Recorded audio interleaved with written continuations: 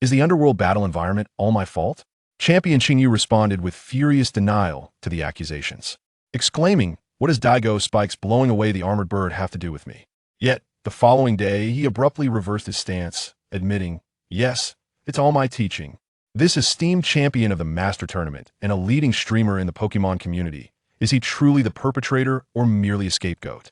The Chishu channel has exclusively captured his self-explosive remarks, allowing you to witness the most dramatic scene of a champion's confession.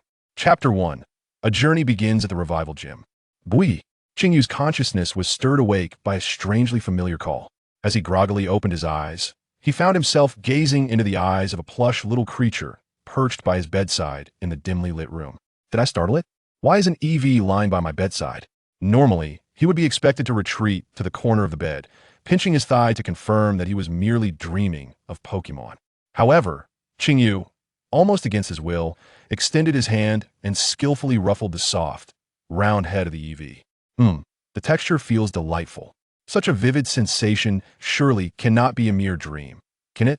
Wait a moment, why does my head feel so itchy? As Qingyu became aware of the peculiarity, a torrent of memories surged into his mind. Surprisingly, there was no pain, but the overwhelming amount of information left him momentarily stunned. Have I crossed over? As he gradually organized the chaotic fragments of memory, Qingyu quickly realized his current predicament. He hastily rose and walked into the bathroom. In the mirror, a young man with deep-set eyes and striking features, adorned with black hair, gazed back at him. Overnight, he had seemingly returned to the age of 18, with a life trajectory entirely different from his previous. What else could explain this, but a crossover? Surely, it couldn't be due to a successful surgery. That is absolutely out of the question. And to think, I've crossed over into the Pokemon world. This world, once the #1 IP in his previous life, now unfolded before him in a dreamlike manner. As he stood entranced before the mirror, the Eevee from his bedroom approached and called out to him in a soft, melodic tone once more. "Are you hungry? Let me prepare something for you." No wonder it felt so familiar, and his touch was so adept. This Eevee was indeed his starter Pokemon. With a fond smile, Qingyu returned to his bedroom and retrieved a bag of cheese pastries. A local delicacy from the Paldea region, suitable for both Pokemon and humans. It was more nutritious than energy cubes. After addressing Eevee's lunch needs, Qingyu settled back on the bed, softly murmuring to himself, "I am still Qingyu, 18 years old, hailing from the Sinnoh region's Shineo town. My parents are elite trainers who relocated 5 years ago to the small town of Kishi in the Paldea region, where they operate a sunshine gym. It certainly sounds like it could be a tale of happiness and fulfillment. However, approximately 6 months ago, a sudden turn of events transpired. An unforeseen accident struck the Time Machine Project, known as Zone Zero, which involved his parents, resulting in the disappearance of all personnel. This abrupt blow shattered the once confident and optimistic Qingyu, plunging him into despair and seclusion until last night, when he succumbed to exhaustion and passed away. Sigh. Qingyu found himself at a loss for words, the thoughts that lingered on his lips ultimately transforming into a mere exhalation. As a traveler from another world, he possessed knowledge beyond the ordinary. For instance, after the Time Machine incident, the entire team perished, leaving only a single Mastiff, the Godfather, to escape. Let us put an end to this train of thought. Pondering further will only lead me into despair. Qingyu shook his head. Rather than dwelling on such matters, he had to address the mess that had been left behind. Aside from taking care of himself and his Eevee, the foremost challenge before him was to restore the gym's operations. Firstly, his parents had taken nearly all the Pokemon from the gym before their departure. Secondly, as Qingyu was neither a trainer nor possessed the energy to nurture other Pokemon, it became evident that Sunshine Gym was in dire straits indeed. Even in the most lackadaisical region of Kalos, a gym remaining closed for half a year would be a shocking revelation. Qingyu could scarcely imagine the expression on the faces of the Paldea League during the gym qualification review at the end of the year, 2 months hence. To make matters worse, he was left with only his utterly untrained Eevee, lacking the strength to engage in any meaningful competition. It felt as though he was at an impasse. In the midst of his despair, a line of text suddenly materialized before his eyes. At 30, returning to your hometown of Shun and Town, you find yourself still accomplishing nothing. Hoff, you have entered the halls of marriage with a childhood friend who has achieved great success. Your life remains punctuated by memories of that lonely autumn. At this moment, you begin to fantasize once more. What if you had managed to keep the gym that your parents left behind? Perhaps your life would have been entirely different. Viewing the present from the lens of the future, you know deep down that there is but one viable path to save the gym. Given another chance at life, you are determined to forge a future devoid of regrets. Thus, embark on your streaming journey, young one. The life reversal system has been successfully bound and is awaiting activation. Activation task. Emulate the successful model of the Bright Gym to gather the first batch of fans for the gym. Reward. System functions unlocked, 50 growth points. Is this a system? Having read countless novels throughout his years, Chinyu was not unfamiliar with the standard systems associated with travelers. Before his journey, the life reversal system had been quite popular, and now it seemed fate had woven it into his own narrative. While he was still uncertain of the system's capabilities, the information he had received provided a glimmer of hope. Streaming. In his previous life, Chinyu had been a small-time streamer, garnering tens of thousands of fans through his Pokémon battles, ensuring his livelihood. This seemed to align perfectly with his expertise. With that thought in mind, he promptly took out his phone and opened the app emblazoned with Poc TV. Poc TV was the official video streaming platform launched by the Pokémon League, akin to a fusion of YouTube, Bilibili, and Twitch from his former life. Upon entering the search bar, a channel encompassing the keywords swiftly emerged. The latest video on the account, with 30,000 fans and 10 submissions, had been released just 12 hours prior, and its view count had already surpassed 400,000. For a newcomer, such statistics are undeniably daunting. Indeed, had the account already taken off? Curiosity piqued, Chinyu clicked on the video. Greetings, everyone, a vibrant, sweet voice filled with energy resonated. Shortly thereafter, a spirited girl with pink hair and blue highlights in her bangs appeared, enthusiastically waving to the viewers beyond the screen. Hey, how are you all? Captivating your attention with electrifying content. The master of the light brewing dojo is poised to become a future sensation in the realm of live streaming. Although she still exudes a hint of youthful innocence, it won't be long before she skyrockets in popularity, becoming a top-tier online figure. To players of the previous life, she is regarded as the sole designated cute figure in the Padia region. Watching the lively girl on the screen, Chinyu couldn't help but smile knowingly. The system's prompt was unmistakably clear. By emulating the light brewing dojo, one could harness the high popularity garnered through live streaming to attract attention to the dojo. It appeared to be a feasible strategy. As Chinyu admired the scene, he quietly pondered. The internet era in this world commenced slightly later. The live streaming industry should still be a burgeoning frontier. Yet a small dilemma lingered. If he were to imitate her, would it not be an insurmountable challenge? Surely, there couldn't be a brother out there who would prefer not to watch an adorable live stream and instead gravitate toward a rough-hewn man like himself. Today is yet another day to earn points, so let's join in playing Pokémon Champion. If we can elevate to the Super Ball tier, we might even match with other dojo masters in the future. Chinyu continued to analyze path to success. On the screen, she clicked on a large display, entering a game that appeared to be 9/10 peculiar. Pokémon Champion? Am I playing a Pokémon game in the Pokémon world? Chinyu raised an eyebrow, keenly detecting a clue, and promptly paused the video to switch to his browser and search for the game's name. As he gradually unraveled the nature of this game, his pupils began to widen in astonishment. He finally comprehended why the system asserted that the success of the Light Brewing Dojo could indeed be replicated. Chapter 2. Pokémon Champion. Pokémon Champion is a next-generation game developed by Game Freak, taking 5 years to create and released less than a month ago. It not only incorporates Dr. Fladara's holographic imaging technology and the global networking communication technology of the Unova region, but it is also dedicated to crafting the most authentic online Pokémon battles.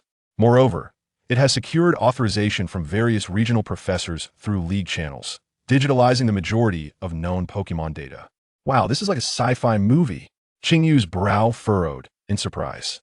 Indeed, the advancement was remarkable. Can GF truly possess such technological prowess?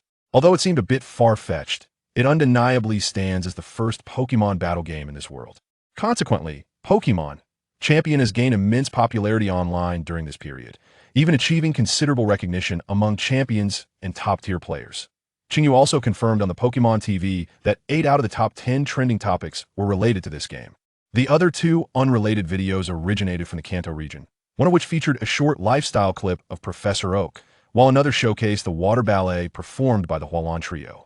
Are you even broadcasting this properly? After glancing over the top 10 popular videos, he had already gained a certain understanding of the current competitive environment. Due to geographical constraints, there had been little communication between regions for an extended period. It was only in the past decade, with the rapid development of the internet, that people began to form impressions of places beyond their own regions. This led to a significant issue. The majority of people did not even fully recognize the Pokémon in the Pokédex, and those who could name all the Pokémon in their locality were considered quite impressive, not to mention using them in battles. Even the strategies employed by some gym leaders seemed somewhat naive to Chinyu. Folks, the Blaze Monkey's last-ditch fiery counterattack is simply exhilarating. Three Swords dances, and the Biteland Shark's attack reaches 13,000 points. Do not underestimate my bond with the Soundbox bug. Let's turn the tide. Without any convoluted strategies, trainers were relishing the pure, passionate battles, and the entire gaming atmosphere was momentarily filled with a refreshing vibrancy. Upon keenly noticing this, Chinyu couldn't help but chuckle softly. In his previous life, while not a professional player, he had accumulated years of battle experience and was a regular in the higher tiers. With his understanding of combat, standing out among these earnest locals should not pose a significant challenge. Moreover, a crucial point was that in his former life, he was a lively streamer, which meant he had some knowledge of the more peculiar and obscure uses of Pokémon. With both spectacular moments and entertaining plays, how could the audience possibly grow weary? Thus, the key lies in how to establish a reputation. Chinyu fell into contemplation once more. He had always believed that the strength of gym leaders was a vital indicator of a gym's level. However, this was not entirely accurate. Such high demands applied only to the 8 designated gyms for tournaments, and in some regions, even the 8 gyms could be subpar. Take, for instance, the Hualan Gym in Kanto, which had been revitalized countless times. They offered gym badges with the purchase of tickets, yet it thrived until Misty returned to take charge. As long as they could sustain themselves, the league generally showed leniency towards established gyms. Ordinary gyms, like the Sunshine Gym, were even more lenient. Distinctiveness is the crux of a gym's appeal. An exceptional gym must possess qualities that attract challengers to sustain its operations. It could specialize in nurturing specific types, or, like other gyms in the Paldea region, incorporate entertaining mini-games before challenges. During the period when his parents ran the Sunshine Gym, its selling point was the presence of 2 elite trainers with different styles, which attracted many capable challengers.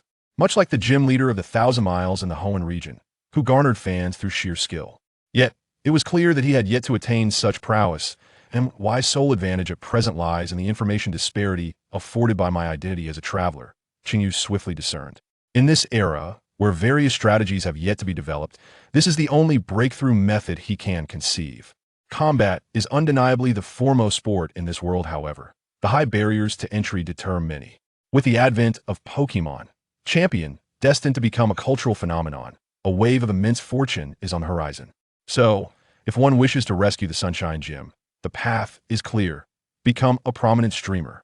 First, cultivate popularity, and the management of the gym can be addressed once both he and his Eevee have strengthened.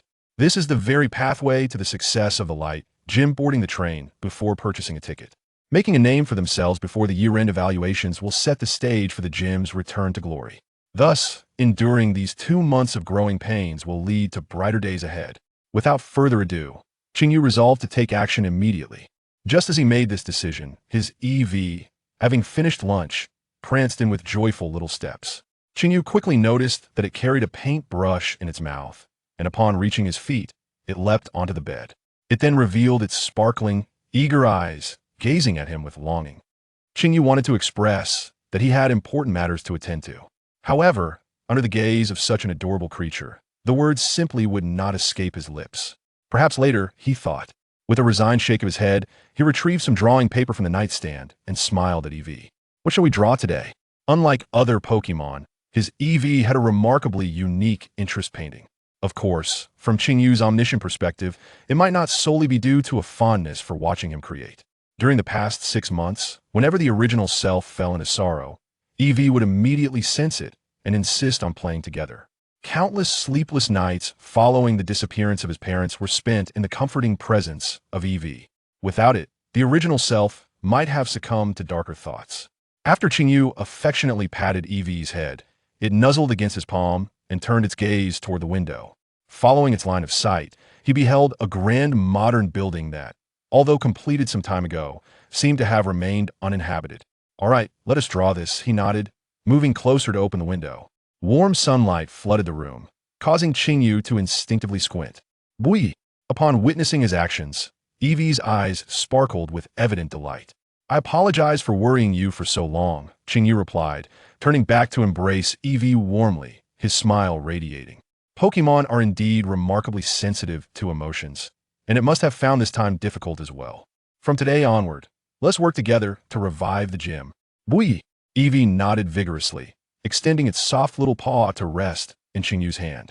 As long as its trainer remains joyful, it will strive alongside him. To be candid, Qingyu felt that he possessed little artistic talent. The painting he painstakingly created over the course of an afternoon could barely be recognized as a still life. As for whether it resembled anything at all, that question seemed rather impolite. Yet, Eevee appeared to take an extraordinary liking to the artwork, prompting Qingyu to ultimately affix it to the wall of his bedroom. After engaging with Eevee and swiftly resolving the matter of dinner, he finally remembered the task at hand. To embark on his journey as a streamer, the first order of business was to choose a name. An appealing username and an enticing title for his streaming room were essential to attract a greater audience. Initially, he contemplated the name Pocket Enthusiast Qingyu. However, upon further reflection, he deemed it rather inauspicious, as it evoked the image of a hapless individual who would invariably miss their shots. Thus, he settled on the more conventional username Azure Feather. The title for his streaming room became League Master Certification, starting from scratch to Master Ball. Perhaps due to the nature of being a novice streamer, shortly after he began broadcasting, approximately a dozen viewers tuned in. Chapter 3. How can you, Coco-Dola, be a novice? Is the streamer truly the gym leader of the Paldea region? Could the Azure Feather possibly be Uncle Aoki? Why doesn't the streamer show their face? Are they afraid of being unattractive to the audience?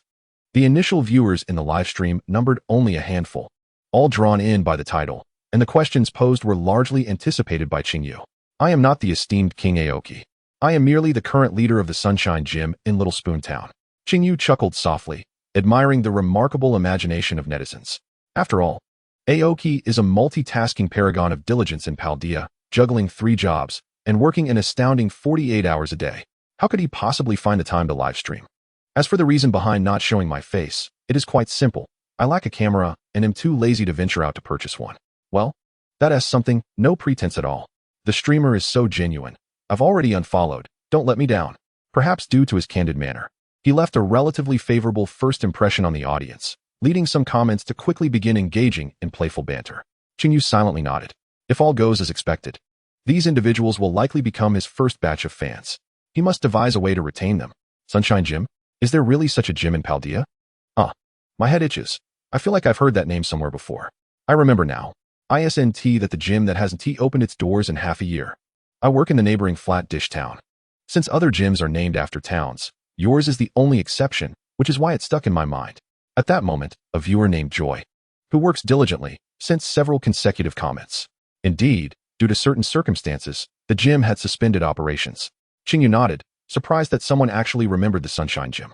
Moreover, this viewer seemed to be Joy from Flat Dish Town. Although curious, he refrained from probing further out of courtesy and respect for privacy. Since there were already viewers in the livestream, he decided to steer the conversation back on track. All right, everyone, today we shall play Pokémon Champion, Qingyu announced, opening the game. As it was a new account, his rank remained at the novice level. The game features 5 major ranks: Novice, Pokeball, Great Ball, Ultra Ball, and Master Ball, consistent with the competitive tiers of this world. The title of the livestream, starting from 0 to Master Ball, alludes to the game's highest rank. Reminded by his words, the comments quickly reacted. Wait, could it be that the streamer is also a teacher? Does the streamer truly have the confidence to reach Master Ball? Impossible. That rank is reserved for the top 100. A little-known gym leader like him seems to be seeking attention. Indeed, aiming for Master Ball is somewhat exaggerated. I might believe he could reach Ultra Ball. It seems yet another prodigious youth has emerged from the shadows, only to be subdued after a few ranked matches. What are we playing? The majority of the comments began to express skepticism. In response, Qingyu exhibited understanding and refrained from offering any explanation. Suddenly, a new account proclaimed its ambition to break into the world's top 100, which most likely left the audience in disbelief. Consequently, he resolved to demonstrate his prowess directly, allowing viewers to grasp his capabilities. Opening the team editor, Yu found himself confronted with an overwhelming array of Pokémon. He instinctively scratched his head, grappling with the difficulty of selection. With so many Pokémon to choose from, how could he possibly decide? Never mind, let us go with a random selection. Sometimes, possessing too much knowledge can be detrimental. He could envision strategies for many Pokémon at a mere glance, which only served to heighten his indecision. To preserve the few functioning neurons he had left, Yu decisively pressed the button for a random team generation. The comments erupted. Wow, he is going with random Pokémon. If you can win, I'll eat my words. I almost fell for your trick. I genuinely thought you were a gym leader. But it turns out you're just pretending. Watching a novice play is quite entertaining. I can already picture the streamer's expression when their heart shatters later. Upon witnessing his outrageous antics, the vast majority of viewers promptly labeled him a novice. After all, anyone who has played knows the vastness of this game's database, encompassing the majority of Pokémon from 9 distinct regions. Even Professor Oak would struggle to recognize them all. This is merely the most basic understanding. Battling with a randomly generated roster would only escalate the difficulty. Did they truly believe Pokémon battles lacked any threshold? Some comments began to anticipate the moment Yu would be humbled. Unless fortune smiled upon him with an extraordinary stroke of luck, yielding only local Paldea Pokémon. One could only wonder how he would secure victory. Little did Yu realize that an offhand remark would inadvertently garner a wealth of commentary. After pressing the random button, the 6 vacant slots in the team editor were swiftly filled. Sandaconda, Snowcrust, Talonflame, Corviknight, Fluffit, and Gardevoir. Wow, ISNT that my beloved Gardevoir? Come back home with me. Hey, is this Miss Junsha? Yes, it's that dreamer Shinjin again. I suggest we put an end to this. Gardevoir enjoys substantial popularity in this realm, as evidenced by the comments. Upon revealing his roster, Yu felt fortunate. Most of the Pokémon were native to the Paldea region, and he even had both Talonflame and Gardevoir, 2 final stage Pokémon. With the glory of the home bird and the support of his beloved, this lineup was more than sufficient to climb the ranks. Does the streamer recognize that white Pokémon? It's incredibly powerful, I assure you. Upon noticing a particular comment drifting by, a bold idea suddenly blossomed in his mind. There exists a highly renowned strategy regarding Cocodora, and fortuitously, his current roster included teammates capable of synergizing effectively. Could one not indulge in a match that truly does justice to the assembled lineup? This student displayed remarkable insight. Indeed, Cocodora is formidable, and today, let us elevate it to the role of our primary contender. Yu eagerly positioned Cocodora, swiftly adjusted the Pokémon's item slots, and commenced matchmaking without delay. His proficiency was such that the audience scarcely grasped the sequence of his actions. Seriously, mate, do you genuinely believe him? The streamer is an honest individual, yet there are nefarious characters among the crowd. Wait, why do I feel that the streamer's straightforwardness is somewhat suspicious? Is he merely toying with the audience? Unlikely, unless the streamer possesses the exceptional skills of Hoenn's champion Steven. Winning solely with Cocodora seems utterly implausible. Most comments leaned towards skepticism, yet Yu hummed a cheerful tune, seemingly oblivious to the chatter. There was no hurry, let the bullets fly a while longer. Given that he had never previously played on this account, the matchmaking proceeded with remarkable speed. Soon, an opponent was locked in.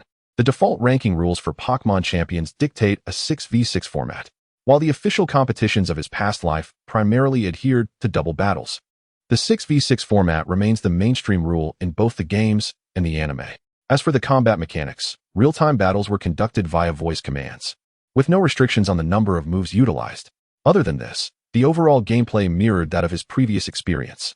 Upon observing the opponent's lineup, Gyarados, Charizard, Aerodactyl, Ampharos, Kingler, and Tropius, Yu raised an eyebrow. How curious it was that despite the plethora of Pokémon bearing the title Dragon, none were genuine dragons. Are you bringing a Dodo here? How absurd. Our Johto Dragon Master clearly only employs Flying-type Pokémon. Correction, Flying-type Master. Another jab at Dodo. Consider this a warning, or next time, you shall taste the wrath of a hefty fist plate. It appeared that in this world, jokes about Johto's champion, Lance, circulated widely across the internet. A classic meme from his past life came to mind. Can you guess which Pokémon within this image is Dragon type? Dodo. I can't tell.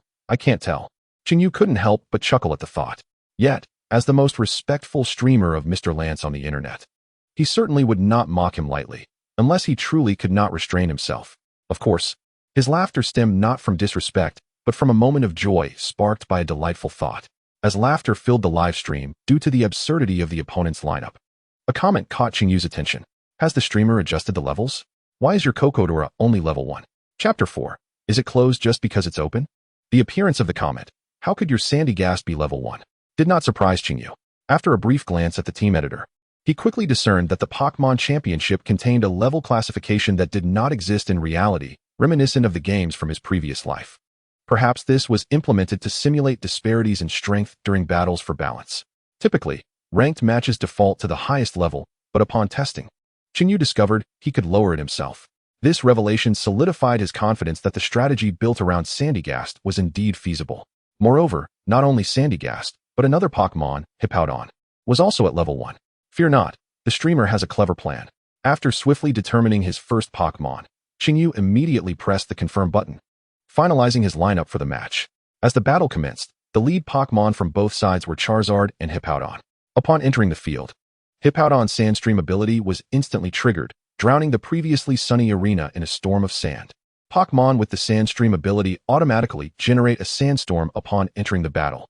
It was only at this moment that the viewers realized that Chinyu's Hippowdon was also level 1. One could perhaps attribute a single level 1 Pokémon to a slip of the finger, but 2 was undoubtedly intentional, perhaps due to facing a level 1 Hippowdon. The opponent responded with a confused emoji of a drowsy. After all, the game typically assumes equal levels, and the sudden appearance of an underdog left the opponent bewildered. Not one to back down, Chinyu responded with a scratching head emoji of Psyduck. His strategy relied on the opponent attacking him for it to bear fruit. Thus, he relinquished control to the adversary, engaging in playful interaction.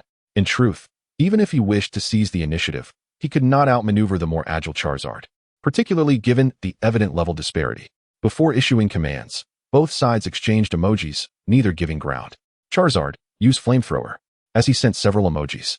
The opponent could no longer contain themselves and commanded Charizard to unleash a torrent of flames. Seriously, why are you interacting with the opponent? Don't you know why they're confused?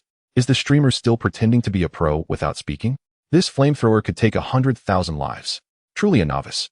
Unaware that this game requires voice commands, it's making me anxious.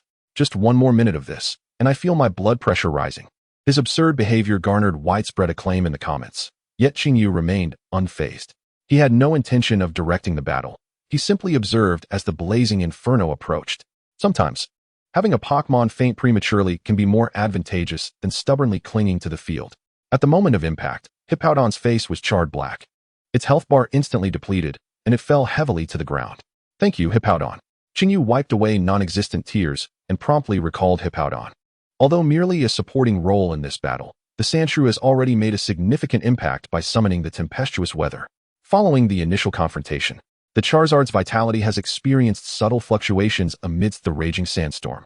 Within this harsh climate, Pokémon that do not possess rock, ground, or steel attributes suffer from the relentless erosion of the storm, enduring continuous, yet negligible damage. Meanwhile, Chinyu has made his next strategic move. Go, Kecleon. The diminutive creature with its metallic head appears particularly insignificant amid the swirling sands. Flamethrower.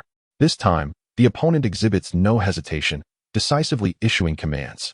Once again, a fierce blaze erupts from the Charizard's maw, hurtling towards Kecleon. I'm truly amazed, another level 1. If the streamer doesn't want to win, why not just say so?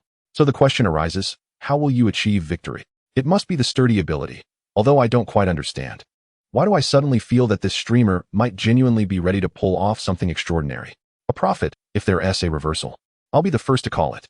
The speculation was indeed correct. The Kecleon on Chinyu's team possesses the sturdy ability. The effect of sturdy is akin to that of the focus sash, allowing Pokémon with this trait to withstand a potentially incapacitating blow when their health is at maximum. This grants him an opportunity for tactical maneuvering. Before the opponent can react, Chinyu's lips curl into a smirk as he commands, Kecleon, charge forward. Undeterred by the ferocious flames spewing from the Charizard, the silver-skinned Kecleon displays unwavering determination in its gaze. Upon receiving the trainer's command, it charges towards the Charizard without a moment's hesitation. The instant its steel head makes contact with the oncoming flames, its health bar is nearly obliterated. A level 1 Pokémon is akin to one just born. Expecting it to contend with a Charizard, which is evidently in a different league, seems rather unreasonable. Witnessing this spectacle, the audience is momentarily stunned. The petite Kecleon's charge appears little more than a reckless sacrifice. Just as some viewers are poised to comment, they are rendered speechless by the next scene in the livestream. The Kecleon, resembling a flickering candle in the wind, breaks through the fiery blockade. the last vestige of red on its health bar glaringly obvious. Even the opponent is momentarily taken aback, and in that fleeting moment, Chinyu seizes the opportunity. Go for it. The metallic little monster exerts every ounce of strength, colliding headfirst into the Charizard's abdomen, which had faltered due to a lack of command. This unanticipated blow instantly depletes nearly all of the Charizard's health. Had it not remained standing, one would have thought its health bar was entirely black, with only the faintest hint of red barely discernible at the very end. As for the originally fragile Kokidora, whose health was as flickering as a candle in the wind, its health bar, glowing a vivid red, astonishingly surged back to full after landing an attack, akin to a rocket taking off. This miraculous moment left the audience in the live stream utterly dumbfounded. What just transpired? Why does my Charizard have such a vast health bar while it got completely depleted? Is the streamer cheating? This Kokidora seems rather peculiar. How did it restore its health? What kind of move possesses such an outrageous effect? The game had only been released for a month, and most players were still novices, unfamiliar with Pokémon battles, having never witnessed such an occurrence. Kokidora's slight nudge somehow resulted in Charizard's health bar being emptied in an instant. Wait, although Charizard's health was nearly invisible, it had not yet fallen. Soon, some viewers began to realize the situation. However, at that very moment, the sandstorm unleashed by Sandshrew before its exit commenced, and Charizard, which had barely managed to hold on, stumbled under the onslaught of the sandstorm. With its last shred of stamina completely exhausted, it lost all ability to fight. Chapter 5. A singular skill that conquers all in a previous life. Chinyu was a streamer in the Pokémon battle community, thus possessing a considerable understanding of most strategies. Throughout the history of Pokémon battles, it is quite rare for a strategy to rely solely on a single skill. Yet, among the impactful and formidable strategies, one straightforward but brute force move left a lasting impression on Chinyu. It was indeed the reckless move employed by Kokidora just moments ago. If executed properly, even a first-level Pokémon could potentially sweep through an opponent's entire team. What just happened? Did I see correctly? A level 1 Kokidora just took down a Charizard? How could I dare to speak? The barrage of comments quickly transitioned from shock to analysis, dissecting Chinyu's maneuvers. I just looked up the move Reckless. It causes the health of the struck opponent to equal that of a user, which is why it instantly defeated Charizard. A sturdy Pokémon paired with Reckless? No wonder a level 1 Pokémon was utilized. This is intriguing. It's not that simple. The Sandshrew that initiated the sandstorm had its significance. Without the sandstorm, Charizard would not have fallen. I understand the reasoning, but I am even more curious about how Kokidora restored its health. It was the Shell Bell. I equipped Kokidora with a Shell Bell. Chinyu nodded, voluntarily revealing the answer. Though the audience's comprehension might not keep pace with him, they were certainly not dim-witted and, with a bit of thought, could essentially unravel his strategy. A level 1 feeble Pokémon relied on its sturdiness to lock in health. Reckless delivered significant damage akin to a shared fate, and then the properties of the sandstorm weather finished the job, achieving an instantaneous demise for the opponent. The underlying principle was, in fact, not complex. However, simultaneously fulfilling the conditions of being tenacious, possessing sturdy attributes, and not being adversely affected by the teammate's sandstorm.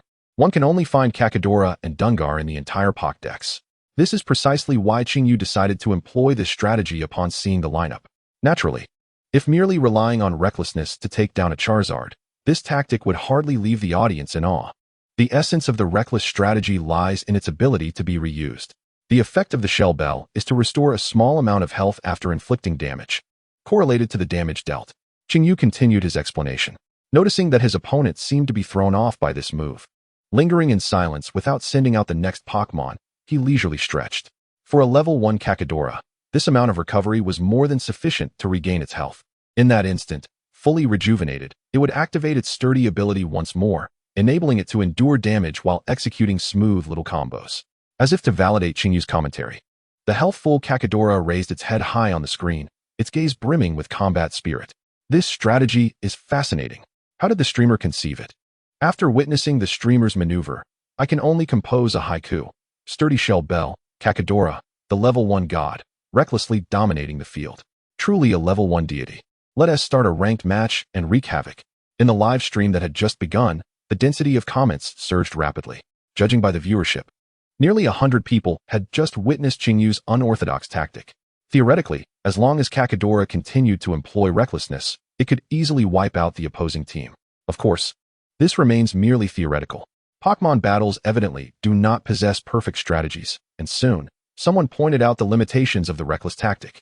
Streamer, while this tactic is indeed impressive, what if your opponent sends out a fossil pterodactyl?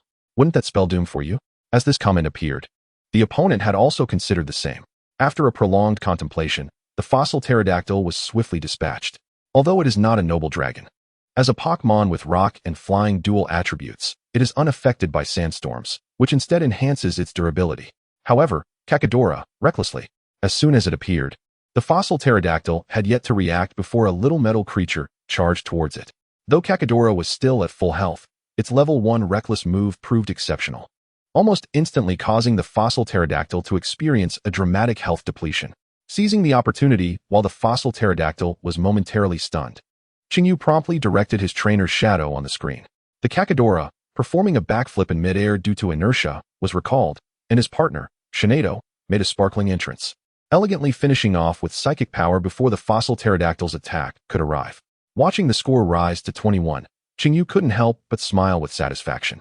The sandstorm may not be able to claim the lives of certain Pokémon, yet the presence of Kecleon and its allies is undeniable.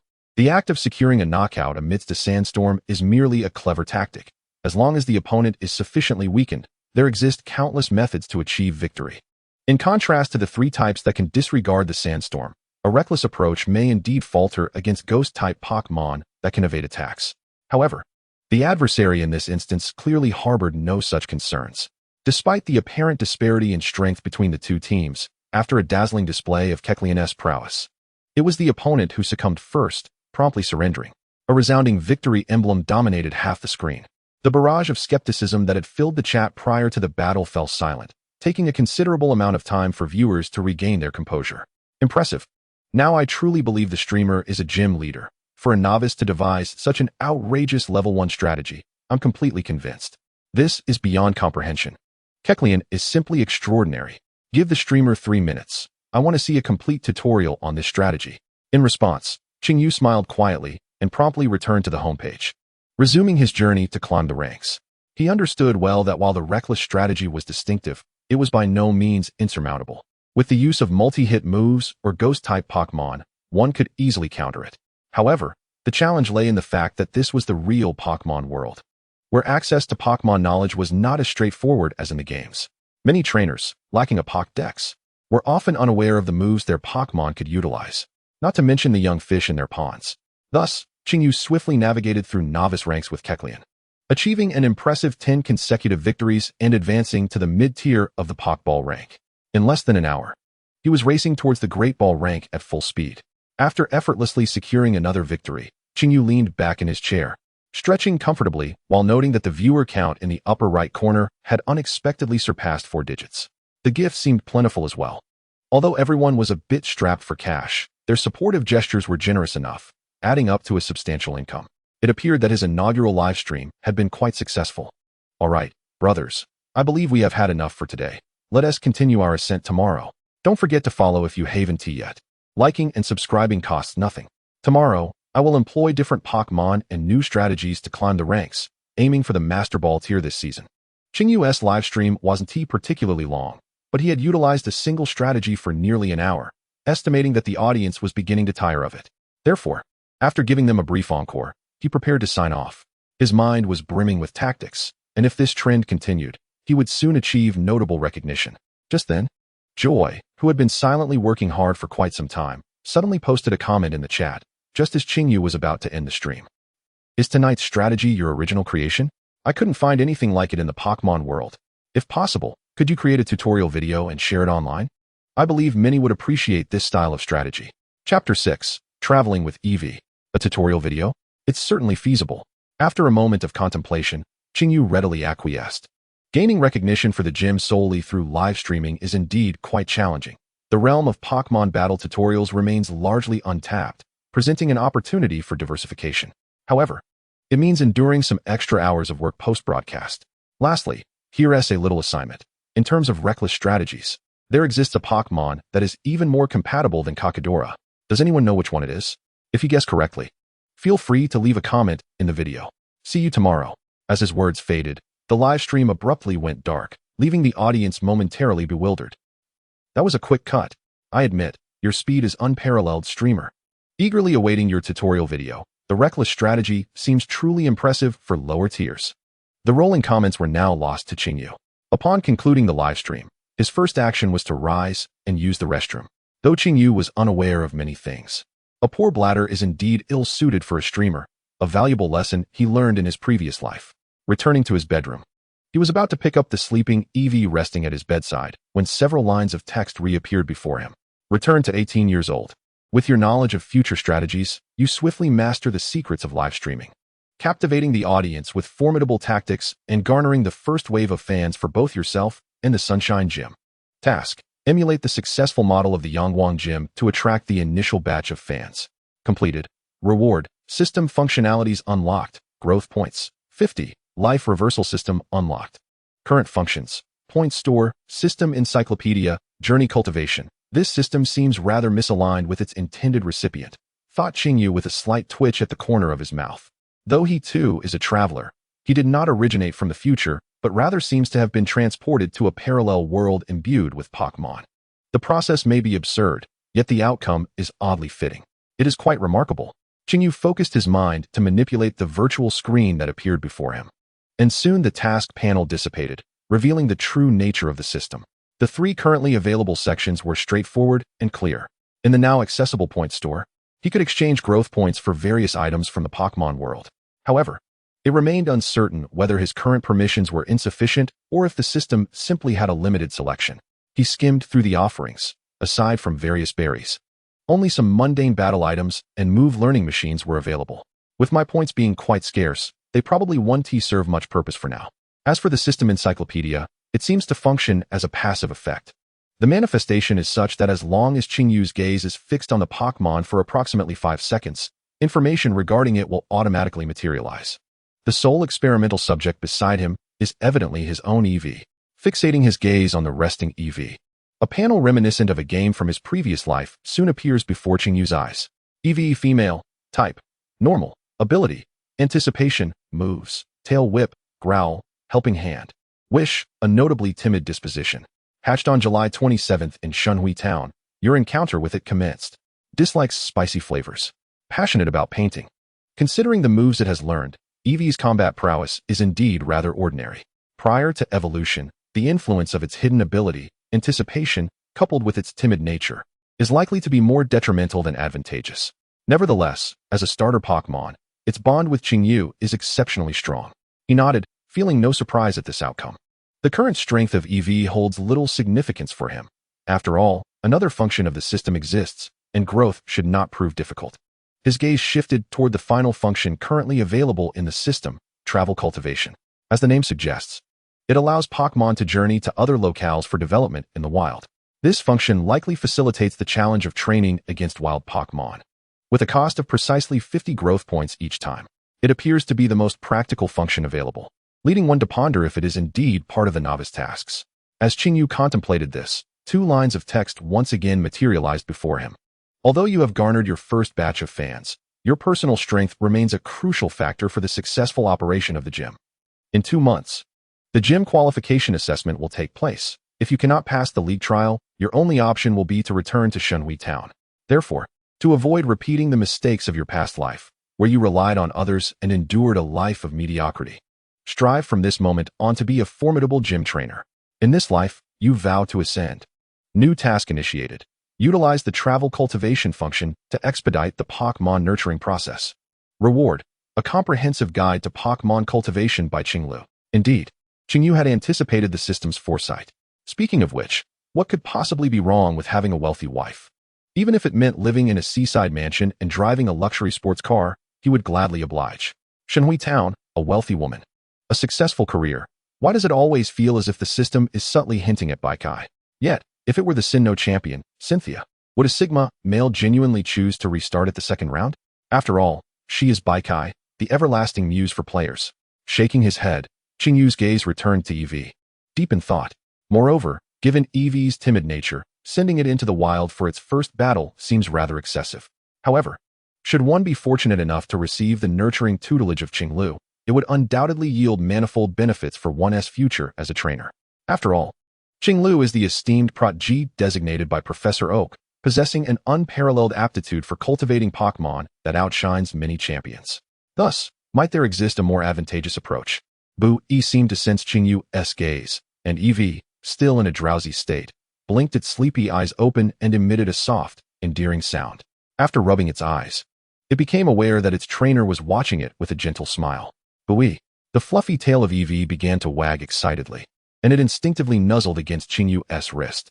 Eevee, do you aspire to become an artist? Qingyu inquired, his eyes filled with encouragement as he regarded Eevee. Suddenly, he recalled the words from the system's Pokédex. Passionate about painting. If he were to nurture its interests, he believed Eevee would not be averse to travel. Bu-E. Without hesitation, Eevee nodded emphatically. Noticing Eevee's sudden enthusiasm, Qingyu's smile widened. It truly relished this idea. With that in mind, he already had a clear vision for their first voyage. As Qingyu pondered this, he swiftly approached the computer desk and retrieved a map from the drawer. Spreading it out before Eevee, his finger pointed to a section labeled the Kalos region. Are you familiar with the Kalos region? Qingyu said with a smile. Continuing to explain to Eevee, at the heart of the Kalos region lies Lumio City, where the art museum is renowned as the most authoritative art sanctuary in the world. If you wish to become an artist, shall we visit and admire the masterpieces there? Bu-E. Eevee's eyes sparkled with excitement. Chapter 7. Eevee learns to sketch. After a brief understanding of the travel cultivation feature, Qingyu quickly conceived a practical application for it. Venturing into the wild was far too perilous, especially for a Pokémon like Eevee, which lacked combat prowess. What if it encountered a wild Pokémon it could not defeat and sustained injuries? Therefore, before Eevee became accustomed to traveling, it would be wiser to let it explore a bustling city and develop its interests. Seeing Eevee's eager anticipation for this journey, Qingyu could not help but smile. Close your eyes and count to 10 in your mind, and you will find yourself in the place you desire. Bu-E. Eevee promptly shut its eyes, responding excitedly in a hushed tone. While it counted down, Qingyu focused his mind and entered the travel cultivation module. Upon opening it, a scene reminiscent of the once popular game Traveling Frog materialized. The adorable Eevee sat at the head of a bed, brimming with anticipation for their adventure. After tapping on Eevee's icon, a map of the Pokémon world soon appeared on the screen, identical to the one Qingyu had just presented. Upon precisely locating the destination of this journey to the Maera Art Museum in the Kalos region, a flash of white light enveloped the surroundings. Abruptly vanishing from the bed was the Pokémon Eevee. Eevee has embarked on a journey. Bu. After counting to 10, Eevee opened its eyes, startled by the grandeur of the immense white structure before it. Quickly regaining composure, it realized that this must be the place the trainer had mentioned. However, upon surveying the surroundings, it found no sign of its trainer. A sigh escaped Eevee's lips. Indeed, the trainer seemed reluctant to step outside. Nevertheless, though the circumstances of its sudden arrival were shrouded in mystery, it was undoubtedly part of the trainer's design. Thus, it was imperative to place trust in him. Understanding its situation, Eevee straightened up and confidently strode up the steps, mingling with the crowd. A Pokémon has come here on its own. How adorable. Upon entering the museum, the guide, responsible for explaining the artworks, instantly noticed the unexpected guest and was immediately captivated by its charming appearance. Bu. As the guide crouched down to pet it, Eevee deftly dodged away and scampered into the museum. Though flattered by the compliment, Eevee was a creature of principles. It would not allow itself to be touched without a fair exchange. Eevee has arrived at the Maera Art Museum. Pleased by the guide's compliment, Eevee's spirits soared. Appreciating the renowned artworks provided Eevee with relaxation, even if the meanings eluded its understanding. While Eevee ventured through the Kalos region, Qingyu simultaneously received updates from that side. Indeed, adorable Pokémon receive preferential treatment in human society. It was inconceivable that anyone could resist the charm of the delightful Eevee. It was a privilege to partake in this journey. A smile unconsciously crept upon his face as he edited the instructional video he had promised to release to his audience, eagerly awaiting new updates from Eevee. Having ended the broadcast relatively early, it was only 7:30. The time difference between Paldea and the Kalos region was negligible, allowing Eevee ample time to explore before the museum closed. Therefore, he resolved to check in on Eevee later. After meandering through the first floor of the museum for some time, Eevee swiftly concluded. Although it could not comprehend the intricacies, the artworks appeared incredibly impressive. For instance, the piece titled Let It Be, Sunflora, seemed to bring the Sunflora to life right before its eyes. Yet, while the Sunflora always wore a smile, the painting conveyed a sense of sadness.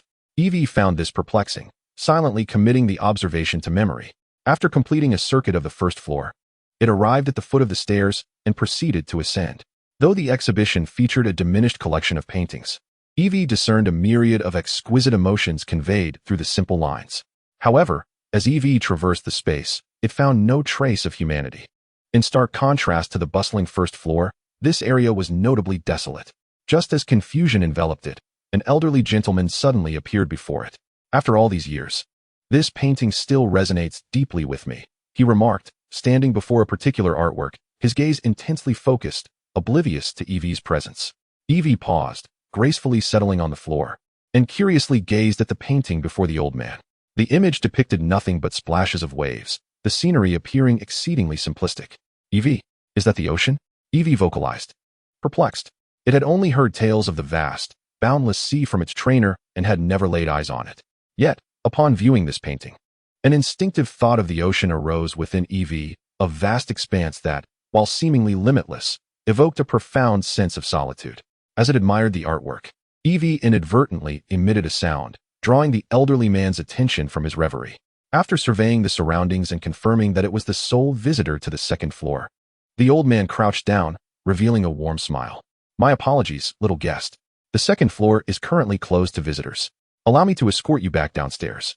Eevee, while somewhat bewildered, Eevee complied with the elder's request, turning to depart. However, unbeknownst to it, a standing canine Pokémon had appeared behind. "Furfrou, what brings you here?" The old man's words trailed off abruptly upon noticing the vibrant azure hues emanating from the tip of Furfrou's tail, instantly grasping the intent of his old companion. "After years of inactivity, you wish to create again? I shall prepare the canvas." The old man's face lit up with unrestrained joy, as if he had regained 20 years of youth, swiftly rushing to retrieve drawing paper. Noticing Eevee's inquisitive gaze, Furfrou let out a low growl and raised its tail. This curious Eevee unexpectedly reminded it of its own solitary arrival in Mier City. Simultaneously, it stirred memories within the city's most renowned artist, evoking the feelings he had experienced upon creating his very first painting. The taste of loneliness resurfaced, reminiscent of stepping into the bustling metropolis amidst a sea of faces. Oh, another Pokémon sharing a similar fate. Therefore, if it is this Eevee, watch closely. I shall demonstrate only once. With its tail serving as a brush, Furfrou deftly sketched elegant lines on the canvas, a subtle smile gracing its lips, the color at the tip of its tail shifting in harmony with its emotions. In mere strokes, the outline of a breathtaking masterpiece began to take shape. Eevee, was it possible to utilize one's tail in such a manner? Eevee was momentarily taken aback, turning to gaze at its fluffy tail, the white heart at the tip particularly striking. Surely, its tail could be dyed in a myriad of colors. If it mastered the art of painting with its tail, perhaps it could inspire its trainer to venture outdoors for sketching sessions. Indeed, that would be remarkably convenient. As it cast its eyes once more upon the painting of the tutu dog, Eevee's gaze grew increasingly fervent, instinctively mimicking the creature's movements with its tail. Stroke by stroke, time quietly slipped away. At last, with a sigh of relief, Chinyu stretched after completing the editing work, promptly publishing the video and shutting down the computer. As he emerged from his concentrated state, a message from the system appeared, summarizing Eevee's experiences during this journey. Eevee visited the second floor of the art museum and met the curator and his tutu dog. Eevee became friends with the painter tutu dog. By imitating tutu dog's tail painting technique, Eevee learned to sketch. After scanning through the key information, Chinyu was left in a daze. What on earth had transpired? Moreover, could Eevee truly learn to sketch? This was quite the revelation. Chapter 8. The Nurturer turns out to be myself? Sketching. The signature skill that brought tutu dog fame. With this deviously potent technique alone, tutu dog, despite having one of the lowest base stats, managed to consistently rank among the popular Pokémon in battles. The effectiveness of sketching was both simple and brutal, allowing the user to replicate the moves of their opponent as their own. It could even steal the signature moves of most legendary Pokémon. Truly, the epitome of malevolence. How could such a wicked Pokémon like tutu dog exist? Yet, on the other hand, if Eevee were to master tutu dog's signature move, they might also discover another unique trait of the Sunshine Gym. However, Chinyu's understanding of sketching was primarily confined to his past gaming experiences.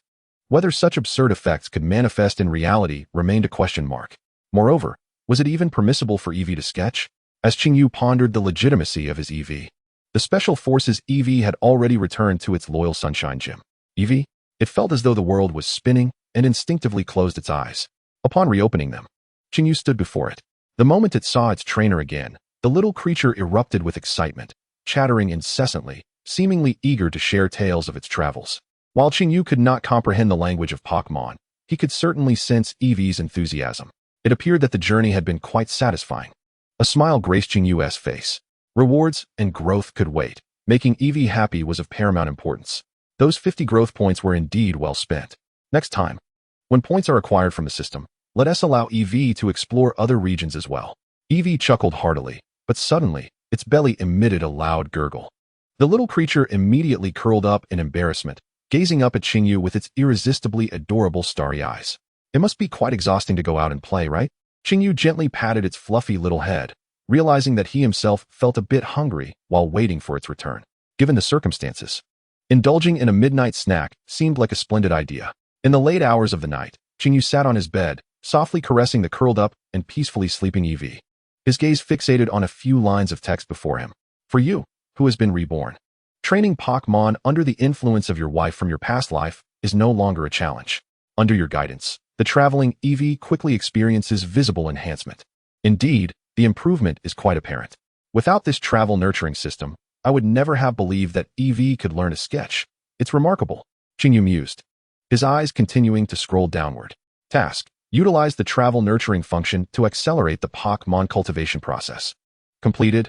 Reward: the comprehensive guide to Pokémon cultivation by Alway Midori. The main event has arrived. Chinyu lightly tapped the screen, and soon a thick stack of notebooks appeared in his palm. Alway Midori, whose full name is Alway Midori, is a formidable rival of the protagonist in the original Pokémon games and one of the main characters in the special edition manga. In the manga, each Pokédex holder, protagonist, possesses unique traits, and Alway Midori, known for his cultivation skills, is particularly adept at nurturing Pokémon. It is said he possesses terrifying cultivation abilities that significantly enhance Pokémon strength, swiftly training a core team after assuming the role of the Viridian Gym leader. This is precisely what I require at this moment. Observing the slightly wrinkled notebook in his hands, clearly well-thumbed, Chinyu couldn't help but nod in approval. It seems this is indeed a genuine item. Alway Midori's personal use, nearly as good as new. This is the insight of a true cultivator. Learning from it is a treasure. With that thought, Chinyu turned to the first page. Just from glancing at the table of contents, one could discern the meticulous effort invested in the content. Not only has it thoughtfully categorized the Pokémon, but it also exhaustively details every aspect of cultivation, from diet to training. It is truly a work of art. Of course, due to Alway Midori being from the Kanto region, his notes only record a portion of the Pokémon from the Kanto Pokédex. Fortunately, since Eevee is widely distributed across various regions, Alway Midori's cultivation guide conveniently includes information on Eevee. Upon reflection, this seems quite reasonable. After all, if he provided something that was temporarily useless to me, then this system would be rather ineffective. Flipping to the pages that document Eevee, Kingolf deliberately marked a small note at the beginning, stating that he has never actually cultivated an Eevee. This part of the content is derived from his observations of Professor Okido and another friend's cultivation methods, culminating in his conclusions. Kingolf's friend? Could it possibly be Chihong? An image of a figure wearing a flat-brimmed cap, with a Pikachu perched on his shoulder, inadvertently surfaced in Chinyu's mind. Chihong's Eevee seems even more unconventional than his own. I must sit up and take a closer look. Eevee is a remarkably unique Pokémon. Its very existence is a miracle. While it is not uncommon for Pokémon to have branching evolution potential, none have yet to fully explore their evolutionary possibilities like Eevee. In just a few strokes, Kingolf articulated the primary characteristic of this Pokémon. Due to its unstable genes, Eevee possesses various branching evolutions in different environments, and there may even be undiscovered evolutionary paths. Truly, Kingolf proves to be reliable. Casting a glance at the sleeping Eevee beside him, Chinyu nodded and continued to read. For other Pokémon, developing a keen sense of battle through numerous encounters in their infancy is crucial, often determining their power ceiling. However, Eevee stands as an exception. Its combat prowess is not dictated by strength, but rather by an indescribable state. According to my observations, Eevee's strength is challenging to enhance before evolution. Yet there are many instances of significant improvement post-evolution. More importantly, the bond with its trainer appears to be a key factor in its power enhancement. Thus, we can conclude that for Eevee's trainer, nurturing the emotional connection between them is far superior to coercing it into battles. Upon finishing Kingolf's notes, Qingyu couldn't help but gasp in realization. Fortunately, he hadn't taken Eevee out to train in the wild during his first journey, or it would have ended disastrously. Kingolf's insights are not only highly reasonable, but also supported by detailed data, reflecting a scientific viewpoint. Yet, it is surprising that his subconscious choices align so closely with Kingolf's thoughts. The one cultivating this Pokémon is none other than myself. After absorbing Kingolf's cultivation techniques for Eevee, Qingyu glanced at the little Eevee snoring comfortably by his bedside and swiftly devised the next cultivation plan, to let things unfold naturally. Since enhancing its strength proves to be quite challenging, the focus should shift towards evolution.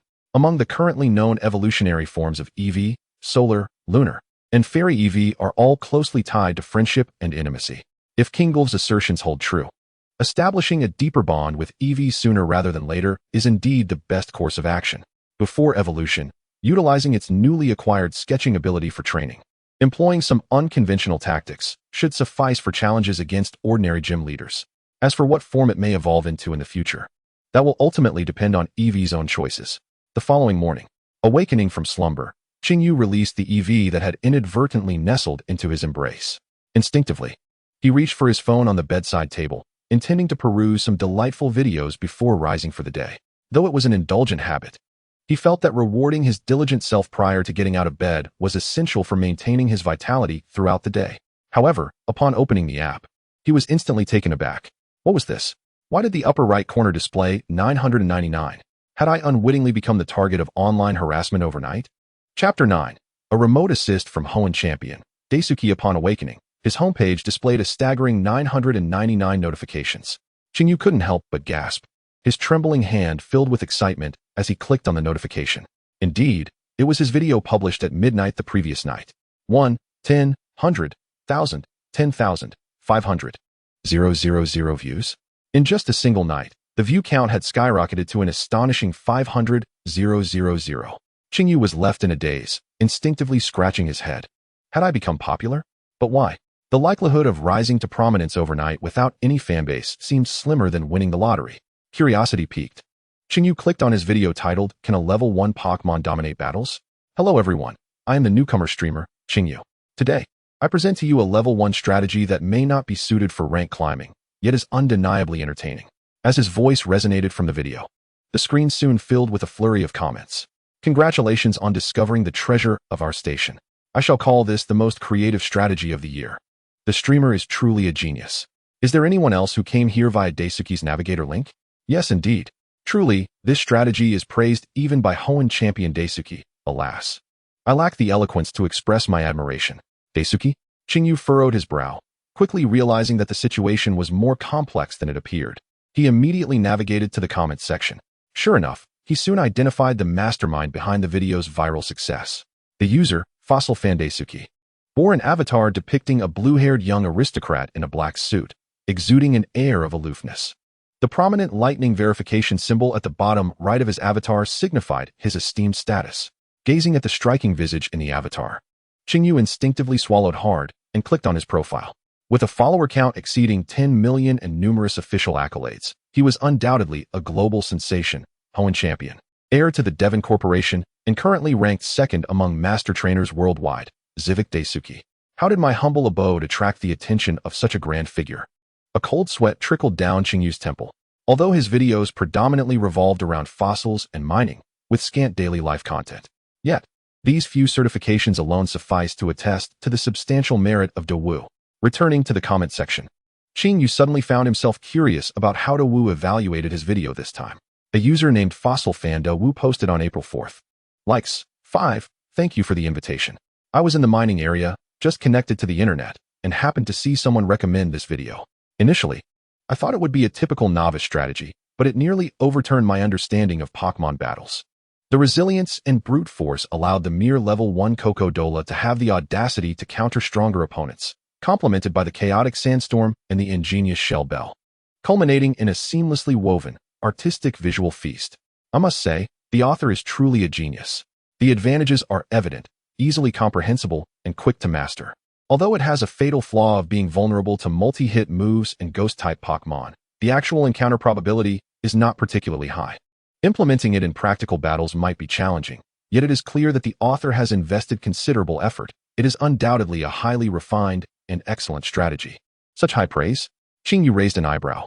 He seemed to understand Dao Wu's enthusiastic commendation. As he stated in the video, he had a clear perception of this strategy's purpose. It was merely an entertaining tactic. Occasionally, it could annoy opponents and yield surprising results. In the current environment, characterized by simple battles of axe wielding, this indeed qualifies as a remarkably innovative strategy. Even the Hoenn champion Dao Wu did not hesitate to commend it, revealing its significance. Disregarding the barrage of comments beneath, such as Master Ball, and a decade-long fan of Dao Wu appearing uninvited, another comment from Dao Wu caught Qingyu's attention. Posted at 5:30, over an hour had passed since the first comment. "It's me again, I'm back." The question left by the author at the end of the video was too intriguing, so after an hour of research online, I finally arrived at a definitive conclusion before the answer was revealed. The Pokémon that the author mentioned as being more suited for the brute force strategy refers to the ground-type Pokémon, Donjia, right? The process of deciphering was undeniably enjoyable, but what astonished me even more was the author's solid knowledge base and creativity. The fact that even inherited moves like Ice Shard could be calculated suggests that the author is undoubtedly an exceptionally skilled trainer. Qingyu slowly typed a question mark. Was this question truly so difficult that even Dao Wu needed to research for an hour to find out? However, in a reality where one could only consult the Pokédex and the internet, and where knowledge of Pokémon was far less comprehensive than that of gamers in his past life, it seemed surprisingly reasonable. After all, it is precisely because it is a game that everything can be thoroughly researched. In reality, understanding all the moves a Pokémon can learn is far from simple. Even champions cannot memorize the entire Pokédex. Without a doubt, Daigo's answer is correct. Donphan, a ground-type Pokémon, shares the immunity to sandstorm erosion with Cacnea, and possesses the sturdy ability, enabling it to learn the move Flail. Just as Cacnea can accomplish, so too can Donphan. However, an often overlooked aspect renders it the most suitable candidate for the Flail strategy. Donphan can inherit the move Ice Shard. Within the classification of Pokémon moves, Ice Shard is on par with Quick Attack and Bullet Punch, being an incredibly swift priority move. Even when confronted with an opponent immune to Sandstorm, Ice Shard can swiftly deliver a finishing blow. Qingyu suddenly found a newfound admiration for the Hoenn champion. Prior to this, he had likely never encountered knowledge related to the Flail strategy, yet through meticulous selection of Pokémon from the Pokédex, he managed to deduce the optimal solution. Impressive indeed. A testament to Daigo's dedication. This remote assistance from the Hoenn champion evidently provided him with rewards far surpassing expectations. Overnight, his account saw a remarkable surge from the thousands of followers post-broadcast, skyrocketing to over 10,000. This growth is astonishing, with the upward trend showing no signs of abating. Noticing this, Qingyu's spirits lifted accordingly. After giving Daigo and several popular comments a thumbs up, he pinned the correct answer in the comments section, along with a preview for tonight's livestream. There would be no internal sabotage tonight. He would deliver a stunning performance to his opponents. Once he resolved the minor online incident, Qingyu freshened up and proceeded to the kitchen to prepare breakfast for himself and his Eevee. According to the breeding notes from Kingolf, while convenient portable meals and energy cubes are handy, dishes imbued with the trainer's heartfelt intentions resonate more deeply with companions. To become an exemplary breeder, one must also hone their culinary skills. Although he had never cooked in either of his lifetimes, following the steps in the notes should yield acceptable results, shouldn't it? Yesterday, in a bid for convenience, he and Eevee consumed various stored Paldean-style dishes, so a change was indeed in order.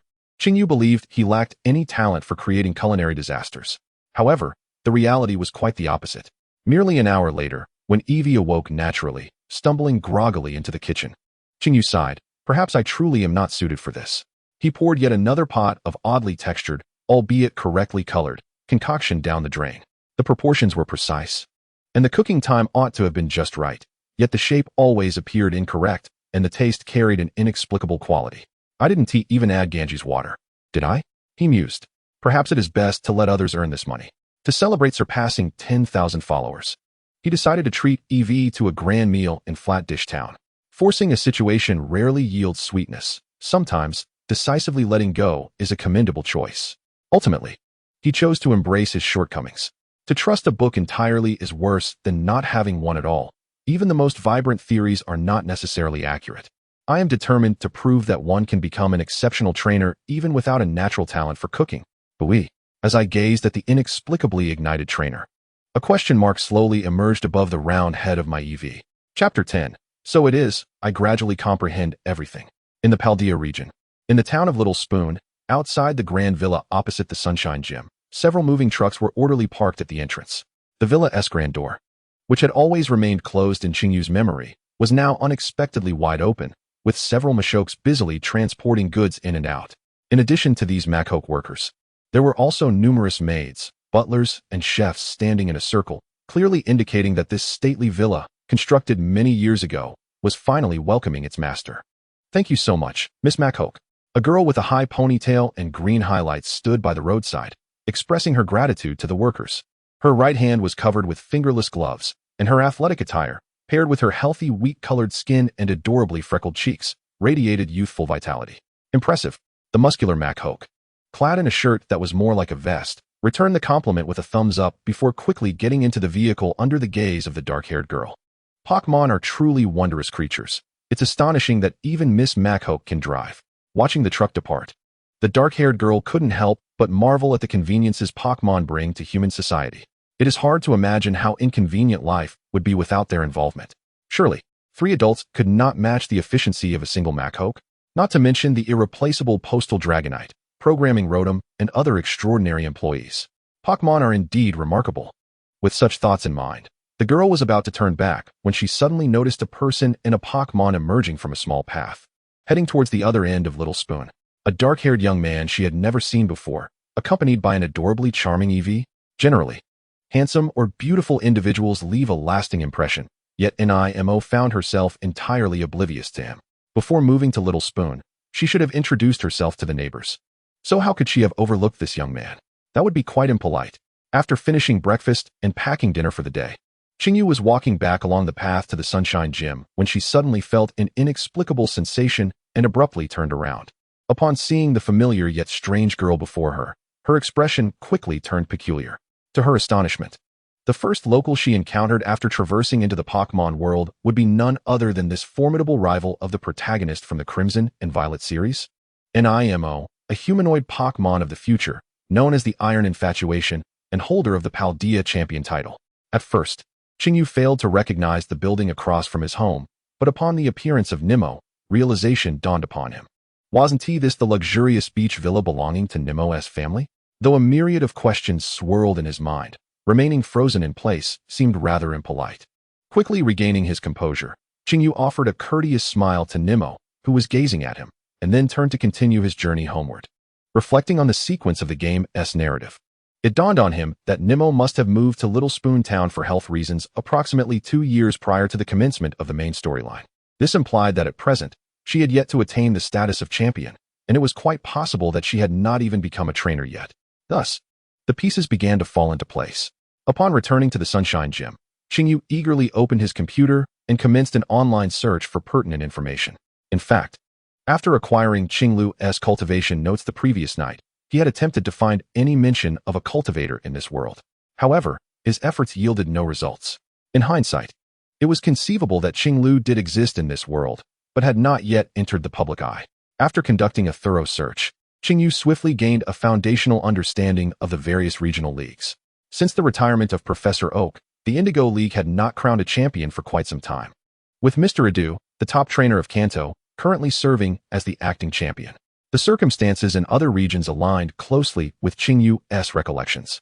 The Hoenn champion, Daigo, the Sinnoh champion, Sharona, the Kalos champion, Karuni, and the Galar champion, Dan, were all young individuals who had recently ascended to the championship in the past 2 years.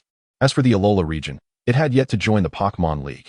Thus, Qingyu concluded that the timeline he currently occupied was likely set a couple of years earlier than he had previously perceived. Whether this was a blessing or a curse remained a complex matter for him. The bad news was that he was largely unaware of the events that would transpire during these 2 years, while the good news was that it was unlikely any major incidents would occur. It was well known that significant events typically unfolded after the protagonist made their entrance, allowing him to bide his time and develop during this period. Yet, as a traveler in this world, was it possible that he himself was the unfortunate protagonist?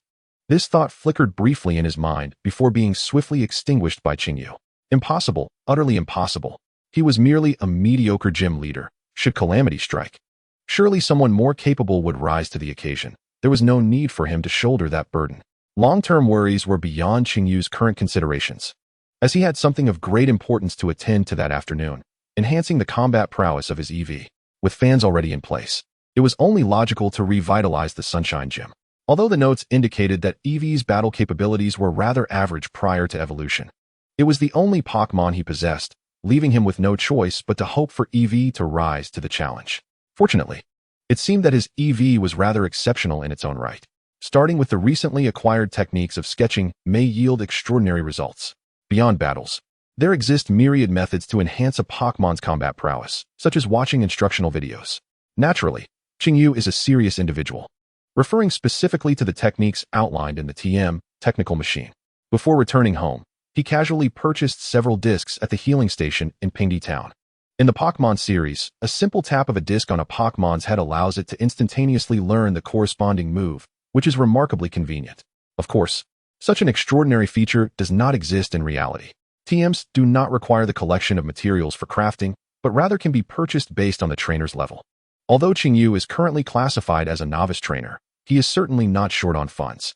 Aside from the operational budget allocated by the Paldea League, he also received a substantial compensation after his parents' disappearance, a sum he can hardly exhaust.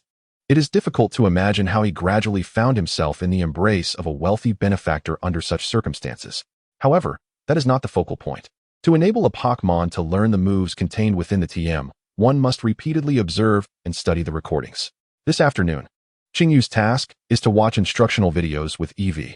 While guiding Eevee to learn moves and instilling courage for battles, they can also further strengthen their bond. Strange Light, Roar, Skill Swap, and Let Us Try Again. Let us begin with these few moves. Eevee. The little creature nestled in Chishu's arms lifted its head, noticing the mischievous smile at the corner of its trainer's mouth. Why does it feel that its trainer's smile resembles that of a villain? Chapter 11. Once more prior to this, Chishu had not fully grasped the manifestation of Eevee's timid nature. He had not perceived any signs of timidity in Eevee at all. Given its ability to travel alone to other regions and interact with strangers, it certainly could not possess social anxiety. It was only upon observing Eevee trembling in response to the battle between two Pokémon on the screen that Chishu finally understood its character. Timidity manifests as a fear of battling? Chishu could not help but sigh. This is quite troublesome. A Pokémon lacking the courage to battle is indeed a dilemma. If there were a rating system for the combination of Pokémon traits and personalities in reality, the score for timidity and danger prediction would undoubtedly be low. Pokémon with this combination would likely begin to evade battles from a young age and are not suited for main team training. However, this is not a flaw of Eevee. There is no perfect Pokémon. How to fully unleash a Pokémon's potential is a matter for the trainer to ponder. Otherwise, would not the trainer merely be a bystander? Do not be anxious. Even if you cannot learn it, that is perfectly all right. Chishu gently patted the little creature, appearing somewhat disheartened, and offered it encouragement through his voice and gaze. In moments of confusion and despair, Eevee has never uttered a single word of complaint. Instead, it often seeks to comfort itself in whatever ways it can. The trainer has grown fond of this particular Eevee, feeling fortunate to possess such an understanding companion as their initial Pokémon. Therefore, should Eevee lack the desire to engage in battles, the trainer would not force the issue. After all, companions should inherently respect one another and accept each other's flaws. However, if that were the case, in order to ensure the continued operation of the Sunshine Gym, the trainer might need to seek out one or two Pokémon to serve as the primary forces. Ideally, they would prefer to focus on nurturing their initial Pokémon. With this thought, Chishu let out a gentle sigh. It seemed that Eevee sensed the trainer's troubled brow, raising its head to observe the furrowed expression. Eevee. Perhaps due to its ability to sense danger, its sixth sense suddenly kicked in, sparking an inexplicable feeling of crisis. Although unsure of the cause, there was an unsettling notion that the trainer was contemplating something rather excessive. You wouldn't want to raise another Pokémon, would you? No, you mustn't. After a moment of mental preparation, Eevee finally summoned the courage to support itself on its tiny legs atop Chishu's lap, reaching out with its small paw to smooth the furrowed brow. Eevee may not possess the ability to speak human language, yet its body language is remarkably expressive. For the sake of its trainer, it was willing to attempt. Feeling the warmth radiating from the soft, plush creature, Chishu smiled affectionately and lifted it from his lap. Indeed, there was a bond shared between him and Eevee. Let us try once more, Eevee. Eevee. With a determined gaze, Eevee fixated on the screen displaying the instructional moves of Jengar. Oh. So it is merely a matter of concentrating the ghostly energy within to manifest a light that disrupts the opponent's consciousness. However, it appears I lack ghostly energy. Does it not? Eevee slowly formed a question mark, attempting to mimic Jengar's movements several times, yet failing to execute the move. Subsequently, it tried issuing a loud roar and switching abilities, but to no avail. Eevee. The once exuberant spirit of Eevee began to wane, its round little head drooping in defeat. Witnessing this, Chinyu could not help but ponder. Had he perhaps misunderstood something? According to his recollection of the moves set, Eevee indeed should not be able to learn these particular moves. Yet, that was precisely why he had chosen them. Theoretically, if Eevee mastered the Sketch move, it should be capable of replicating the vast majority of moves. Wait a moment, Sketch. He felt as though he had grasped the crucial point. What if Sketch were viewed not merely as a hobby for Eevee, but rather as a unique move? Could this shift in perspective yield some subtle chemical reactions? Let us attempt this once more, Eevee. This time, endeavor to depict the techniques you observe with your tail. Trust in yourself. You are the finest Pokémon. Encouraged by Chinyu, Eevee quickly rekindled its fighting spirit, its fluffy tail dancing gracefully in the air. The instructional content from the technique machine was try again. This move, a normal type technique, resonated harmoniously with Eevee's essence. This time, Eevee watched intently, scrutinizing each movement of the teaching Arcanine responsible for demonstrating the technique, while also retaining Chinyu's guidance in mind. Rather than merely learning the move, it aimed to capture the essence of the technique with its tail, akin to the artistic endeavors of a renowned artist. What would a master like that do? Eevee's gaze remained fixed on the screen, its tail occasionally tracing elegant strokes in the air, as if it had entered a transcendent state of concentration.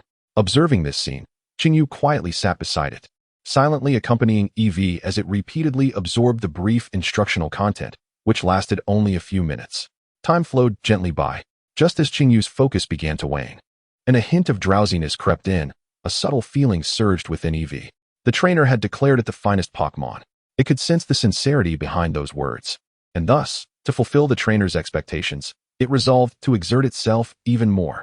In that instant, an inexplicable emotion surged within Eevee, prompting its tail to instinctively follow its heart's desire. At that moment, Eevee felt as if it were capable of anything. With a flourish, it crafted strokes in the air. The plush, heart-shaped tip of its tail drew exquisite symbols, and as the final stroke fell, a luminous point of white energy materialized in the air, gently shooting forth in the direction of Eevee's gaze. Ultimately, it collided with the wall of the training arena, vanishing without a trace. Witnessing this, Chinyu could not suppress a smile of satisfaction. Indeed, as he had surmised, the Eevee that had learned to express itself artistically could master techniques it once deemed beyond its grasp. Try again was merely a starting point, yet it proved to be an exceptionally practical move. This normal-type transformation technique would compel the struck opponent to replicate the last move they executed, carrying profound tactical significance in battle. Marvelous. You truly are remarkable, Eevee. With a smile gracing his lips, Chinyu lifted Eevee high into the air, cradling it in his arms. This marked the first technique Eevee had learned under his guidance, imbuing the moment with great sentimental value. This ritualistic aspect must be preserved. Eevee exclaimed, I truly am the best. Relishing the trainer's uplifting service and basking in Chinyu's praises, Eevee gradually lost itself in the moment, its gaze becoming somewhat dreamy. To meet the trainer's expectations, it resolved to strive even harder. As evening approached, the journey continued. Uncertain whether it was due to Chinyu's overly enthusiastic encouragement, even after dinner, Eevee remained utterly engrossed in his studies, persistently replaying instructional videos for 3 additional techniques. Initially, I suspected he might be a lackluster student, but with a little guidance, he astonishingly transformed into a diligent scholar. Could it be that I possess a knack for motivation? If you feel fatigued, do take a moment to rest in your room. Seeing Eevee's earnestness, Chinyu chose not to disrupt his focus. It was soon time for his live broadcast. After nearly a full day of anticipation, thanks to a single video, his follower count had already surged past 20,000, and the view count had naturally soared into the millions. It was indeed the right moment to capitalize on this momentum and maintain the fervor. Chinyu contemplated, decisively opening the live stream. He had previously announced today as streaming time and content, so as soon as he went live, a substantial audience flooded in. Hello everyone. I believe many of you are new students who have come from the video. As I mentioned in the video, today we shall deliver a little shock to our opponents. Chapter 12. Without a few nails, how would I know you're playing singles? Hooray! My favorite streamer is finally live. Longtime fan here, just dropping in. To the person above, that line might fool your friends, but don't deceive yourself. The streamer just went live yesterday. Streamer, your reckless Mankey is indeed powerful, but it requires too much skill. Is there a simpler and more straightforward lineup? I'm eagerly awaiting an intriguing new strategy. I can hardly contain my excitement. A flurry of comments cascaded across the screen. Qingyu was astounded. Just yesterday, the live stream had been sparsely attended, and he had barely managed to surpass a 4-digit viewer count when he signed off. But now, within mere seconds of starting his broadcast, the number of viewers skyrocketed to 2,000, with many eagerly waiting for him to begin.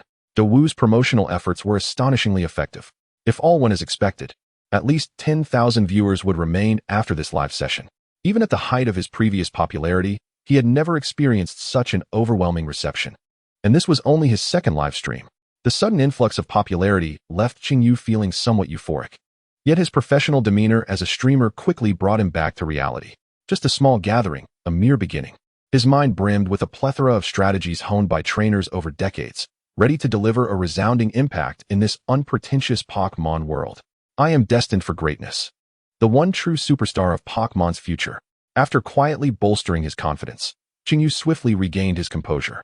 If one were to master today's tactical approach, not only would ascending to the Master Ball tier be within reach, but even achieving a high-ranking ball should be effortlessly attainable. Casting a few glances at the barrage of comments, Qingyu uttered a brief opening remark before accessing the Pokémon Champion, entering the team editor. Very well. Today we shall engage in the art of the Spikes team. As the name suggests, the Spikes team revolves around the core strategy of Spike-type moves. Spikes refers to a variety of field control moves such as Spikes, Stealth Rock, Toxic Spikes, and Sticky Web, which, if not removed, persist throughout the battle, effectively draining and disrupting the opponent during a 6-on-6 showdown. Just the mere mention of it conveys that this is a remarkably refined strategy, perhaps even embodying the very essence of the team. Without deploying a single spike, how could one ascertain the nature of your singles play? As the first armor bird was placed into the lineup by Qingyu, the comments swiftly began to critique. Is this it? There's nothing impressive about this. It's a strategy long worn out by Daigo. Honestly, even the Steel-type Elite Four member, Amiri from Johto, employs a Spikes team. Can we see something more engaging? What if the streamer's Spikes strategy diverges from the norm? Let us reserve judgment for now. Qingyu paid little heed to the biting remarks. The people of this world were merely a touch naïve, their strategies somewhat antiquated, yet they were not entirely foolish. A straightforward and effective strategy like Spikes had undoubtedly been explored long ago. It is said that the Hoenn champion, Daigo, carved a path to victory with his formidable Steel-type team, leveraging the incredible defensive capabilities of Spikes. Similarly, the reigning champion of the Paldea region, Sitsi, has mastered the use of the Crystal Flower as a lead, employing toxic spikes to inflict considerable annoyance upon challengers without any leniency. With such luminaries setting the standard, resorting to a Spikes team may indeed seem a tad derivative. However, do not rush to judgment. My Spikes team is unlike any other. Qingyu smirked, for it was evident that he would not resort to a pedestrian strategy for instructional purposes. Since the introduction of Spikes in the second generation, this evergreen single strategy has undergone countless updates and evolution. The variety of formations built around Spikes is innumerable, each capable of delivering endless surprises to the opponent. Now, how shall we embark upon this delightful torment? A composition was soon selected by Qingyu. Leading the charge was Armor Bird, accompanied by teammates Frostless, Metagross, Mamoswine, Bronzong, and Electrode. How is this different? Isn't this just Daigo's tactic of deploying spikes to outlast the opponent? I'd rather see a more aggressive playstyle. I want to watch the streamer go all out with a brute force approach. Alas, the streamer is about to begin torturing the audience. This purely defensive team is bound to extend the match to at least half an hour. At first glance, his lineup indeed consists almost entirely of Steel-type Pokémon with excellent resistances, aligning perfectly with Daigo's philosophy. However, to think this way would be a mistake. What am I saying? Did you see the title of my livestream? I am pressed for time to climb the Master Ball ranks. I cannot afford to play a defensive team. As Qingyu entered the ladder and began queuing up, he chuckled while explaining. It seems the audience's understanding is somewhat lagging. The tactical value of the Spike strategy has never resided in merely prolonging the battle to wear down the opponent's stamina. Its core effect lies in controlling the pace of the match. When employed correctly, it can also expedite the battle's tempo. While playing a defensive team would undoubtedly be more entertaining now, it's better to reserve the poor performance for crucial moments. Currently, he is just a novice at the Pokeball tier. He cannot afford to engage in a slow-paced match, and torturing random players holds little appeal. Although this lineup is predominantly composed of Steel-type Pokémon, its offensive potential is far from lacking, making it an undeniable asset for climbing ranks. Despite the barrage of criticism in the chat, most opted for silence, patiently awaiting Qingyu's performance. In lower tiers, finding evenly matched opponents is quite effortless. Soon, Qingyu encountered the first unfortunate soul of this livestream. The opposing lineup was laid out. Shinado, Tianlin Meiho, Long-Ear Rabbit, Shishir Hygiene, Blimwin, and Mysterious Masquerade. Is this trainer your favorite Pokémon? Qingyu scratched his head. How bold of you to ask, is your fondness for a genuine? Truly, in the lower tiers, even such a mediocre lineup could be encountered. To call this team formidable would be an understatement. But what synergy could these Pokémon possibly have? Of course, they have synergy. They are all my beloved. I see you wish to be taught a lesson by Miss Junsha with a baton. It's only natural. Not at all. Upon entering the virtual arena, both sides showcased their starters, Skarmory and Tianlin Meiho. Skarmory, a steel-flying dual-type Pokémon, possesses remarkable resistances, with only fire and electric types as its weaknesses. Understanding that Tianlin Meiho posed no threat to Skarmory, Qingyu promptly commanded, Skarmory, Stealth Rock. Chapter 13. My strategy is different throughout the history of Pokémon battles. Starting from the second generation, the choice of spikes has showcased a myriad of strategies. Among this cohort of competitors, Skarmory stands out as a formidable presence. Not only can it deploy both Stealth Rock and spikes, but its powerful resistance combination and high physical defense also render its field presence exceptionally prominent. Furthermore, when coupled with its terrifying recovery ability, laying down 3 layers of spikes and 1 layer of Stealth Rock leaves Tianlin Meiho with nothing but a helpless gaze. Skarmory Roost. Under the command of Qingyu, the armored bird in the virtual arena landed to rest, its stamina restored to full vigor. The audience, amused by the unfolding spectacle, couldn't help but express their thoughts. Nails are scattered everywhere, and the streamer says you're not playing the receiving team? Is the opponent truly this straightforward? Just continuously scraping away? It makes me laugh. Our Pokeball rank is like this. Can the streamer refrain from blasting us into the lower ranks? Hurry up and battle with the gym leaders at a higher level. Qingyu's maneuvers were considered the standard formula for the nail tactic, which was naturally anticipated by the viewers. They enjoyed the opponent's lackluster performance while simultaneously engaging in playful banter. So far, everything seemed normal. However, no one in the live stream noticed that Qingyu's restrained laughter was becoming increasingly difficult to suppress. According to Daga's strategy, it was time for the armored bird to start annoying the opponent. A swift gust could send them into an infinite cycle of despair, slowly exhausting them with the nails beneath their feet. Even the champions would struggle to withstand such a tactic. Yet, for Qingyu, this nail-sewing gust strategy was deemed too inefficient. Armored bird, brave bird attack. The armored bird soared through the skies, diving down at an alarming speed. This flying-type move was undeniably formidable. The opposing team had no means to counter this attack and could only sacrifice their sweet cold beauty, delivering a desperate flying knee strike. Unsurprisingly, the result was immediate demise. What? Where's the gust? Why aren't you playing by the rules? Is that damage correct? The armored bird shouldn't have been able to take out sweet cold beauty so easily. Wait, could it be that you've configured the armored bird for offense? The audience quickly sensed something was amiss. To this, Qingyu merely smiled faintly, choosing to disregard their speculations. As the opponent withdrew their incapacitated sweet cold beauty and threw out another Pokeball, he promptly issued the command, Armored Bird, continue with the brave bird attack. Entering the fray was the long-eared rabbit. The moment it touched down, the nails scattered across the field activated, piercing into its soft paws, while the Stealth Rock caused minor abrasions upon impact. The combination of both effects led to a staggering depletion of nearly half the opponent's health. Before the opponent could react, the brave bird attack descended upon them. The long-eared rabbit was unable to mount any counterattack and collapsed to the ground, rendered unconscious.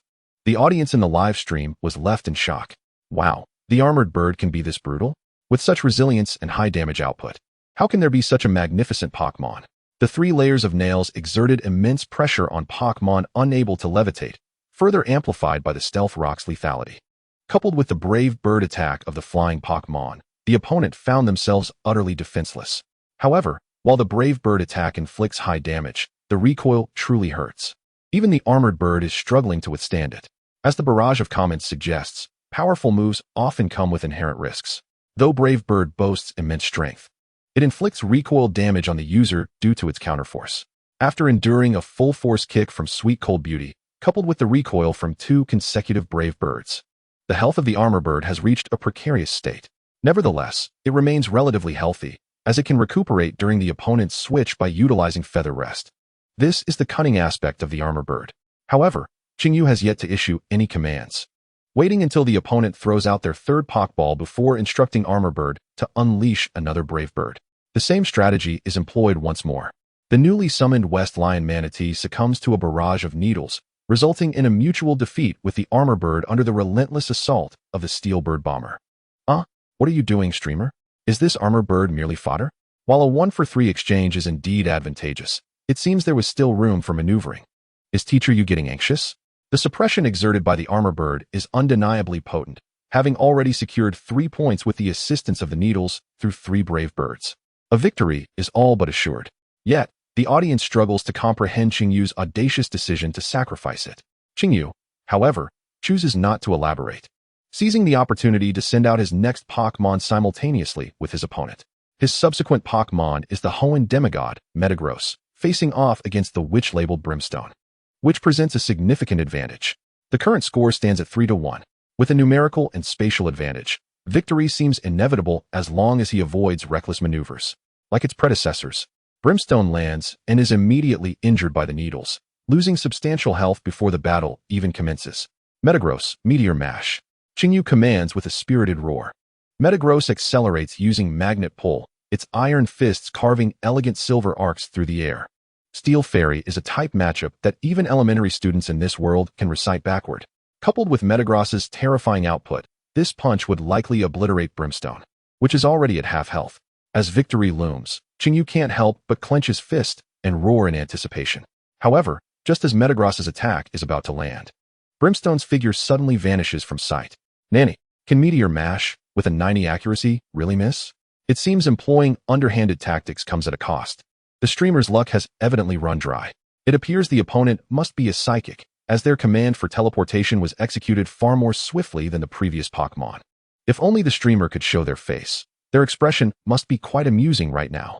Qingyu is momentarily taken aback, but quickly regains his composure. It has missed. But that is of little concern.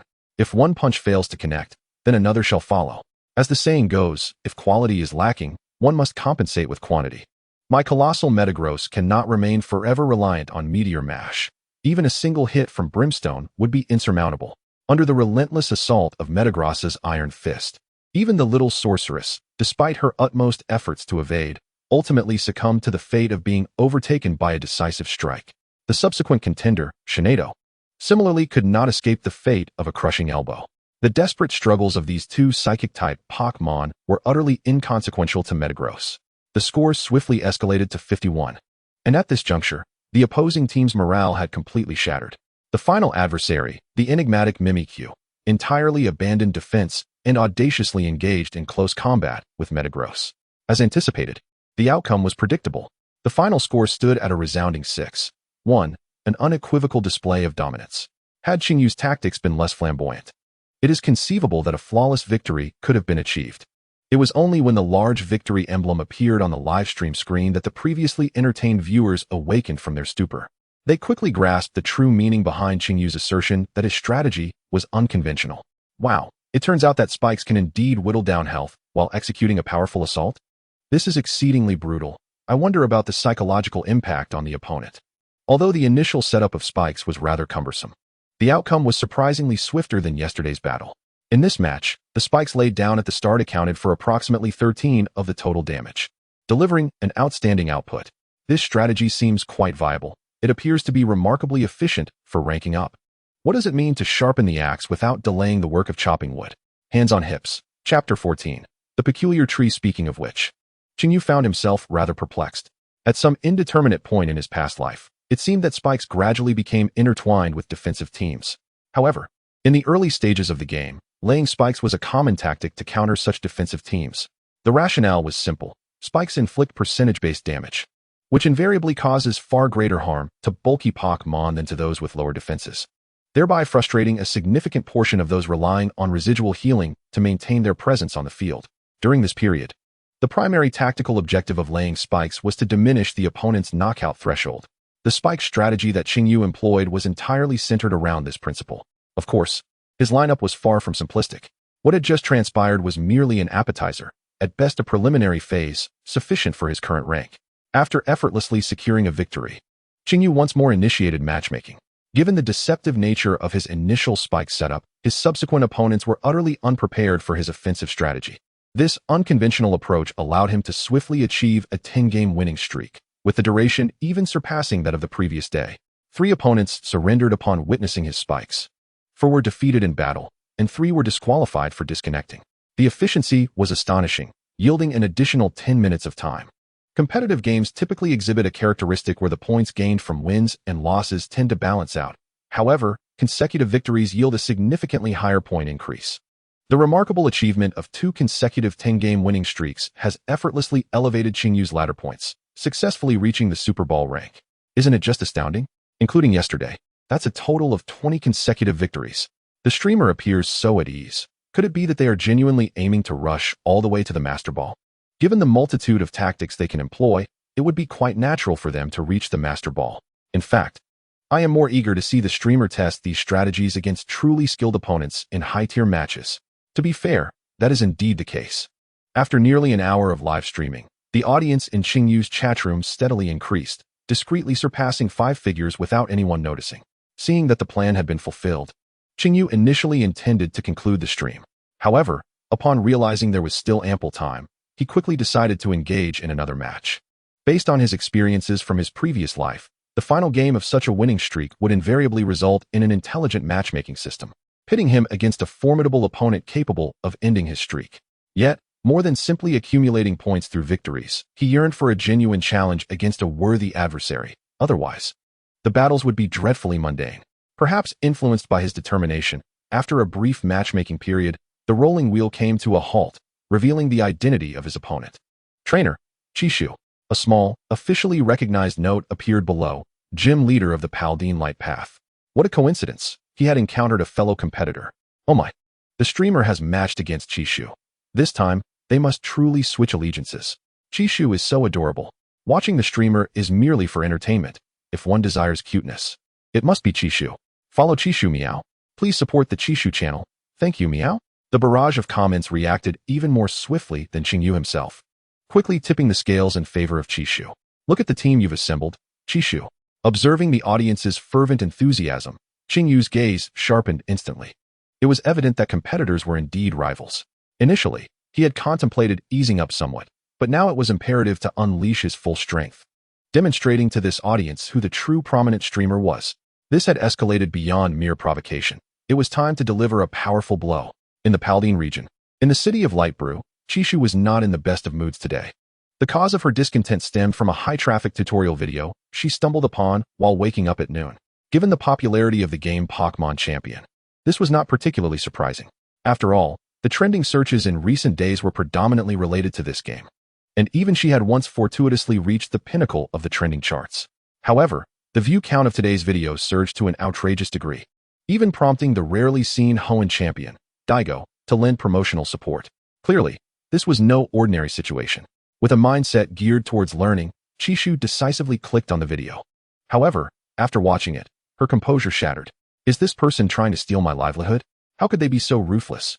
As a newcomer streamer who had garnered a considerable following in just half a month, she was acutely aware of her advantages. As the Pokémon Battle Arena is predominantly an uncharted territory, combined with her striking appearance, it is no wonder that she has captivated such a large audience.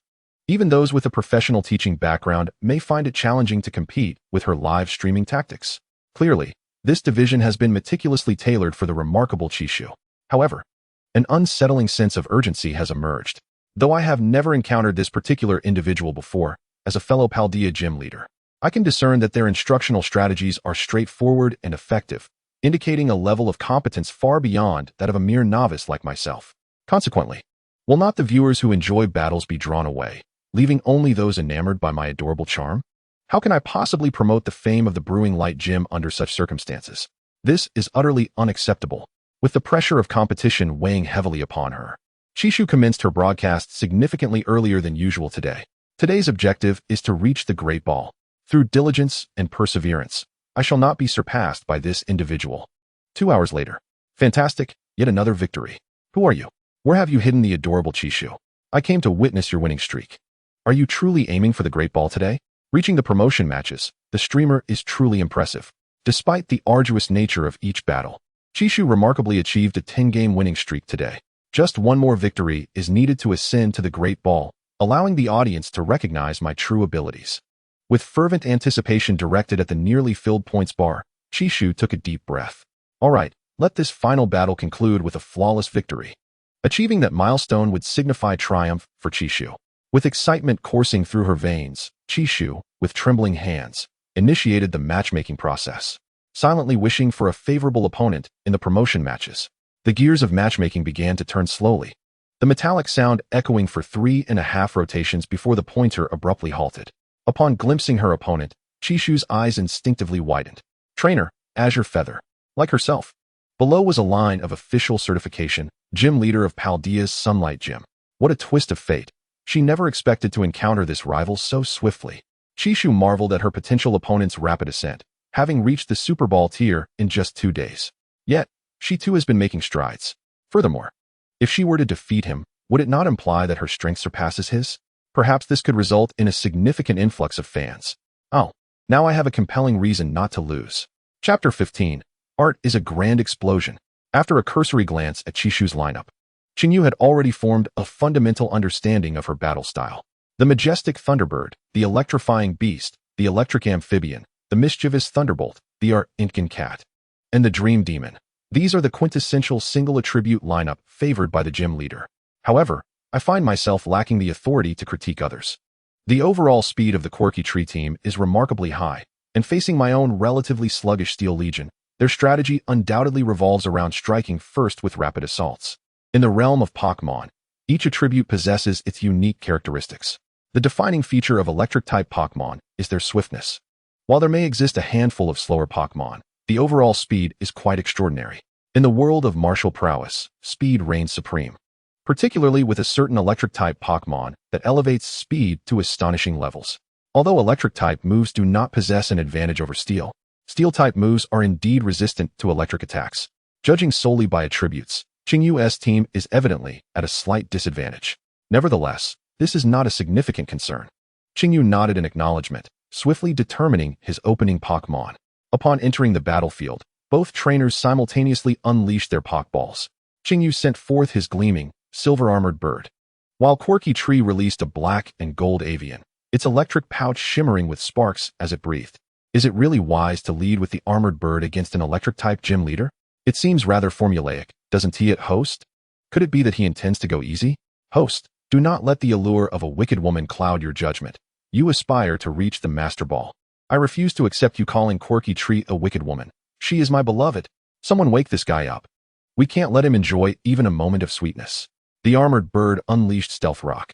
Qingyu, unconcerned with the errant banter, decisively issued commands. Although the armored bird had performed admirably in previous encounters, this match clearly afforded it little opportunity to shine. Thus, rather than saving it for the end, it was more prudent to let it contribute to the team from the outset. As a sacrificial pawn, managing to set a couple of spikes would be deemed a success. The armored bird spread its wings, preparing to gift the opponent's field with some small surprises, while the Thunderbird mirrored the action. Thunderbird, Tailwind. At the sound of the adorable command, Qingyu raised an eyebrow. If I am deemed formulaic, ISNT Quirky Tree even more so? My team clearly cannot outpace hers. Yet she foolishly squandered time allowing me to lay another set of spikes. How fortuitous. Seizing the opportunity presented, Qingyu commanded the armored bird to lay down additional spikes immediately after the Stealth Rock. Just as the spikes settled, the Thunderbird launched its attack. Electro Ball. Swift as lightning. The Thunderbird unleashed a terrifying surge of electricity, striking the armored bird with precision and producing a crisp sound of crackling energy. It is well known that the armored bird excels as a physical wall. However, when confronted by an electric-type Pokémon, renowned for its energy-based attacks and possessing a type advantage, its durability appears insufficient in this instance. It may seem insufficient to observe, yet there is ample to behold. The moment the move struck, the health bar of the armored bird nearly emptied entirely. Yet, it did not succumb. The sturdy ability proves to be quite advantageous in battle, particularly for the spiky tool. The armored bird. Qingyu nodded thoughtfully. Concurrently, he deduced the configuration of this mighty electric seabird based on the damage inflicted by the electric ball. The armored bird was on the brink of losing 2 lives, undoubtedly due to its wind power ability. The unique trait of the electric seabird allows it to enter a charging state when struck by wind-type moves, or when a tailwind is executed on its side of the field. The tailwind itself amplifies the power of electric moves, and once charged, the damage of the subsequent electric-type move is doubled. This elucidates why Chishu opted for a tailwind at the outset. Nonetheless, regardless of the health bar being emptied, the overflow of damage holds little significance. Even with the sturdy ability allowing it to cling to life, the armored bird had no means to counter the electric seabird, ultimately fulfilling its role after laying down a plethora of spikes. Although many spikes were laid, the armored bird fell rather easily, leaving a sense of foreshadowing. Don't you think, host? The battles between gym leaders are indeed far more exhilarating. The previous one-sided crush felt devoid of thought. Alas, losing a point initially stings. It feels like defeat is looming. So, Tailwind, is it? Xingyu murmured, then promptly summoned his next main player. The ancient and unassuming bronze bell, marked by the passage of time. The field unfolded. Trick Room, activate. The moment the bronze bell made its entrance, it unleashed a psychic terrain under Xingyu's command. A wondrous psychic space began to envelop the arena, radiating from its center. Just as the electric seabird prepared to repeat its earlier maneuver and charge another electric ball, it was swiftly ensnared by the psychic force. Its speed astonishingly reduced to an unfathomable degree. As a player with years of battle experience, he was certainly aware of his team's weaknesses. Yet, the existence of Trick Room rendered slowness a non-detriment in battle. Within the enchanting Trick Room, the effects of speed would invert entirely. The once swift electric seabird, moving so quickly that it was barely perceptible, found itself utterly immobilized under this effect. In contrast, the clumsy bronze bell experienced a significant increase in speed. Even unable to evade the electric ball, it could withstand the impact due to its sturdy build and quickly retaliate with a rock slide. Though the bronze bell's power was rather average, it was still painful under the double effectiveness. At the very least, Xingyu was confident that the electric seabird would not endure a second blow. Misfortunes tend to arrive in droves. Due to the conflicting effects of Tailwind and Trick Room, Chishu's initiative was inevitably transferred to his adversary. At this juncture, Chishu recognized that he had but one choice left. He must force a trade. He could not allow the bronze bell to activate Trick Room once more. The threat it posed to his lineup was far too great. The Great Electric Swallow, Electric Ball, the Bronze Bell, Rockfall. Commands were issued simultaneously from both sides. The Bronze Bell was the first to unleash Rockfall, causing countless boulders to rain down from the heavens, striking the Great Electric Swallow, which could do little to evade the assault. Despite sustaining severe injuries, the Great Electric Swallow valiantly summoned its last electric ball.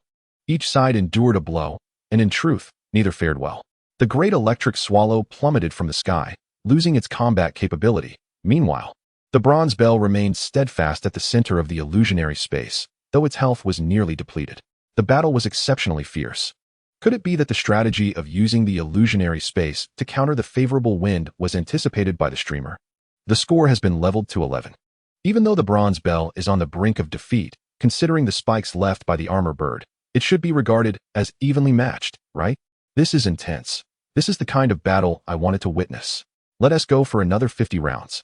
The clash between the two gym leaders evidently generated significant excitement, as the densely packed comments flooded in, and Xingyu could not help but smile broadly. Yet, his joy was not derived from these trivial statistics. The mere thought of the maneuvers he was about to execute made him want to laugh with abandon. However, he knew he must maintain absolute concentration until he confirmed the next Pokémon of Chishu. Xingyu's gaze fixated intently on the screen, awaiting his opponent's next move. It's decided. You shall be the one, Electric Toad. The moment Chishu's voice rang out with authority, Xingyu's smile radiated even brighter. If Pokémon battles are an art form, then today's artistic theme was an explosion. Chapter 16. You are not allowed to play Pokémon. An explosion. In the live broadcast, upon hearing her opponent's decisive command, Chishu seemed to freeze for a moment. Of course, even if she managed to regain her composure. The rotation gap provided no opportunity for action. On screen, the shadow of Chishu's trainer had already thrown out a Pokeball. A flash of red light shimmered, and the amiable Electric Toad emerged from the sphere. As it landed, the invisible rocks and two spikes left by the armor bird took effect. Though the terrain was not fully covered, the result was still considerable, as it reduced a portion of the opponent's health. After stepping on a spike, the Electric Toad, reacting a beat late, felt a sudden jolt of pain, its eyes quickly flashing with ferocity. However, upon lifting its gaze, it was met with confusion. Wow! Why is the opposing Pokémon glowing? And what is that incessant beeping sound? Accelerating? Defend, Electric Toad! Chishu shouted urgently, but it was too late. within the illusionary space. The bronze bell, sporting a wicked grin, moved with lightning speed. As it closed in on the electric toad, its body became enveloped in a radiant white light. An overwhelming energy palpable even through the screen. Boom! A blinding white light burst forth from the screen, causing the viewers in the livestream to instinctively shut their eyes upon hearing a tremendous roar. As the radiance gradually faded and they turned their gaze back to the streaming scene, both the electrode and the bronzong lay incapacitated on the ground, having simultaneously lost their fighting capabilities. Who summoned that paladin? It nearly blinded me. Kick them out. What? Did a massive explosion just occur? Come on, my friend. With your poetic prowess, this move is rather distasteful.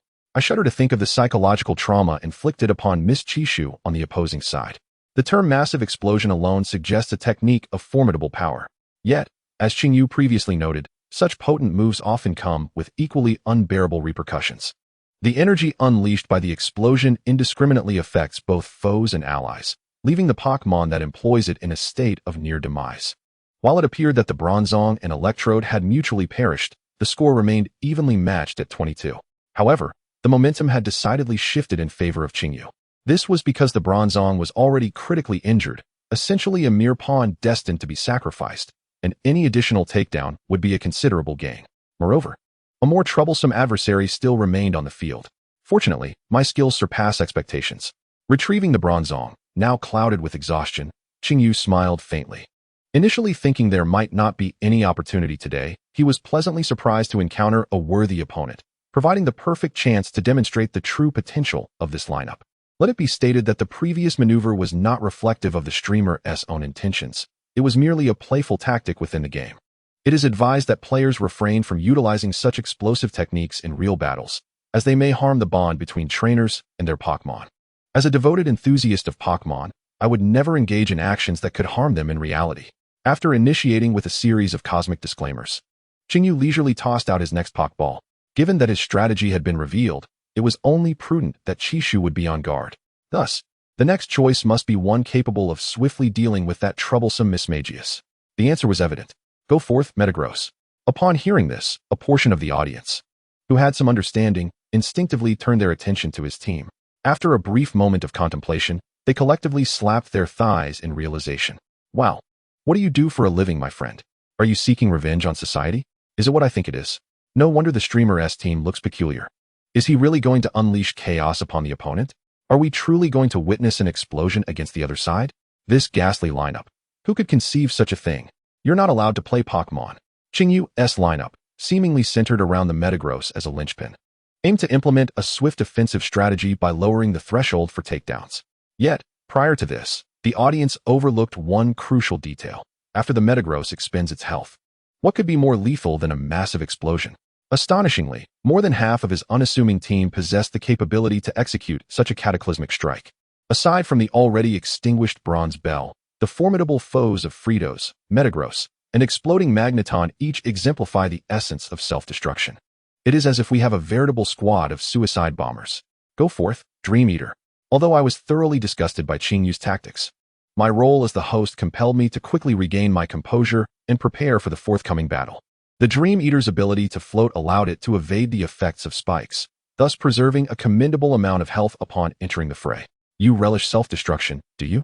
Let us see if you can obliterate this Dream Eater as well. Explosion is a normal type attack, unless the opponent possesses the ability Sturdy. It will prove utterly ineffective against the Ghost-type Dream Eater. Shadow Ball. Strike. The synchronized commands of both trainers rang out. While the barrage of criticisms directed at Qing, you caused a momentary pause in my actions as I continued to observe the unfolding match. Due to the lingering effects of the Trick Room, Dream Eater's speed was somewhat compromised.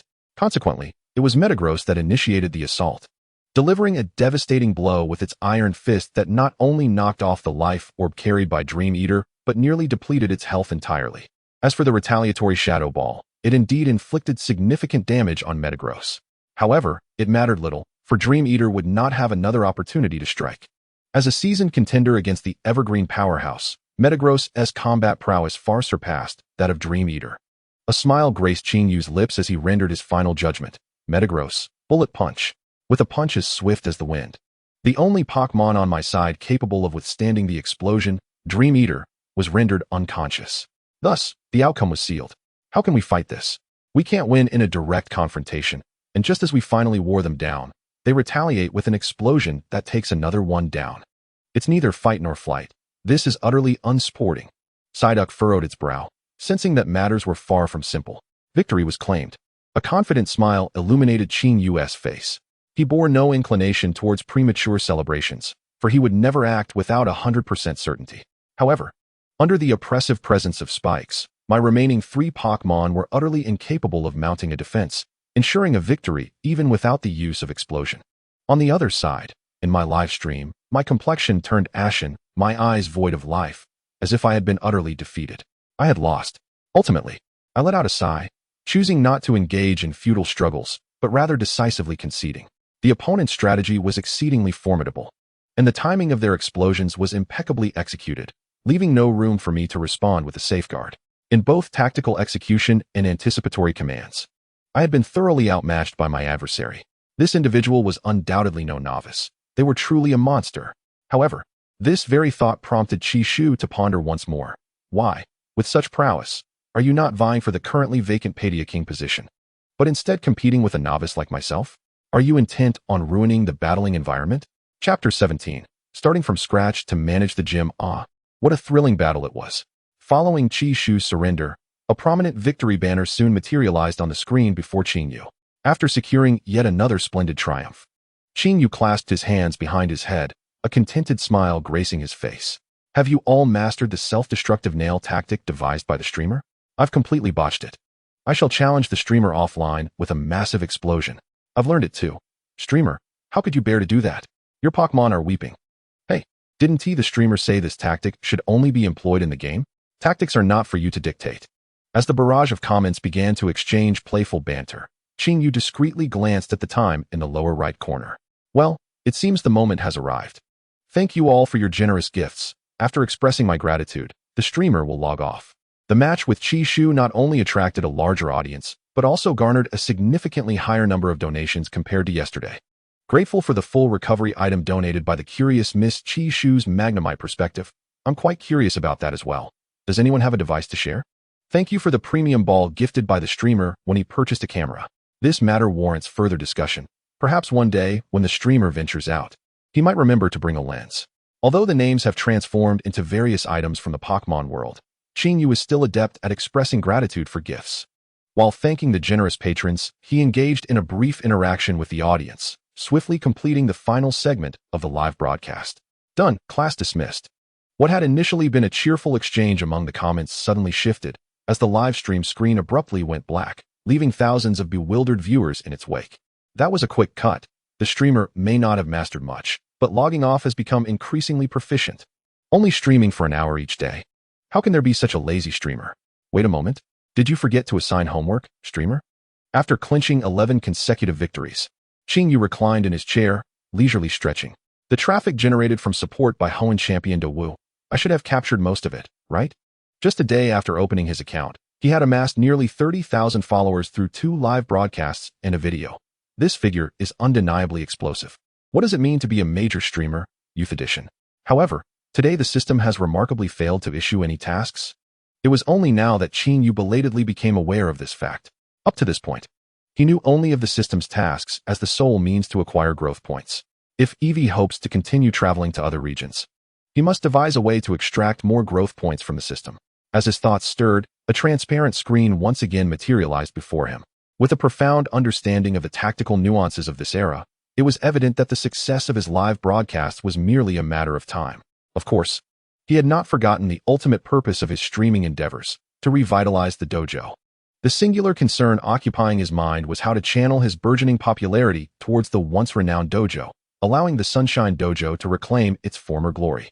Task: embrace the responsibilities of the dojo's heir and secure victory in the first battle against a challenger. Reward: the Dojo Management Guide by Zyjur. Daily tasks unlocked. Accumulate popularity for the Sunshine Dojo through live streaming, which will be converted into growth points based on dojo popularity. The live broadcast has concluded, and this session has yielded growth points. 396. What is this? Chishu raised an eyebrow.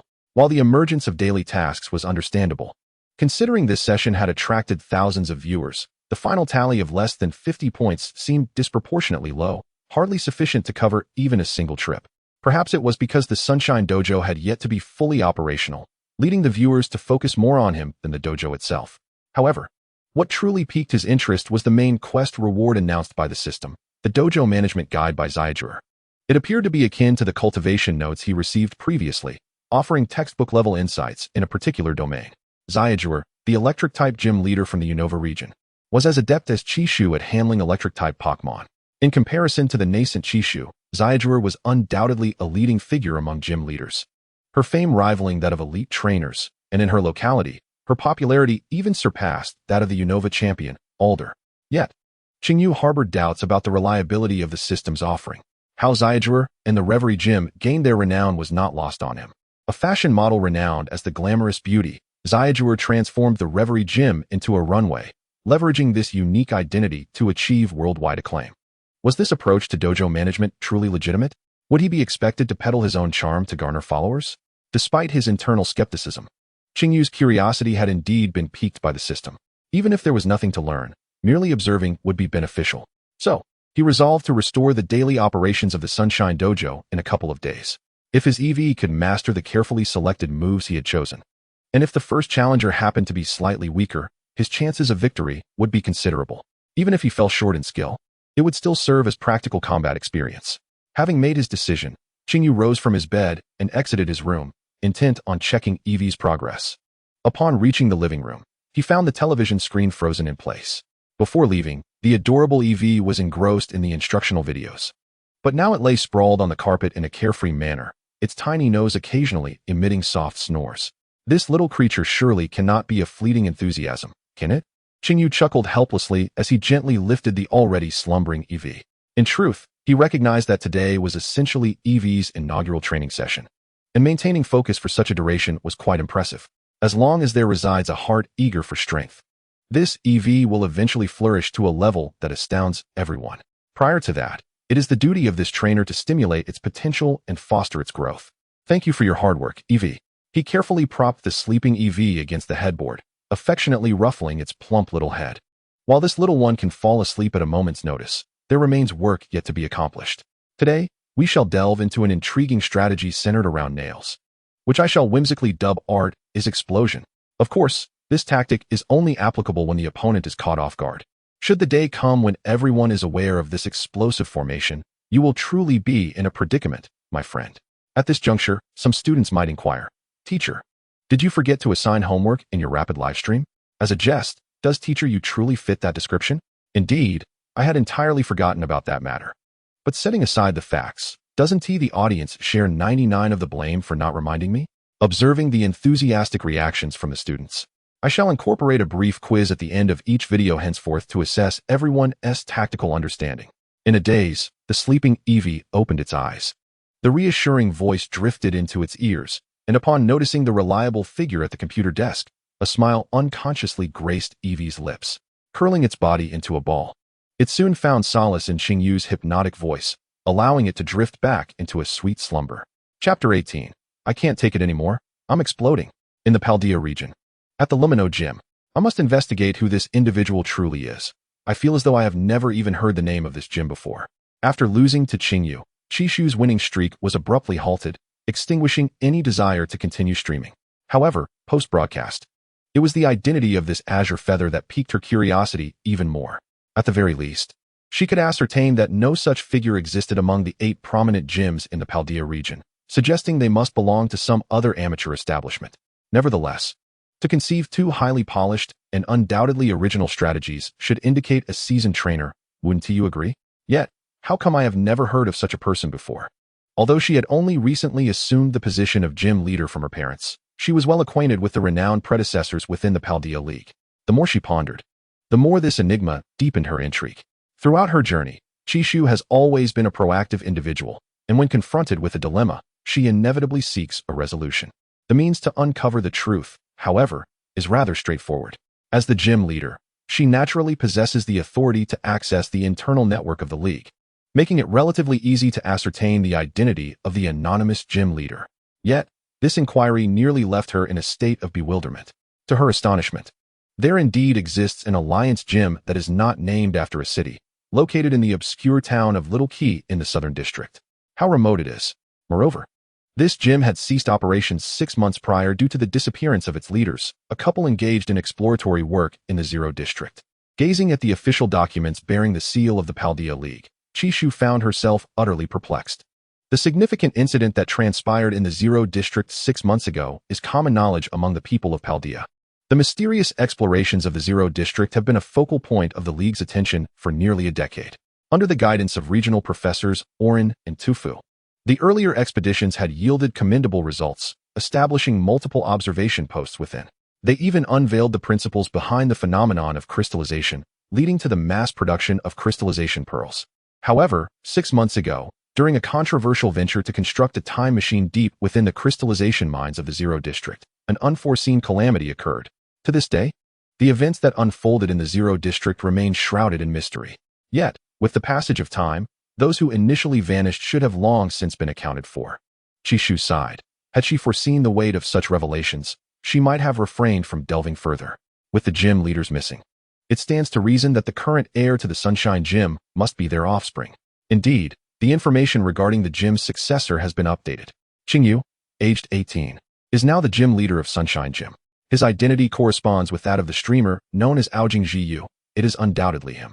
To think that the individual who had just bested her is so remarkably youthful. A peer, no less.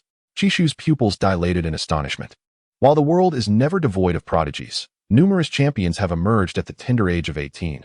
This contemporaneous figure, Qingyu, stands as the closest embodiment of such talent to her. An 18-year-old tactical virtuoso. Had it not been for these unforeseen circumstances, he would likely have been contending for this year's championship title. Alas, it seems that merely coping with the ramifications of his parents' disappearance has consumed all his energy.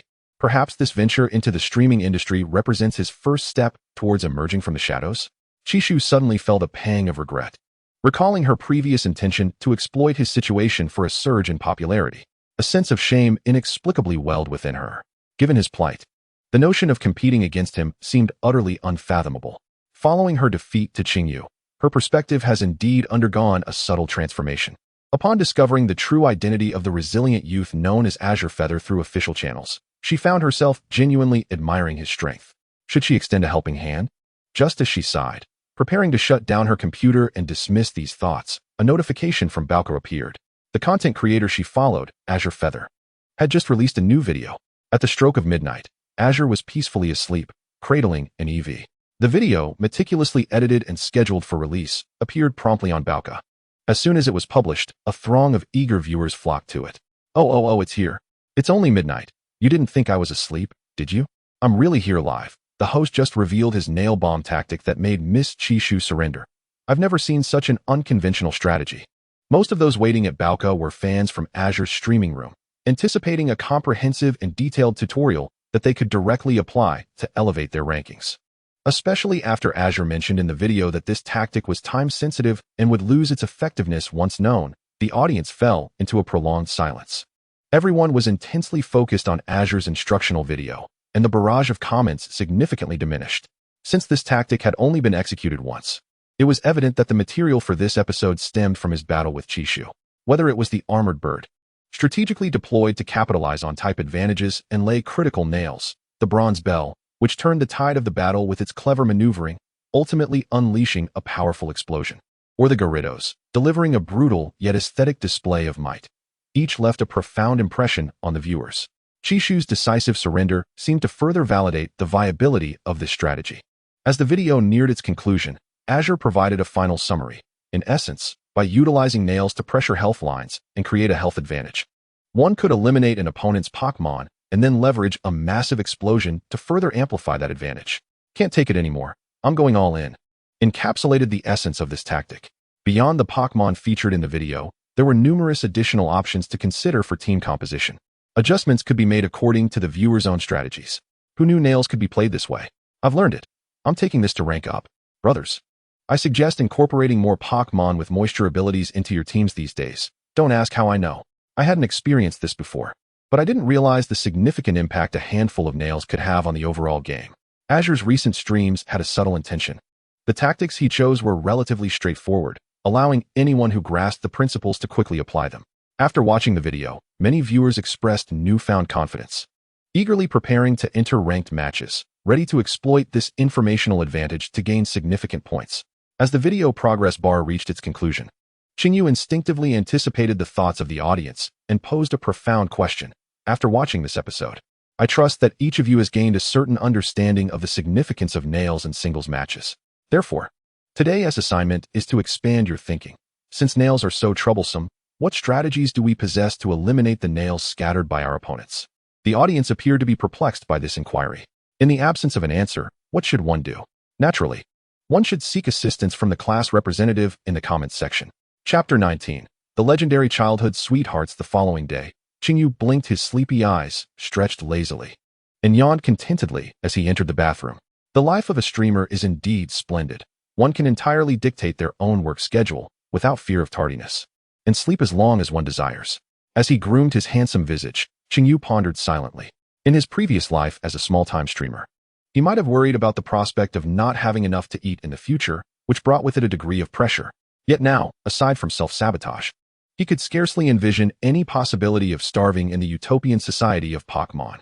Reflecting on this, Qingyu reminisced about other games he had played in his past life, none of which seemed conducive to survival.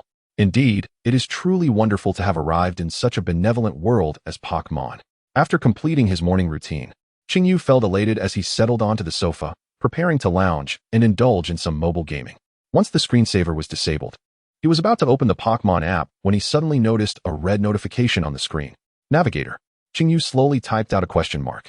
If Pokémon represents a conglomeration of video platforms from his previous life, including sites like ST and YouTube, then the Navigator is a compilation of all social media and other mobile functions. In fact, the Navigator had made its debut way back in the game's Ruby and Sapphire generation. Its development was spearheaded by the renowned company founded by Daigo's father, President Civic. In addition to refining ores and developing energy, the Navigator is also a pivotal aspect of the company's operations. It is entirely reasonable for such a world-class social software to exist on Qingyu's phone. The only question is, why would anyone bother to contact him, given that he scarcely has any friends? Although somewhat bewildered, Qingyu quickly tapped into the app. To his astonishment, he found a friend request awaiting him. It was rather remarkable that, after a half-year hiatus from social media, someone would suddenly wish to connect with him. Were it not for the knowledge that this world harbored no merchants of tea, Qingyu would have likely rejected the request without a second thought. As he focused his gaze, he read the message. User, who is Chishu? It is I, Chishu. Verification message. I already know you are Qingtong Jiyu. Hurry and accept Chishu's friend request. Wow, what an unexpected surprise. Qingyu was momentarily taken aback, blurting out his thoughts. He suddenly perceived that the inhabitants of the Pokémon world might not be as amicable as he once believed.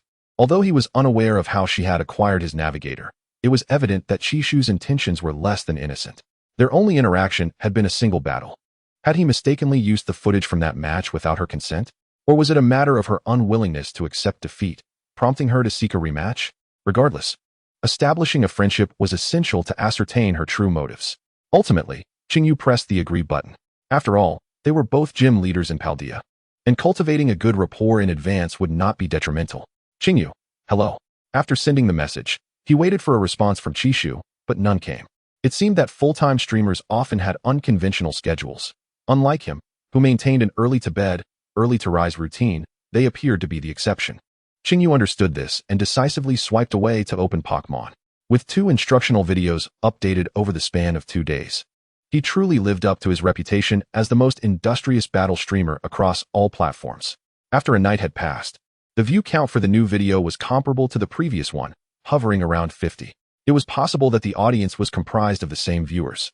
This time, Qingyu directly accessed the comment section, and as expected, he spotted a familiar face at the top of the hot comments. Fossil fan Daigo was still sharing his insights. Having learned from past experiences, Qingyu was not as astonished by Daigo's reappearance. Upon reflection, the latest video predominantly featured Steel-type Pokémon, and the strategies bore a resemblance to Daigo's initial approach. It dawned on Qingyu that the entire video was essentially a grand trap designed for Daigo. No wonder he was so active. User Fossil Fan Daigo posted on 0515. I consider myself fortunate to have caught this high-quality video just in time. Judging by the author's proficiency with Corviknight and Metagross, they must also be a gym leader specializing in steel types, sharing a similar mindset with another gym leader ASU. Though the strategies still lean towards gameplay content, they undoubtedly highlight the strengths of Steel-type Pokémon, making it a comprehensive introductory textbook for Steel types. Having praised the video, Daigo continued with a lengthy explanation of his understanding of spikes and defog. Xingyu nodded in agreement, acknowledging Daigo's expertise as a champion. Although his knowledge of Pokémon from other regions was limited due to geographical constraints, he had mostly answered correctly. Generally speaking, Pokémon battles are a two-sided coin, spiraling in complexity. If spikes are rampant in the environment, it is only natural to require corresponding defoggers to eliminate potential threats. Previously, the strategy of deploying spikes was predominantly employed by elite trainers of gym leader caliber or higher, and its usage was rather infrequent. Consequently, few pondered the means to eliminate the troublesome spikes on the battlefield. However, with the advent of the Chishu open-source initiative, the development of spike teams is likely to flourish in the future. The task he left behind was rather unremarkable, merely serving as an exercise to broaden one's strategic thinking. Excluding techniques such as the sweeping move of the family of mice, the shimmering spin of crystallizing flower, and switching in battle, there are only two general solutions for removing spikes: rapid rotation and clearing mist. Once one is aware of which Pokémon possess these abilities, they will naturally be equipped to deal with spikes in future encounters. Moreover, the presence of thick-soled boots offers immunity to the effects of spikes, making it an invaluable item for certain Pokémon particularly vulnerable to stealth rock in battle. Certainly, there are also more forceful alternatives. The Magic Mirror ability can directly reflect the spikes laid by the opponent back onto their field, thereby conserving one's own actions, which could be deemed the optimal solution. After revealing the correct answer in the comments section, Chi was about to set down his phone when he suddenly recalled something and, almost instinctively, swiped the screen to return to the navigator interface. Aside from the recently added Chishu, he had only 3 friends on his navigator. 2 of them were his parents, who had been missing for half a year. As for the last friend, that was something remarkable, due to the overwhelming complexity of 2 lifetimes' worth of memories, coupled with the original self's 6 months of evading reality. He might not have remembered at all had it not been for the fleeting glance prompted by Chishu's friend request. Chishu's hometown was Shinkawa Town, where he had resided until the age of 13. It was only 5 years ago that he moved to the Paldea region with his parents. Before departing from Shinkawa Town, he had added his legendary childhood friend to his navigator. That friend was none other than the newly crowned Sinnoh champion, Julan. The last conversation they shared was already 5 months in the past. Chapter 20. The first challenger. Chishu scrolled to the top of their chat history. The timestamp of the first message indicating 5 years ago, coinciding with his departure from Shinkawa Town to Little Spoon Town with his parents. For an extended period thereafter, their conversations revolved around mundane pleasantries, gradually appearing more distant. The intervals between their exchanges noticeably lengthened. This uninformative dialogue continued until a day 6 months ago when it transformed into a one-sided conversation. Julan, I'm sorry. I've been preoccupied with preparing for the championess path and had no idea that such events transpired with uncle and aunt. If living alone in Paldea proves difficult, please consider returning to Shinkawa Town for a while. Everyone there is quite worried about you. The final message arrived 5 months ago, approximately 2 weeks after the incident. Read. Why does the Pokémon world have this unfortunate custom of marking messages as read? Xingyu silently complained, letting out a helpless sigh. Given his original state of mental turmoil, it was quite understandable that he had not replied. In fact, at that time, he probably lacked the inclination to even check what she had sent. As he reminisced, a striking image of a golden-haired figure clad in black flashed through his mind. Compared to the mature and composed champion, Julan, from his previous life, the 13-year-old Julan radiated an undeniable youthful vitality. She was truly captivating. However, 5 years had passed. Her appearance must have changed considerably by now. Thus, Xingyu involuntarily recalled the information provided by the system upon its emergence from the future, and the successful childhood friend steps into the hall of marriage. This prosperous childhood friend surely referred to Julan, right?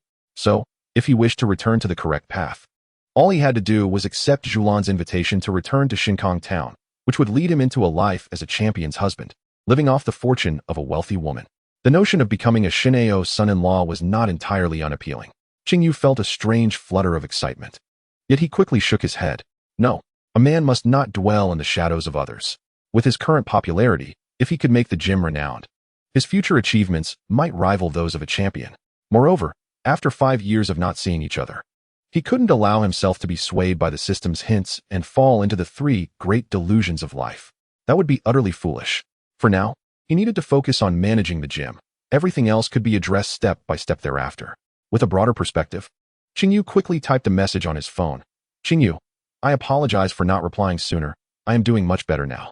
The gym left to me by my parents is a treasured legacy, so if possible, I would like to continue managing the Sunshine Gym. Also, congratulations on becoming the champion of Shanao. He had politely and formally declined Julan's invitation. Although it was 6 months late, it was better late than never. Remaining unread would have been far too impolite. After sending the message, Qingyu set his phone aside and turned towards his bedroom. Eevee, let us use strange light one last time. Boy. After a few shakes of its tail, Eevee unleashed a peculiar orb of glowing energy that accurately struck the moving doll. After swiftly resolving breakfast, Qingyu trained diligently with Eevee for the rest of the morning. Learning the technique of sketching, a skill unique to the tutu dog, was a remarkable feat, and aside from the outrageous factor of the system, Eevee's innate talent clearly played a crucial role. Since discovering the correct method for using the sketching technique the previous night, Eevee's training had progressed with astonishing fluidity, as if propelled by a nitrous boost.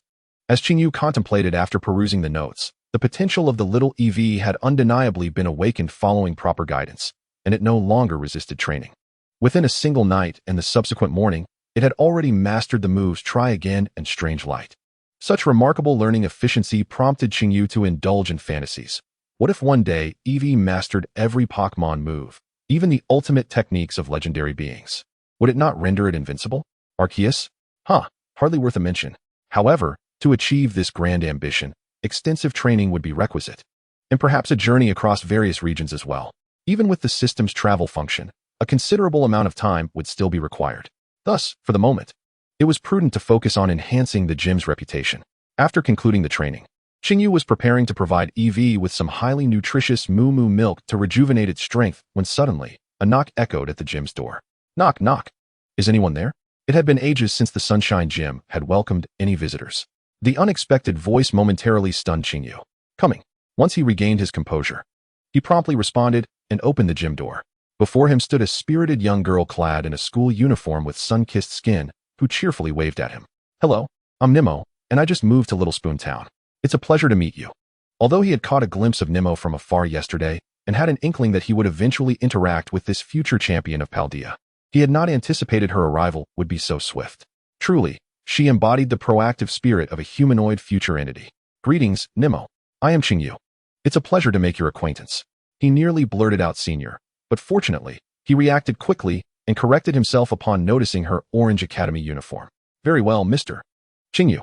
Nemo beamed a bright, cheerful smile and presented a beautifully wrapped gift bag to him. This is a housewarming gift. Please accept it. The custom of giving gifts to neighbors as a means of fostering camaraderie is not only prevalent in his past life, but also resonates within the Pokémon world.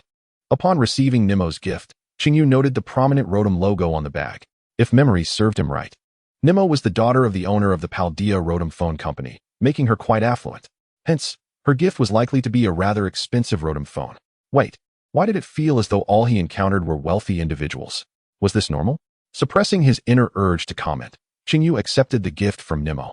While another question arose in his mind, since he had accepted a gift, what should he reciprocate with? This query, however, required no contemplation, as Nemo, with her characteristic spontaneity, had already arranged everything quite clearly.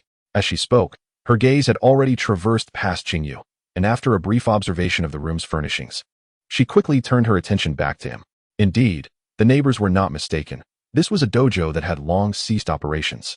Her sparkling starry eyes brimmed with anticipation. So it is, Mr. Qingyu. You are the master of this place, aren't you? Then, as a token of gratitude, I should be allowed to challenge the dojo, correct? A challenge? Qingyu raised an eyebrow. It seemed that Nemo's penchant for battle had manifested earlier than expected. Had this been yesterday, he would have undoubtedly refused without a second thought. However, the 4 move tutors he had chosen for Eevee were no mere coincidence. With just the 2 moves currently learned, it was possible that they already possessed a certain level of combat prowess. At this juncture, Nemo had likely only just acquired her starter Pokémon, making her a fitting first challenger, wouldn't you agree? Chapter 21, The Emperor's Engine? Certainly. In fact, today marks the grand reopening of the Sunshine Dojo, welcoming any challengers to step forth. Qingyu smiled gently and nodded at Nemo. The training intensity for Eevee had been relatively low, inadvertently serving as a warm-up for the upcoming gym battle. However, before the duel, may I confirm your Pokémon? Since the dawn of human civilization 2 millennia ago, when they began to tame beasts for combat, Pokémon battles have become an indispensable facet of society.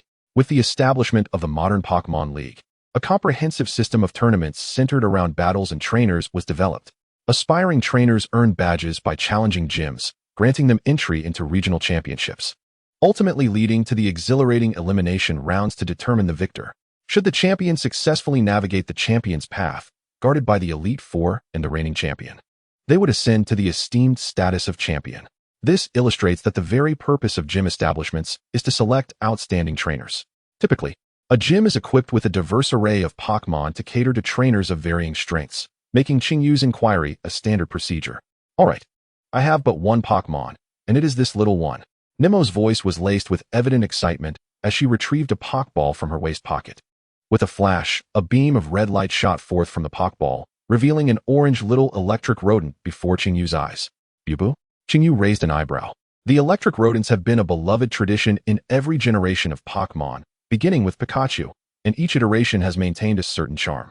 The popularity of Bubu in the Paldea region is also commendable.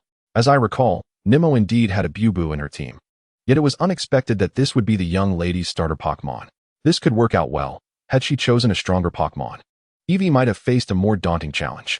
The gaze focused on the small, bewildered electric mouse at Nemo's feet, and soon several lines of text appeared before Qingyu. Bubuo, male, attribute, electric, characteristic, iron fist. The system's Pokédex function was automatically triggered.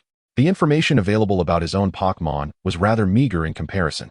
However, having knowledge of the opponent's Pokémon characteristics prior to the battle was indeed invaluable. Thus, the rules for this gym battle were established. Qingyu spoke again. I will be sending out my Eevee, and the challenger will take the first move. The side that loses the ability to fight first will be considered defeated. Is that acceptable? Nemo nodded vigorously, clearly eager for the impending duel. Qingyu swiftly led Nemo to the battle arena. As he was the sole occupant of the gym, the roles of challenger, referee, and technical staff all fell upon him. As for what the technical staff entailed, with a few deft maneuvers from Qingyu, the large screen at the edge of the arena lit up, displaying the trainer images of both Qingyu and Nemo on either side. The Pokémon world is often filled with bizarre, yet captivating technologies. For instance, swiping a trainer identity card automatically imports a virtual representation, a standard feature of the gym. How impressive! Once everything was in place, Nemo instinctively began to rub her hands together, ever ready for the battle to commence. However, before the gym battle could begin, one crucial aspect remained unfinished. Nemo, I can sense your passion as a trainer devoted to battles, Qingyu stated, his expression turning serious as he stepped onto the battlefield. Yet, due to this fervor, I wish to ascertain whether your intentions align with those of your Pokémon before embarking on your journey. Why not convey the answer in your heart through this battle? Let us begin. Before the gym battle, how could one overlook the customary banter? A smile crept across Qingyu's lips as his Eevee began to move toward the battlefield in sync with his words. I understand. Although Nemo did not fully grasp Qingyu's words, she nodded in enthusiastic agreement. Perhaps this was the essence of a reliable adult? Bubuo, use quick attack and charge forward. Gym battles typically allow the challenger to take the first move, and Qingyu had confirmed this beforehand, prompting Nemo to decisively issue her command. Bubuo quickly propelled itself with its short legs and, after a brief acceleration, shot forth like a rocket. Quick attack, the most common priority move, was executed with lightning speed. Eevee dodged quickly. It is well known that the Pokémon world harbors numerous practical moves not recorded in official manuals. Commands such as dodge quickly and hang in there serve as highly effective catch-all strategies in real battles. As long as the commands are shouted swiftly and loudly enough, one need not fear that their Pokémon will be slow to react. However, after issuing commands, Eevee remained motionless, leaving Qingyu dumbfounded. Given Eevee's performance over the past few days, it seemed he had unconsciously overlooked a crucial aspect of real combat. Eevee's temperament and characteristics had a profoundly detrimental impact on practical engagements. Although he could train effectively against puppets, he lacked any real-world experience, and it was inevitable that his initial confrontation would be marred by trepidation and anxiety. His previous notions had been somewhat idealistic. Perhaps he indeed possessed exceptional skills in theory and gameplay, yet in the arena of actual battle, he was merely a novice. The emergence of this situation had caught him entirely off guard. Qingyu's mind raced as he contemplated how to navigate the predicament before him. Thud, thud, thud. At that moment, a deep and powerful heartbeat gradually became discernible, like the fervent beat of war drums echoing with increasing urgency. An invisible weight of pressure enveloped Qingyu, making each breath a challenge. This was. Qingyu paused, instinctively glancing across the way. Not only he, but even Nemo appeared noticeably affected by the inexplicable sound, looking bewildered and helpless. The one most profoundly impacted was undoubtedly the creature at the center of the arena, Bubo. Once sprinting at full speed, it had noticeably slowed, as though it had been fixated upon by some ominous presence, eventually halting its offensive entirely. Instead, it adopted a posture of vigilance, fixating intently on the motionless Eevee not far away. Qingyu instinctively swallowed hard, his gaze complex as he regarded Eevee, perhaps due to the tension of facing Bubo's onslaught. Its 4 short legs were firmly planted on the ground, its center of gravity instinctively leaning forward, presenting an appearance of readiness. Had he not been aware of Eevee's true condition, he too might have been intimidated. In that moment, Qingyu found himself at a loss for what expression to wear. Had fear of injury compelled him to employ the Imperial Engine? Haki, what have you done? Chapter 22. Am I truly remarkable? The Imperial Engine. This was not a phenomenon typically found in the Pokémon world. It originated from the manga One Punch Man, the signature move of the world's strongest hero. Of course, those familiar with the manga understood that this ability did not actually exist. It was merely the exaggerated heartbeat of an ordinary individual overwhelmed by anxiety, ultimately transformed into such a fictional trademark. This resonated strikingly with the current impression Eevee conveyed, prompting Qingyu to draw parallels between the two. Yet, the comparison was not entirely apt. Eevee lacked the capability to summon a terrifying bald figure in critical moments, rendering the scene somewhat awkward. If one were to draw a comparison, it bore a resemblance to the characteristic of oppressive presence. The sensation of oppression is a most intriguing trait, one that seems to be possessed solely by the legendary beasts, signifying their overwhelming superiority over ordinary Pokémon. Yet, paradoxically, its effect can be likened to a blank slate. Although it initially left the priority-advantaged Bubo in a state of uncertainty regarding whether to press the attack, such a stalemate could only last so long before the truth would inevitably surface. Consequently, Qingyu decided against continuing to direct Eevee. In this state of heightened tension, further guidance might indeed amplify its stress. Whether Eevee can transcend its inherent character flaws will dictate the course of the battle. Thus, it is imperative to support it as much as possible. Bubo, muster your courage and charge forth. Following Qingyu's lead, Nemo quickly grasped the situation and resumed her authoritative commands. Bubo. Upon hearing her trainer's voice, Bubo visibly relaxed, shaking its head in preparation. Its hind legs poised to spring into action, eyes once again fixed on Eevee. However, at that moment, Eevee took the initiative, maintaining its forward-leaning posture, its forelimbs subtly lifted, executing a seemingly innocuous yet perceptible maneuver. Qingyu's pupils dilated in shock, only to return to normal in an instant. The forward stance of Eevee rendered it off balance, and should the opponent be astute enough, this would be immediately apparent. At this juncture, if Eevee were to employ quick attack, evasion would be all but impossible. Nemo was momentarily taken aback. Why did this Eevee appear so unstable, as if it could lose its balance at any moment?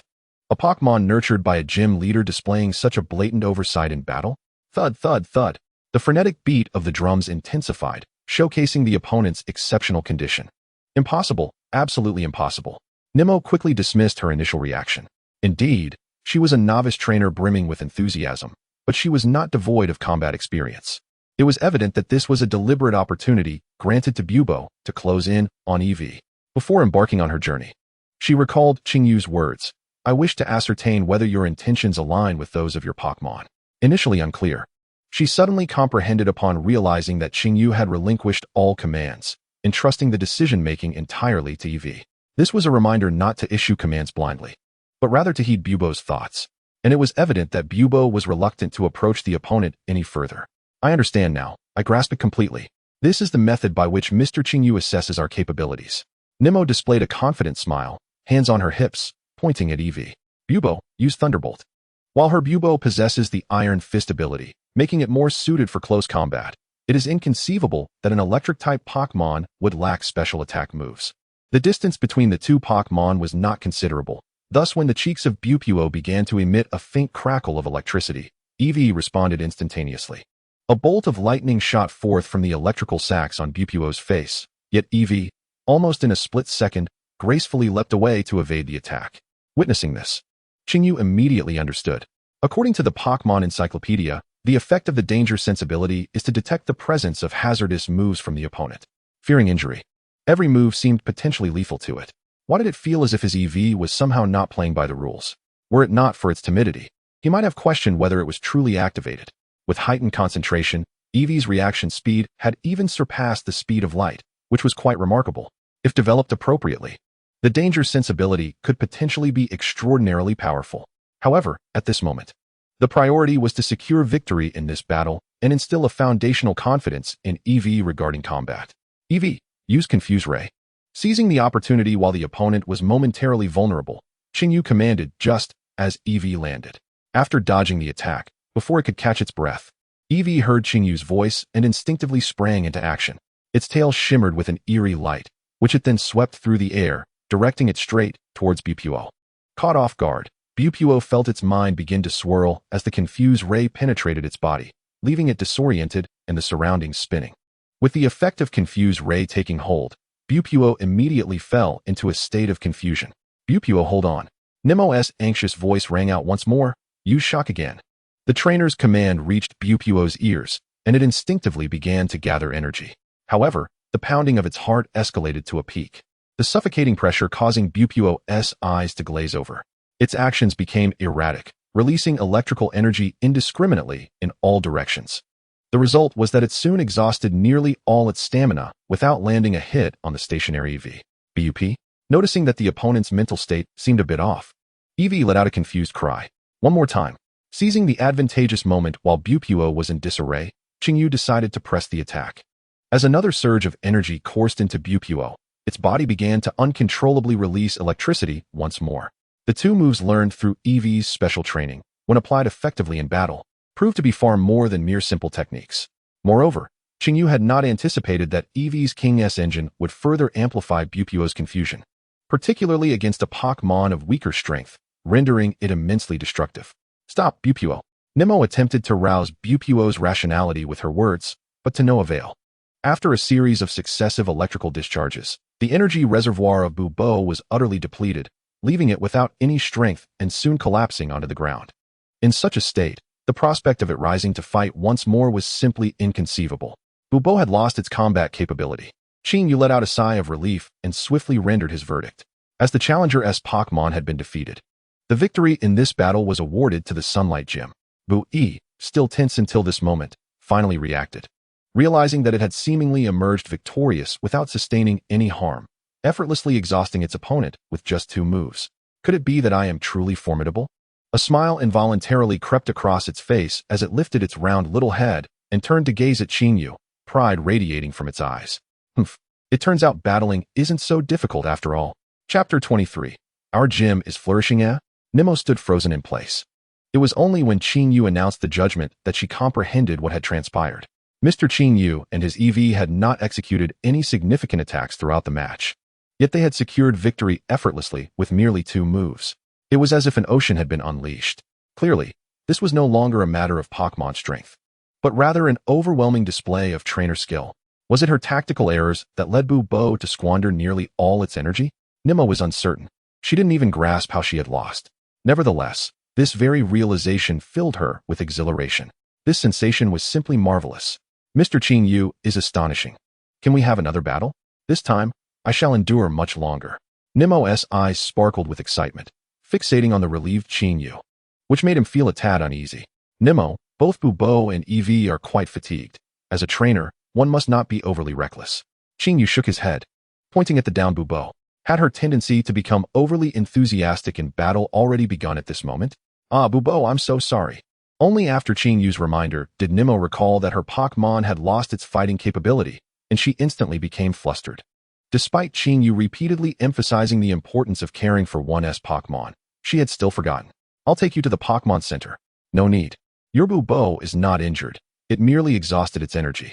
Chinyu chuckled helplessly, reaching out to halt her from returning Bubo to its Pokeball. There are energy fragments in the gym. Let it consume one and rest for a while, and it will be perfectly fine. Follow me, as Chinyu had assured. After consuming an energy fragment, Bubo rapidly regained consciousness. Phew, that scared me. Nemo exhaled in relief, redirecting her gaze back to Chinyu. I am truly grateful to you, Mr. Chinyu. After saying this, she retrieved a pink pouch adorned with a Pikachu from her pocket. This is quite unnecessary. Noticing Nemo's actions, Qingyu swiftly intervened to halt her incantation. In the realm of Pokémon, battles are a prevalent endeavor, and it is not uncommon for trainers to unexpectedly emerge from the tall grass. When the gazes of trainers meet, it signifies the commencement of a battle. Naturally, should one fail in their challenge, there exists an unspoken rule requiring monetary compensation. Defeating and guiding novice trainers through battles, while collecting a portion of the league currency, is also a significant source of funding for the gym. From a procedural standpoint, this is both reasonable and lawful. However, at this moment, Nemo is still a minor, and Qingyu feels somewhat uneasy about taking her money. He is not in need of funds, and accepting challenges from novice trainers is indeed part of his duty. Once the battle concluded, there remained a final segment of the process. Nemo, I presume, is not unfamiliar with commanding battles? It is evident that you handle command with great finesse, as there were no apparent issues. Identifying the challenger's current problems and guiding them toward improvement is equally a responsibility of the gym leader. Indeed, I have also challenged gyms in the Unova region. Nemo nodded vigorously. Before arriving in Paldea, she had attempted to become a trainer in Unova and even challenged the Strat gym.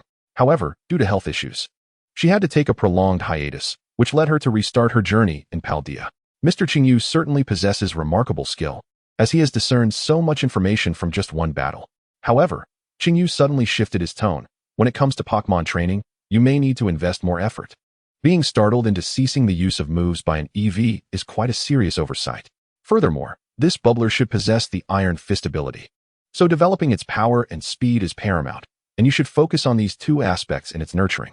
Although Bubbler is an electric-type Pokémon upon evolution, it becomes an electric fighting type, which is relatively rare among electric physical attackers. Most electric physical attackers suffer from the unfortunate disadvantage of being unable to learn powerful moves of their own type, with the exception of the highly popular electric rodents, who have a considerable advantage in this regard. Whether it's Pikachu's Volt Tackle or Bubbler's Electro Ball, both are exceedingly effective moves. Thus, the simplest nurturing method is the 252 strategy from the game, focusing primarily on physical attack and speed. Yes, Mr. Qingyu is absolutely right. Nemo nodded repeatedly, fully embracing Qingyu's guidance. Even as a novice trainer, she could discern the soundness of Qingyu's advice. Moreover, aside from the Strat gym, she had also challenged other gyms and received suggestions from several gym leaders. Yet, these typically revolved solely around the content of the battles themselves. It was the first time that Nimo had witnessed someone like Qingyu, who bypassed his own performance in battle to meticulously guide her on how to cultivate her Pokémon. Indeed, Mr. Qingyu must be an exceptionally formidable gym leader. She yearned to challenge him every day. If she could engage in battle with him daily, she would surely attain champion-level prowess in no time. Mr. Qingyu, may I frequently come to the gym for challenges? Nimo, ever the audacious action taker, expressed her thoughts without hesitation. Conversely, Qingyu was momentarily taken aback. Oh no, is this directed at me? Nimo's insatiable desire for battle was not something just anyone could endure. Wait a moment. There seems to be another solution?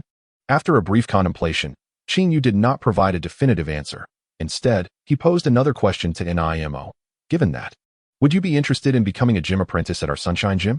A gym apprentice, a staple presence in every Pokémon game's gym, plays a crucial role in the gym's assessments. For a gym to operate continuously, the presence of apprentices is indispensable. The reason is rather simple. Once the tournament begins, a single gym leader cannot possibly manage the influx of challengers alone. Moreover, if the leader wishes to improve, it is common to venture out, learn new strategies, and capture new companions. During such times, apprentices can temporarily assume the leader's responsibilities, preventing the gym from closing its doors. Although Sunshine Gym has yet to gain significant fame, and perhaps Qingyu alone suffices for now, it is evident that they are on the correct path to prosperity. Expanding their influence is merely a matter of time. This is the perfect opportunity to solidify their foundation, enhance Eevee's confidence through practical battles, and guide Nimo to become a competent trainer. Furthermore, this would not impede her participation in next year's South Paldea Champion Road. A splendid plan. Can I really? Nimo was taken aback by Qingyu's inquiry. For a novice trainer, being a gym apprentice is undoubtedly a fast track, as it offers the invaluable opportunity to receive direct guidance from the gym leader, an experience far more precious than mere battles. Yet, this very realization, which had initially filled her with excitement, now introduced a tinge of self-doubt.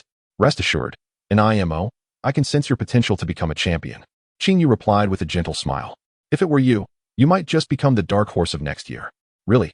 Mo's dream had always been to become a powerful trainer, and if even Mr. Qingyu believed in her abilities, she would surely strive even harder to attain the title of champion. If she could master the formidable combination techniques that Qingyu had just demonstrated, she would undoubtedly grow stronger as well. I look forward to your guidance in the future, Teacher Qingyu. Chapter 24. It seems I still lack the depth of darkness after agreeing to become an apprentice at Sunshine Gym, and Mo quickly departed. After a morning filled with training and an exhilarating yet predictable battle, Eevee lay peacefully in Chishu's embrace, drifting into a tranquil slumber. To Chishu's astonishment, Nemo had truly become an apprentice at the Sunshine Gym. Reflecting on the recent events, Chishu couldn't help but express a sentiment of wonder. Should Nemo successfully claim the championship next year, the influx of challengers to the Sunshine Gym would likely be overwhelming. In the future, if he encounters promising talents, he might even recruit a few more. If the main quartet from Paldea were to unite, wouldn't the Sunshine Gym become invincible? Now, it is the time for dreams. As his mind relaxed, a few lines of text materialized before Chishu's eyes. Although the live streaming endeavor is flourishing, attracting fans from around the globe to the obscure Sunshine Gym is evidently no simple task. Fortunately, local challengers have come forth, and after an exhilarating series of battles, you have ultimately secured your first victory as the newly appointed gym leader. Chishu slowly typed a question mark. Was it truly difficult? Despite Eevee's King engine nearly overwhelming him, the entire process seemed rather smooth, did it not? This system continues to be absurdly inaccurate. Task: embrace the responsibilities of a gym leader and achieve your first victory against challengers. Completed. Reward: Xiaojuer's Gym Management Guide. Upon lightly touching the screen, a slender guide appeared in his palm. Though termed a guide, it resembled more of a magazine. Compared to the previous green notebook, the thickness of this content exuded a distinct lack of sincerity. However, Chishu had not anticipated that this reward would be particularly useful. Driven by strong curiosity, he glanced at the cover. Instantly, he understood why Xiaojuer could lead the Raven Gym to international acclaim. With such a flawless visage and physique, it would be a travesty for her not to achieve fame. But how could he emulate that?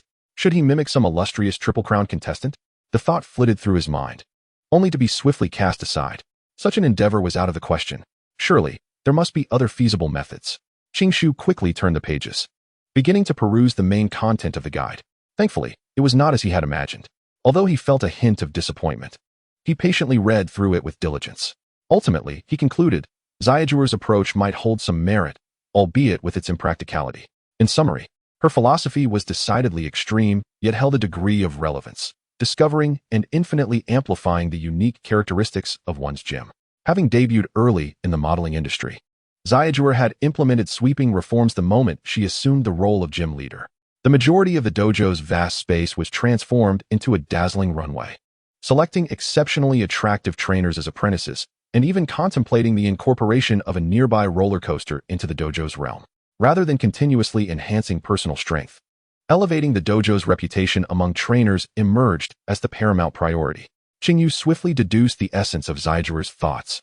Although it felt somewhat unconventional, one could not deny its efficacy, particularly for a charismatic dojo master endowed with a plethora of fans. This innovative concept has indeed been validated by many young dojo masters, such as the peculiar tree of the Brewing Light Dojo, which undeniably aligns with their current trajectory. What then is the focal point for the development of the Sunshine Dojo? As he gently stroked the fur of his Eevee, Qingyu found himself lost in contemplation. Is it engaging live streaming content akin to that of the peculiar tree? Perhaps it constitutes a portion, yet it does not resonate entirely. Moreover, after 2 live streams, he could distinctly perceive that without alterations, the impact of live streaming on the dojo's popularity was negligible. Ultimately, those who followed him sought to glean insights from his strategies or to understand intriguing tactics, rather than the Sunshine Dojo itself. Wait a moment, could it be that the key term is learning? A spark of realization illuminated Qingyu's mind. He felt he had grasped the crux of the matter. Influenced by him, the audience in the live streaming room and the comments section predominantly referred to themselves as students. Thus, did his role not naturally transition into that of a teacher? If challenging the dojo could impart valuable knowledge, perhaps even leaving a more profound impression than online interactions, could this not be seamlessly integrated with live streaming? Then, how might he accentuate the dojo's uniqueness? Qingyu continued his train of thought. The novice trainers in this world essentially equate to students from a past life. Furthermore, if memory serves, the atmosphere at the Orange Academy remains quite chaotic, reminiscent of an elite institution. It was only after the establishment of the Tianqing team by Mutant that the Orange Academy began to regain its footing. This implies that the current students of Paldea are ravenously seeking knowledge. What is the best method to ascertain the students' levels? It is through examinations. The Paldea Dojo already retained a segment of mini-games before challenges, so why not initiate a comprehensive assessment? No, that seems too simplistic. Merely testing would not suffice to foster student progress. Much like the midterm and final examinations at Orange Academy, overly simplistic questions would leave even elementary students shaking their heads. Thus, one must devise obscure yet valuable content that, once learned, becomes a treasure. For instance, the QA segment in his videos could serve as a part of the dojo's examination question bank. This way, the synergy between online and offline interactions would reach its zenith. Qingyu felt as though he had struck upon a stroke of genius. At the current pace, by the time the dojo begins to attract a modest following, the number of challenges is likely to have expanded significantly. Do you wish to challenge the dojo? First, take the time to thoroughly watch my instructional videos. The lessons missed at the Orange Academy will be compensated for by our Sunshine Dojo. Should it become one of the designated dojos on the path to becoming a champion, it would serve to rigorously train a new generation of aspiring trainers. Just then, the fading subtitles before Qingyu began to roll once more. With the first challenger now present, it is anticipated that more trainers will come to challenge the dojo. Under your leadership, the Sunshine Dojo is on an upward trajectory, and it is merely a matter of time before passing the dojo assessment becomes a reality. Having been granted a second chance at life, you are acutely aware of the significance of this dojo assessment. In addition to securing the dojo's qualification, your goal must also be to ascend to one of the 8 dojos. New task initiated. Pass the dojo qualification assessment of the Paldea League. Rewards, distributed according to assessment results. Indeed, the information provided by the system aligns perfectly with Qingyu's thoughts, further solidifying his conviction in the correctness of his intentions. Perhaps starting with Nemo tomorrow would be a prudent choice. Nemo's command and reading abilities during competitions are commendable. If she can learn a more adaptable style, it would undoubtedly benefit her growth immensely. However, it may prove somewhat challenging at first. Well, one must endure hardship to grow stronger, right? Nemo should understand that, shouldn't she? Qingyu murmured to himself. Just then, his phone, which he had placed on the table, vibrated twice. Did someone respond to his message? Qingyu quickly realized this, moved his Eevee to the other side of the sofa, and picked up his phone. It was a message from Chishu. Chishu, you should feel honored to have Chishu add you as a friend. Chapter 25. I see. I am gradually understanding everything, Chishu. You should feel honored to have Chishu add you as a friend. Upon receiving Chishu's message, Qingyu was momentarily taken aback. He had always assumed that Chishu crafted such an endearing persona deliberately for the sake of streaming, but it was surprising to find her equally charming in real life. With so many amusing points to consider, he found himself at a loss for words. However, judging by Chishu's cheerful tone, it seemed that she did not add him out of a desire for an explanation after being defeated in a game. Drawing from his extensive experience in his previous life, he instinctively thought this upon receiving the friend request. As a lively gaming streamer, Qingyu's gaming career could be summarized in a single word: chaotic. After all, one must create engaging content to keep the audience entertained, right? Setting aside Pokémon battles, the same principle applied when occasionally streaming other games. The first card deck in Hearthstone is the Dirty Priest, while in Yu-Gi-Oh! I only play with the Sacred Tablet. In gaming, one often finds themselves lurking in the shadows, assuming the role of the underdog. Undoubtedly, while such playstyles can be exhilarating, they come with their own set of risks. Should one encounter a temperamental player, adding them as a friend may lead to an abrupt escalation into a chaotic confrontation. Fortunately, the local populace of the Pokémon world is rather amiable, and my own skills have yet to be fully unleashed, so I should be in the clear for now. Greetings, Miss Chishu, said Qingyu courteously, casting a glance at the time. It was 1 p.m. She must have just awakened. Indeed, the sleep schedules of streamers are quite peculiar.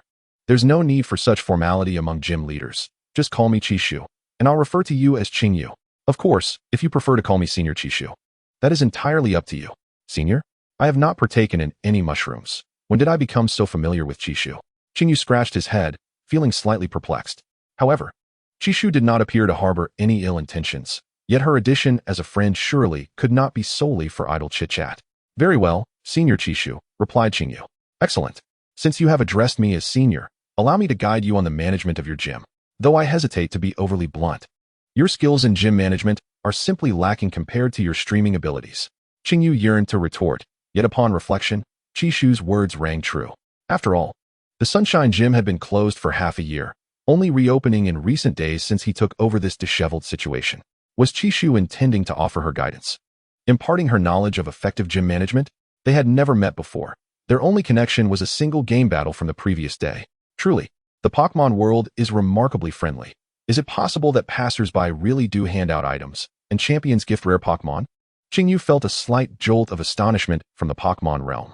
Nonetheless, in terms of planning for his gym, the best reference point indeed appeared to be the Brewing Light Gym.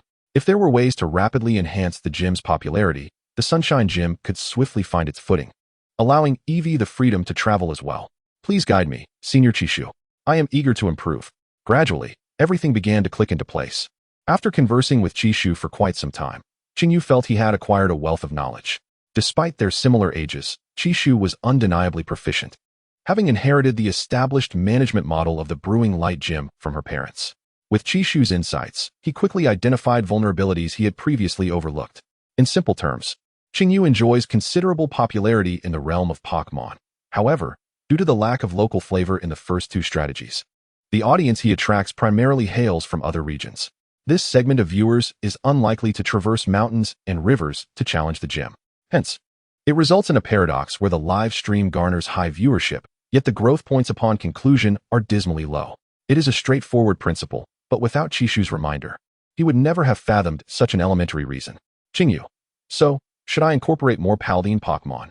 Chishu, in fact, rather than introducing a systematic strategy, it would be more beneficial to focus on 1 or 2 Paldean Pokémon. Chishu once again offered his advice, which Qingyu found to be quite sensible. After all, at this juncture, the challengers to the gym are predominantly novice trainers, and expecting them to devise a cohesive lineup is exceedingly challenging.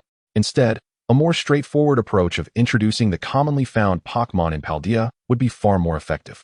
This not only aids in enhancing the local popularity and influence of the Sunshine Gym, but also aligns with his vision for the gym's development, thereby attracting more challengers. Indeed, Chishu, the future super popular blogger and the sole designated adorable figure of Paldea, proves to be utterly reliable. Qingyu, thank you very much for your advice, Senior Chishu. I believe I now understand what I should do. Chishu. Of course, a dependable senior like me is quite remarkable. Chishu. However, there is one issue. Qingyu, how much do you know about the Pokémon of Paldea? Although this path is bright with promise, it comes with a prerequisite. Qingyu must possess a clear understanding of the applications of most Pokémon in Paldea, which is a lofty expectation for an 18-year-old. Qingyu, well, it should suffice, right? After a brief moment of reflection, Qingyu recalled that although he primarily engaged in double battles in his previous life, he has a basic grasp of the Pokémon that appeared in the game. When it comes to the most common Pokémon across regions, it undoubtedly has to be the home bird and the home mouse. And speaking of Paldea's home mouse, it is indeed remarkable and can be connected to the previous episode's nail video. With this thought, Qingyu immediately determined the content for tonight's live stream. After chatting with Chishu for a few more moments, Qingyu scrolled the screen back to the navigator's homepage. A quick glance revealed that the message he sent to Julan had yet to receive a response. Perhaps the champion is rather busy? Qingyu paid it no mind, setting down his phone and stretching. The league champions and elite members are not individuals one can easily become. These champions may appear to have little to do on a daily basis, yet when crises arise, it falls upon them to take charge, especially in the disaster-prone Hoenn region. Even the diligent Da Wu could succumb to overwork. As for the elite members, one merely has to observe our diligent Aoki in Paldea to comprehend the dedication required. Even Palu must acknowledge the commitment. Aside from a certain 9-year-old prodigy, all other champions seem to juggle multiple roles. It appears that striving for progress may not always be beneficial. Perhaps it is more agreeable to simply be a modest museum curator. Qingyu shook his head. He decided it was best to prepare the content for the evening's live stream. Chapter 26, A Quiet Roar in the Afternoon. It was supposed to be Eevee's relaxation time according to the original plan. They could have spent this time joyfully doodling together or indulging in a blockbuster produced by the film industry. However, after a battle earlier that day, Qingyu seized the opportunity to delve deeper into Eevee's royal engine. The television was screening a highly acclaimed film, Dream of the Enchantress. It is widely known that the Pokémon world also boasts its own Hollywood, making the appearance of some classic masterpieces from a past life quite reasonable. However, It was rather refreshing to see the majority of the cast replaced by Pokémon. Although theoretically a romance film, certain scenes contained elements of horror. Eevee sat enthralled in Qingyu's embrace, shivering involuntarily during the suspenseful moments of the plot. Then, with a resounding boom, the royal engine roared to life. At such close proximity, Qingyu felt as though his head was vibrating with a loud hum. Fortunately, Eevee quickly returned to normal in a non-combat state. No wonder the reaction was so pronounced earlier. Anyone in that situation would surely be momentarily bewildered. Powerful and formidable, indeed. It turns out that being timid is not without its advantages. Living in constant fear due to a combination of personality and traits has ultimately forged a remarkably strong cardiovascular system. This makes perfect sense. A naturally strong heart is undoubtedly the key to becoming a champion. However, it seems that unlocking Eevee's potential may still prove challenging. After some contemplation, Qingyu devised a compromise. Since becoming a formidable force was not feasible at the moment, why not make others perceive Eevee as powerful? Much like Nemo's experience with its own Eevee, the mere pressure exerted by Eevee could deter foes from engaging closely, thereby creating a significant advantage. So, what move would suit this strategy? The answer was, of course, the resounding roar, akin to that of the universe's foremost Pokémon, the Flareon. Fortunately, Qingyu had that move tutor in hand. As for the other move, the one for trade exchange that he had yet to master, he had already abandoned that idea. The initial choice of that move was primarily to mitigate the effects of danger prediction on actual combat, which now seemed unnecessary. Who said that trait was undesirable? It is truly remarkable. If the danger prediction could be thoroughly developed, Eevee's strength upon evolution would undoubtedly be sufficient to take the lead in gym battles, possibly even exceeding that. 2 hours swiftly passed, with Eevee completely engrossed in the film, oblivious to the passage of time. Finally, upon the conclusion of the film, Eevee exhaled a long sigh of relief. Though somewhat daunting, the narrative is undeniably captivating, illustrating the bond between humans and dream demons, a connection even the formidable Overlord, the Decaywood demon, cannot conquer. Wait, I am a trainer of considerable stature, am I not? When it regained its senses, it discovered that Qingyu was already seated on the opposite side of the sofa, fiddling with a disc. Noticing Eevee's gaze, he quickly offered a warm and amiable smile. Bye. After watching the movie for so long, you must be quite fatigued. How about taking a break and watching a recording to stretch your limbs? Eevee stuck out its tongue, realizing that delightful moments are always fleeting. However, in order to continue living happily with its trainer in the gym, it indeed needed to grow stronger. It was aware that the strength of that morning's opponent, the fluffball, was not particularly formidable, yet an instinctive fear had rendered it extremely anxious, nearly causing it to cry out. Eevee loathed this feeble version of itself. At the very least, it must protect this home and its foolish trainer. With this thought, Eevee nodded and obediently lay beside Qingyu, tucking its paws beneath itself, awaiting the next step from its trainer. Rest assured, this technique will be equally effortless, Qingyu said with a smile, gently ruffling its round little head. The powerful moves requiring extensive training were ones that Eevee was eager to learn, yet Qingyu was reluctant, fearing potential harm to Eevee. Thus, he chose moves that were more supportive in nature, combining them with his own imaginative ideas, which should yield commendable results. The move, Roar, is a renowned Dark-type special attack. Its effects are as formidable as its name, utilizing a fearsome roar to strike fear into opponents while inflicting significant psychological damage. The method of execution is straightforward. Unleash a powerful vocalization to channel dark energy. If paired with Eevee's instinctive activation of the royal engine when anxious, it might even intimidate opponents directly. Filled with anticipation, Qingyu watched the instructional video on the technique alongside Eevee. The teaching Pokémon was the Mastiff Godfather. Although its voice was indeed resounding, Qingyu felt that this technique should rightfully be taught by the Blazing Roar Tiger, as it seemed rather stereotypical. After several repetitions of the recording, an issue soon arose. The previously learned transformation techniques had discernible patterns, allowing Eevee to mimic the corresponding energy with its tail. However, Roar appeared entirely disconnected from such tangible imitation. It was utterly perplexing how to replicate this more abstract technique. Eevee tentatively attempted several times to roar, yet it lacked any semblance of power. It was inaudible, completely inaudible. Qingyu sighed in exasperation. If the Tiger God's roar is the authentic version, spirited and commanding, then Eevee's attempt was little more than a feeble whisper. It seemed that mere technique training would not suffice for Eevee to master this move. With that in mind, Qingyu decided to abandon his insistence. Eevee's expression appeared somewhat forlorn. Observing this, Qingyu promptly grasped Eevee's cheeks with his large hands and gently squeezed. It's all right. You've done wonderfully today. Perhaps by tomorrow, I shall devise a way for you to learn how to roar resoundingly. Gazing at Chingyu's tender smile, Eevee made a token effort to escape, but after easily breaking free from his playful grip, it slowly nodded in agreement. As the clock struck 6:30 in the evening, perhaps due to a day filled with intense focus, Eevee collapsed into slumber post-dinner, sprawled on the couch with its four paws in the air. Chingyu, needing to stream that night, refrained from carrying Eevee back to the bedroom just yet.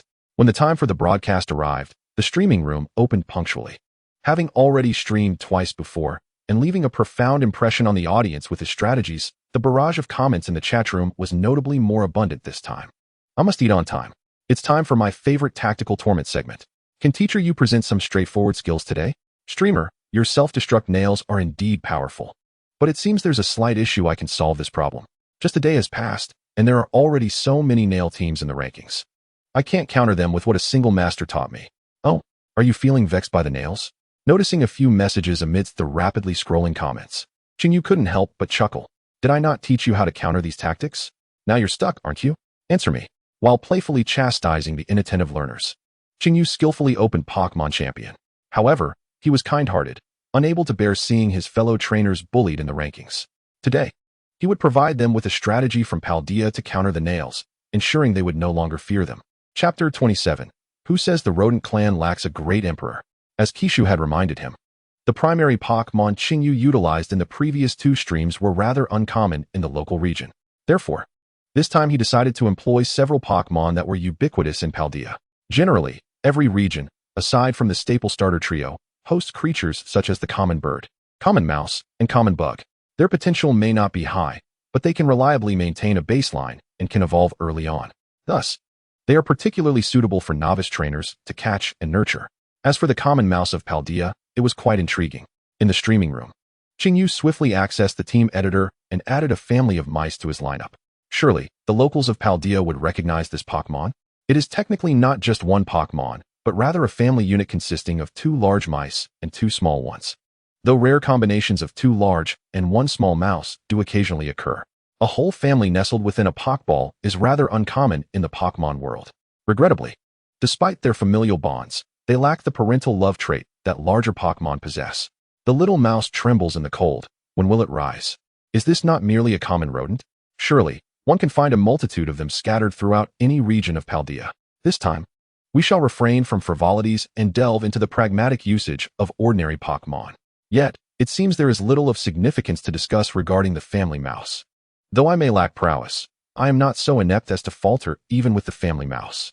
The protagonist this time appears rather unremarkable, prompting some viewers from Paldea to question its merits. In response, Chingyu merely smiled, choosing not to engage. Who says rodent kind lacks a great emperor? Today, I shall demonstrate the dominance of the family mouse. Do you jest? Do you truly believe the family mouse to be weak? It is true that easily obtainable Pokémon often share a common flaw.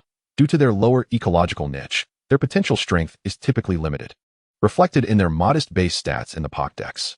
However, base stats are merely one of several factors influencing a Pokémon's battle performance and do not necessarily indicate inherent weakness. For instance, would anyone deem a Pokémon with a base stat of 250, like the Tutu dog, to be weak? Laughs. Thus, it is time for my little mouse to shine. In addition to the family mouse, Chingyu swiftly incorporated several commonly found Pokémon from Paldea into the team. The illusory masked meow, the cotton puff, the fierce arrow hawk, the steel-winged crow, and the earth king. Based solely on Pokédex numbers, the family bird of Paldea should be the angry parrot.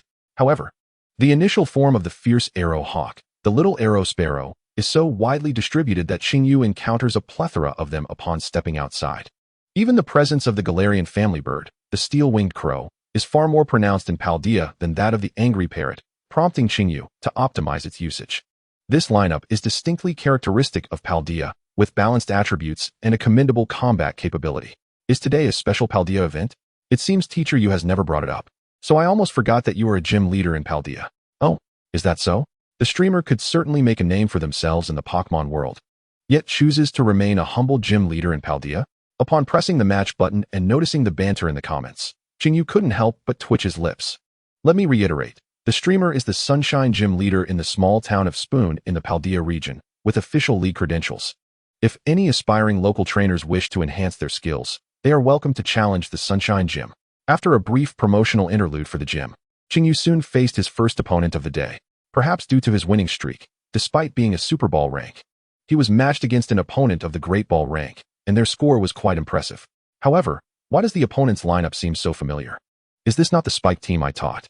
Upon confirming this repeatedly, Qingyu could not contain his amusement. How amusing. The opponent has encountered the real deal. It would be quite embarrassing if the streamer had not faced them before. The streamer, notorious for their mischief, has now led to a surge of players employing Spike strategies. All learned from your teachings. Shouldn't the essence of authentic Pokémon battles lie in passionate confrontations? Such dubious tactics, devoid of integrity, only invite more cunning countermeasures. Since Teacher Yu is the progenitor of this strategy, surely they possess the knowledge to counter it? Regardless, I have quietly taken out my notes. From the reactions in the chat, it seems that just one day of exposure has allowed Spikes to dominate singles battles. Qingyu raised an eyebrow, not at all surprised. After all, the advantages of Spikes in singles are overwhelmingly significant. The locals simply had not previously delved into such strategies, which does not imply a lack of intellect. Once the merits of this formation are subtly revealed, many will inevitably have epiphanies, joining the ranks of Spike enthusiasts, perhaps even optimizing their approaches based on Qingyu's setup. Qingyu eagerly anticipates this development. Isn't it through such iterations that the standards of Pokémon battles are elevated? However, given the current overall level of the game environment, I find myself free to maneuver effortlessly. So you choose to employ the strategies I have imparted against me? How audacious.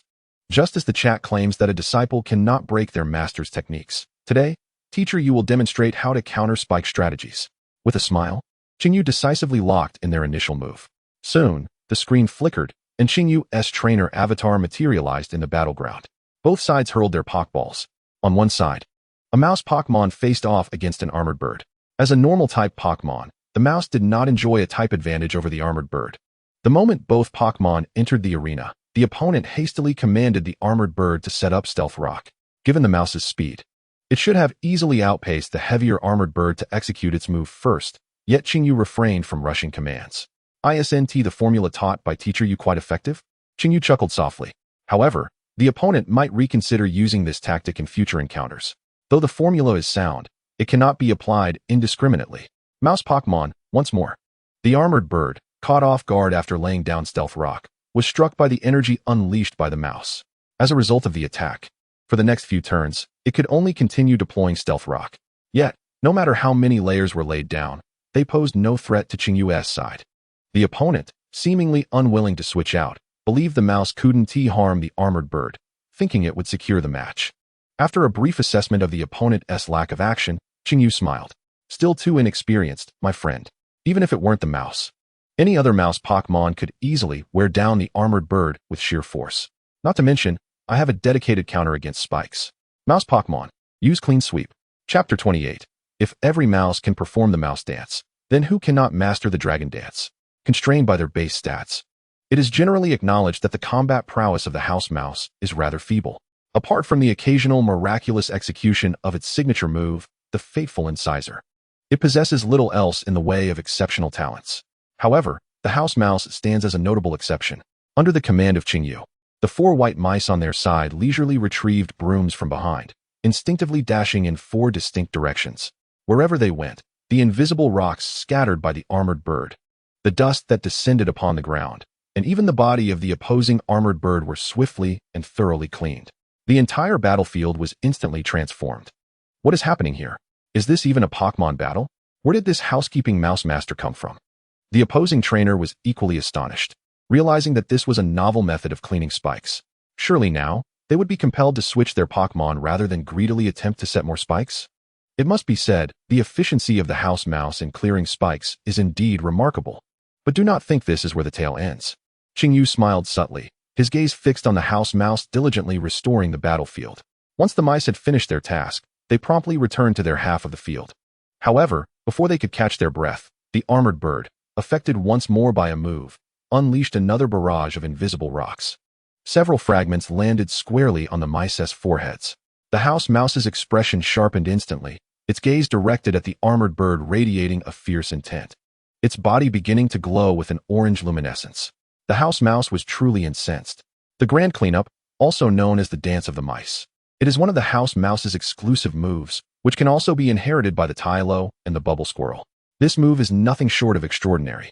It is well known that Dragon Dance is a highly prestigious boosting move, and prior to the release of the corresponding move disc, only a select few Dragon-type Pokémon were able to learn it. For many Pokémon, the simultaneous enhancement of attack and speed offers a direct combat advantage that the Swords Dance cannot rival.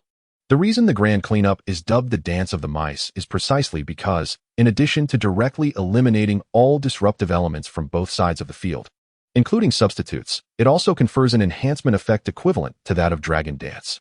Perhaps this is due to the House Mouse's inherent cleanliness, unable to tolerate any debris left by the opponent on the field, thus benevolently sending them back to their Pokeballs. Oh, dear Mouse Master, how gentle you are. In summary, it is difficult to fathom that a single move could simultaneously possess the effects of clearing spikes, breaking substitutes, and granting a boost. Xingyu had previously mentioned that powerful moves often come with side effects. So, what is the side effect of the Grand Cleanup? The answer is, it will also sweep away any spikes or substitutes placed by its own side. Of course, the solution is quite simple. If I refrain from setting spikes or using substitutes, it effectively negates any side effects, does it not? With such remarkable mastery of this technique, the House Mouse is undeniably formidable. Now, I ask you, if even the House Mouse can perform the Dance of the Mice, who among us cannot master the Dragon Dance? It is truly perplexing. Noticing that the family of mice has gained an enhancement, the opponent, momentarily stunned, swiftly regained composure and decisively recalled the armored bird. Although it was somewhat late, failure to act would have resulted in the emergence of a formidable creature. Thus, the sweeping clean continued. Seizing the opportunity during the opponent's rotation, Huingy once again commanded the field. Not only did he eliminate the hidden rocks from his side, but his combat power was also further bolstered. With maximum speed and doubled output, the mouse was evidently prepared to unleash its full potential. Under pressure, the opponent chose to bring forth the Bronze Bell. I need not glance. They were undoubtedly preparing to cast Trick Room. Huingy shook his head. He had mentioned in his video that this lineup is only suitable when the opponent is unprepared, as it is exceedingly predictable, with each Pokemon's role firmly established. As long as the opponent possesses a sense of counter-strategy, they will not allow one to succeed. Bronze Bell, Trick Room. Family of Mice, Taunt. Both sides almost simultaneously issued their commands, yet the mouse's response speed evidently surpassed that of the Bronze Bell. As Trick Room was still charging, a surge of black energy inadvertently flooded into the Bronze Bell, compelling it to halt the execution of its intended move. Did it just activate? This was indeed within your expectations, wasn't it, streamer? You surely had a hidden strategy. Such decisive commands suggest that you had already anticipated your opponent's intentions, revealing your true prowess. Had this been an initial lock-in, one might argue it stemmed from a deeper understanding of the lineup. However, this taunt was purely a masterful reading of the opponent's psyche. Clearly, the trainers on either side were not on the same level. The opponent, at a loss, took a considerable amount of time to formulate a response. Defend. Just before the opponent could voice their command, Huingy's lips curled into a confident smile as he made the call. Bronze Bell, self-destruct. The barrier of protection descended just in time to shield the family of mice. The Bronze Bell approached at a sluggish pace, its body beginning to shimmer with a white light, intervals becoming shorter with time, until it was entirely enveloped in brilliance. A terrifying energy erupted from its center, accompanied by a blinding flash and a deafening explosion. However, once the dust from the self-detonation settled, the Bronze Bell lay unconscious upon the battlefield, while the family of mice remained unscathed. Thanks to the preparations made in advance, the close-range explosion merely breached the protective barrier, leaving the family of mice virtually unharmed. I am utterly astounded. To anticipate the opponent's commands twice in succession must have shattered their composure. There must be an advantage. The fundamentals are elementary. This is the most basic form of prediction, my fellow classmates, as experience naturally cultivates skill.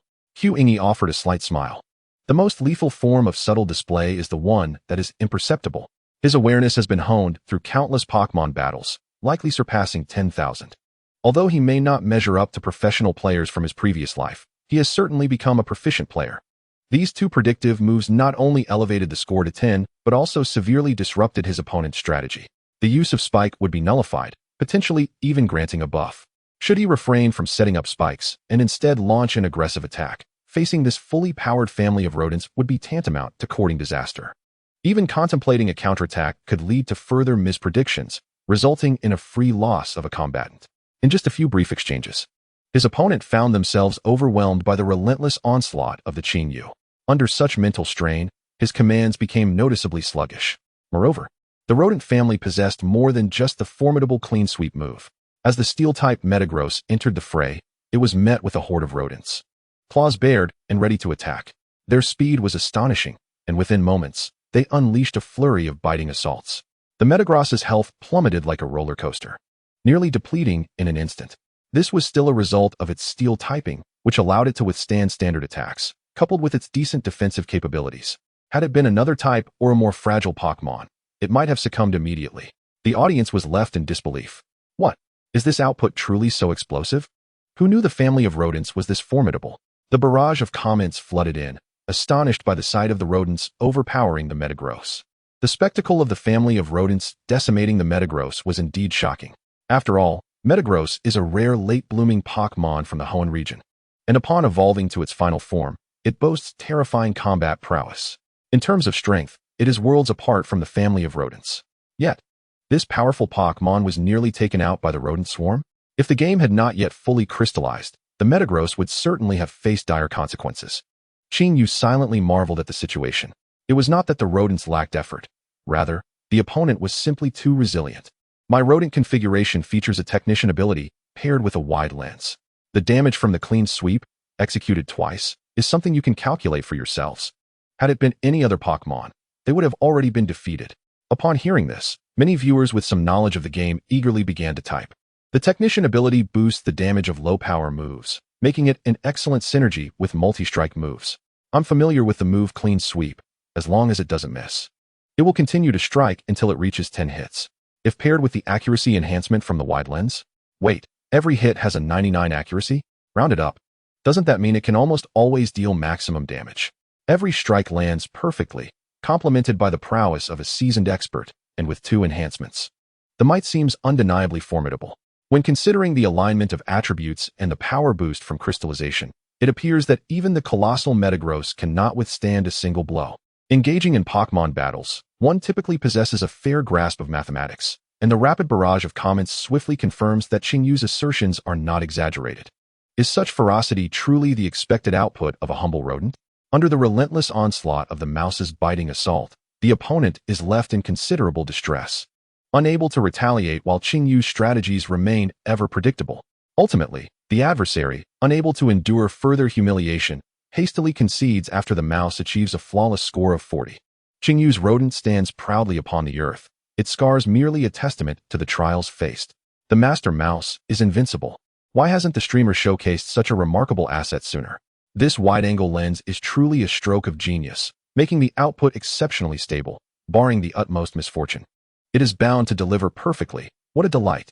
I've learned my lesson. Tomorrow I'll venture into the wild to capture a mouse of my own, and once it matures, I'll challenge the streamer in Little Spoon Town. But if I bring a thick, fat helmet, one tea that spell doom for you? It must be said. As the audience swells, the number of commentators also noticeably increases. While most are preoccupied with copying strategies, some have already devised countermeasures against the Master Mouse's affectionate onslaught.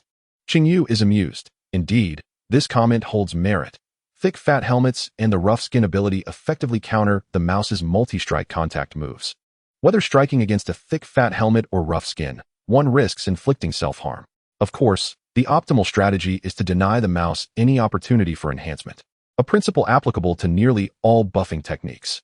The opponent's significant defeat stems primarily from a disparity in information, unaware of the Master Mouse's sweeping move, which perfectly counters the spikes. They unwittingly granted an opportunity for enhancement, resulting in the emergence of a monster. Such occurrences are hardly unusual, due to regional constraints.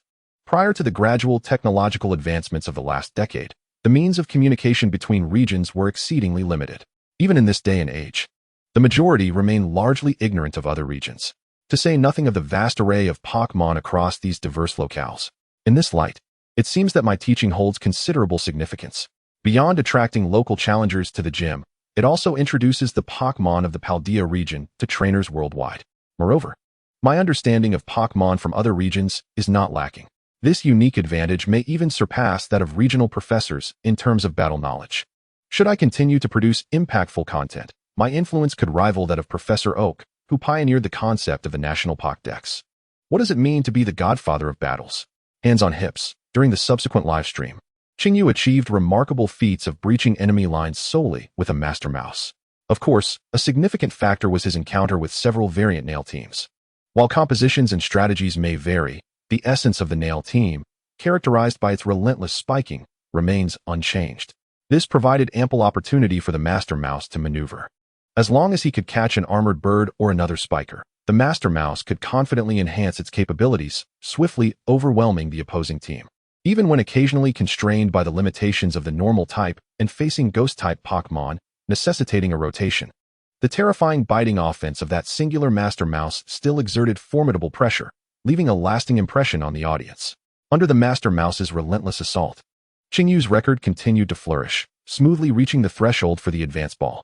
However, if it weren't for the unexpected setback caused by the initial mouse count, everything would have been perfect. Did you really start with a move boasting a 99 hit rate? Indeed, battles are a game of luck. Even a formidable talent like Teacher, you must face the whims of Lady Luck. It appears the system has begun to exert its influence in the trial phase.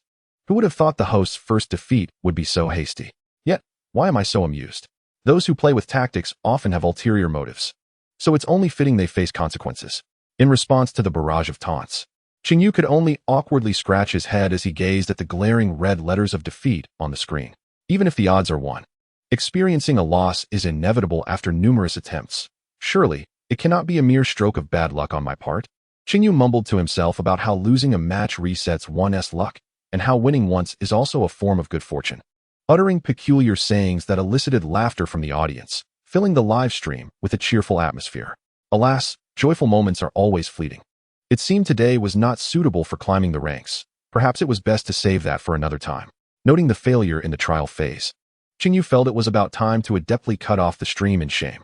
Truly deserving of the title, the fastest man in the world. Streaming just 1 hour a day is unparalleled. Wait, before Teacher Yu departs, could you share which Pokémon is effective against a Master Mouse? Since everyone will inevitably learn, I might as well directly learn how to counter it. Wow, you're a genius. You're on the 2nd level. An old layered pancake, indeed. How to counter a Master Mouse? Qingyu raised an eyebrow upon noticing the comments. Does this even require my instruction? Just find a fighting-type Pokémon, and one punch should suffice, right? However, if it isn't faster than the Master Mouse, there is indeed a risk. Is there a simpler Pokémon? After some contemplation, Qingyu arrived at a solution. Perhaps a Garchomp would do, with its rough skin ability and helm. Not only would it be a headache for the Master Mouse, but it would also be quite bothersome for most melee Pokémon. Although the land dragon may not master the Dance of Dragons, it is certainly of lesser nobility compared to our adeptness in the Dance of Mice. Nonetheless, it proves to be quite useful. After unconsciously sharing a joke about the land dragon, Qingyu eagerly awaited the barrage of responses. Reversal of the celestial battle. Does this illustrious dragon-type demigod not care for face? Little Black, at last revealing its chicken-like claws. Since he first noticed the barrage engaging in the dodo bird meme, he had surmised that the inhabitants of this world also appreciated whimsical humor. As anticipated, Qingyu's initial disappointment from the battle began to dissipate. At that moment, a dazzling paid message adorned with golden borders appeared prominently in his line of sight. Mythologist Julan. If the fierce biting land shark heard this statement, it would surely be incensed. Facepalm laughing. Noticing the striking lightning symbol beneath the user's name and avatar, Qingyu furrowed his brow, realizing the situation might be more complicated than it appeared. He instinctively clicked on the user's profile, where the staggering 7-figure follower count underscored this viewer's popularity. The brief introduction read, "New champion of the Sinnoh League, Julan." What should he do now that Julan herself had caught him making a joke about the land dragon? Awaiting a response online, he felt a sense of urgency. Chapter 30. Julan. In recent months, the once quiet Sinnoh region has witnessed a series of significant events. The first of these was the triumphant ascent of a young novice trainer who successfully navigated the Lily of the Valley Conference and passed the rigorous Championess Path examination. This heralded the arrival of a new champion, infusing the Sinnoh League with youthful vigor after years of stagnation. The name of this champion is Julan. The subsequent 2 major events are also closely tied to this young champion. With the emergence of a new champion, the aging members of the Sinnoh Elite Four no longer needed to endure the strain of competition and promptly retired 3 of their number. Had it not been for concerns regarding the inexperience of the newly minted trainers, the sole remaining ground-type Elite Four member, Granny Kikino, would likely have also hung up her mantle. The retirement of the Elite Four in itself may not seem particularly noteworthy. However, The vacancy of 3 positions posed a considerable challenge in selecting suitable replacements. Naturally, this responsibility fell upon the shoulders of the newly appointed champion. In the Sinnoh region, Pokémon League. Boom. A thunderous explosion resonated from the battle arena at the back of the league. Crack. The fierce biting land shark, with its rough skin bristling with spikes, struck the ground with a resounding thud. It let out a deafening roar that reverberated with an aura of intimidation. Before it, the battered El Rado knelt, its defiant gaze fixed on its opponent, unwilling to concede. How can this creature be so overwhelmingly powerful, like a monster? With such thoughts racing through its mind, El Rado rolled its eyes and collapsed to the ground. The battle concluded. The score stood at 62, with champion Julan emerging victorious. A referee, adorned with a safety helmet, waved a flag to announce the verdict of the match. Behind El Yurder, a youth with light blue hair let out a resigned sigh. I have lost. He cast a glance towards his opponent, where a woman clad in a black trench coat, her golden hair billowing in the breeze, stood with her arms crossed, seemingly scrutinizing him. If one were to overlook the pink lollipop delicately held in Julan's hand, she indeed exuded an air of striking elegance. Despite being peers, why was it that he could only manage to narrowly defeat 2 of her Pokémon despite his utmost efforts? A sense of despair welled up within Wusong, yet he endeavored to maintain his composure. Thank you for your guidance, Champion Julan. He bowed his head in respect. I look forward to your continued mentorship next year. Upon hearing his words, the previously confident Julan blinked and instinctively tilted her head. But you have already proven your worth. Haven to you? Is it true that psychics are so concerned about their image? Even as he performed a full bow, her hair remained impeccably unchanged. Remember to report to the Pokémon League tomorrow, alongside Day and Aliu. With that, Julan slowly extended her hand and recalled her Garchomp into its Pokeball, departing without a backward glance. This is a pair, I assent it. Wusong stood frozen in place, astonished that despite his overwhelming defeat, he could still pass the Elite Four examination. Rest assured, your capabilities are more than sufficient for the role of Elite Four. Noticing his state, Granny Kikuno, who had been silently observing, approached him with a smile and gently patted the seemingly shattered spirit of Wusong. In truth, when little Julan embarked on her path to challenge the champion, the former Elite Four could only defeat 2 of her main Pokémon as well. In the late hours of the night, in the Sinnoh region, at Shinho Town, a Garchomp, carrying the golden-haired lady, descended gently before a villa. Miss Julan, seated upon its back, stifled a yawn. How tiring. Once inside the villa, she sank into the sofa, staring blankly at the pitch-black screen. After so many days, the rigorous task of selecting the new Elite Four had finally reached its conclusion. Although the 3 trainers chosen were young like herself, they at least possessed commendable strength. Under Granny Kikuno's guidance, they should adapt to the responsibilities of the Elite Four quite swiftly. In the forthcoming days, she anticipated a period of ease. Yet, despite the much-anticipated holiday, she found herself at a loss for activities. Even the game she had longed for seemed too much to muster the energy to open. Julan sighed, gathered her waist-length hair into a simple bun, and reached for the phone resting on the table. Having been nurtured by her grandmother from a young age, with her primary pursuit as a mythologist and her secondary role as the Sinnoh champion, she was rather traditional and seldom utilized her phone. Thus, it was hardly surprising that she had left it behind during her trip to the Pokémon League. Certainly, during particularly dull moments, she would occasionally open her Pokémon app to watch Professor Oak's breeding series or check for any new developments in archaeological excavations from other regions. However, this time upon unlocking her phone, something seemed amiss. In the center of the locked screen, a message from Qingyu appeared before Zhulan's eyes. Qingyu, I apologize for not responding sooner. I'm feeling much better now. The gym left by my parents is an important treasure to me, so if possible, I would like to try to continue managing the Sunlight Gym.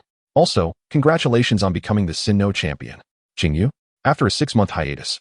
Receiving a message from her childhood friend who had almost fallen off the radar caused Zhulan's pupils to constrict, and her lips involuntarily curved upward. Even the fatigue accumulated from several days of work dissipated significantly. Although the message arrived somewhat late, learning that Qingyu had emerged from his sorrow genuinely brought her joy. Overcoming such a misfortune required immense courage. Had she not been so busy in the months following her championship victory, she might have been unable to restrain herself and would have set off for Paldea to bring Qingyu back to Shunhui Town for recuperation. It seemed now that he might not need her assistance. Zhulan smiled softly, tapping her fingers slowly on the screen to type out 2 lines of text. Zhulan, it's all right. I'm just glad you're recovering. I remember the Sunlight Gym is located in the small town of Kishi in Paldea, right? Since she had some free time these days, Perhaps she should pay a visit to check on Qingyu's condition? Managing a gym alone must not be easy. Shouldn't she offer whatever assistance she could? She recalled that her grandmother's research institute had a rather capable Riolu.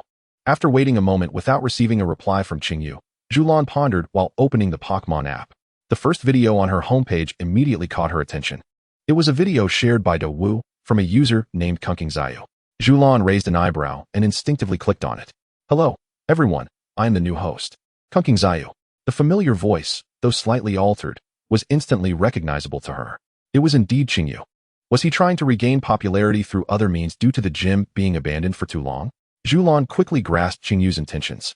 However, after watching the 2 videos he had posted, she suddenly realized that she seemed to have lost touch with this childhood friend of hers.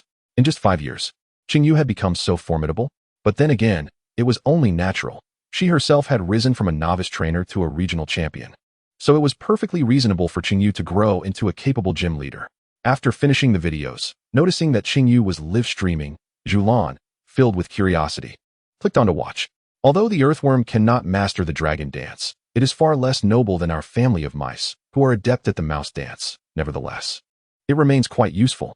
As soon as she entered, she overheard Qingyu jesting about the mighty Garchomp, particularly regarding one of its most despised jokes, ranked 3rd in derogatory humor. Zhulan instinctively glanced at the hall. Fortunately, the intense battles over the past few days had evidently left Garchomp quite fatigued, and it was now soundly asleep, cradling a round plush of its kind, oblivious to the sounds emanating from the phone. Suppressing a smile, Zhulan slowly typed a line of text in the live stream. Before sending it, she made sure to select the paid message option, the amount glowing in brilliant gold. Mythologist Zhulan. If Garchomp were to hear this, it would surely be quite upset, wouldn't it? Covering face and laughing. If it were Qingyu, her presence in his live stream would likely attract some attention. And Zhulan's assumption was not unfounded. However, Qingyu was now rather flustered. Chapter 31 Garchomp. No, I don't want to. What the heck? Zhulan herself has arrived? Besides Hoenn Champion Steven, do you also know Sinnoh Champion? Seriously, dude, who are you? The 3-year period has ended. Has the Sinnoh son-in-law returned? As Zhulan's striking golden message appeared in the live stream, the barrage of comments transformed into a storm of question marks, flooding the chat. Qingyu was left dumbfounded. What is happening? Is this even possible? Why on earth did Zhulan suddenly appear in my live stream and shower me with coins? Is this normal? Though he did not fully comprehend the situation, Qingyu still dutifully expressed his gratitude. Thank you to mythologist Zhulan for the paid message. The boss is generous. Then, amid the tempest of question marks, he decisively ended the broadcast. Where did he go? The streamer couldn't possibly not recognize that this is Zhulan's account, right? A true role model. Even Zhulan couldn't prevent him from ending the stream. Truly a Sigma male. After triumphantly concluding the stream, Qingyu clutched his anxious heart, finally letting out a sigh of relief. Thankfully, he had reacted swiftly. Otherwise, it could have turned into a streaming disaster. He certainly could not respond directly. Setting aside the fact that he and Zhulan had never coordinated anything, a lack of understanding would only exacerbate the situation. Given the current moment, ending the stream at lightning speed meant the barrage of comments would likely be mere teasing, forgotten by tomorrow. Wait a minute. Qingyu suddenly froze in place. Ultimately, what was I so afraid of? My childhood friend, whom I haven't seen in years, comes to my live stream to boost my popularity. Why not interact openly? Why do I care so much about the comments fueling the fire? With this realization, Qingyu let out a long sigh, helplessly covering his face. He must admit that since he comprehended the future indicated by the system, he has found it somewhat difficult to face the name Zhulan. He cannot fully grasp what he is thinking, yet it is pointless to dwell on it any longer. It would be more prudent to ascertain why Zhulan has appeared in his live stream. Qingyu picked up his phone and, as expected, received a reply from Zhulan. Not only did she completely disregard his 6-month silence, but she also expressed concern and encouragement. Mother, I seem to have witnessed a true angel descending upon the earth. However, he found the subsequent line perplexing. Why would Zhulan inquire about the location of the dojo? This left Qingyu in a state of confusion. Since he could not fathom the reason, he decided to inquire directly. Qingyu.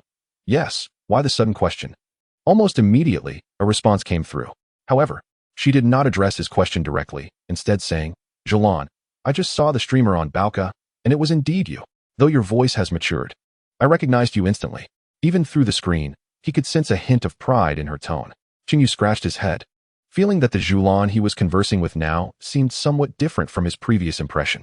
Nevertheless, it made sense. The domineering elder sister Julan had long been a champion, exuding maturity and composure. Now, she was merely a newcomer who had just achieved championship status, lacking the emotional maturity he had imagined. Qingyu, no wonder you left that comment. You indeed recognized me. Thank you for the generous support, esteemed top contributor. Faced with the adorably playful tone of Sister Baikai, Qingyu gradually relaxed. He even ventured to make a light-hearted joke. Julan, it's just a small sum. I hope it can be of assistance to you. Julan, managing a dojo alone in Padia must not be easy, right? Julan, if you encounter any issues where I can help, do not hesitate to reach out. Wow, what a domineering CEO statement. Qingyu felt as if he had been flirted with. Yet, was the gender dynamic between them reversed? Surely, he was overthinking it. He shook his head, casting aside irrelevant thoughts. Subsequently, the two engaged in a lengthy conversation through the navigator. It might have even been their longest exchange since adding each other as friends after moving away from the god in town. Although their dialogue consisted of trivial, everyday topics, Qingyu found himself thoroughly engrossed. Time slipped away quietly. It was only when Julan took the initiative to say goodbye that Qingyu realized he had been chatting for an entire hour. His usual sign-off time was around 7:30. So an extra hour of conversation was hardly detrimental to his routine. However, there exists a 7-hour time difference between Paldea and Sinnoh, which means that it is nearly 4 in the morning for Julan. If she doesn't sleep soon, she might as well pull an all-nighter. Qingyu, I apologize. I completely lost track of time while chatting with you. Qingyu decisively slid to his knees. The thought of Julan, the champion, likely appearing at the Pokémon League with dark circles under her eyes the next day, made him question whether he ought to perform seppuku as an apology. Julan, well then, good night. See you tomorrow. Qingyu, see you tomorrow. Qingyu, wait, what do you mean by see you tomorrow? Perhaps due to their years of childhood companionship, Qingyu instinctively felt that Julan's words seemed somewhat amiss. A glance at their previous conversation revealed that their chatting times were quite erratic. Thus, her mention of see you tomorrow carried an intriguing significance. Meanwhile, Julan, now dressed in her home pajamas and stifling yawns, could not suppress the smile that crept upon her lips. Julan, I originally intended to surprise you, but unexpectedly, the detective Qingyu saw right through me. Julan, actually, my grandmother asked me to deliver a Pokémon to you. Since I have some free time tomorrow, I thought I would stop by. Julan, I'm going to sleep now. Bye-bye. Upon receiving the message, Qingyu was taken aback. Julan was coming to the Sunshine Gym tomorrow? Was this for real? Was it a surprise or a shock? He suddenly felt an inexplicable nervousness akin to the anticipation before an offline meeting. In contrast to Qingyu's bewilderment, Julan appeared much calmer. If one overlooked the way she tightly gripped her phone, she had not anticipated that she would actually voice it. Julan let out a sigh of relief. She had just mentioned that her grandmother asked her to deliver a Pokémon to Qingyu, which was a fabrication. In truth, Dr. Giselin had never made such a request. However, there was indeed a capable Pokémon in the Research Institute that had yet to find a suitable trainer for various reasons. If it were Qingyu, she believed he could gain the child's approval. As she spoke to herself, Julan approached the slumbering Garchomp, gently nudging it awake. Wake up. The Garchomp, its sweet dreams interrupted, opened its eyes in annoyance, locking gazes with its trainer, who looked at it with eager anticipation. Garchomp, do you remember Qingyu from next door?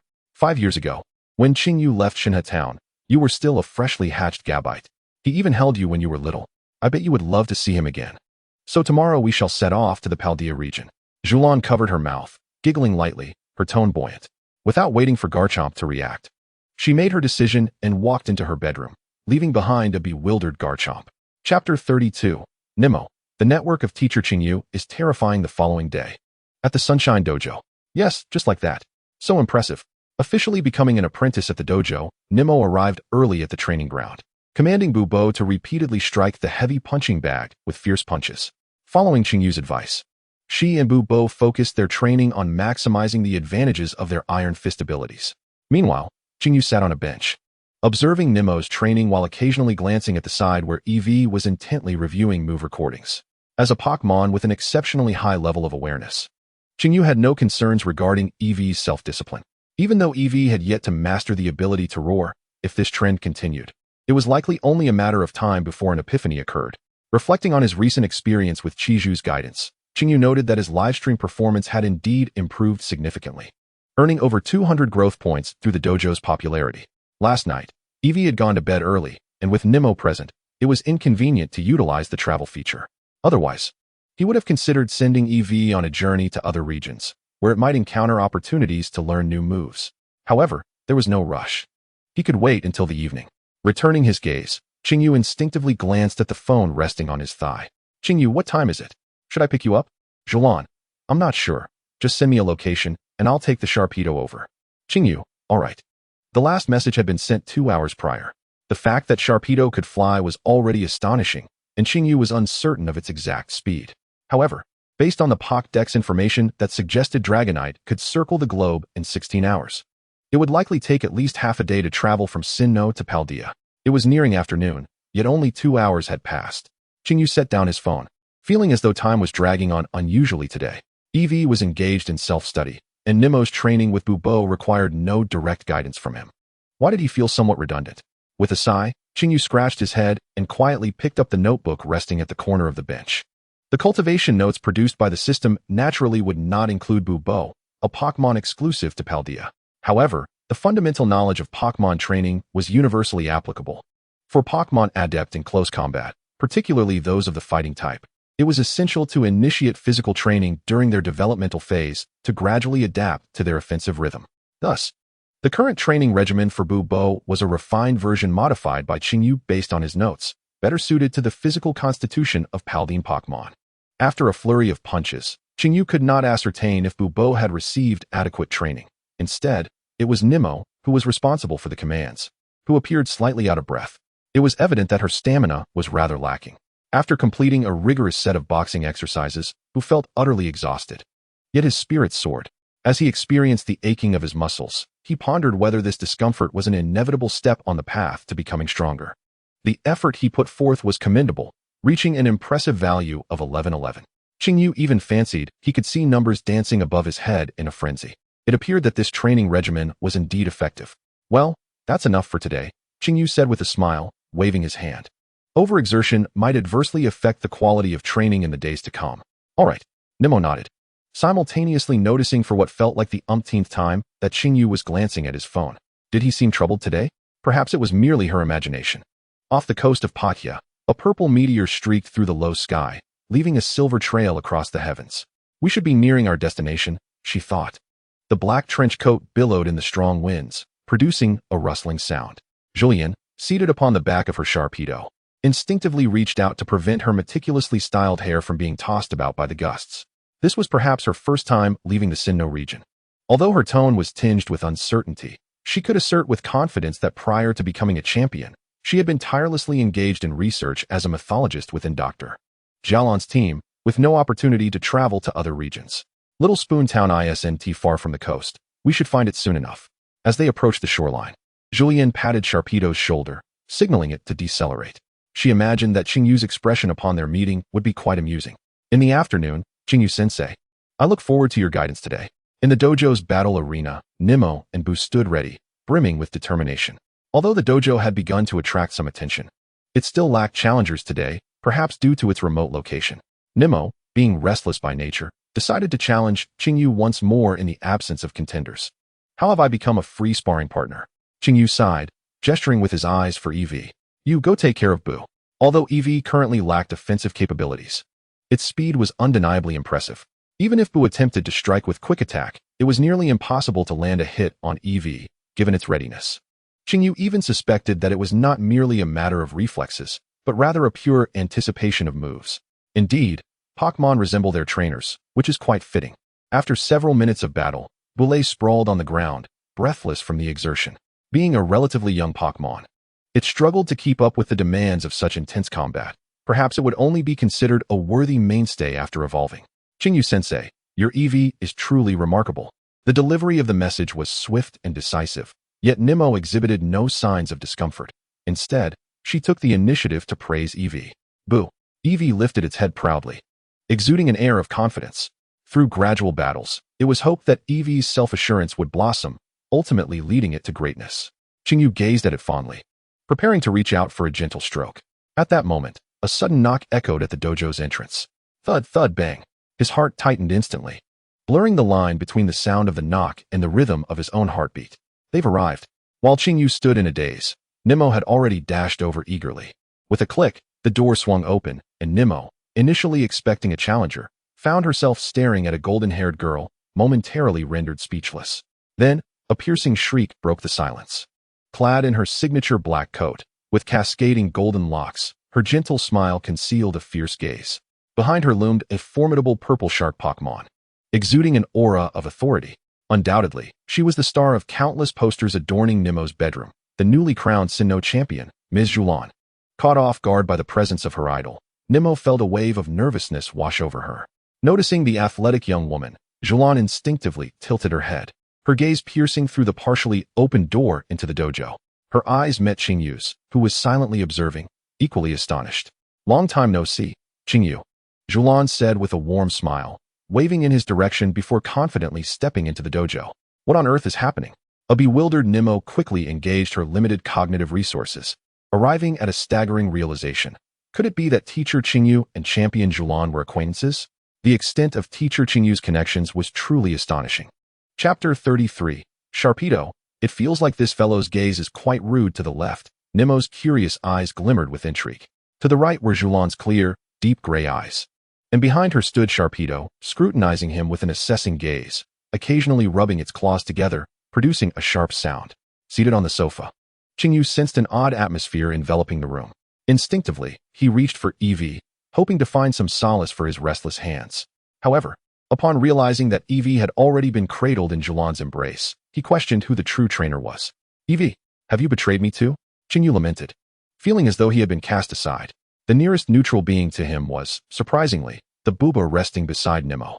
Sensing his gaze, Bubo suddenly shivered, rising from the sofa and, after exchanging a glance with Qingyu, promptly shrank behind an eye. Qingyu sighed. The ship had sunk. This child had grown so much. Yet it seemed he still remembered me. Julan smiled gently, stroking the Eevee resting in her lap. Eevee emitted a shy sound, affectionately nudging her palm with its small head. "It must be because you carry the scent of its kin." Qingyu clicked his tongue, reluctant to admit that his tone sounded somewhat envious. He had never heard such an adorable sound from Eevee before. It was quite normal for Eevee to remember Julan. After all, he had not yet moved from Shinha Town when it hatched. Yet, by that logic, he had known the Garchomp as well, hadn't he? But why did it always seem that Garchomp's gaze towards him was laden with hostility? Instinctively, Qingyu looked over, and upon meeting Garchomp's fierce gaze, he immediately confirmed his suspicion. "Why is that? I even held you when you were a child." Well, to be fair, Qingyu could understand to some extent. In his memories, the young Garchomp had shared a good relationship with him, until one day, he noticed Garchomp covered in dust and creases. So he took it home for a bath, nearly frightening it to death. It was only later, from Julan's grandmother, Dr. Jinzi Lan, that he learned not all sharks live in water. Was this how he was born? Gazing at Garchomp for a few seconds, lines of text gradually appeared before Qingyu's eyes. Garchomp, female, type, dragon ground. Ability, rough skin, moves, dragon rush, earthquake, swords dance, outrage, stealth rock, dragon claw. Poison fong, very brave nature. TSK, such a splendid move set. Its level must be exceedingly high. How long would it take for him and Eevee to reach such heights? Qingyu couldn't help but marvel. Julan's prowess was undoubtedly that of a prodigy in the entire Pokémon world, displaying the ability to nurture multiple Pokémon from a young age, specializing in mythology while simultaneously raising a team of champion-level Pokémon. Fearsome indeed. However, was Garchomp's nature truly brave? If he recalled correctly, a brave nature in the game enhanced attack while reducing speed, right? Garchomp behind Julan frowned, instinctively emitting a low growl that bore a warning. For some reason, it always felt as though this creature was quite rude. It got angry at the mere sight of him. It is quite surprising that Teacher Qingyu and Miss Julan have been childhood friends, as Qingyu shared a tender gaze with the fierce Garchomp. The ever-curious Nemo, who had been silently observing for quite some time, could no longer contain her inquisitiveness and decided to engage in conversation. Although Qingyu's extraordinary command abilities and the prowess displayed by his Eevee hinted at his remarkable nature, the revelation of his close ties with the champion of Sinnoh, who resides 1,000 miles away, was completely unexpected for Nemo. One is her teacher, and the other is her idol. What a delightful turn of events. The sparkle in Nemo's eyes was reminiscent of stars. Had she not feared leaving a negative first impression on Miss Julan, she might have rushed over for an autograph. Though they were described as childhood friends, it had been 5 years since they last met. Julan nodded, and with just a fleeting glance, she caused Nemo to blush and lower her head. Such an impressive personal charm. It was astonishing to see that Qingyu had already matured into a distinguished gym leader. Upon hearing this, Qingyu, who had been observing Nemo's expressions, found himself momentarily speechless. Indeed, an 18-year-old gym leader can be considered quite accomplished. Yet there are many like him across various regions. Thus, the comparison depends on the context. Compared to me, a certain scholar who debuted as a champion certainly carries more weight. Wouldn't you agree? After all, a champion represents the pride of a region. Even if I have secured my position as a gym leader, I remain on a different level compared to the Sinnoh champion, Julan. I recall that the path to becoming the champion in Paldea opens every year, doesn't it? Perhaps you might even become the champion of Paldea next year. Julan playfully rested her chin on her hands, clearly intrigued. She was well aware that Paldea's league system differs slightly from others, as the champion path is accessible annually. Oh, never mind. It sounds too cumbersome. Qingyu waved his hand dismissively, for he dreaded the thought of being ensnared by trivial matters. Thus, being a gym leader suits him just fine. If Nimmo participates in the champion path, perhaps our Sunshine Gym could indeed produce a champion next year. Yes, I will strive for that. After being unexpectedly encouraged by Qingyu's words of wisdom, Nimmo, momentarily overwhelmed by Julan's gaze, quickly regained her previous vibrant demeanor. Seeing this, Julan couldn't help but smile. It was evident that one was bold enough to speak, while the other was daring enough to respond. Indeed, it seemed that Qingyu had emerged from his earlier ordeal, and her concerns had been unfounded.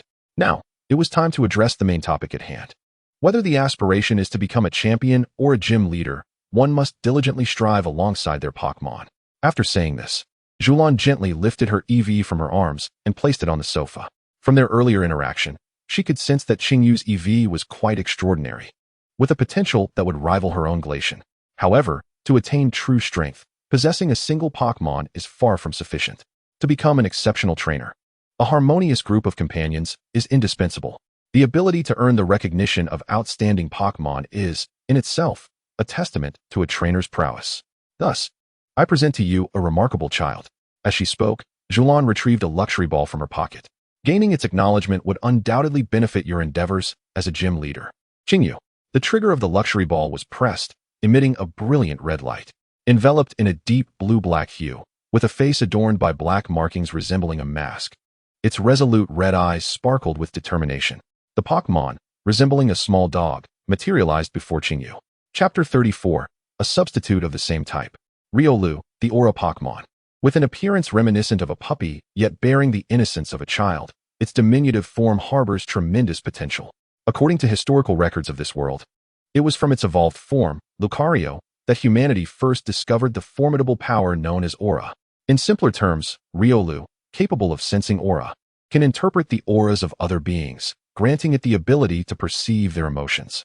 Consequently, they hold trainers to exceptionally high standards. The moment Riolu entered the arena, it instinctively assumed a defensive stance, vigilantly scanning the auras of its surroundings. Beyond the two familiar, powerful auras behind it, there were numerous unfamiliar presences. After a brief moment of silent observation with closed eyes, Riolu suddenly raised its head, fixing its gaze directly upon the inquisitive Qingyu. This time, the trainer it wished to bond with was undoubtedly this individual. The purity of his aura surpassed that of many humans it had encountered before, almost devoid of any malice. It seemed he would be a kind-hearted trainer. Yet, for trainers, strength remains paramount, particularly for one wishing to capture it. Without sufficient strength, it could never grant its approval. With this thought in mind, Riolu raised its head proudly, emitting an encouraging growl. Indeed, it was Riolu. Initially, Qingyu had intended to reject Julan's generous offer of a Pokémon. After all, what difference was this from relying on the generosity of a wealthy benefactor? Qingyu had always achieved his position as a gym leader through his own efforts. He had never depended on the assistance of others. However, the moment he laid eyes upon it, he found himself unable to look away. After all, who could refuse such a charming and adorable Riolu? As his gaze fixated, the Pokédex information of Riolu swiftly appeared before him. Riolu, male, type, fighting, ability, inner focus, moves, quick attack, endure, feint, metal claw, counter, detect. Bullet punch, a personality that is exceedingly cautious. Did it inherit the bullet punch? Judging by its learned moves, its prowess should be formidable. Wait, does it possess the hidden ability Mischievous Heart? Qingyu was momentarily taken aback, but soon joy surged within him. This was a treasure, a Lucario. Although his own Eevee was undeniably gifted to the point of seeming somewhat unfair, it lacked combat prowess before its growth. If he could capture this Lucario, not only would the immediate battle strength for the gym be resolved, but he could also explore new strategies centered around its ability. Moreover, This Pokémon had been a favorite of his since his previous life. How delightful. Yet, his one-sided desire was one thing. Whether Lucario would acknowledge him was another matter entirely. Noticing Qingyu's easily readable expression, Zhulan spoke gently. This child is quite remarkable, isn't it? However, capturing it won't be so simple. If you cannot earn its recognition, it will not heed your commands. The potential of this Lucario is evidently high. At least a dozen trainers have attempted to capture it, yet none have gained its approval. Perhaps it is due to the trainers it encountered from a young age, which has led to its exceptionally high standards. But if it is you, Qingyu, it should be fine, right? You can do it, Miss Zhulan. And you too, Teacher Qingyu. On the sidelines, Nimmo, acting as a temporary referee, enthusiastically cheered for both sides. Nevertheless, Qingyu felt a nagging sense of dissonance. He was the gym leader, yet here he was, seemingly just a cheerleader. Moreover, battling against the champion? Was that for real? If Eevee stood a 50-50 chance against Lucario, then with the trainers on both sides involved, the outcome would undoubtedly be disastrous for him. Noticing Qingyu's complex and somewhat resentful gaze, Zhulan smiled gently. I won't direct this child. To earn its recognition, you must demonstrate commanding abilities that surpass Lucario's instinctive combat skills. Qingyu let out a sigh of relief. To have him, a mere novice who had only sparred with Nimmo, directly face the commanding level of a champion was akin to setting him up for failure. However, despite this, he had to approach the situation with caution. Pitting a normal-type Eevee against a fighting-type Lucario inherently presented a significant disadvantage.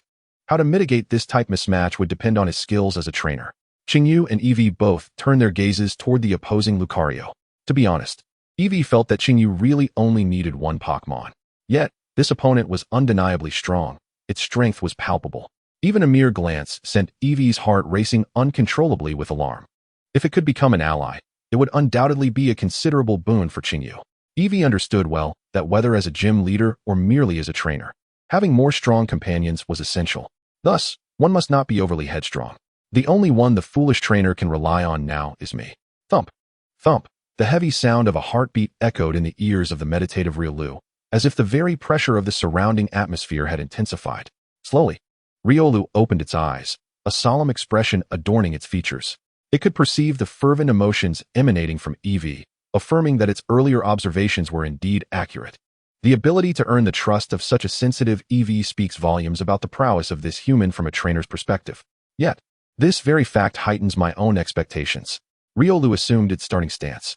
Let us begin. Generally speaking, fighting-type Pokémon are known for their fiery tempers and predilection for aggressive tactics. However, this particular Riolu exhibited a stark contrast. Although it had mastered Bullet Punch and Quick Attack, it resolutely grounded itself in a defensive posture, willingly ceding the initiative. Qingyu silently observed its actions. True to its nature, it was an exceedingly cautious creature. If it refrained from attacking, and if I too held back, we would merely engage in a prolonged stare-down. Eevee advance.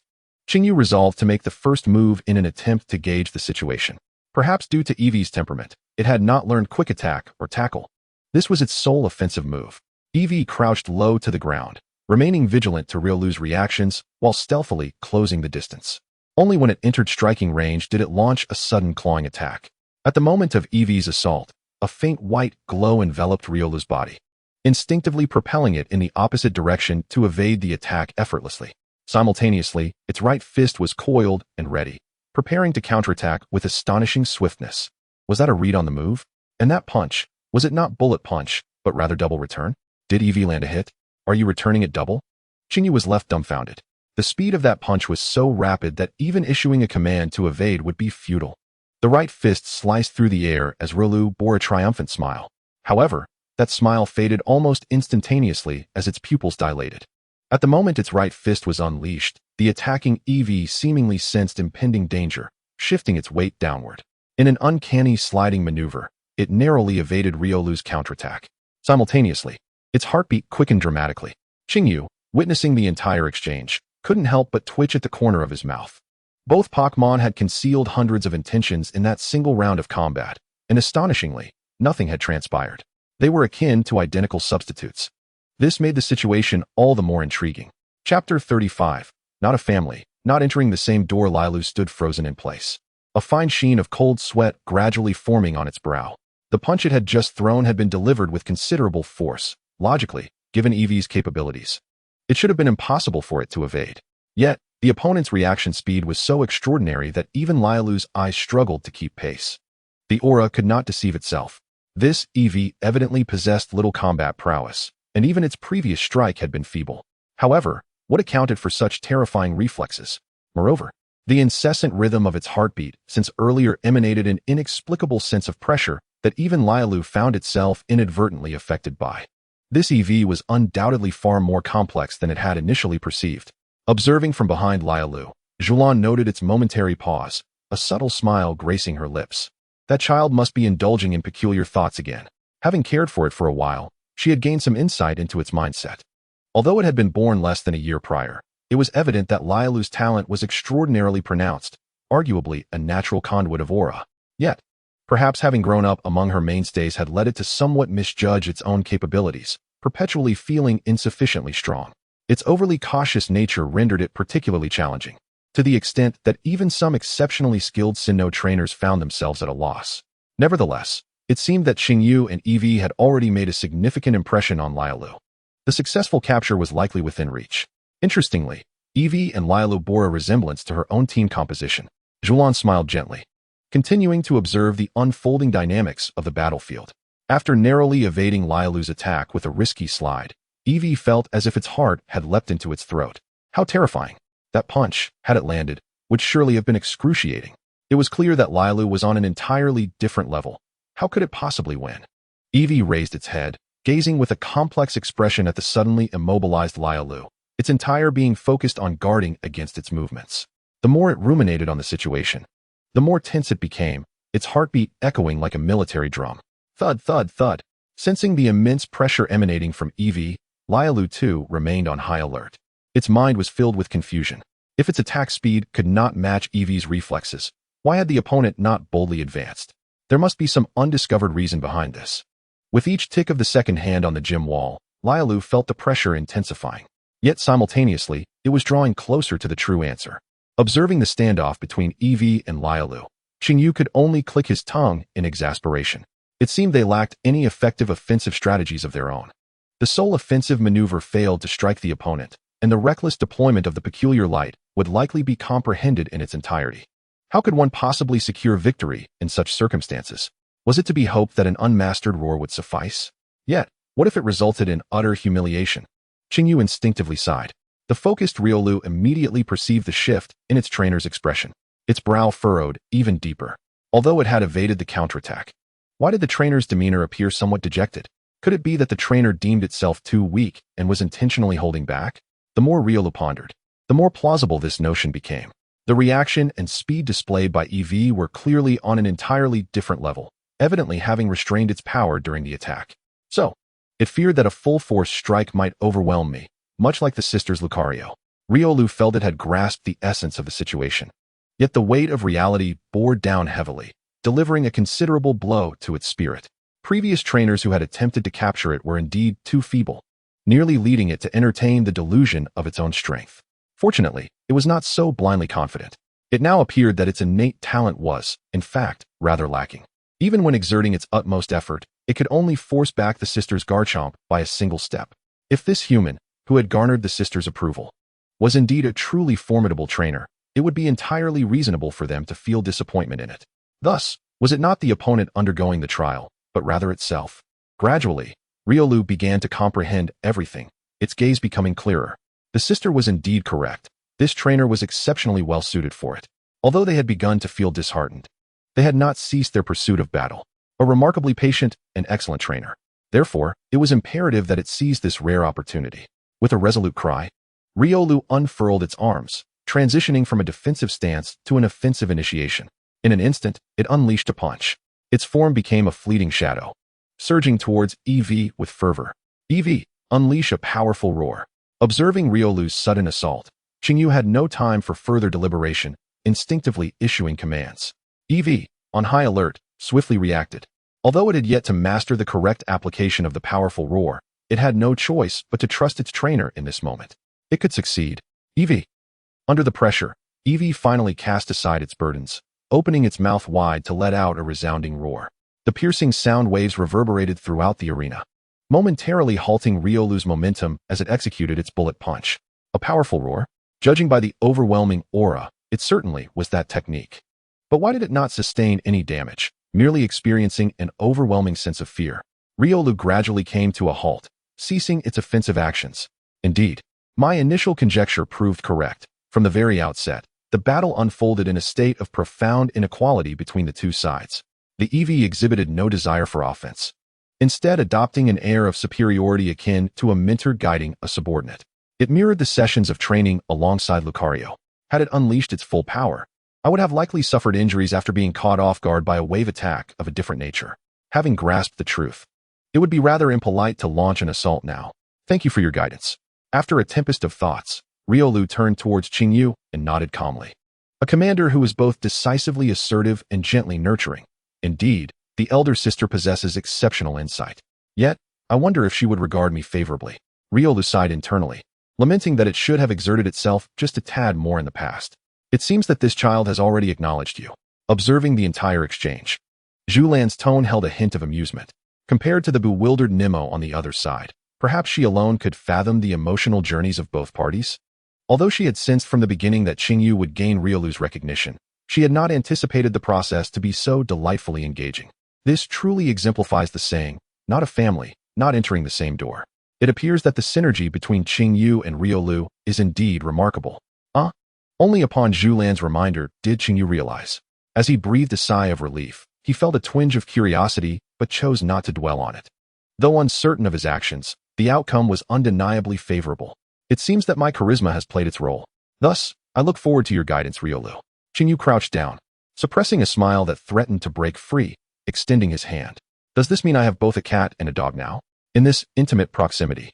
Feeling the genuine emotions emanating from Chinyu, Riolu recognized his heartfelt desire for it to join his team. Although uncertain of the reason, it sensed peculiar black spots emerging deep within its aura. Perhaps this manifestation of a condensed aura signified a power level reaching a certain threshold? If this is the case, perhaps it too could journey further. Riolu decisively extended its hand, feeling as though it had grasped hold of the future. To not disappoint the expectations of its trainer, it resolved to strive even harder in the days to come. Chapter 36. I will take care of you. Are you not staying a while longer? I had intended to treat you to the culinary delights of Paldea this evening. Having witnessed Chinyu's successful bonding with Riolu, Zhulan felt her purpose for this journey to Paldea had been fulfilled, and thus she quickly took her leave. Initially, Chinyu felt a swell of anxiety at the prospect of reuniting with his childhood companion after 5 long years. However, upon their meeting, he discovered that he had seemingly adapted to the manner of their interactions without realizing it, even feeling a twinge of reluctance at her departure. Chinyu cast a glance at Nemo beside him. Although he professed that his idol was the Sinnoh champion, Zhulan, he found himself hesitant and bashful in her presence, embodying the legendary tale of Yi Gong and the dragon. Surely, he could muster the courage to ask for an autograph. When given the opportunity, he faltered. Yet, his visit to Paldea had been a spur-of-the-moment decision, and lingering too long could attract unwanted attention from the Paldea League, complicating matters for them. Zhulan smiled faintly and continued, acknowledging that her current status as the Sinnoh champion made her sudden appearance in other regions potentially problematic, even if it did not lead to unnecessary misunderstandings. It could still draw the League's scrutiny. Her purpose for coming was simple, to ascertain Chinyu's current situation. With Chinyu stepping forward to inherit the Sunshine Gem, she felt a wave of relief.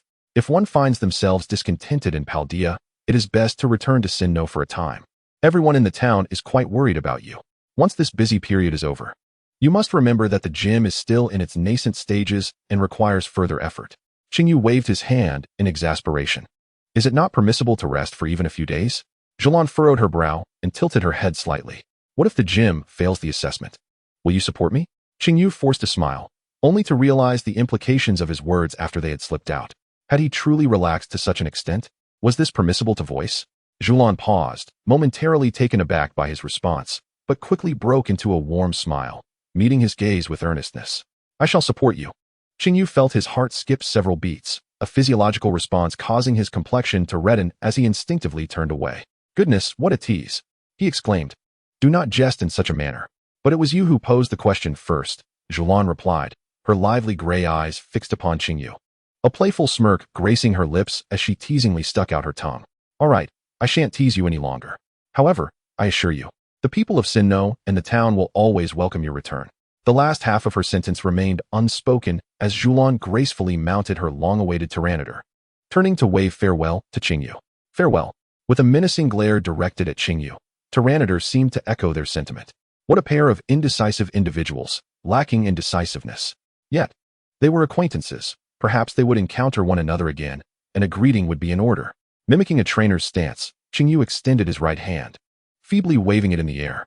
With a powerful leap, Tyranitar took off, swiftly transforming into a shooting star against the horizon.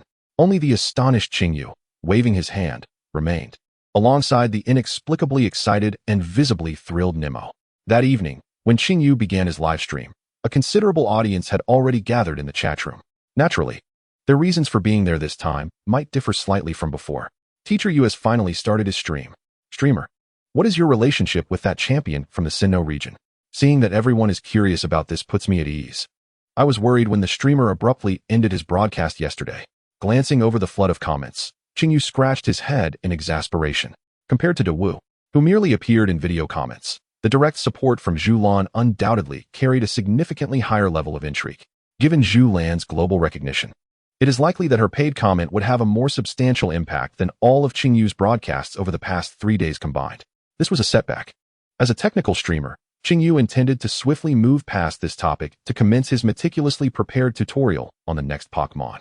Thus, he stated directly, "Actually, the streamer and Zhulan are childhood friends. Do you believe it? Is the streamer still half asleep, lost in a dream? Someone wake him up with a strong brew. We can't let him savor even a hint of sweetness. Isn't this a challenge? I lost." Qingyu has always prioritized sincerity, as evident from the outset of his stream. He answered every question, leaving the matter of belief to the viewers. Given the sheer coincidence of the truth, further explanation seemed futile. Setting aside topics unrelated to the broadcast, he turned to showcase a particularly formidable Pokémon, one adept at scoring points. Expertly steering the conversation back on track, Qingyu opened Pokémon Champion. The roster editor still displayed the same 6 Pokémon from yesterday. His cursor hovered over a striking hawk, resplendent in red and white, with piercing eyes. Previously, a classmate had inquired if there were any simpler strategies available. Indeed, there are. And today's star is none other than the Firigel, the evolved form of the small arrow sparrow, widely distributed across the Paldea and Kalos regions. Since we've mentioned a regional rodent, it seems only fitting to discuss its avian counterpart as well. This particular regional bird is exceptionally suitable for beginners. Even simpler to use than the regional rodent, yet its combat prowess is genuinely impressive. The Firigel, a fire-type Pokémon, made its debut in Generation 6, quickly establishing itself as the undisputed king of regional birds, even once shaking the competitive landscape to its core. As is commonly known, Pokémon that are frequently encountered typically have lower base stats, and the Firigel boasts just under 500 in total. Even with a type combination akin to that of the fire-flying Charizard, its paper stats may appear quite ordinary. What truly elevates it to greatness, however, is its astonishing hidden ability, Gale Wings. The effect of this feature is remarkably straightforward. Moves with flying attributes can be executed first. However, in practical combat, the impact of taking the initiative can be monumental. During the first 2 live broadcasts, Qingyu showcased the exceptional performance of the Nail in singles battles and demonstrated how to counter it using the exclusive move of the family mouse. This time, he will take the fierce arrow hawk as a model to impart a truth to the audience. The speed line is the lifeline. Thus, taking the initiative is of utmost importance. It is worth mentioning that if the streamer wins another match today, he will ascend to the advanced tier. The efficiency of reaching the advanced tier within 4 days is rather astonishing. According to yesterday's script, if Teacher Yu experiences bad luck during the promotion matches, he might encounter formidable opponents, especially considering the intelligent matchmaking system. After pressing the matchmaking button, Qingyu glanced at the barrage of comments and casually replied, "After all, I'm about to enter the advanced tier. Encountering a gym leader or a more powerful trainer at this level is quite normal. Regardless of who my opponent is, I remain confident. Facing skilled adversaries is inevitable, particularly as his ranking points rise. Rather than languishing in the lower tiers, Qingyu is more eager to engage with the elite trainers of this world." Before long, the pointer on the matchmaking interface came to a halt. The opponent for the promotion match appeared on Qingyu's screen. Mediocrity is the essence. Beneath the name was an official certification from the league, Paldea's Elite Four. Gym Leader, Aoki. Chapter 37. The working man Aoki in Paldea region. In the town of Jinhui, at the end of November, the chill arrived earlier than usual. The streets of Jinhui were ablaze with lights, overshadowing the remnants of the sunset on the horizon. Guests frequented the renowned restaurant, Bao. Delicious, thank you for the hospitality. A middle-aged man, distinguished in a signature suit with a slicked-back hairstyle highlighted by streaks of silver, sat in the corner, his hands clasped in satisfaction. Indeed, simplicity often yields the finest results. Nothing surpasses the rich flavors of the grilled rice balls from this establishment. Aoki exhaled deeply, brushed off a few stray grains of rice from his attire, discreetly pressed a banknote in the corner of his plate, and picked up his briefcase to depart. As a regular employee in the league's operations department, despite his lackluster performance, his diligent attitude allowed him to remain the last to leave each day, thus preserving his position. Naturally, the grilled rice balls after clocking out every Sunday were indispensable, a true elixir for the soul after a week of labor. Without them, while he might still be alive, he would undoubtedly feel somewhat dead inside. Upon returning to the Jinhui gym, Aoki sat on the sofa, lost in thought. After an entire week of rigorous work, suddenly having an evening to relax left him uncertain about what to do. Aside from the unattainable performance targets, were there any other tasks at hand? The Alliance work documents sent by Yessie have all been processed. The dojo is now closing for the day. What should be a joyful leisure time instead evokes a sense of emptiness. Aoki gazes skyward in silence, attempting to conjure an answer with his vacant stare. Speaking of which, Yessie had mentioned that I should alter my style. Suddenly, he recalled an important matter that still required his attention. Due to his dual roles as both the dojo master and the champion of Paldea, Yessie insisted that he must shift his stylistic approach. How troublesome. Aoki has always favored Pokémon of the normal type. Since childhood, he has grasped the truth of this world. Simplicity is the most authentic. Thus, he yearns for the ordinary. Perhaps more than being a champion, he longs to be an unremarkable office worker. It is precisely this steadfast adherence to his original intentions that led to his recognition by the League, culminating in his current dual status. However, just as the chief champion Yessie remarked, in order to seek breakthroughs, one must first change one's style, Aoki mused. Yet, aside from normal types, I seem to lack interest in other attributes. Perhaps I could experiment with the flying type of Murkrow instead. Many flying-type bird Pokémon are paired with normal types, while pure flying types are exceedingly rare. If it were Murkrow and Talonflame, I should be rather familiar with them. With this thought in mind, Aoki rose from the sofa and powered up Pokémon Champion. Although he typically had little time for gaming, under Yessie's urging, the three champions quickly ascended to the high-tier rank. After all, Orange Academy intended to use this game as a practical assignment for combat classes, setting an example for the students. Indeed, it is essential to demonstrate for the future of Paldea, Aoki sighed. In that case, I shall exert myself further. But why am I still dealing with work matters even after clocking out? Is that the dojo master, Aoki himself? I never expected to encounter such a tough opponent in the Streamer-S promotion match. There's no choice. The system has penalized me. If I lose this match, you can't blame me, teacher you. It's not embarrassing for a dojo master to lose to a champion. Noticing the verified opponent, the chat instantly filled with an atmosphere of excitement. Even Aoki felt a twinge of confusion. Even if matched with Yessie, he found it acceptable. But there was something peculiar about facing Aoki. Oh, come on, don't you ever take a break? However, since the matchup was already set, he had to accept it. My sword is not without merit. I'll wait for the naysayers to criticize the streamer before the match concludes. After pressing the confirmation button, the opponent's roster appeared. Tropius, Oricorio, Swablu, Murkrow, Cramorant, and Talonflame. A flying squad. Aoki couldn't help but click his tongue in surprise. In addition to his role as a laborer, Aoki possesses two other identities, that of a typical gym leader and a formidable flying-type champion. So, is he facing the champion Aoki? Nevertheless, it matters not, for the streamer is determined to showcase his prowess. Qingyu beamed with a smile, designating the fierce Talonflame as his leading Pokémon. Aside from the electric-type Florges, Aoki's other Pokémon posed little threat to Talonflame, making it an ideal stage for its talents to shine. Upon entering the battle, Aoki sent forth his opening Pokémon, Staraptor. The majestic bird soared high above, emitting a resonant cry that instinctively startled Talonflame. It appeared that the Intimidate ability was in play. Qingyu nodded to himself. Although Talonflame's attack would likely be diminished by the ability, he had no intention of switching out. In battles between flying-type Pokémon, the advantage of initiative is paramount. Thus, as both Pokémon took the field, they simultaneously received their commands. Talonflame, bulk up, and Staraptor, thief. The almost synchronized commands set the two avian Pokémon into motion. However, it was evident that Talonflame possessed the swifter speed, preparing for its power-enhancing pose before Staraptor's attack could land. with bulk up. It fortified its attack and defense by tensing its muscles. Staraptor is known for its aggressive nature, yet when its attack struck Talonflame's robust chest, it inflicted little significant damage. Instead, it managed to snatch away the item Talonflame was carrying during its offensive maneuver. This elicited a faint chuckle from Qingyu. While items play a crucial role in Pokémon battles, for Talonflame, perhaps being itemless could be a blessing in disguise. He thought of the flying gem as a fitting gift for Uncle Aoki as a greeting. How did he start with a boost? ISNT Talonflame, usually all-out attacking like a battering ram? Actually, it's not a problem. Being intimidated does hinder the attack somewhat, huh? Surely no one believes the streamer can defeat the champion. This is merely a formality. Let us clarify the hierarchy first. Qingyu's unconventional opening move sparked lively discussions among the viewers. Generally, Talonflame's most common tactic, as the comments suggest, is to unleash maximum damage and transform into a self-destructive juggernaut. However, the use of bulk up at the onset indicated that Qingyu did not intend to be so one-dimensional.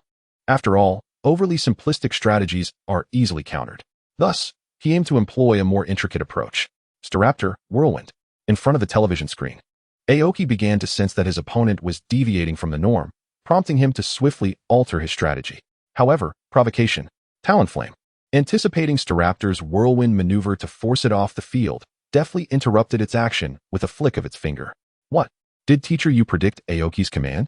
The barrage of comments was one of collective astonishment. Chapter 38.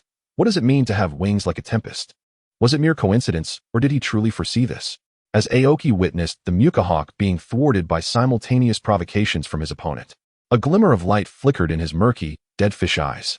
Predicting moves requires an exceptionally solid foundation. Only by completely grasping the opponent's mindset can one anticipate their actions. Does this imply that my thoughts have been completely laid bare? Aoki shook his head. The recent maneuver alone was insufficient to demonstrate his opponent's prowess. Further observation was essential. However, at the onset of the battle, during those few seconds of distraction, he seemed to notice that his opponent bore an official league certification emblem. If it were a flying-type gym leader from another region, it would hardly be surprising. Let us wait until after the match to discern the identity of this formidable figure. Return, Mukahawk.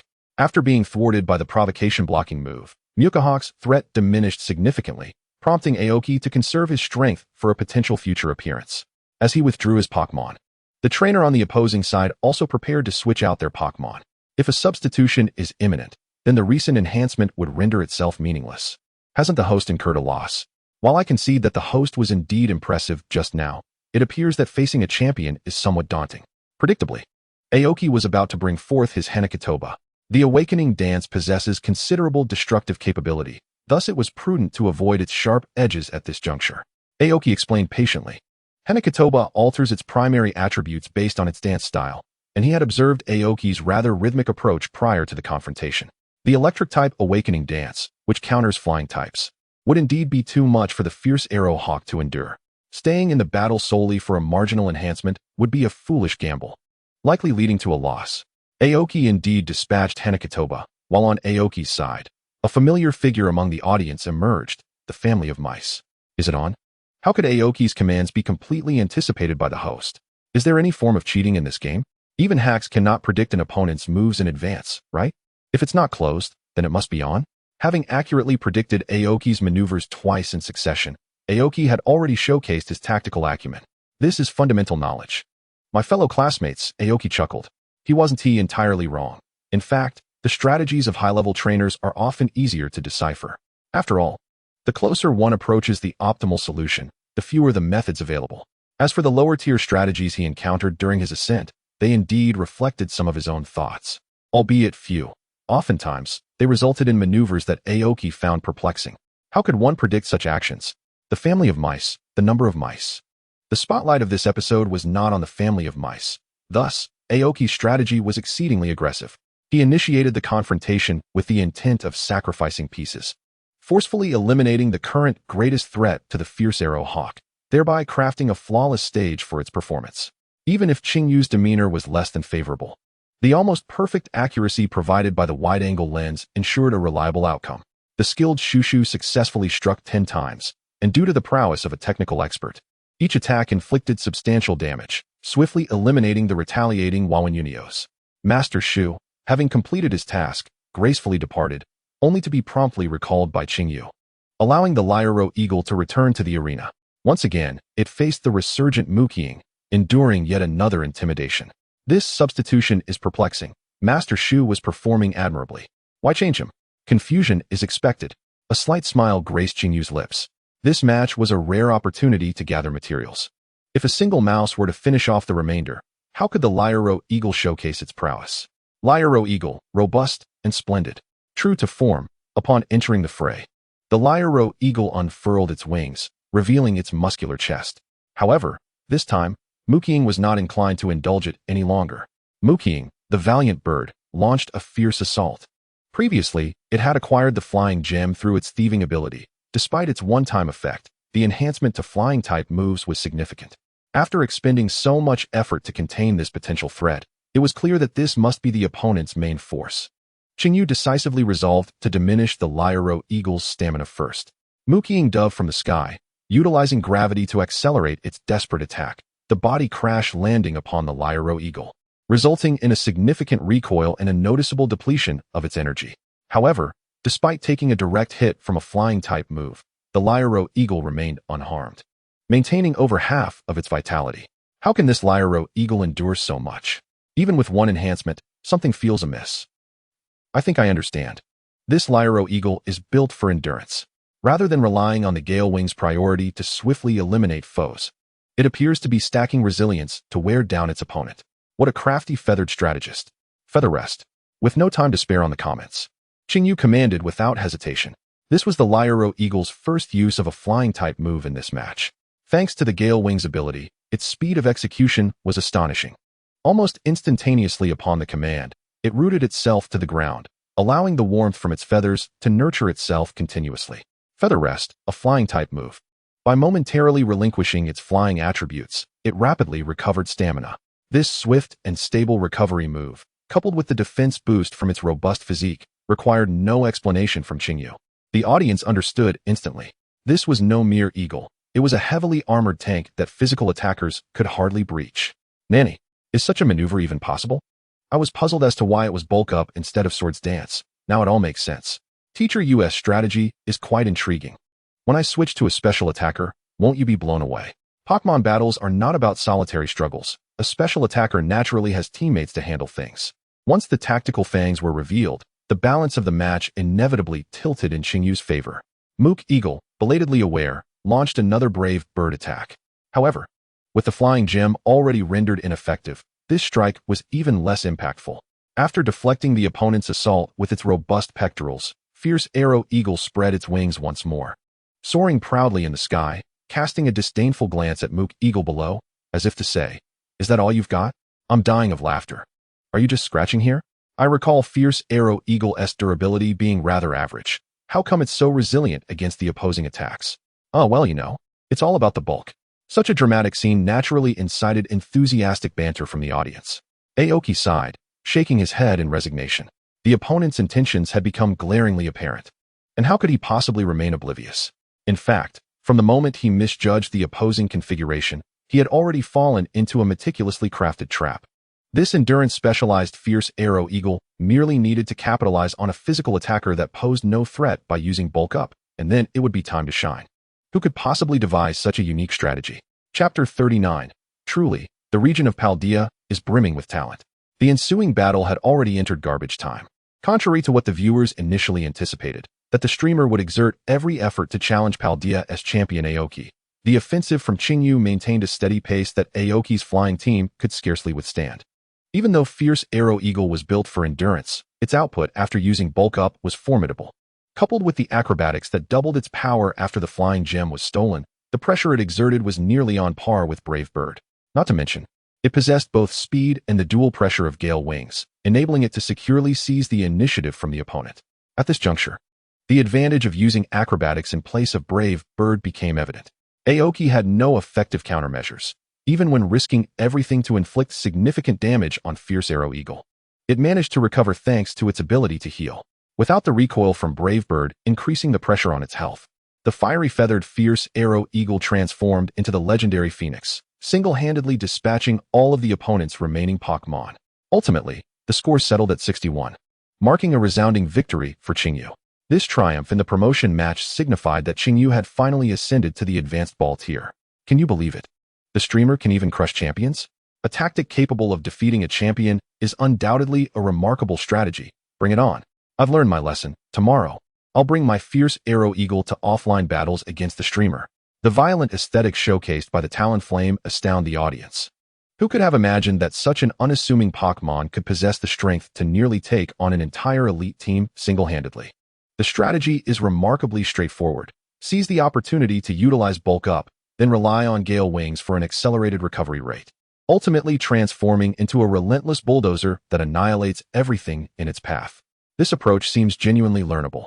However, despite the apparent proximity to success, the journey to the Master Ball tier, which requires a ranking within the top 100, remains daunting. After all, the caliber of competitors in the Ultra Ball tier is formidable. Not to mention the occasional encounter with regional stalwarts like Aoki. While Qingyu harbors confidence in his abilities, he acknowledges that, given his current pace, significant time is required for improvement. Indeed, defeat has struck.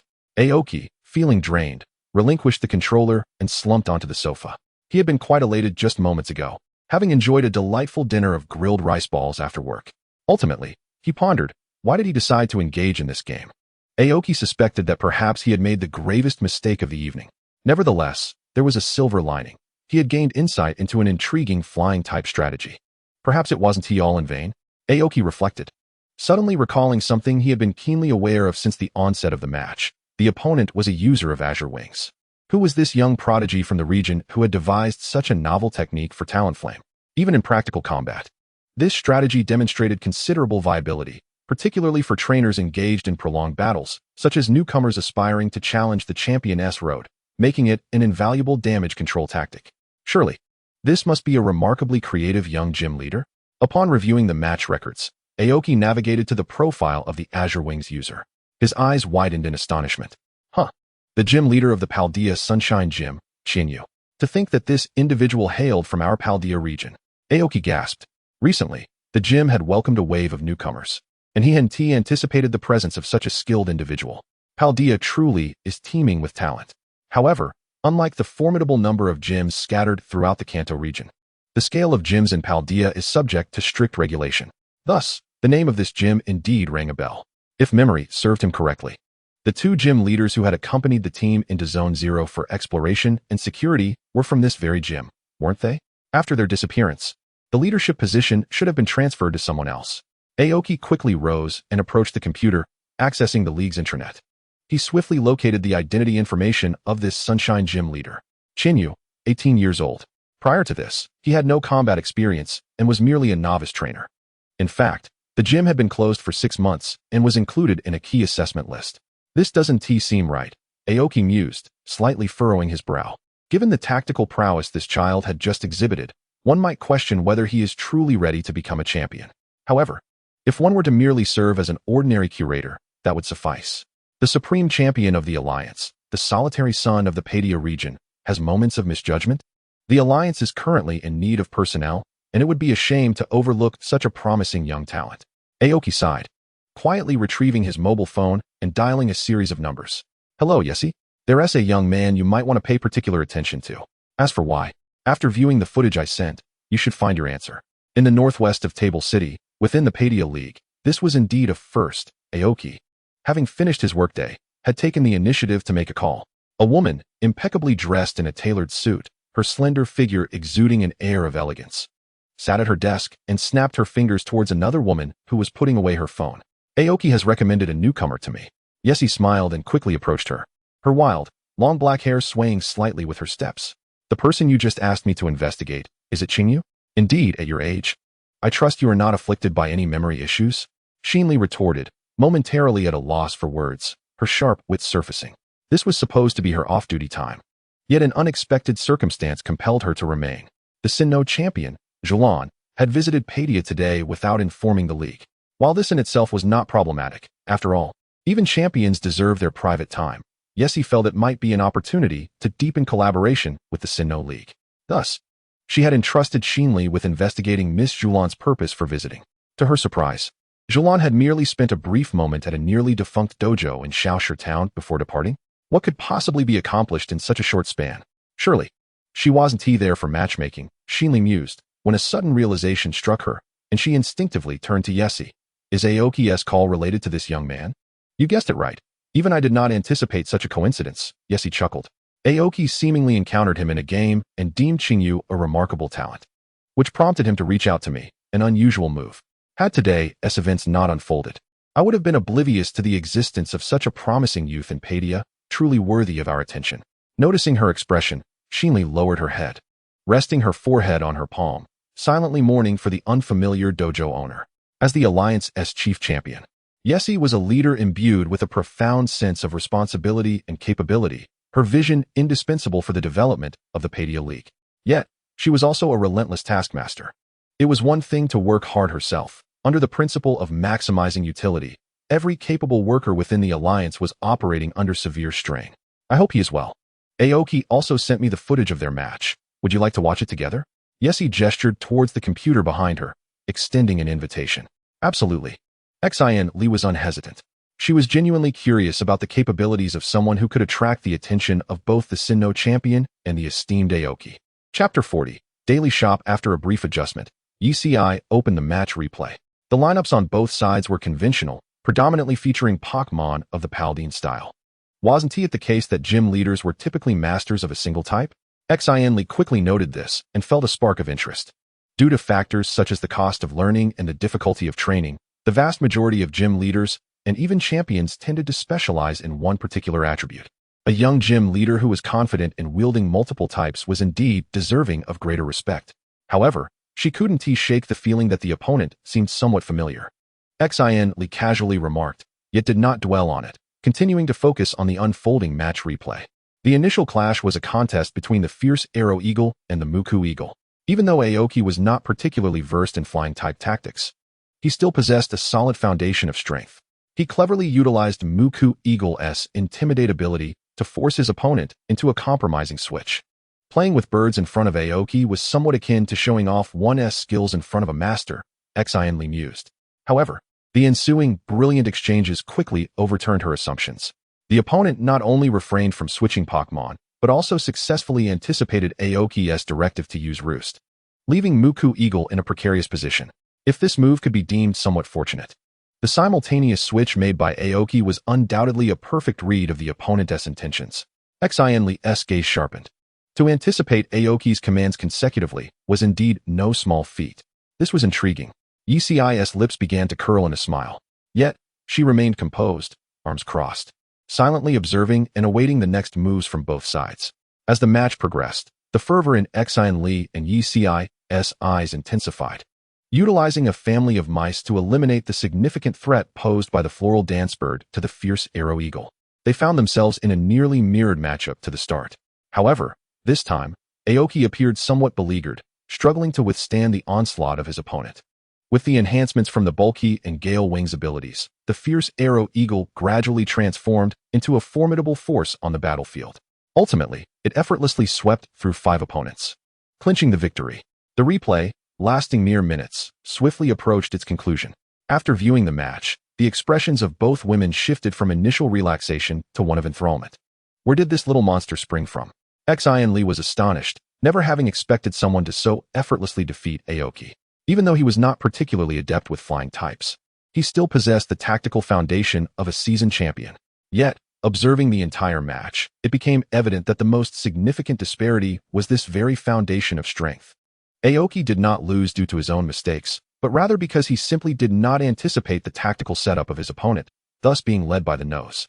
In a moment of inspiration, Xinli suddenly took out her phone. Upon opening the app, clarity washed over her. Indeed, it was that teaching streamer who had emerged over the past couple of days. She had only glanced at it during her leisure time, so the name lingered faintly in her memory. Yet, the tactics he demonstrated were so profound that even the kings and champions could glean much from them. Even the Hoenn champion, Dawu, praised him effusively. To her astonishment, he turned out to be a local from Paldea. Unlike the surprise etched on Xinli's face, ECI smiled serenely, her eyes sparkling with fervor. After languishing in despair due to an unexpected incident, had she transformed her pain into nourishment, achieving enlightenment in the dojo over the course of 6 months? With such mindset and prowess, if properly nurtured, He would undoubtedly become a pillar of strength for Paldea in the future. I recall that the Sunshine Dojo is also set to participate in the year-end qualification assessment, right? ECI suddenly turned her gaze toward Xian Li. Coincidentally, Kusha from Deep Bowl Town has applied for an extended leave for research, which means he likely won't be able to continue as the assessment dojo master for the Champion Road next year. How about you take the opportunity to do some reconnaissance in a few days? Achoo. After the broadcast, Xingyu was about to rise from his seat when, quite unexpectedly, he sneezed. Indeed, one must be cautious about staying warm. How could he have sneezed? Rubbing the back of his head, Xingyu prepared to put on an additional layer. The live stream has concluded. This session earned growth points, 817. Familiar words resurfaced before him. Ever since he heeded Chishu's advice to incorporate more Paldea elements into his live streams, the revenue from the subsequent 2 broadcasts had begun to soar exponentially. He had once fretted over a mere 50 points, but now he found himself in a state of abundance. Truly, a reliable senior. As his points gradually accumulated, an obvious question arose. Aside from the travel system, there must be a way to spend these extra points, yet it seemed that the system only offered berries at present. Surely, one cannot merely be a berry stall. Just as Xingyu was engulfed in confusion, the text within the system underwent a new transformation. Cumulative growth points have surpassed 1,000. Daily shop function activated. So there truly were delightful items to be had. Eagerly, Xingyu focused his mind and entered the system mall. Aside from the neatly arranged berries and move machines, a new icon indeed appeared in the upper right corner, Daily Shop. Upon entering, 4 cards of varying colors immediately refreshed before his eyes. It felt reminiscent of the blind box schemes from his past life. Suppressing the urge to scoff, Xingyu flipped all 4 cards in one breath. Move Learning Device 083. Exchange Field, purple. Freshly Squeezed Moo Moo Milk, green. Stylish Glasses, blue. And Efficiency Enhancement Pill, gold. Wow, a golden legend. A familiar voice, reminiscent of an elderly man, seemed to echo in Xingyu's ears as he gazed, bewildered, at the 4 cards before him. The exchange venue was undoubtedly one he was well acquainted with. However, the crux of the matter lay in the fact that this tactic primarily thrived in doubles, leaving its practical application in real battles yet to be fully explored. Moreover, the price of 5,000 was beyond his consideration. As for Moo Moo Milk and the stylish glasses, they were utterly inconsequential to him. For Xingyu, anything obtainable through direct expenditure was not worth redeeming with his points. Thus, there was only one answer. Efficiency Pill, gold. Consuming a single pill enables high efficiency in both work and study. Price, 900 growth points. Though it was merely 1 pill, it fell precisely within the realm of his acceptable price limit. Additionally, Xingyu had certainly encountered this item in his childhood. If all went as anticipated, it should be one of Doraemon's remarkable gadgets. To his surprise, even such conceptually extraordinary items were attainable. Xingyu's understanding of the system was once again refreshed. So, it too is growth-oriented. Given its presence in the world of Pokémon, it would presumably be beneficial for Pokémon training as well. With this thought in mind, Xingyu unhesitatingly pressed the purchase button, swiftly acquiring the item. Chapter 41. The Marvelous Adventure of Riolu. All along, Xingyu considered himself a highly rational individual. In his past life, he had always been frugal, embodying a true hamster mentality in reality. Of course, if a new game in the Pokémon series were to be released, he would grumble, yet ultimately purchase it. After all, this hobby was one he simply could not forsake. Thus, his willingness to spend nearly all his accumulated points on this magical pill was entirely justified.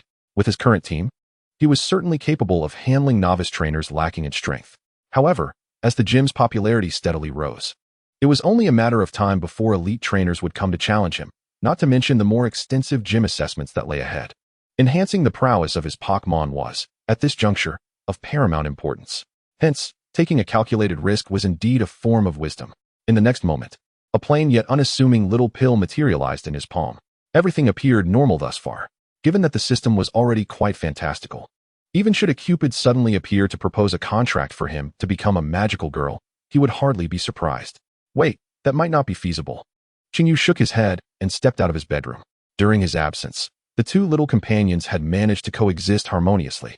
Eevee had claimed the comfiest sofa in the house, lounging in the corner, engrossed in a Pokémon movie, completely unaware of his departure from the room. Xingyu chose not to disturb him. Instead, he cast a tender smile and turned his gaze to the other side. Riolu was diligently delivering a barrage of bullet punches to a punching bag, each strike slicing through the air with a distinct whooshing sound. Still training, Lucario. Since successfully taming it this afternoon, this little creature seems to have never left the training ground, even incorporating a few sets of squats while eating. After the timid Eevee, it appears the second little companion at home is a true powerhouse. Chinyu couldn't help but feel a sense of wonder as he approached. Upon noticing the trainer approaching through its aura, Lucario immediately ceased its movements, turning its head to regard Chinyu with a serious expression. Having recognized each other, it was determined not to disappoint its trainer's expectations. Lacking the innate talent of Eevee, the only way to keep pace with its peers was through relentless effort. Thus, from this day forth, its daily training targets would be doubled.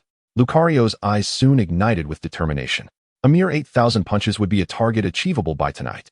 Seeing its readiness to continue training, Chinyu smiled slightly and interjected.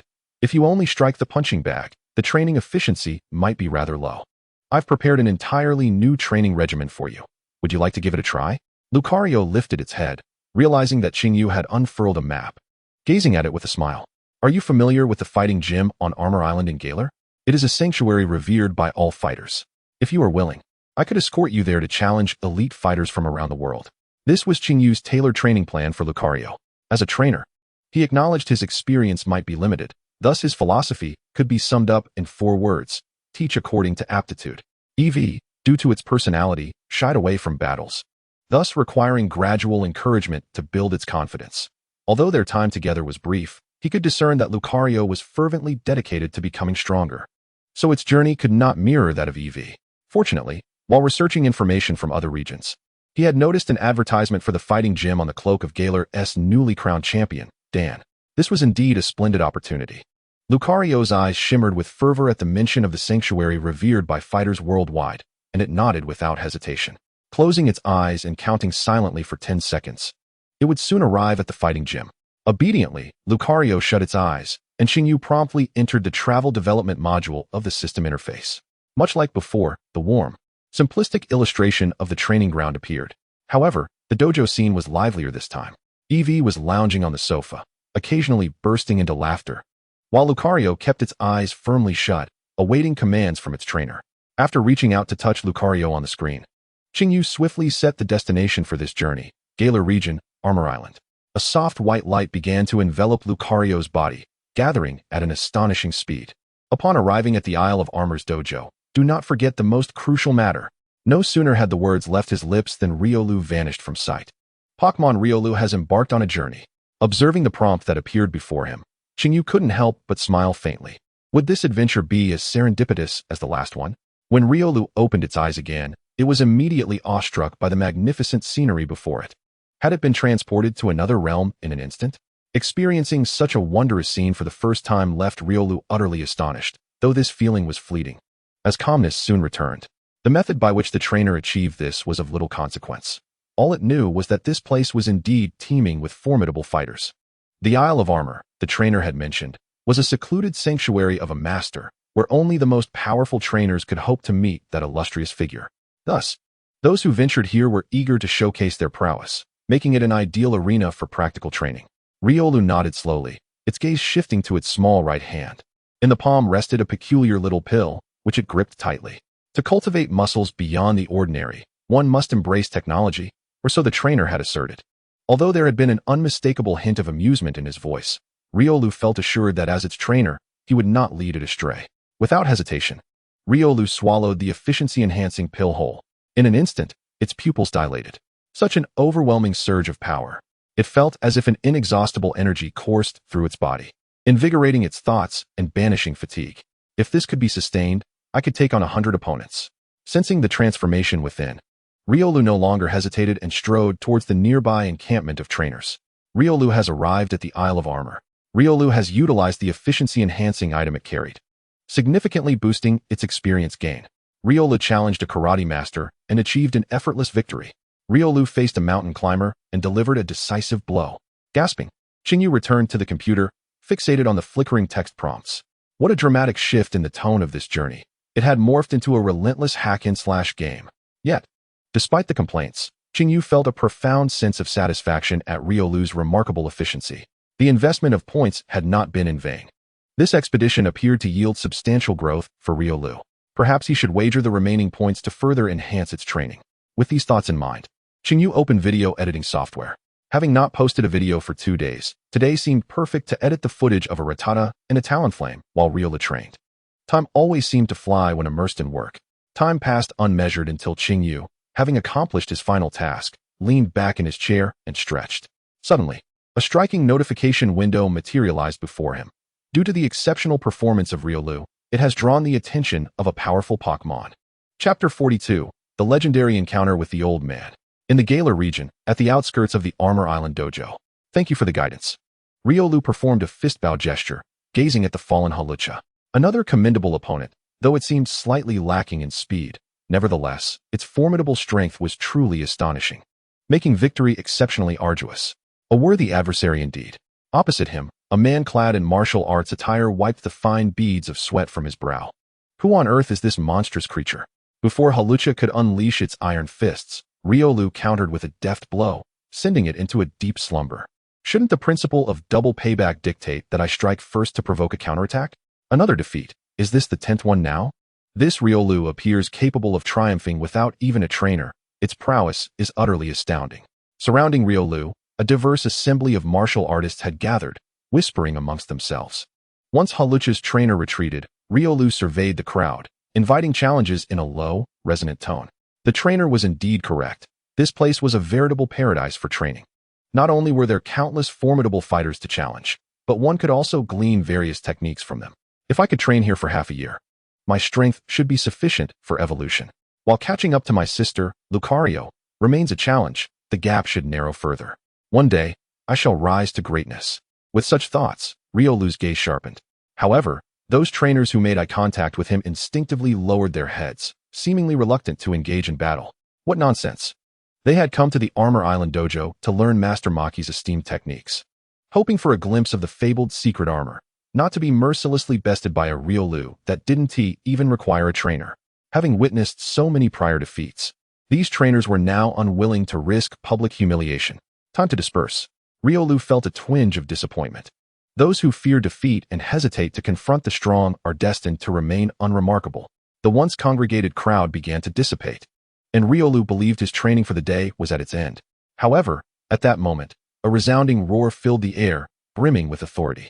Riolu's heart raced, instinctively turning toward the source of the sound. Not far away, the once tightly shut doors of the Kanto Dojo have mysteriously swung open, revealing a robust Pokémon. Dark as night and reminiscent of a colossal bear, standing before the dojo. The gazes of a large and a small Pokémon meet. Master Ma's Dojo. A diminutive old man, clad in a baseball uniform and slightly hunched over, descends the stairs, instantly eliciting spirited greetings from a throng of apprentices. Master Ma. Their collective address reveals the identity of this venerable figure. A champion of the Galar region for 18 consecutive years, a legend in battle. He is none other than Master Ma, the pinnacle of martial arts. As the founder and face of the dojo, it is his legendary presence that has transformed the once desolate Kanto Island into its current state, drawing numerous warriors willing to pay handsomely for his tutelage. Passing through the training room, Master Ma enters the gaming room, savoring a sip of fragrant tea before exhaling a sigh of relaxation. The weather is splendid today, perfect for gaming. The once fierce warrior, renowned in his youth, has gradually succumbed to the charms of video games post-retirement, evolving into a reclusive elder who prefers the comfort of his home. Particularly, the recently released game, Pokémon Champion, has become his newfound obsession. The thought of imparting his peak battle experiences to the young challengers within the game brings a broad smile to Master Ma's face. However, today marks the dojo's recruitment of new apprentices. Just as he prepares to power on the gaming console, a green figure suddenly appears, pressing the off switch. My game. The old man's eyes widen in fury. As he turns to confront the intruder, his indignation dissipates upon recognizing her visage. It would have sufficed to send the martial bear Pokémon to handle the situation. Master Ma's voice diminishes, his tone losing some of its assertiveness. The only one capable of softening Master Ma's demeanor is none other than Mistress Mai. You mustn't. You are the emblem of Kanto Dojo. Everyone comes to witness the legendary Master Ma. With a resigned sigh, Master Ma rises from the sofa. Indeed, to dismiss challengers out of sheer laziness would be a desecration of martial arts. What better opportunity to stretch his limbs? If he doesn't practice soon, his old bones might very well fall apart. Encouraged by Mistress Mai's gaze, Master Ma steps out of the room. Upon reaching the Grand Hall, his two loyal companions have long awaited his arrival to claim 18 consecutive championships. It takes not only Master Ma's formidable prowess, but also the significant contributions of his two distinct martial bear Pokémon, who embody the essence of his martial arts through their impeccable skills, achieving victory in every battle. However, today, in addition to his steadfast companions, an unfamiliar young guest has appeared. Roar! One of the martial bears immediately bellows upon noticing the newcomer.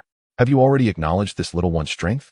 As longtime partners, Master Ma has long been able to gauge the intentions behind their vocal fluctuations. Master Ma squinted his eyes, taking note of the Riolu wedged between the formidable martial arts bear. His murky gaze quickly began to scrutinize it from top to bottom. Soon, a smile broke across his face.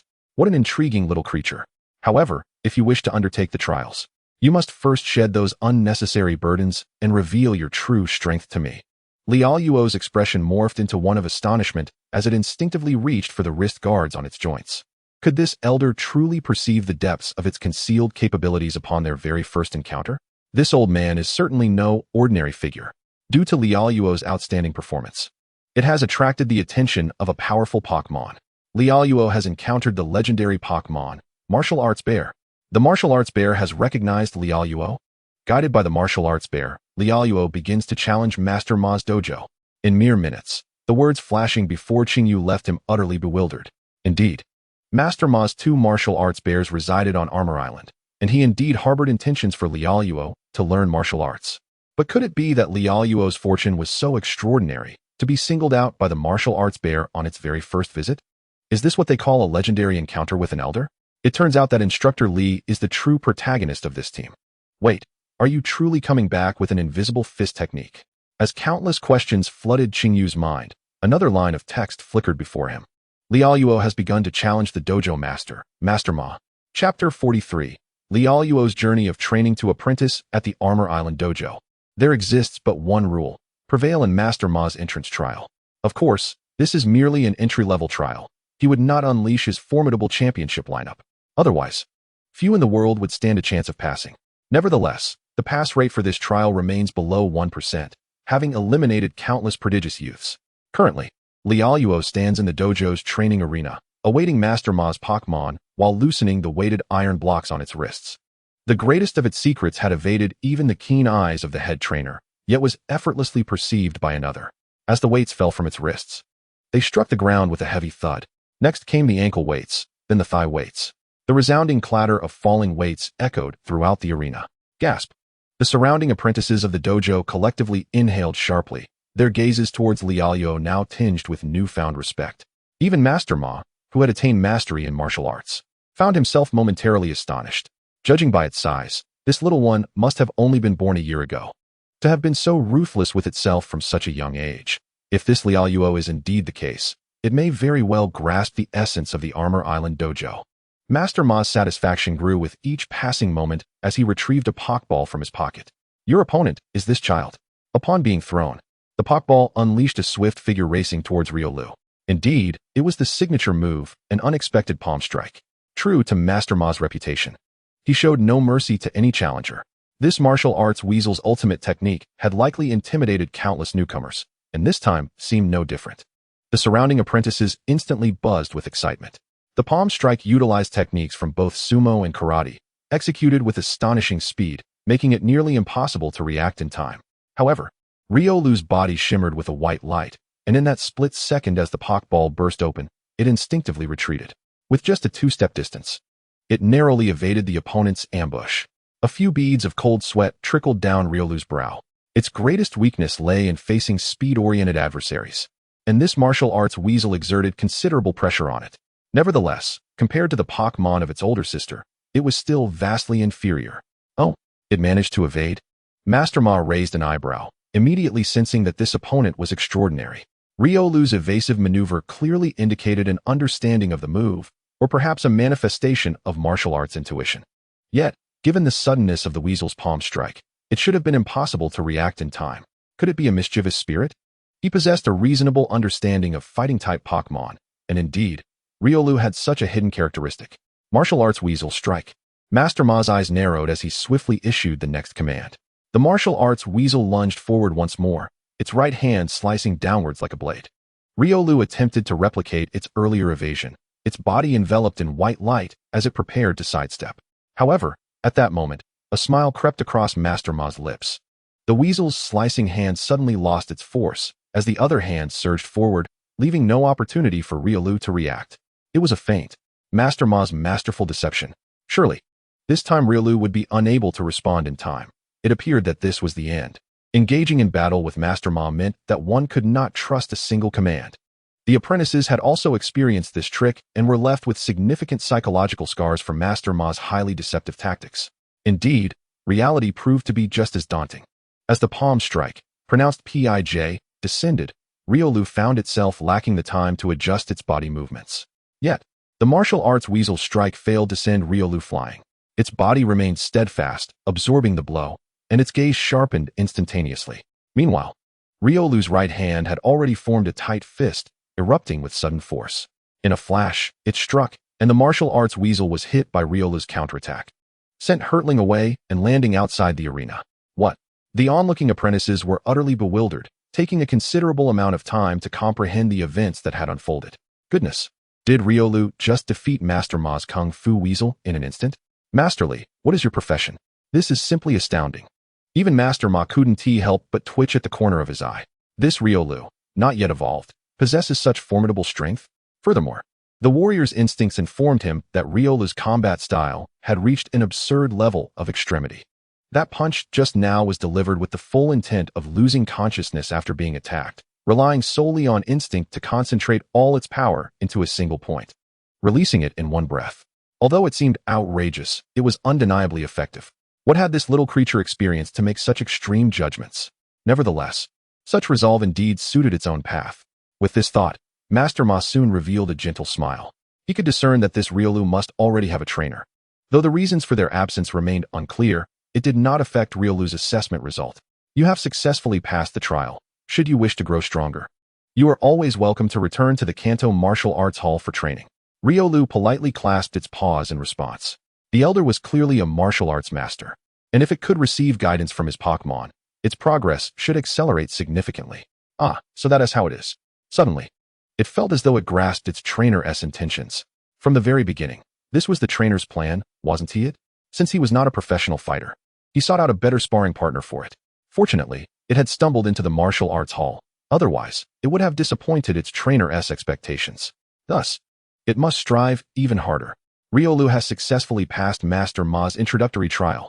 Riolu has remained in the Kanto Martial Arts Hall for training. Under Master Weasel's guidance, Riolu has learned the move, Surprise Strike. The sudden influx of system notifications left Qingyu momentarily stunned. I recall that Riolu and Lucario's moveset did not include Surprise Strike, did it? Moreover, how could Riolu pass the Kanto Martial Arts Hall's assessment without a trainer? Does that mean I've become a slacker? Despite the inner turmoil, Qingyu quickly regained composure. Upon reopening the Travel Development interface, the animated depiction of Riolu appeared within the Kanto Martial Arts Hall. Flanking it were a Martial Bear Master and Master Weasel, quietly observing its training movements and occasionally offering guidance. Qingyu clicked on Riolu's interface. Riolu, training in Kanto Martial Arts Hall. Training objective, Invisible Fist, current progress, 0, remaining travel time, 15 minutes and 25 seconds. Noticing Riolu's training objective, Qingyu couldn't help but draw a sharp breath. So, you were holding the protagonist's script all along. This is indeed the unparalleled skill of the Armor Island Dojo. The Invisible Fist. In truth, the Invisible Fist of the Martial Arts Bear Master does not qualify as a unique trait, but rather as a martial technique mastered through years of training in Master Ma's martial arts. This implies that other Pokémon may indeed have the potential to learn it. Qingyu even daydreamed about the extraordinary possibilities once Riolu evolves. If he were to acquire a stone, combining adaptability with the Invisible Fist would be utterly outrageous. He must take action to expedite this process. Resolutely, Qingyu allocated all remaining growth points, allowing Riolu to spend additional hours honing its skills at the Armor Island Dojo. Chapter 44. Today, we play with the Pink Demon. November 6th, the day before the onset of winter. A frantic Thursday. Regrettably, it seems that no one in this world can comprehend my traditional performance skills. Early in the morning, Qingyu languished on the sofa, entirely devoid of energy due to the unexpected downpour. The Paldea region, reminiscent of the Iberian Peninsula, experiences most of its winter rainfall due to the Mediterranean climate. Memories long since faded suddenly resurfaced in his mind in an almost eerie manner, evoking a sense of nostalgia. His memory had indeed improved considerably since his transmigration. Could this be an invisible benefit of being a traveler? Xingyu was uncertain. However, aside from himself, the Pokémon in the dojo were even less fortunate. Due to the intense training last night, both Riolu and Eevee had yet to awaken, and Xingyu had no intention of disturbing their slumber. After all, it was a rainy day, and even Nimmo had not come to the dojo, let alone challengers from farther afield. It appeared that today, the likelihood of receiving guests was quite low, even if one were to excel. Maintaining a balance between work and rest was essential. The training at the Armor Island dojo had evidently been immensely beneficial for Riolu, as it had even mastered the clapping surprise technique. Yet, despite the presence of the efficiency-enhancing item, over 3 hours of training had only advanced the progress of the Invisible Fist to level 5. No wonder only 2 martial arts bear masters had managed to learn this move thus far, to enable Riolu to master Master Ma's ultimate technique. Both its own efforts and Xingyu's diligent accumulation of points were necessary. Suddenly, he felt a sense of déjà vu akin to saving for a grand prize draw. With this thought in mind, Xingyu picked up his phone and adeptly opened the Pokémon app. The 2 videos released on schedule last night garnered unanimous acclaim, as expected. Although he had not introduced any intriguing strategies this time, leaning more towards Pokémon education rather than battles, the viewership remained remarkably steady. The reason was quite simple. So there's actually a Pokémon like this mouse that can remove nails. Let me tell you about my nail removal team. Not only can it remove nails, but also strengthen itself. Master Mouse, you are incredible. Coach, I want to learn this. The comments made it abundantly clear. Due to the influence of the previously popular pinning strategy, the current gaming environment has indeed seen an abundance of pin teams.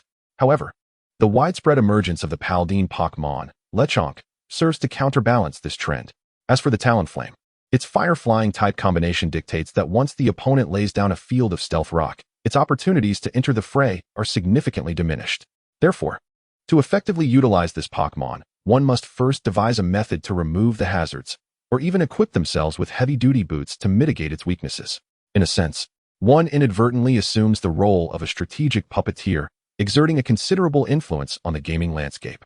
Of course, the high viewership of Talonflame videos can be attributed to another layer of intrigue. Streamer, you are invincible. Even the Elite Four falls before you. My heart aches for Champion Aoki for a moment. How could such a dirty Talonflame strategy exist? Am I the only one who finds the streamer's command skills utterly absurd? They predicted several of Champion Aoki's moves in succession. Is this truly the caliber one would expect from an ordinary gym leader? Even the guest appearance of Champion Aoki, who shared the video at 7 a.m. with the caption, "An intriguing flying-type strategy worth learning," adds significant weight to this discourse. The individuals within the Pokémon world indeed possess a certain purity. Conversely, Aoi seems a bit embarrassed by the attention. These 2 recent videos, however, did not elicit any comments from Daigo, likely because he has little interest in Pokémon outside of steel types. More plausibly, he is engrossed in mining and unable to extricate himself. A brief perusal of the comments section led Aoi to notice a familiar name. Diligent Joy. These 2 episodes on local Paladin Pokémon are quite fascinating. If possible, could you elaborate on how to battle with Blissey? The comment garnered a substantial number of likes, yet the responses were overwhelmingly skeptical. Aren't you making it difficult for the streamer? 2333, Blissey is here. If the streamer can win, I'll eat my hat. Blissey is the hallmark of the Pokémon Center. It only needs to be adorable. How can it be expected to battle? While Blissey is nearly extinct, such a Pokémon is far too benevolent. Let us not force it into situations it is ill-equipped to handle. Aoi recalled this name vividly. Miss Joy from Ponderosa Town had been one of his first viewers during his initial broadcast. Blissey, he murmured. It seems to have become a consensus in this world that Blissey is ill-suited for battle. After all, they are the angels of nature, the beloved aids of joys. They appear to be entirely out of place in combat. Yet, Aoi harbored a differing perspective. How could the pink demon not be fit for battle? Aoi raised an eyebrow, and a mischievous smile began to form on his lips. The term pink demon refers to a cohort of pink-hued Pokémon that can often deliver a striking psychological impact on their opponents in battle. Among them, the beloved Chansey stands as a heavyweight, aptly dubbed the Pink Devil Unit 1. The team cannot afford to lose Chansey, just as District 3 cannot relinquish Jerusalem. This is what you have requested. Since his arrival in this realm, Xingyu has maintained a commendable restraint, refraining from indulging in bizarre underworld lineups to uphold his image. However, given the demands of his fans, he must endeavor to accommodate them, mustn't he? As a lively streamer, he finds his true comfort zone in unconventional setups rather than serious tactical analysis. After liking and commenting on Miss Joy's post, Qingyu exited the Pokémon platform. Qingyu, alright. Today, we shall play with Chansey. Wow, it's the streamer Master Ball. I too wish to play with Chansey, but how do you even play it? Will it work? Something's off with you upstairs. I shall have Miss Junsh's baton rectify your distorted heart. Due to the rain, the gym was unusually desolate today. Qingyu, however, relished the tranquility, spending the afternoon watching a Bollywood film with Eevee and guiding Riolu in adjusting his training regimen. A daily routine of 100 push-ups, 100 sit-ups, 100 squats, and a 10-kilometer run. This is the legendary Saitama training method, which advocates gradual accumulation of small efforts to achieve transformative results, aimed at breaking the human limits. Whether this applies to Pokémon remains uncertain for Qingyu, but it is certainly preferable to Riolu's grueling and self-destructive training methods. Qingyu genuinely fears that this little fellow might inadvertently cause himself harm. After hearing this, Riolu nodded vigorously. Although these are basic exercises, the entire muscle group indeed gets a workout. Aside from the slightly low intensity, the regimen is quite comprehensive. If done in 10 sets daily, it should suffice for a warm-up. Despite the differing perspectives between trainers and their Pokémon, it surprisingly yielded excellent results. Thus, the afternoon swiftly passed. It was time for Qingyu to commence his broadcast. Sitting before his computer, he opened the streaming software adorned with the Pikachu icon. Hello, everyone. Today, we shall engage with the Pink Devil. Chapter 45. The Scientific Small Team, Pink Devil. Chansey is clearly a little angel. Why bestow upon it such a malevolent nickname? The Chansey Protection Association expresses strong condemnation. You are henceforth forbidden from consuming the eggs laid by our little angel Chansey. To be fair, while the streamer may possess skills, does anyone genuinely believe Chansey can hold its own in battle? As soon as Qingyu completed his opening remarks, numerous comments began to emerge, sharply critiquing his choice. It was evident that the audience held little faith in Chansey's capabilities. Chansey, the egg Pokémon, is a fixture at Pokémon centers, often regarded as a little angel. Claiming it is not adept in battles is, indeed, a sentiment grounded in truth. Possibly due to inherent personality traits, the output capability of Chansey is remarkably inadequate. Even with the maximum bond with its trainer, its evolution into Blissey still fails to yield significant offensive power. For local trainers who prefer fervent brawls, this presents a notable weakness. Nevertheless, our creator deity, Arceus, having closed one door, undoubtedly opens another. While one cannot rely on offensive prowess, the Chansey family excels in defensive strategies, particularly in special defense. They are indeed a formidable bastion of despair. Fear not, for a master once proclaimed that there are no weak Pokémon, only trainers who lack skill. Today, teacher, you shall present a tactical approach tailored for Chansey. As he speaks, Qingyu has already opened Pokémon Champion and selected a plump, pink Pokémon in the team editor. Why choose Chansey? Isn't Blissey the final evolution? Perhaps it's to utilize the evolutionary stone? After all, with minimal combat effectiveness, adding resilience seems prudent. How do you intend to secure victory? Qingyu is not surprised by the confusion in the comments. After all, in the authentic Pokémon world, scenarios where a team is ground down to nothing are quite rare. Otherwise, it would be all too easy to engage in chaotic wild battles. The notion that a weak team inevitably ends up friendless is not merely a saying. I genuinely plan to employ the evolutionary stone, as it can enhance Chansey's advantages further. Of course, this strategy can also be applied to Blissey, simply swapping the item for a light clay, which should yield similar results. Qingyu briefly elucidated this before diving into matchmaking. The stereotypes surrounding the Chansey family are deeply entrenched, rendering mere words insufficient for understanding. It is imperative to demonstrate through tangible actions to the viewers that the seemingly angelic Chansey family is far from being a pushover. Upon reaching the higher tiers of the Great Ball rank, the player base noticeably diminishes, leading to a significant increase in matchmaking time. Previously, he could match opponents within seconds, but now he finds himself waiting a full 5 minutes. Only after finishing a video of his Pokémon's new outfit does the matchmaking cursor finally come to a halt. Excellent. Our scientific shrinking squad is poised to wreak havoc. Qingyu smiles subtly, observing the opponent's lineup while engaging the audience. I predict your next question will be, Host, what is the scientific shrinking squad? What is this scientific shrinking squad? Is there cheating involved? Not only does he read the opponent, but he also reads the comments. Teacher, you, let's see your strategy. I can hardly wait. Seeing the comments invigorated by his foresight, Qingyu reveals a satisfied smile. The so-called scientific shrinking squad focuses on the move that reduces size, employing a strategy that continually diminishes its own stature, making it increasingly difficult for opponents to land hits. While it may seem reliant on luck, the reality is quite the opposite. For instance, when the opposing team consists predominantly of special attack Pokémon, we can confidently and boldly choose Blissey as our lead. As the battle commences, the silhouette of Qingyu's trainer promptly hurls out Blissey. The opponent, a young trainer, sends forth his lead Pokémon, the esteemed Alakazam, which plays directly into Qingyu's strategy. Alakazam, use Psychic.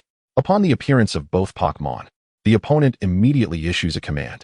Alakazam crosses its two spoons, its eyes emanating a violet glow, and swiftly unleashes a torrent of psychic energy, careening towards Blissey's position. Blissey, with its sluggish reflexes, maintains its innocent smile, seemingly unfazed by the impending attack. The psychic wave collides with Blissey's body, yet surprisingly, it inflicts minimal damage.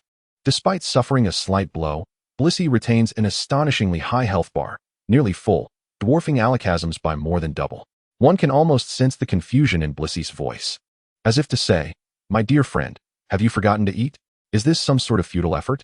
If you are not a physical attacker, do not expect to rattle our dear Blissey."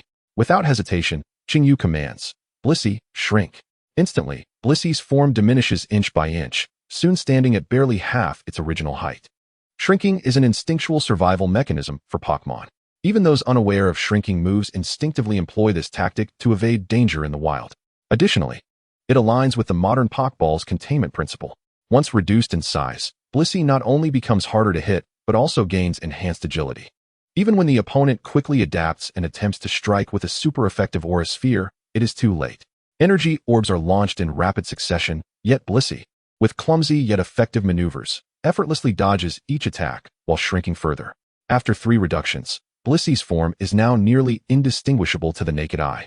Even Alakazam, renowned for its psychic prowess, finds it nearly impossible to land a hit. Previously, an audience member inquired how Blissey might secure a victory. Watch closely and do not blink.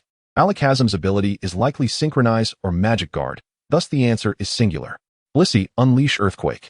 Unbeknownst to all, Blissey has already positioned itself directly before Alakazam, its diminutive form suddenly erupting with formidable strength, launching Alakazam high into the air. The damage, while not excessive, carries a profound sense of humiliation. Faced with this elusive pink fiend, which can neither be struck nor easily contained, the opponent swiftly succumbs to indignation and hastily concedes. What? Is this still Pokémon battling? Where has this gone? This is rather outrageous, isn't it? Why do I perceive the broadcaster's Jigglypuff smile as rather sinister? Is it merely my imagination? You are not mistaken. It is no wonder the broadcaster refers to it as the Pink Devil. Please return our adorable little angel. Clearly, the strategy of reduction has left the audience in a state of astonishment. Is this really it? Just as Qingyu was preparing to shine, his smile vanished in an instant. After finally having the chance to engage in battle, the game was abruptly halted. As a dedicated Pokémon player, he finds the joy of competition far more rewarding than the lackluster points that victory brings. This is the power of the science of shrinking teams. Jigglypuff's incredible special defense, coupled with the enhancement of an evolution stone, has the potential to elevate its capabilities to the utmost if it can seize a special attacker. What comes next should be quite evident, right? With a slight smile, Qingyu, amidst a barrage of comments like dirty, dirty, dirty, learned his lesson and promptly deleted them, beginning the matchmaking process anew. After a wait of 2 or 3 minutes, a rival of equal stature appeared before him. Player, the Will of Fire. League certification, newly crowned champion of the Sinnoh region, Day. Chapter 46. What does it mean to be the Pink Devil? 5 minutes ago, Sinnoh League. Is this truly all that is expected of us as champions? Day scratched his prominent red hair and glanced at the 2 young men standing beside him, arms crossed. It is understandable, as the responsibilities of a champion require an adaptation period. Wusong adjusted his glasses, his blue hair cascading elegantly over his shoulders, exuding ecstatic grace. Moreover, today's workload has likely overloaded your brain, hasn't it? You rascal. Day was immediately incensed, but as he opened his mouth to retort, he sank back into his seat, for Wusong was indeed correct. Compared to the tedious bureaucratic duties of the league, he was undoubtedly more skilled in the arena. The thrill of fiery battles. Ahaha, do try not to quarrel in the league, will you? Clad in a tank top, with a tuft of green hair, standing erect. Alu patted the shoulders of the 2, wearing an expression of exasperation.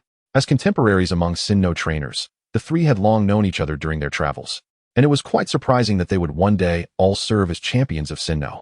However, given the dynamic between Day and Wusong, it may not be entirely advantageous.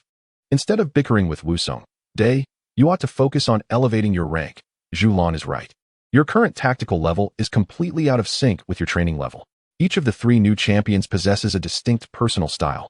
The Psychic-type champion Wusong is mature and composed, excelling in strategy and seizing advantages. The Bug-type champion Riolu is adept at mobilizing every Pokémon in his team, demonstrating a scientifically sound approach to team composition, while the Fire-type champion Day channels all his talents into fierce assaults, embodying the raw, aggressive spirit of fire in every battle. The last of the terrestrial champions, Granny Gieno, has aged considerably, resembling more of an advisor to the younger generation than a formidable champion herself. Coupled with the balanced yet unfathomable strength of the champion, Zhulan, the Sinnoh League is poised to be swept by a tempest of youthful vigor. However, as a player of the Sunny Day team, does one truly require strategy? Day scratched his head, reflecting on his reliance on straightforward tactics since becoming a trainer. The prospect of employing cerebral strategies felt utterly foreign to him.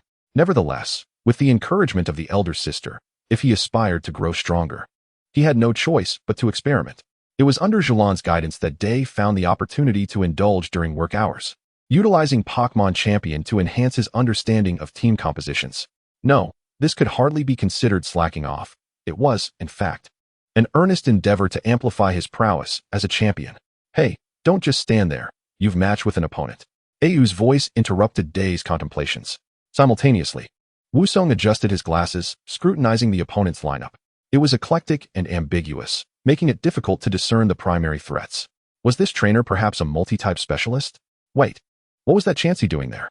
Mid-analysis, Wusong suddenly raised an eyebrow, realizing that the situation was more complex than it appeared. Encountering peculiar Pokémon in battle typically indicated that they were the opponent's signature moves. Caution was imperative. Chansey is competing in the Great Ball tier? Watch me dominate.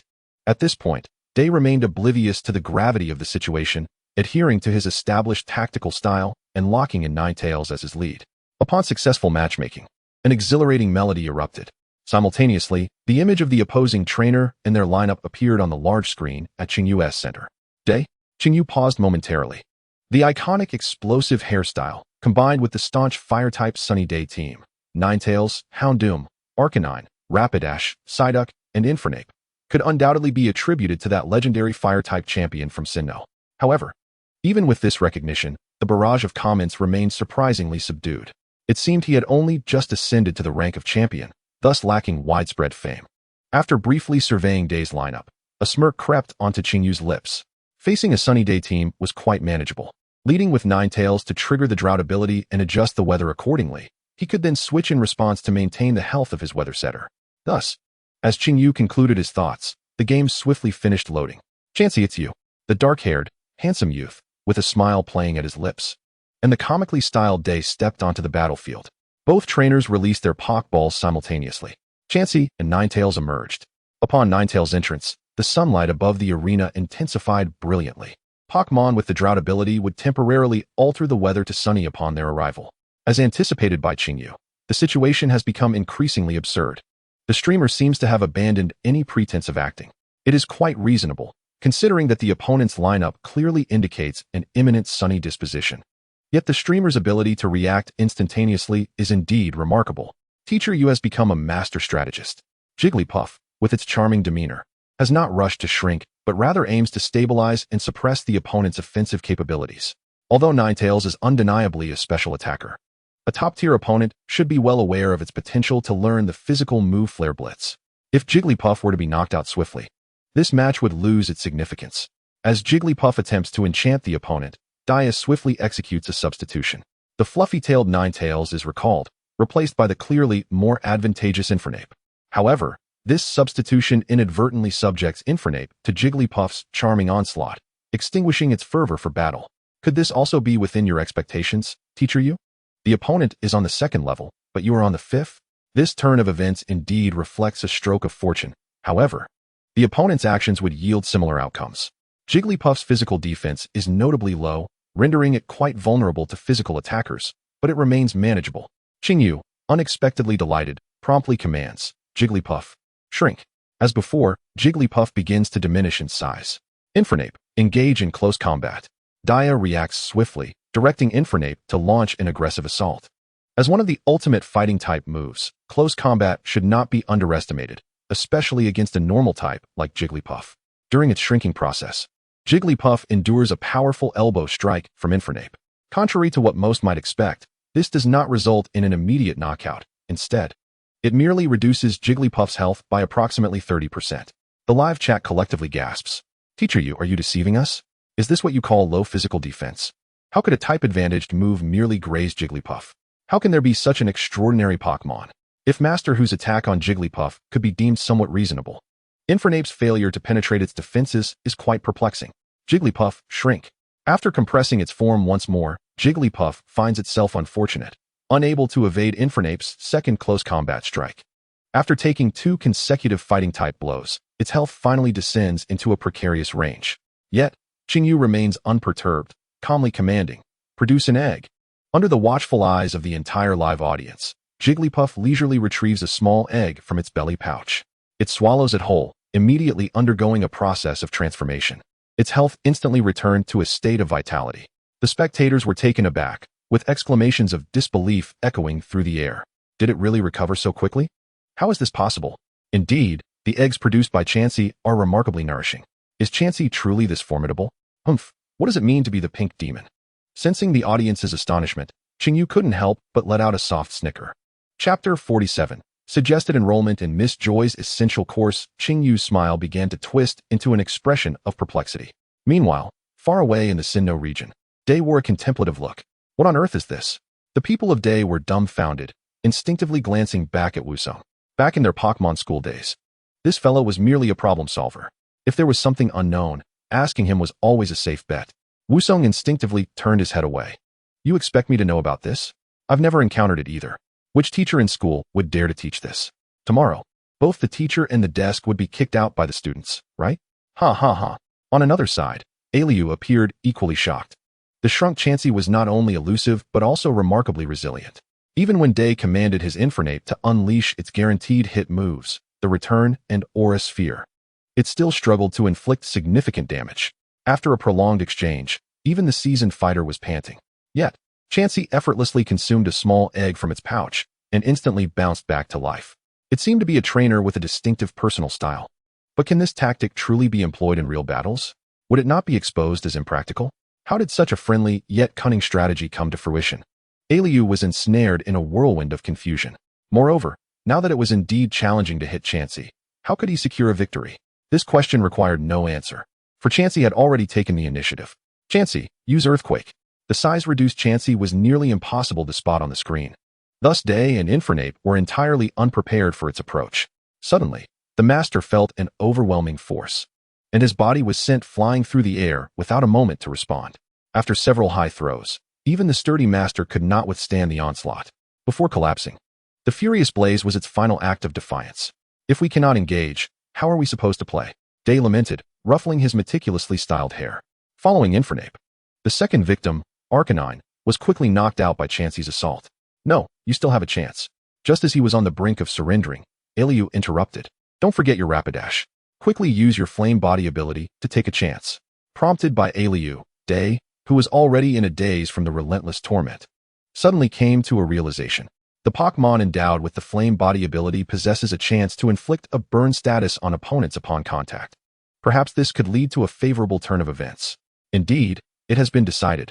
Rapidash, you shall take the stage. Dia once again issued commands. However, Chansey unleashed a toxic attack. The lively voice of Qingyu resonated through the live stream. It is fundamental knowledge that any fire-type Pokémon with flame body or flash fire abilities should not pose a challenge to him. Furthermore, who claims that Chansey is limited to only earth-based offensive moves. A jet of toxic purple liquid shot forth, and upon being struck, Rapidash's skin quickly took on a morbidly corroded hue. Now afflicted with toxic status, Rapidash's vitality was surely on a countdown. Hiss. This time, it was Wusong who inhaled sharply. Although he might have been the only one in attendance who anticipated his opponent's prowess, he never imagined their strategy could be so sophisticated. Who would still wish to engage in battle under such circumstances? At the very least, he had no desire to contend with this azure-feathered combatant. In moments of utter disbelief, silence truly reigns. Dia's expression grew increasingly numb, and even the fall of Rapidash failed to elicit any semblance of emotional response from him. Indeed, it would have been wiser to act more directly, rather than surrendering. There exists a more expedient option, disconnection. Your opponent has disconnected, thus you are awarded victory automatically. Disconnected? Chinyu scratched his head. He hadn't quite finished enjoying the game. What a rare opportunity to play a legitimate tactical game. Yet why wouldn't his opponent see it through to the end? Such a group of impatient individuals. Nevertheless, it seemed Chansey had showcased nearly all it had to offer, and he wondered how much Miss Joy had witnessed. Is Miss Joy present in the livestream? This tactic shouldn't be too difficult to master, right? Chinyu casually inquired, prompting an influx of lively comments from the viewers. 111. I am Miss Joy. The hostess' teachings are truly beneficial. I wonder if I could get the address to express my gratitude in person? Evil little scamp from Paldea. Do not lead our kind Miss Joy astray. I suggest a mandatory course with Miss Joy, if both Chansey and Blissey master this tactic. The Pokémon Center will surely become more harmonious. Fun fact, the Joy family also has inspectors and gym examiners. It feels as though Chansey will truly become a pink demon in the future. Sad. The comments reveal that the viewers hold the Chansey-centric strategy in high regard. In a Pokémon world predominantly focused on offense, Chinyu's defensive approach has certainly left them astounded.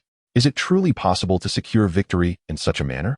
After scanning the comments, Chinyu finally spotted Miss Joy from Pinkton Town. Joy, who works diligently, remarked, Teacher Yu is truly remarkable. If it merely involves shrinking and throwing on Earth, it should not be difficult for Chansey to master such skills. Finally, we need not fear wild Pokémon outdoors. Therefore, Teacher Yu, please release the video soon. I shall share it within the Joy family group, enabling more Miss Joys to learn the art of shrinking tactics. However, it does feel somewhat peculiar for a Chansey, serving as a nurse at the Pokémon Center, to learn about toxic moves. Upon hearing Miss Joy's words, Chinyu realized that the Paldea Pokémon Center had broken conventions, evolving into an outdoor facility akin to a gas station.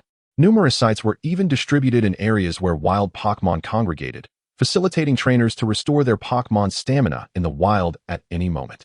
While this convenience was beneficial, it also posed certain risks. In the face of attacks from a few wild Pokémon, Miss Joy and the other staff members were indeed powerless to respond adequately. However, if Miss Joy were to possess some combat ability, the act of shrinking is fundamentally an instinct for survival among Pokémon.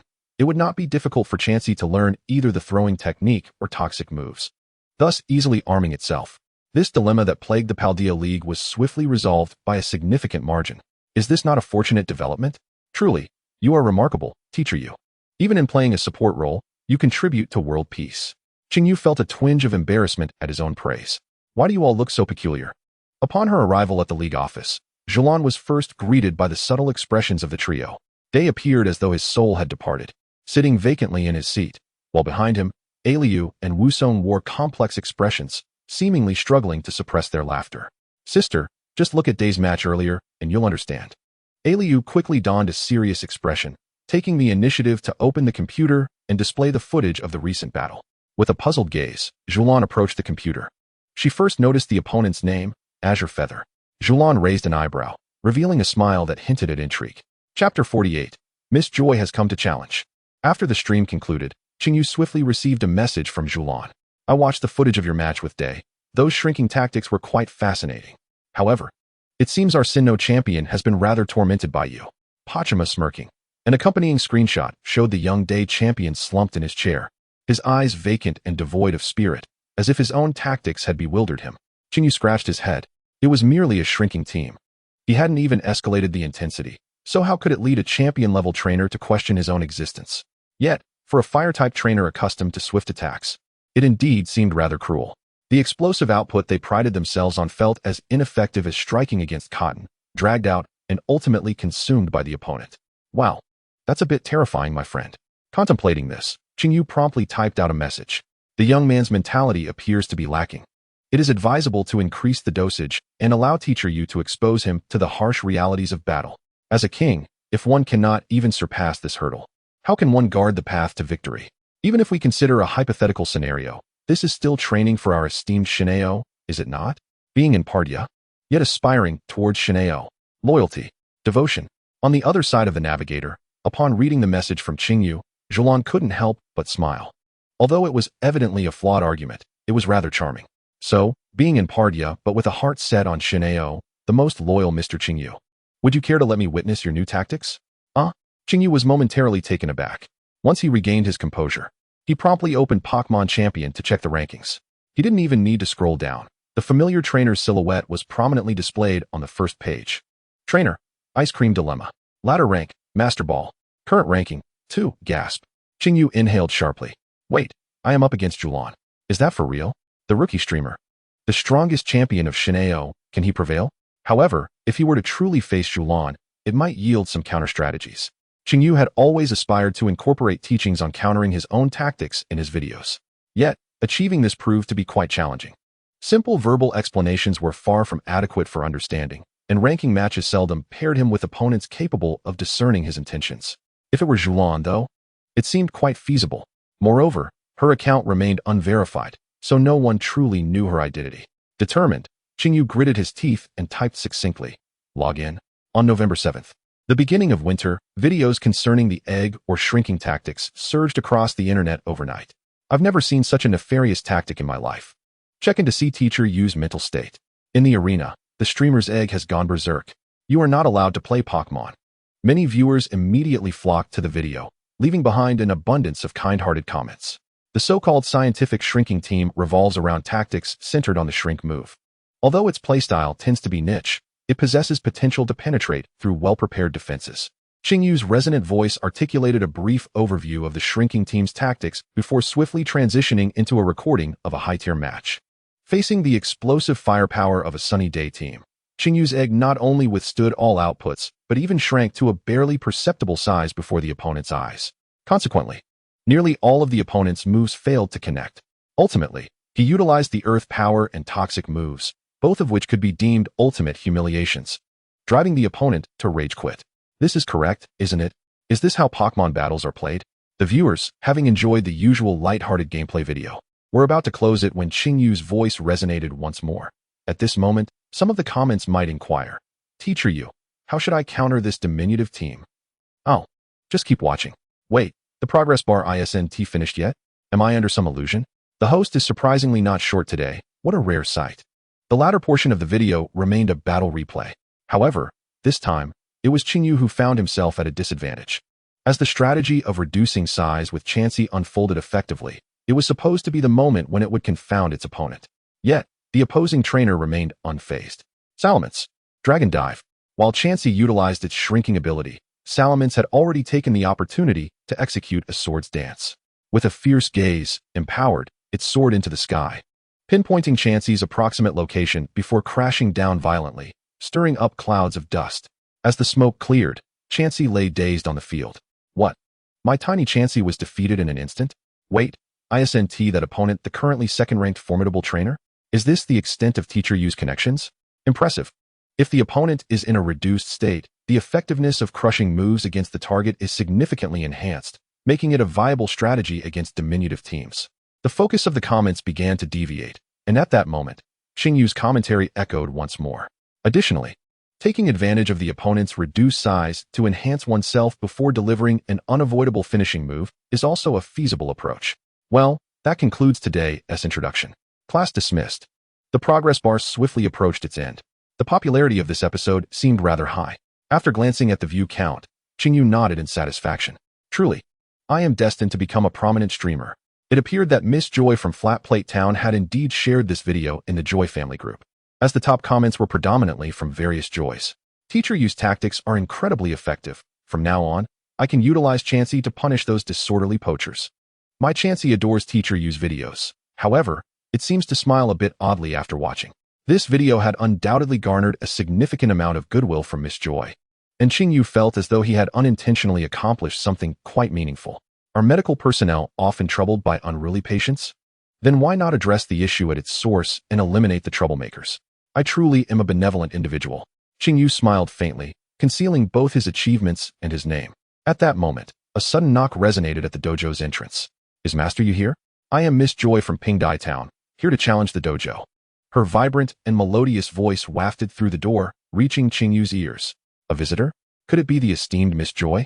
Qingyu pondered, though he felt a surge of joy at the arrival of yet another challenger. Miss Joy has come to challenge.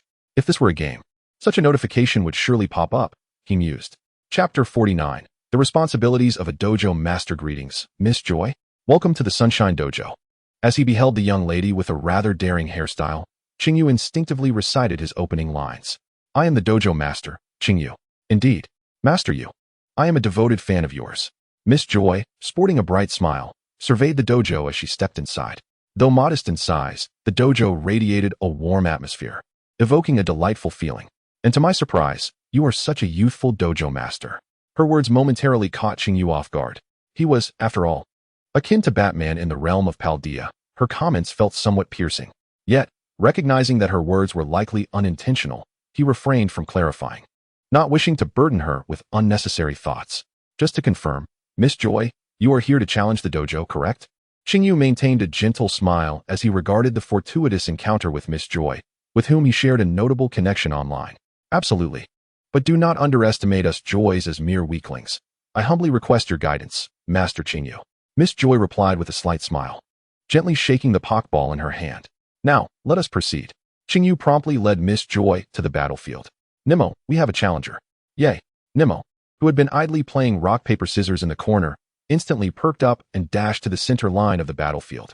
As an apprentice of the dojo, it seemed reasonable for her to take on the role of referee when challengers arrived. After all, with Nimmo's involvement, the Sunshine Dojo appeared considerably more vibrant. Or so Qingyu thought silently. He and Miss Joy swiftly entered the battlefield, and Nimmo's spirited voice rang out. The rules of battle at the Sunshine Dojo are set for 11, with the challenger taking the first move. When one side's Pokémon is rendered unable to battle, the opposing side is declared the victor. Almost all dojos adhere to the custom of the challenger going first, a decision rooted in the dojo's role and function within the current league system. The challengers facing the dojo exhibit varying levels of skill. To ensure a balance of power, the emphasis lies on assessing the trainer's overall competence, leading to the gradual establishment of this unwritten rule. Naturally, Qingyu's options are somewhat limited. Given the number of Pokémon in the Sunshine Dojo, it has yet to reach a point where he can choose freely. Seizing the moment while Nimmo explains the dojo rules, Qingyu discreetly retrieves his Eevee and Riolu from the corner. Since a dojo battle is at hand, it indeed feels more ceremonial to release the Pokeball. Therefore, the Pokémon I shall summon is this little one. Miss Joy nodded and gently tossed the Pokeball.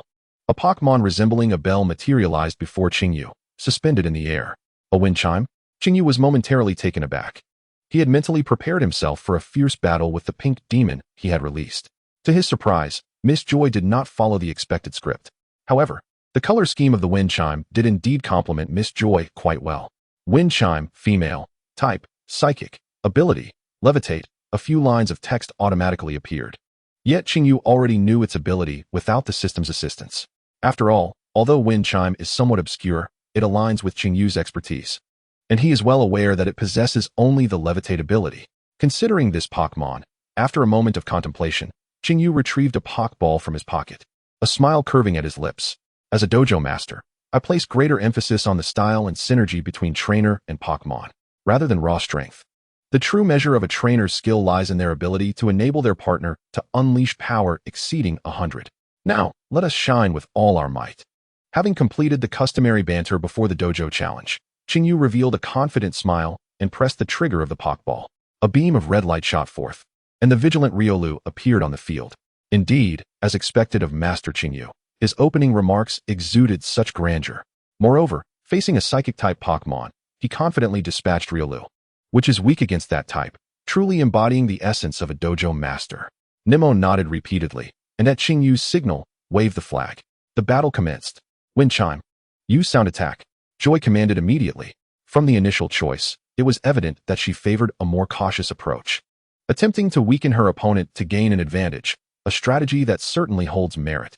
Wind chime is adept at utilizing sound, and employing sound attack allows it to maintain a safe distance while delivering effective results. Qingyu nodded inwardly and swiftly devised a counter. Riolu, use clap surprise attack. Theoretically, Riolu should not have been able to learn such a move. Yet, considering that his Pokémon seemed to defy the norm, Qingyu gradually accepted this fact. If even the White Sea Lion and Bupuo can execute a clap surprise attack, why should Riolu, equipped with hands and feet, be unable to do the same? Upon receiving Qingshu's command, Riolu launched into action with remarkable speed, appearing before Wind Chime in an instant, delivering a swift strike. While all its strength was devoted to enhancing its velocity, the force of this blow was rather modest. Nevertheless, it successfully disrupted Wind Chime's impending vocal attack and simultaneously closed the distance between the two Pokémon. Wind Chime, startled. In the face of Riolu's rapid onslaught, Miss Joy remained unperturbed, swiftly regaining her composure to issue another command. Wind Chime utilized its ribbon to produce a series of sharp sounds, attempting to intimidate Riolu and create an opportunity to distance itself. This tactic was quite clever. It might have been highly effective against a timid opponent. Unfortunately, its adversary was Riolu. Unfazed by Wind Chime's attempts at intimidation, Riolu remained resolute. A flash of electricity sparked as Chishu smiled and directed the course of action.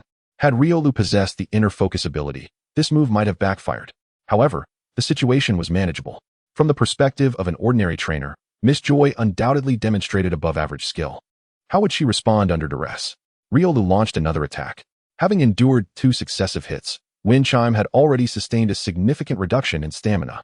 Miss Joy bit her lip, seemingly contemplating how to extricate herself from this predicament.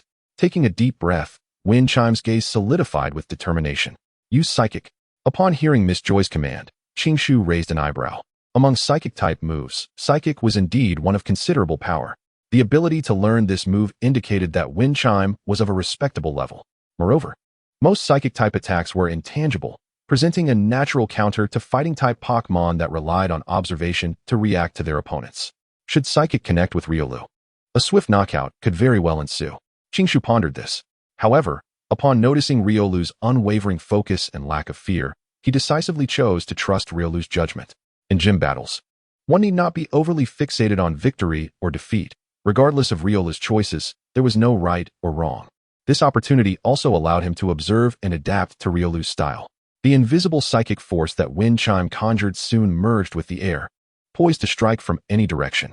In stark contrast, Riolu exhibited no reaction, standing steadfastly at the center of the arena, until a stream of highly compressed psychic energy suddenly surged forth from behind. A brief flash of white light enveloped Riolu. Subsequently, its lower limbs propelled it high into the air, evading the psychic attack, while simultaneously executing a precise chop towards the unsuspecting Wind Chime. At this juncture, the outcome was clear. Chapter 50. Chishu, the gym leader, truly exemplifies the pinnacle of the profession.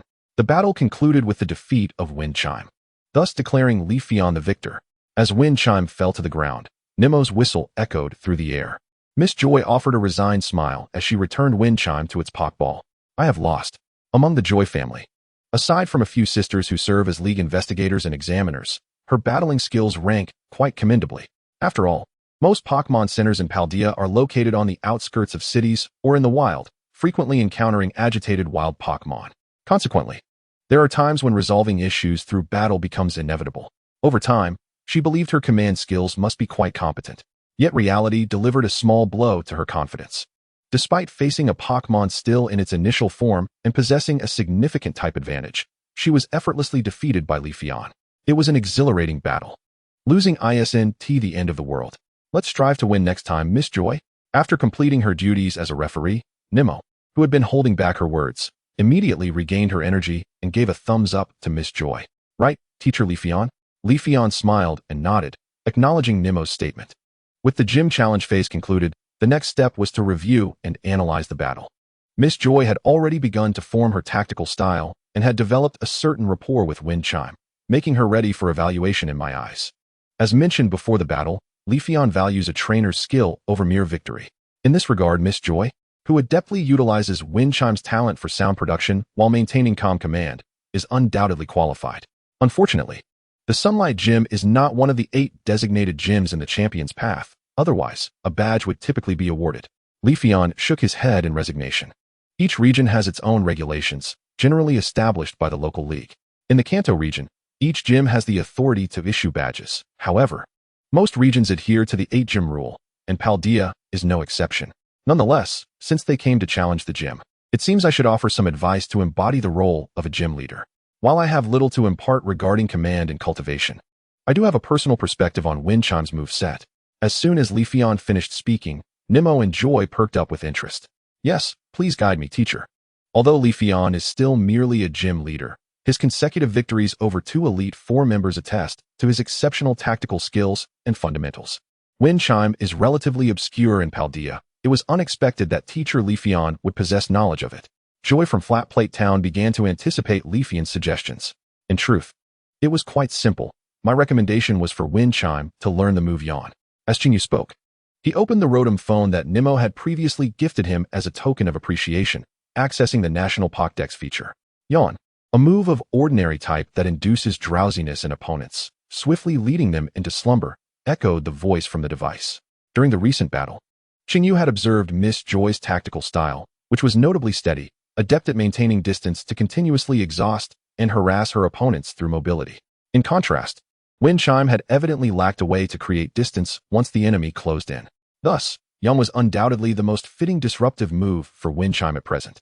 If faced with an opponent like Riolu, who could close the gap swiftly, Yawn should significantly alleviate defensive pressure. Wait. Following Qingyu's line of thought, Riolu imagined the scenario. Such a devious move existed, and the sound wave attack was difficult to evade even for itself. If it succumbed to Yawn, it seemed the only recourse would be to rely on sheer willpower to endure. No, there was a simpler solution. By using the move Clap Ambush on itself. Perhaps it could dispel the urge to sleep. The next time it felt drowsy, it would be worth testing its effectiveness. Unbeknownst to Qingyu, who stood with his back turned to Riolu, he could only contemplate these limited suggestions. Pokémon of the psychic type, like Wind Chime, typically had better synergy with psychics. Yet ordinary individuals could also attempt to nurture them. Qingyu discerned that Miss Joy had systematically led it through meditation training, enabling it to barely execute a move that could be deemed its ultimate technique. With gradual practice, as its mental strength increased, the power and frequency of moves would naturally escalate. Ah, I see. Miss Joy nodded repeatedly. The advice offered by Qingyu seemed indeed the most suitable, as learning Yawn could resolve a significant portion of the challenges encountered in combat. Simultaneously, her perception of the Sunshine Gym underwent a complete transformation. Although it had been closed for 6 months, this young Mr. Qingyu possessed all the qualities that an exceptional gym leader should have. He was powerful, capable of patiently guiding challengers and providing practical advice. If he could maintain this, the reputation of the Sunshine Gym would eventually resonate throughout the entire Paldea region. Especially for novice trainers, having someone to guide them was truly invaluable. As a gym leader, Qingyu was nothing short of a benchmark in the industry. Thank you for your guidance, Teacher Yu, Miss Joy said politely, bowing slightly, her tone becoming markedly more cheerful. If it's Teacher Yu, I believe there's a good chance of advancing to the 8th gym by the end of the year. Let us hope so. However, Qingyu's mood was not particularly high regarding this topic. The system task has stagnated at the gym assessment phase. It is impossible to ascend further without passing through this stage. However, as a novice gym leader who has only debuted for a week, I am not yet qualified to think that far ahead. It suffices for me to make incremental progress each day. There is one more matter, Teacher Yu. Miss Joy suddenly recalled something. Are you aware that our Paldea League has a work communication group? Due to the gym's closure for half a year, Qingyu has likely not been added to the group established by the league some time ago. To facilitate communication among gym leaders and ensure the efficient transmission of various intelligence and tasks, the chief champion has graciously created such a chat group. I'm not part of it. Qingyu appeared bewildered. Am I being isolated by the Paldea League? Oh, it seems I was the one who isolated the entire world previously. Then there is nothing to worry about. Well then, please accompany me to Flatdish Town. Miss Joy smiled and nodded. As a group chat with the official nature of the league, an application must first be submitted to the Paldea League headquarters via the league network. Of course, there is something even more important. Teacher Yu, you have not yet obtained the Terra Orb, have you? As a gym leader, you are entitled to utilize Terra Transformation. So let us also retrieve the Terra Orb from the Pokémon Center. Chapter 51, Terra Orb and League Chat Terra Transformation, a peculiar phenomenon discovered long ago in the colossal pit of Zone 0 at the Paldea Center. Wild Pokémon that master the mechanism of Terra Transformation can envelop themselves in a Terra armor during battles, temporarily altering their attributes. This not only allows them to evade their inherent vulnerabilities, but also grants an additional power enhancement equivalent to the Terra type. If employed judiciously, Terra Transformation undoubtedly yields substantial advantages in combat. There are whispers of an exceedingly enigmatic form of special Terra Transformation chronicled in the renowned Paldean Tome, the Book of Purple. Pokémon endowed with this power not only emit a dazzling radiance, but also exert formidable dominance over other terraformed Pokémon. Regrettably, to this day, no wild specimens exhibiting this phenomenon have been discovered. The contents of the Book of Purple appear to most Paldeans as the absurd tales penned by a madman named Hyja. This boomerang may take another year or two to return. So this is what a genuine Terra Orb looks like. It is rather weighty. Upon returning to the gym from Flatdish Town, I weighed the black sphere in my hand, which is comparable in size to a Pokeball, but several times heavier. And I couldn't help but exclaim. Judging by the current timeline, the Terra Orb has likely been in development for several years. Therefore, it seems quite reasonable for it to be first popularized among gym leaders. Unfortunately, possessing only the Terra Orb is insufficient to freely change Terra types. A substantial amount of Terra shards is needed to enable Pokémon to adapt to the powers of different types. This aligns with the mechanics found in the game. However, repeatedly grinding for the Radiant Shards is undoubtedly one of the most tormenting experiences within the game. Without exception, Qingyu sighed in resignation. The mere thought of those relentless days spent alongside friends and family in pursuit of 6-star Radiant Shards brings a subtle ache throughout his body. I hope everyone is well. Yet, having arrived in the Pokémon world, surely such a thing cannot be unattainable? Compared to the Radiant Pearls, Miss Joy's invitation to join the Navigator group chat after her application to the League piqued his curiosity even more. The Paldea Staff Exchange Group, also referred to as the Palu group chat, consists entirely of the diligent workers of the Paldea League. Aside from gym leaders, Elite Four members, and the champion, it also includes key figures such as Junsha and Miss Joy from various towns.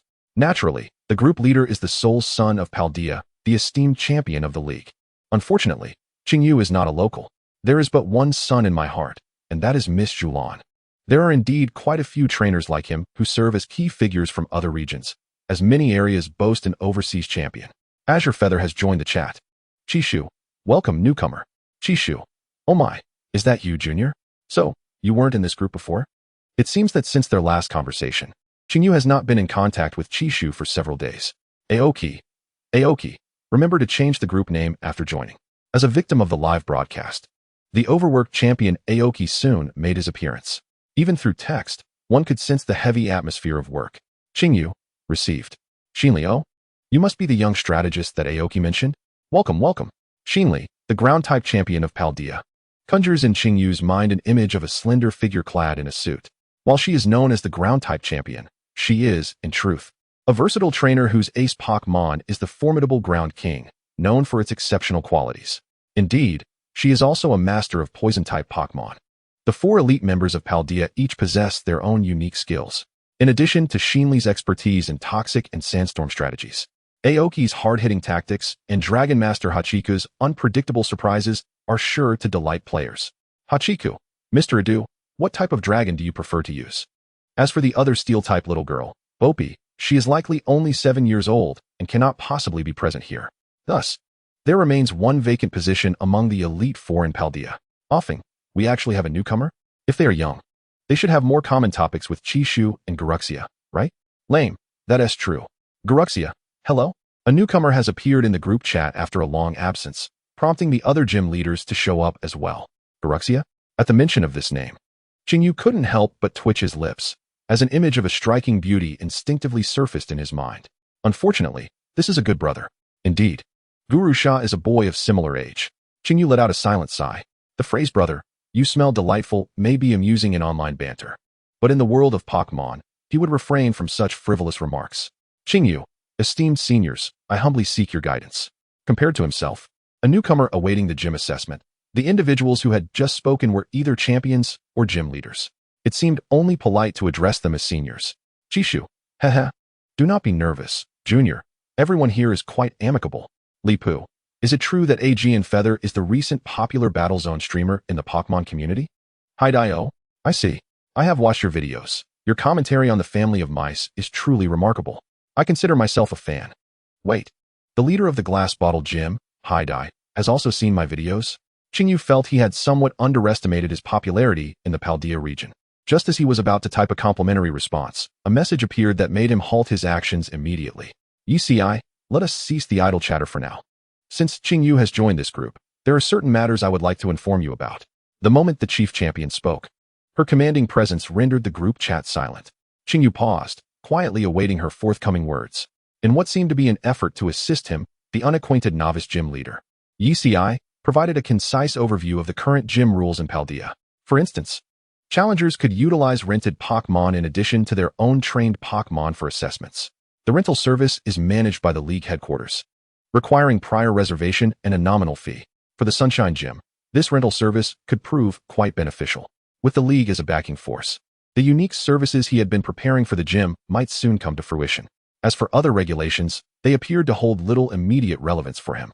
Though often jesting that ECI was more ruthless than a capitalist, he found her to be quite responsible upon closer interaction. The less capable I am, the fewer responsibilities I bear. Naturally, the work will not fall upon my shoulders. Qingyu seemed to grasp the essence of his survival in Paldea. A gentle melody played softly in his ears. However, just as he was in high spirits, ECI spoke again. There is one more matter.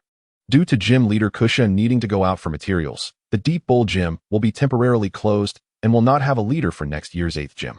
Thus, the 8th gym position is now vacant, and the year-end assessments for the remaining gyms will be advanced by 1 week. The gym leader who ranks first in the assessments will replace gym leader Kusha. Upon reading this message, Qingyu nearly gasped for breath. This was absurd. The development time was already too short. Are they truly expecting me to complete the gym assessment with only 2 Pokémon? The future appears bleak. Perhaps returning to Shinao to inherit the family business might be the best course of action, deep in thought. Chapter 52. The most desired episode of Those Who Cannot Fly. Of course, joking aside, Qingyu could never abandon the flourishing Sunshine Dojo. However, to achieve a significant enhancement for his 2 beloved Pokémon within a week, it seems only someone who has inherited the Jade Band Dojo could accomplish such a feat despite possessing the verdant nurturing notes. He lacks the invaluable experience of learning directly under the esteemed Professor Okido, a top-tier trainer and nurturer, which leaves him considerably deficient in this regard. Plans are perpetually outpaced by unforeseen changes. Thus, there remains but a singular solution, the dojo assessment. If he merely aims to pass, a concerted effort should suffice.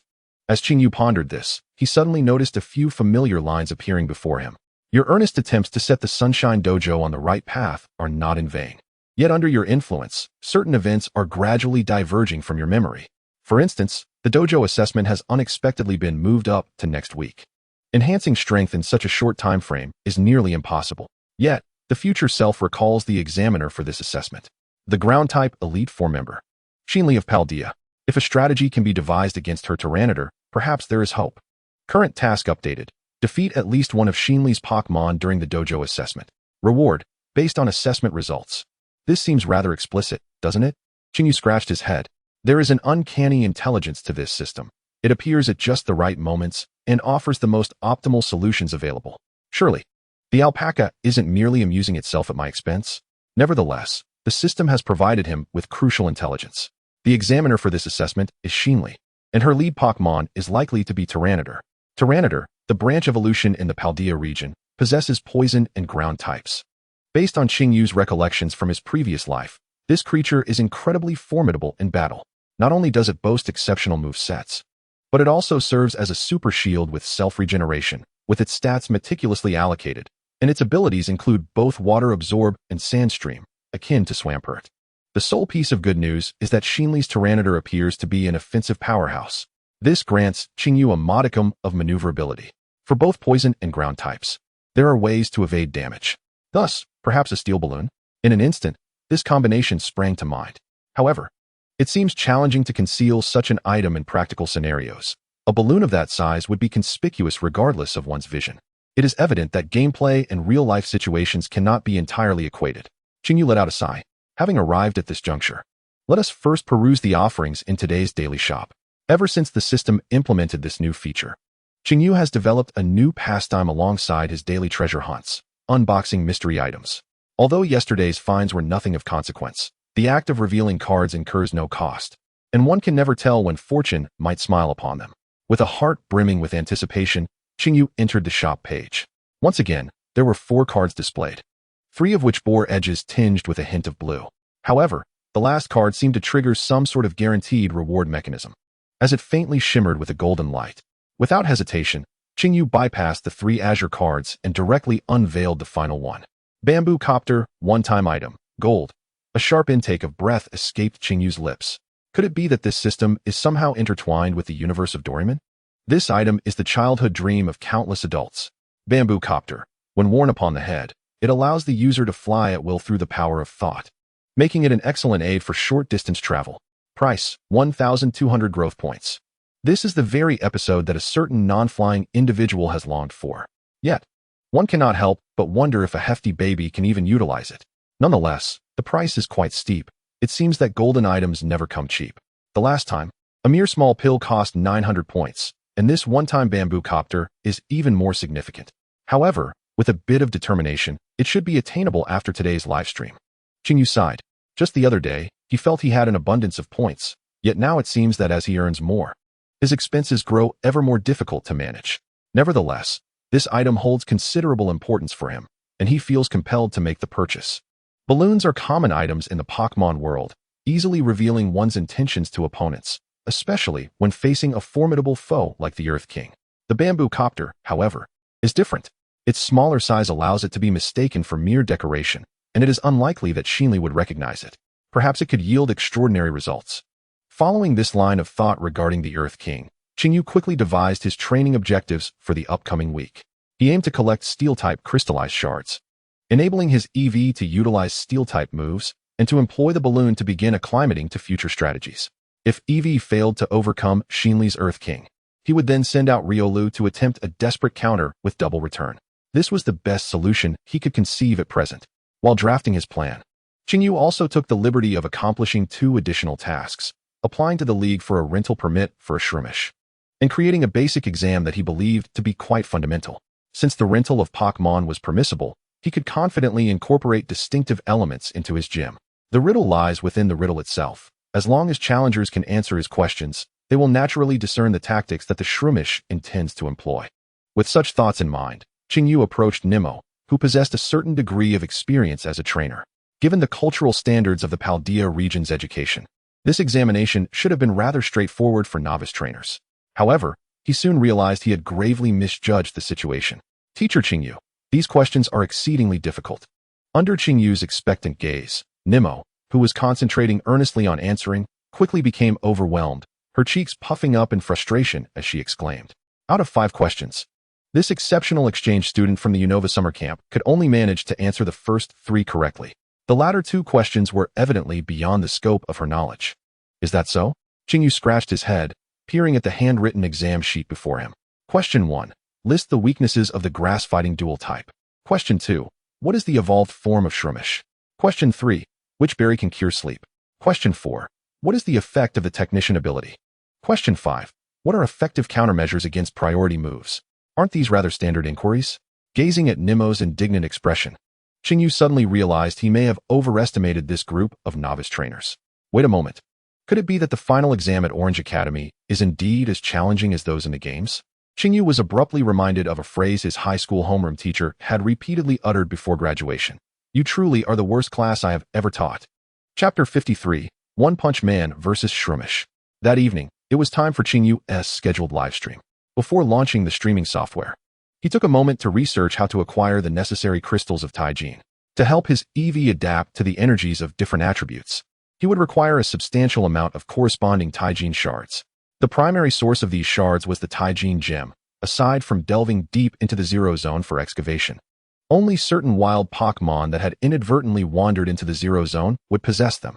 However, this method of grinding, reminiscent of the game, proved to be exceedingly inefficient. Qingyu certainly did not have the time to engage in such pursuits within Unova. Was there a more convenient, less labor-intensive way to obtain them? Indeed, there was, my friend.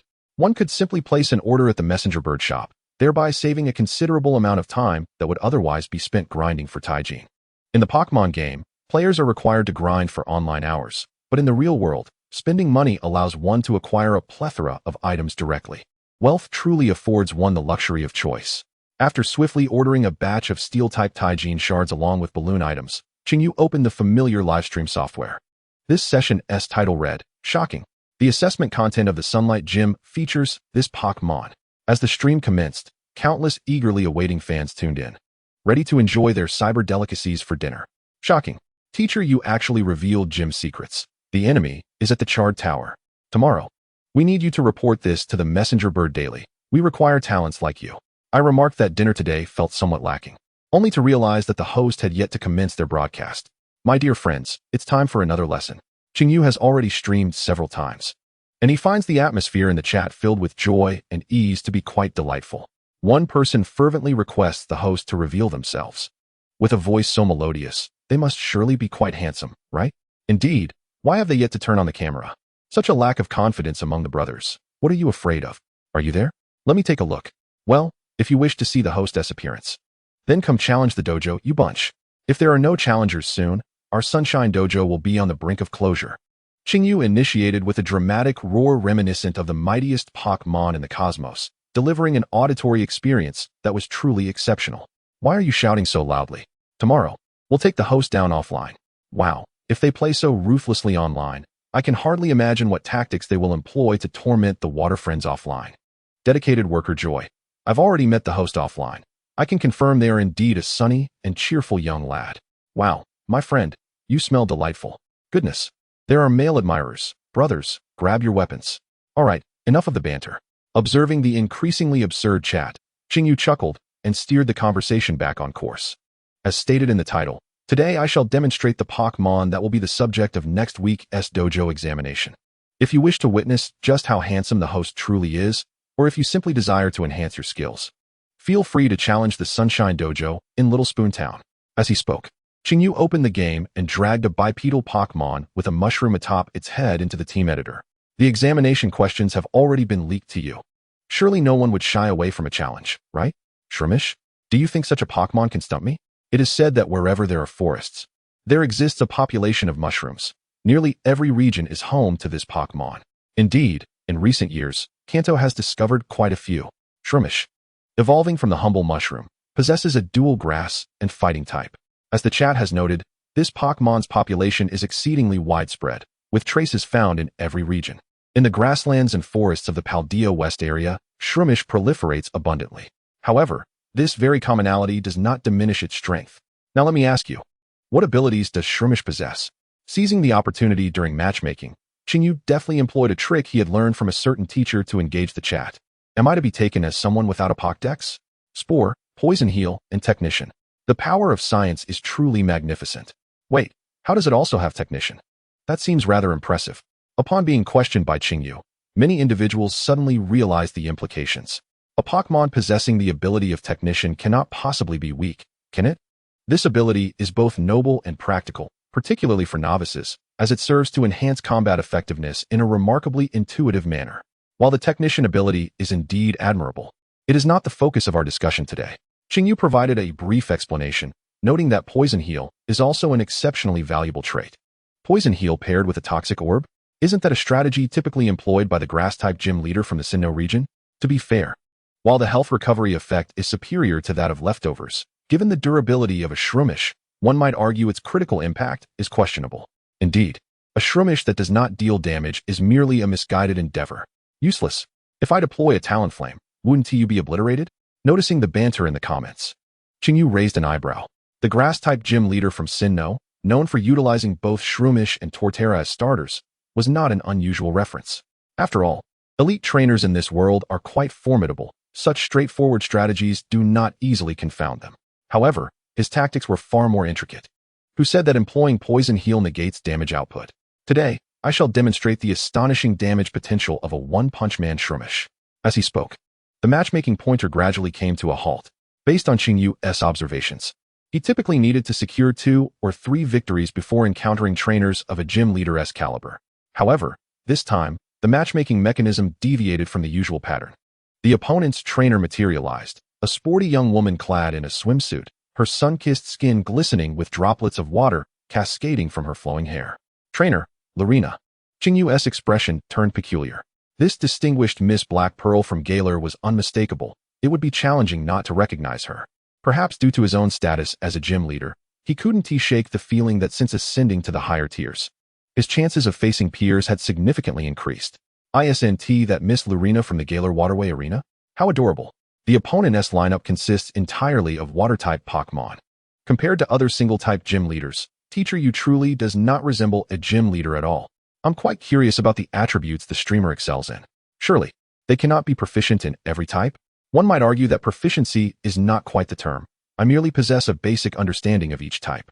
As Qingyu spoke, he scrutinized the opponent's lineup: Pelipper, Swampert, Barraskewda, Gyarados, Torterra, and Dreadnought. A quintessential rain team, with a few unexpected surprises lurking within. However, the only significant threat to Shroomish, Pelipper, was just slightly slower. Not a major concern.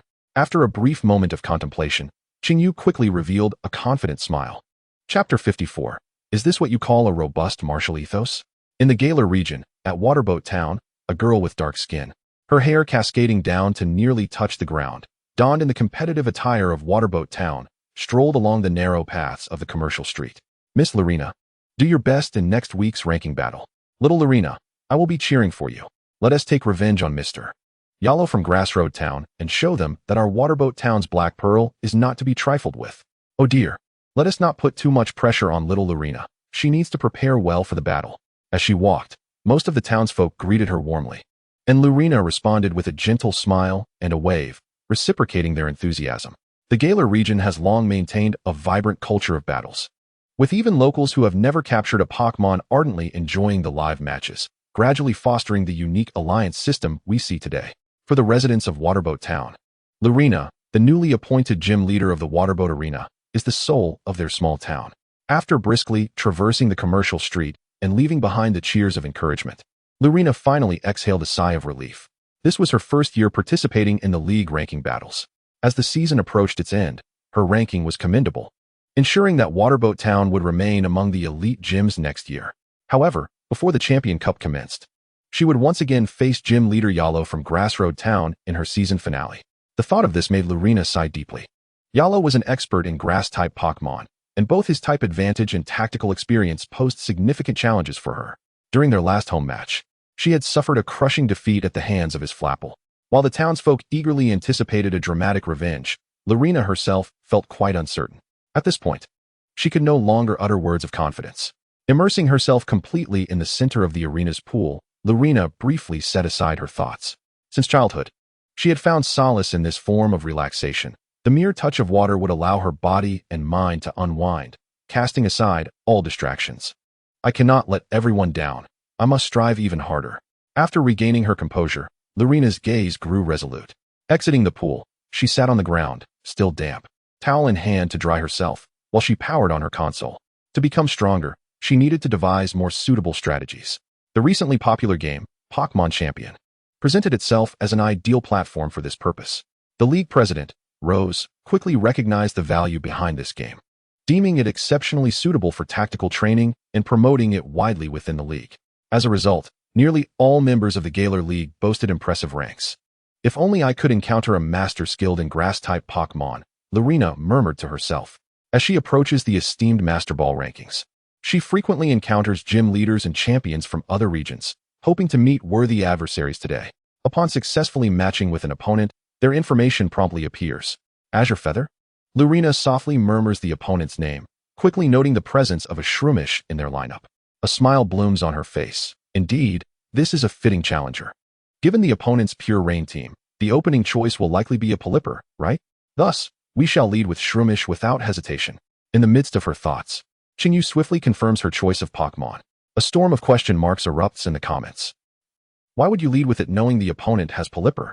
Aren't you afraid of being swept away by a hurricane? Just admit you want to play Shroomish. Stop making excuses. Are you seriously sending out Shroomish against a 4 times weak flying type? Hakiyu, are you feeling rebellious? Hold your horses. It's not affecting your ranks, so what is there to fear?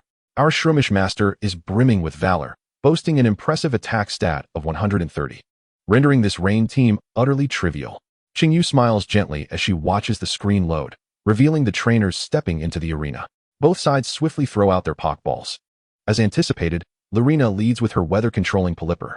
The moment Pelipper enters, the sky darkens ominously, and a gentle rain begins to fall, amplifying the power of water-type moves while making thunder and hurricane nearly unavoidable. As a gym leader, Lorena is evidently aware of this, promptly commanding, Pelipper, Hurricane. With Shroomish's 4 times weakness to flying moves, a single strike would be catastrophic. Thus, Qingyu almost simultaneously issues her command, Shroomish, Spore. Shroomish spreads its arms wide, releasing nearly imperceptible spores from the mushrooms atop its head and tail. Just as Pelipper ascends to harness the storm's might, it suddenly finds itself overwhelmed by an inexplicable drowsiness, its movements faltering. Moments later, sleep conquers its will, causing Pelipper to plummet from the sky. Is this what you call valor? How unsportsmanlike, starting with a bare sleep move. Wait, this ISNT hypnosis. It seems there's no need for luck at all. Indeed, this is not hypnosis, but rather the spore move unique to our mushroom-type Pokémon. A technique only the chosen ones can master. 666. With mushroom Pokémon in play, are we to expect fairy types, cat types, and dog types as well? Such a despicable maneuver can only be executed by a particularly unscrupulous Pokémon. Unlike the easily evaded hypnosis, the spore attack has an extensive range, making it difficult for the target to evade once locked on. Naturally, there are certain blind spots where grass-type Pokémon, those with the dust-proof ability, and those equipped with dust-proof goggles are unaffected. Seizing the opportunity while the opponent slumbers, Chinyu commands once more, Shroomish, substitute. By sacrificing a portion of its vitality, Shroomish creates a replica that closely resembles itself, positioning it before to absorb the forthcoming assault from the opponent. Simultaneously, due to the depletion of its stamina, its Toxic Heal ability activates, gradually restoring its lost health. The combination of the Toxic Orb and Toxic Heal is both classic and unpretentious, yet exceedingly effective. Since the substitute can absorb at least one attack and the opponent, a Pelipper, is unlikely to awaken immediately, Lalina decisively opts to withdraw. The Weather Setter must be preserved as much as possible. Even in slumber, its re-entry can trigger the rain-inducing ability. Just as she prepares to toss the Pokeball again, Chinyu reveals a smile. He has been anticipating this very moment. Shroomish, Focus Punch. Focus Punch, an indisputable powerhouse of fighting-type moves, boasting an exaggerated power of 150, yet seldom utilized due to its unique mechanics. A Pokémon employing this move enters a state of concentration in the turn, releasing the amassed energy in one fierce burst once charged. At first glance, it may seem akin to moves like Solar Beam, but it possesses a critical flaw. If interrupted by an attack during the charging phase, the Pokémon's focus is inevitably disrupted, causing the move to fail. Thus, the prerequisites for its execution are exceedingly stringent, rendering it a choice discarded even by elite trainers. However, with Chinyu's meticulous strategy for Shroomish, unleashing this ultimate move becomes significantly less daunting. The principle is straightforward. By utilizing the previously created substitute to absorb an attack, Shroomish can safely gather energy during the opponent's strike, unleashing a devastating blow with its signature move. The vitality consumed by the substitute is replenished by the Toxic Heal of the Toxic Orb, allowing for seamless operation. Of course, this tactic does come with a rather severe drawback. I've never seen anyone use Focus Punch online before. No wonder the streamers started with a sleep move. Was that the setup? How devious. How could there be such a despicable Pokémon as Shroomish? I strongly condemn this. The disgraceful one is not the Pokémon, but the dark-hearted trainer behind it. Shroomish is not particularly swift, so controlling the rhythm is essential. Utilizing Spore to summon a substitute with minimal loss is the optimal choice. Returning to the live stream, Shroomish, Focus Punch. As Chinyu issued his command, the Shroomish had already prepared itself, swiftly taking refuge behind its substitute to gather strength. Simultaneously, Lalina's next Pokémon materialized on the battlefield. A bluish-purple marine creature resembling a starfish emerged from a beam of red light, landing squarely while locking eyes with the resolute gaze of the Shroomish. With a powerful strike, the Shroomish unleashed a punch, its rapid movement creating a white arc in the air. The force of its iron-fisted blow, charged with immense power, struck the unsuspecting Starmie, sending it flying until it barely regained its balance at the edge of the arena. Wow, that punch seemed to have special effects. Was it really that dramatic? What good is style if you look at the damage? It appears to be merely a tickle, another viewer remarked. Indeed, such a stylish punch only inflicted a meager amount of damage. I expected it to be a knockout. The audience, reminded by the barrage of comments, turned to see that the Starmie had only lost about 13 hit points, barely enough to prevent it from regenerating. Now it was Chinyu's turn to feel awkward. He had surmised that Lalina would deploy Starmie for a defensive strategy. After all, at the gym leader level, unless they were caught off guard like the previous challengers, they would quickly adapt and counter. Starmie clearly exhibited traits of a defensive wall, potentially possessing the ability to regenerate. Given its current resilience, it would take an eternity to bring it down. The awkwardness lay in the fact that once confronted with a ghost type or a sturdy defensive Pokémon, one could easily find themselves in a stalemate. Yet, Starmie had no clear means to overcome this situation. After all, the Shroomish was already poisoned and shielded by its substitute, maximizing its defensive capabilities. If both sides insisted on a battle of attrition, they would ultimately exhaust themselves until the system declared a loss. Thus, Chinyu decisively altered his strategy. Shroomish, use Spore. Your poison may not affect me, but I can still put you to sleep. Starmie unleashed a spray of toxic liquid, entirely absorbed by the substitute, only to soon inhale the spores that Shroomish had dispersed, gradually succumbing to drowsiness. This hypnosis was indeed executed with remarkable finesse, momentarily incapacitating the opponent as they pondered how to counter this move. Of course, it was also possible that they were simply bewildered. Is the streamer trying to mislead the comments again, calling this a one-punch man? I get it now. When the streamer praised Shroomish, he was referring to its spores, right? One punch, referring to the sleep punch, mushroom-type exclusive. If the streamer wants to play a sleep team, they should just say so without pretense. Was that even a coherent statement? As the comments began to critique his apparent excess of skill, Chinyu couldn't help but smile. Did Shroomish not aspire to be one-punch man? It was the opponent who denied the opportunity. If a direct confrontation was unfeasible, what could he do? As I inquire further, are hypnosis powder and mushroom spores considered grass-type moves? What fault lies in utilizing a Shroomish? Since our creator, Arceus, designed it this way, it is evident that transformation moves are an inseparable part of Pokémon battles, is it not? My dear, times have changed. Who still relies on mere flashy techniques? For the sake of victory, I would willingly cast aside even the dignity of a martial artist. Alas, I realize I was never a martial artist to begin with. In that case, it matters not. How is it that I find your words to be somewhat convincing? Though it irks me internally, I struggle to find a counterargument. One cannot solely rely on offensive moves, for that would be rather dull. Oh no, after watching your streams for days, I've become tainted. Witnessing the audience's engagement, Chinyu couldn't help but smile with satisfaction. If a solitary Shroomish could perform thusly, what might occur should he encounter a shield mushroom? Amidst the banter with the audience, Lorena finally concluded her deliberations. She opted for a substitution, bringing forth the swift Gyarados, which thrives in rainy conditions. However, it too had but one opportunity to strike. Upon its entry, a frostbite bite shattered the substitute, and Gyarados swiftly succumbed to slumber like its two companions before it. It is somewhat fortuitous, as Lorena's rain team is inherently slow, thus affording Chinyu the initiative. The only swift contender, Gyarados, posed no significant threat to Shroomish. Logically, a rain team should never neglect the formidable grass-type Pokémon. Yet Lorena evidently failed to consider this, granting him a chance to unleash his moves. The opposing side had evidently grasped this realization as well. After yet another futile attempt, Lorena decisively chose to concede. The comments fell into a momentary silence. Please stop. This is hardly a battle. This is torturous. If I were the opponent, my mindset would have completely shattered by now. By the way, the streamer mentioned using Shroomish as a gym challenge. Are you certain you won't be pummeled offline by your viewers? Fear not. The Shroomish utilized for the gym assessment is not as formidable as you might presume. If you are truly concerned, simply equip your Pokémon with a pair of protective goggles. After effortlessly claiming victory, Chinyu stretched languidly in his seat. It was merely a stroke of luck to encounter a gym leader seemingly unprepared to face grass types. Had he faced another, the outcome might not have been so favorable. Following a brief moment of self-congratulation, Chinyu was ready to continue his quest for ranking.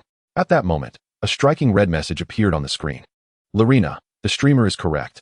I truly struggle against grass-type Pokémon. Do you have any advice? This is of great importance to me. Chapter 56, I say. Professor Yu, your insights are profound. The screen was dominated by a glaring red failure symbol, and Lorena's previously calm demeanor plummeted once more into despair. Indeed, has the grass attribute proven to be my undoing? The memory of my defeat at the hands of gym leader Alos lingers vividly, and now I find myself unable to surpass even a single Shroomish. Although my intention was merely to experiment with range strategies, losing still stings, as failure inevitably casts a shadow of disappointment.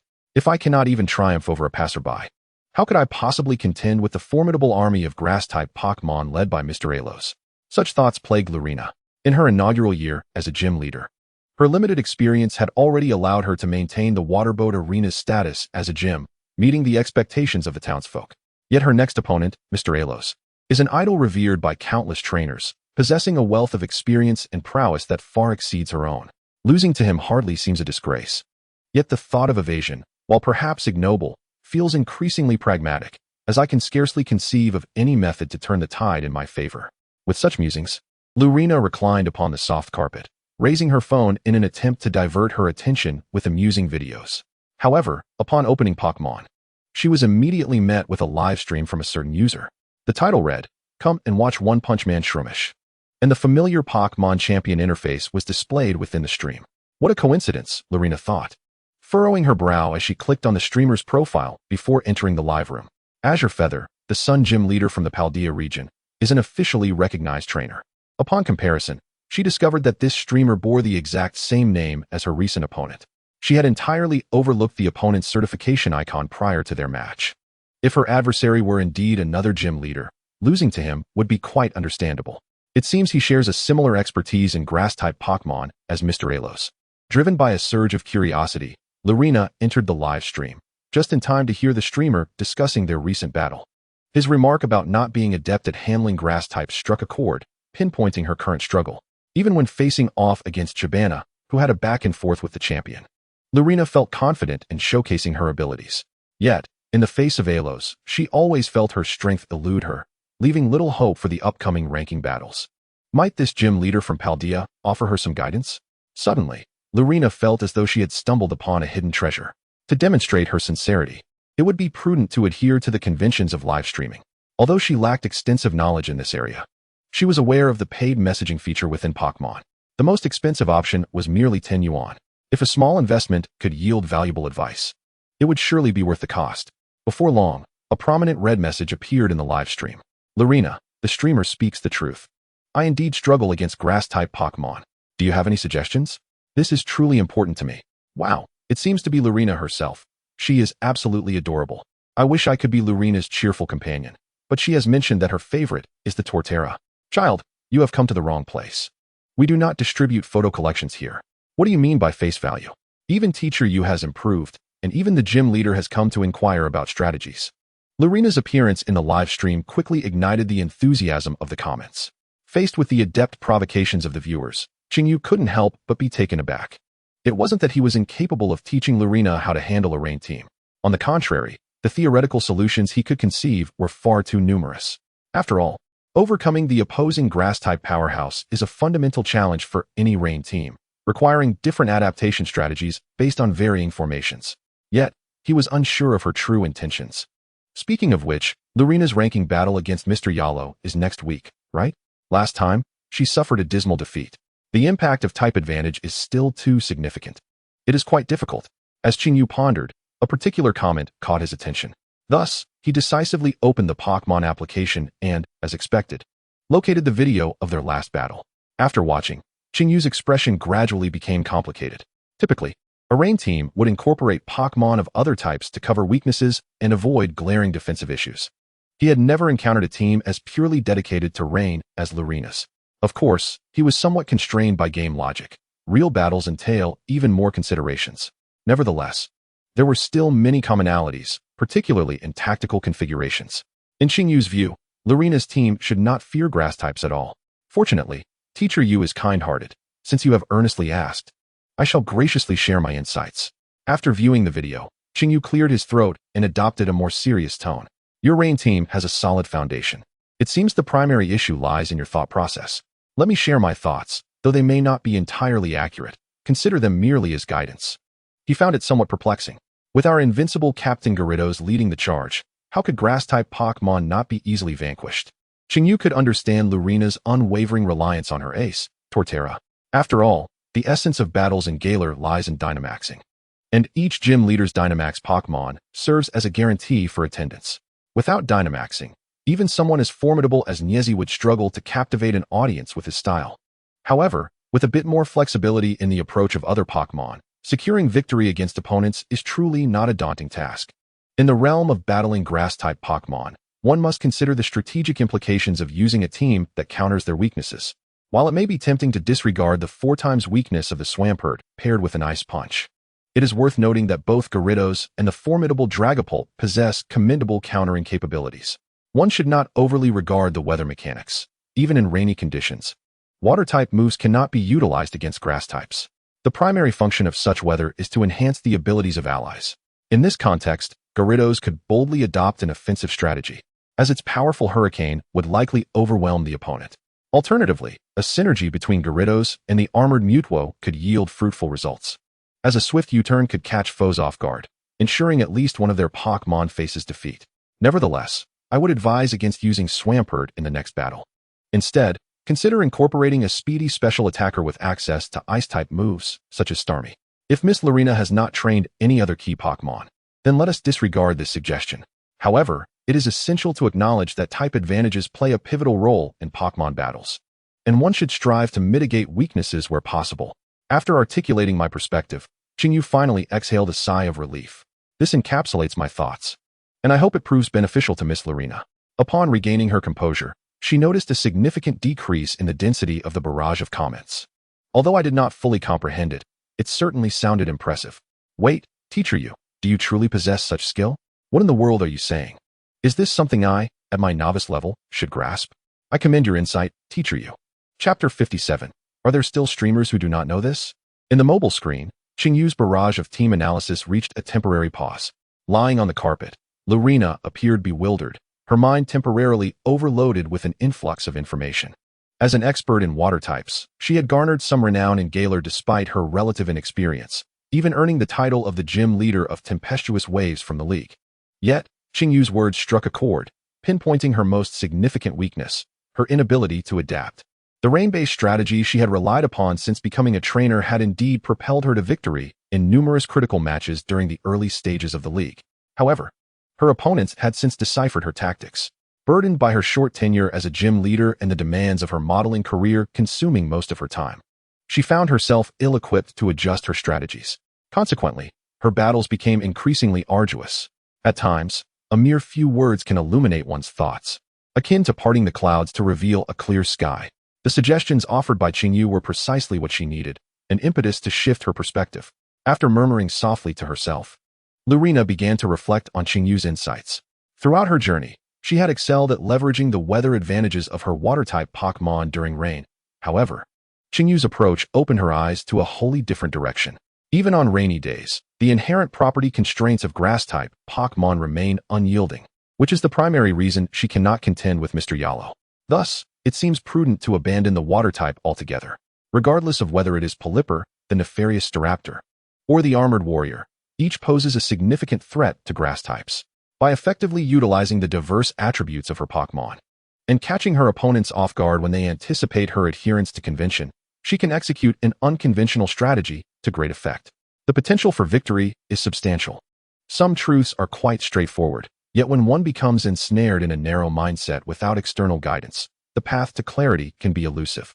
Moreover, the assistance provided by Qingyu extends beyond mere strategy. She has also offered invaluable insights regarding the composition of Lulena's team and the synergy of moves for her upcoming battle. Upon contemplating all this, Lulena felt an overwhelming sense of relief. Had she not encountered this unassuming master today, she might have remained perplexed, unable to devise any effective strategies against Mr. Riolu. But now, she believes her chances of success have risen to at least 70%. The recommendations offered by the streamer, known as Azure Feather, are truly priceless. Simultaneously, another question surfaced in Lulena's mind. Given that Galar and Paldea are not far apart, why had she never heard of such a master skilled in rain tactics before? And was Tinyuan perhaps a bit too modest a fee? Regardless, she ought to express her gratitude to this streamer. Lulena, thank you very much for your advice. I have learned so much. Qingyu was still awaiting a match in the live stream, entertaining the chat with playful banter when a prominent paid message appeared. Wow, the boss is generous. With his current popularity, there are indeed many viewers willing to tip. However, it seems that elite trainers like Lulena, who can even recall his name, are a rare occurrence, aside from Zhulan. It appears that Qingyu's previous advice had some merit for her. Does anyone else think the streamer is incredible? Have you used any repetitive Pokémon lately? It feels like there's no type he cannot master. Indeed, even gym leaders can receive guidance from him. He must possess remarkable strength. Could the streamer be hiding a powerful secret from Paldea, ready to dominate the entire championship at the right moment? Perhaps they should watch fewer sci-fi films. Reality is seldom so fantastical. Qingyu chuckled upon reading the comments. What were these individuals imagining? If he truly possessed such extraordinary abilities, would he be here as a humble streamer merely to boost his gym's popularity? The 3-year period had long since elapsed. The Sinnoh Dragon King had already returned. Generally, Qingyu was aware of his own capabilities and refrained from advising seasoned gym leaders. However, Lulena was a rather exceptional case. In the official animation Wings of Dawn, Lulena faced numerous defeats in ranking battles due to her stagnant strength. At one point, she was even advised by the league president, Laz, to consider pausing her modeling career to focus on her duties as a gym leader. It is an unwritten rule in this world that trainers must prioritize their main profession. Many gym leaders, Elite Four members, and even champions adhere to this principle. However, This stipulation presupposes that one's strength remains uncompromised. Having fortuitously encountered her, I thought to offer some of my insights, hoping they might prove beneficial. After the live stream concluded, I gazed at the words that materialized before me, a satisfied smile gracing my lips. The popularity of my live streams was on the rise, and with each session, the points accumulated increased as well. Many local viewers from Paldea expressed their intent to challenge the gym, anticipating that this round of challenges would be entertaining. Having swiftly purchased the coveted bamboo dragonfly from the daily shop, I made my way to the training ground. There, Riolu was performing one-handed push-ups, while Eevee sat atop its back, serving as a weight, its gaze fixated on the movie playing on the television. I had initially believed that Eevee would resent my intention to capture other Pokémon. However, upon realizing that Riolu's arrival diminished the necessity for its involvement in gym battles, Eevee reverted to its laid-back nature and welcomed this newcomer with open arms. Despite their contrasting personalities, these two little ones got along remarkably well. Noticing my arrival, Riolu paused its exercise. "Are we heading to the Armor Island gym today?" I inquired, to which Riolu nodded slowly. The path of martial arts is rooted in diligence. Even a single day of complacency is a disservice to the discipline. Even with the recognition of my masters, I, being as weak as I am, cannot hope to pass the trials without exerting myself further. To navigate the multiple challenges of the Armor Island gym, grasp Master Ma's martial arts essence, and become a reliable ally for trainers, I still lack the privilege of relaxation. Alright, as before, let us first close our eyes, I mused, opening the travel cultivation interface of the system. The training ground unfolded in a stylized manner, showcasing the languid Eevee and the meditating Riolu before me. Eevee, little artist. Training goal, none. Current status, healthy, leisurely enjoying its time. Riolu, master of forms. Training goal, invisible fist. Current progress, 11. Current status, healthy. Ready to embark on a journey. Since that day Riolu experienced a journey for the first time, I found myself with an additional daily expense. Nevertheless, the professional training partners at the Armor Island gym undoubtedly possess more expertise than I, an amateur. Thus, I gladly entrusted the entire training regimen to Riolu, allowing it to make the decisions. While the progress may be gradual, at least the advancement in the training of the invisible fist continues to rise. It is rather absurd to say, but Master Ma seems to harbor a particular fondness for his Riolu, often having several key Pokémon take turns training it. If this training continues, Qingyu dares not imagine how formidable Riolu will become in the future. It is undoubtedly destined for a protagonist narrative. Upon pressing the button to embark on a journey, Riolu swiftly transformed into a beam of white light and vanished. It was only after Riolu's disappearance that Eevee finally sensed something was amiss. The remarkably curled little brother was gone, leaving only itself and its trainer in the training arena. "Ooey. No. Eevee abruptly raised its head, meeting Qingyu's polite smile. "Eevee, it is time for us to train as well. Next week, we face a crucial assessment that will determine whether the gym can continue operations. I have a theoretically sound strategy, but we must practice to ascertain its viability. So, let us strive together." The Devil Whispers. Chapter 58. Welcome, talented young challengers. On Saturday, November 8th, early in the morning, Qingyu sat in the lobby, eagerly awaiting challengers to arrive for a gym battle, while also analyzing potential tactics for the following week through Xinli's battle footage. After last night's intensive training focused on terrestrialization, Eevee was still sleeping soundly in the bedroom. However, Riolu maintained its stable performance, adhering to the habit of early morning runs, having already vanished by the time Qingyu awoke. Thus, only Qingyu and the visibly more excited student, Nemo, remained in the gym. "Teacher Qingyu, will many people really come to challenge the gym today?" Nemo had already asked the same question countless times while Qingyu was watching a video. Turning to meet her starry-eyed gaze, Qingyu could only respond with a wry smile. "I believe so. Before the broadcast ended yesterday, several viewers mentioned they would come to try their luck. In any case, let us be prepared." It was only yesterday that Qingyu suddenly recognized a crucial factor affecting the popularity of his gym, due to the widespread access to education. Most new trainers in the Paldea region who had time to challenge gyms were currently students at Orange Academy.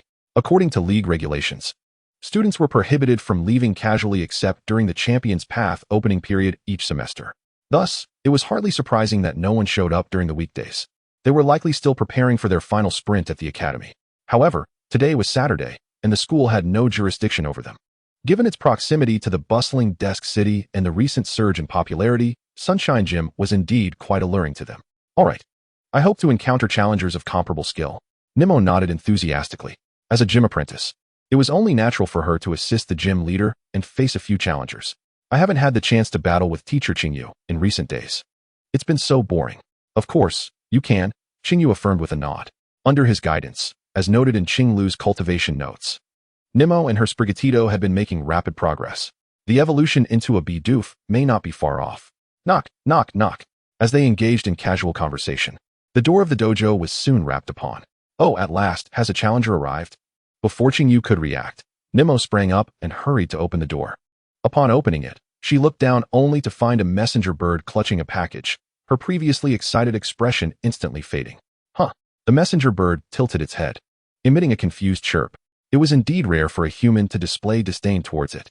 Wait, could she be contemplating a return? I was just about to remind you. Qingyu approached, observing the petrified Nemo with a mix of amusement and exasperation. Truly, Nemo, with her independent spirit, was unique. It must be the tactite shards and balloons I ordered. How astonishing that they arrived so quickly. Qingyu squatted down, signed for the package, and soon received her online order from the messenger bird.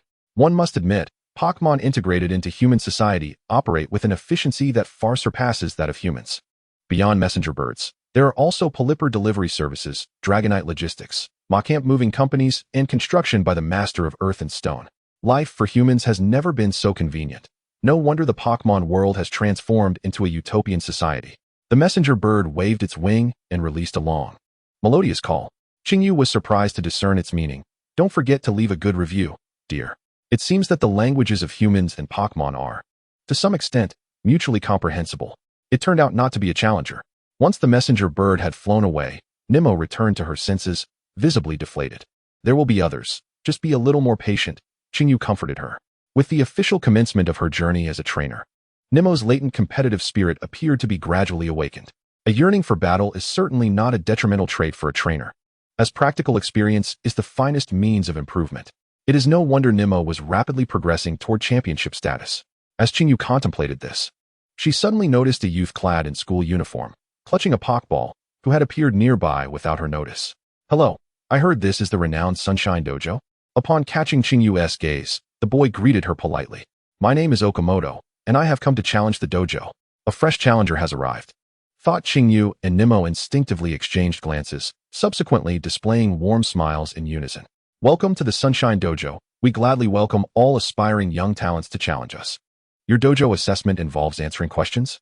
Okamoto's expression visibly tightened as he glanced at the paper in his hands. Being a standout in his class, with both parents being elite trainers, Okamoto had previously secured 4 gym badges during his first attempt at the championship path last year, and thus was somewhat familiar with the dojo battle procedures. Although the gym in Padia engages challengers with peculiar minigames before the trial, it still possesses a certain charm. However, the trial at this modest gym is merely a written examination. Suppressing his urge to scoff, Okamoto glanced at the questions on the paper. Unsurprisingly, he was taken aback. What on earth are these questions? He grimaced slightly. Which berry can awaken a Pokémon from sleep? What is the effect of the technician ability? Such intricate inquiries. Are these assessments for a gym or an interview for researchers? Indeed, it is a rather inconsequential gym. It is no wonder it has not ascended to the rank of an elite gym. Had it not been for the recent tales from classmates about the gym leader's remarkable prowess, who can outmaneuver even the Elite Four in tactics, he would have walked away right then. Yet, in pursuit of being the first to pass the gym challenge and flaunt his success among peers, he begrudgingly turned his gaze to Au. Is it permissible to skip the questions and commence the battle directly? Are you certain? Au raised an eyebrow, clearly taken aback by the first challenger's eagerness to bypass crucial information. You are quite bold, aren't you? A player who disregards the novice tutorial. Of course. I am quite formidable. Let us dispense with these unnecessary assessments.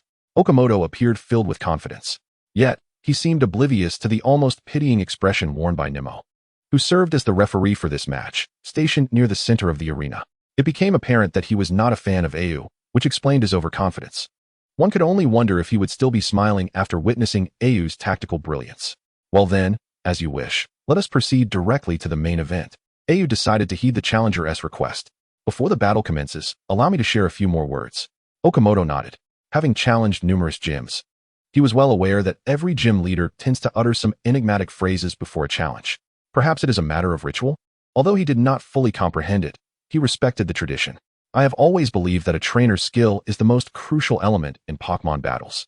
and this skill is closely tied to a trainer's fundamental knowledge. The ability to discern an opponent's intentions and to unleash a Pokémon's full potential determines whether one can become an exceptional trainer. As he spoke, AOBA'S lips curled into a slight smile as he retrieved a red and white Pokeball. Shine brightly, Challenger. Go Shroomish. A flash of red light revealed Shroomish before AO. Chapter 59. This is utterly filthy. Shroomish, huh? Okamoto murmured to himself. The rules of this gym dictate a one-on-one match, so he need only focus on how to defeat this Pokémon. Grass and fighting type, weak to flying? As a sophomore with considerable battle experience, his mind swiftly became active. Thus, it is decided, you shall be my opponent. After a moment's contemplation, he swiftly tossed out a luxury ball. With a resounding click, the vibrant, emerald-hued Scyther, its arms sharp as daggers, made a dazzling entrance.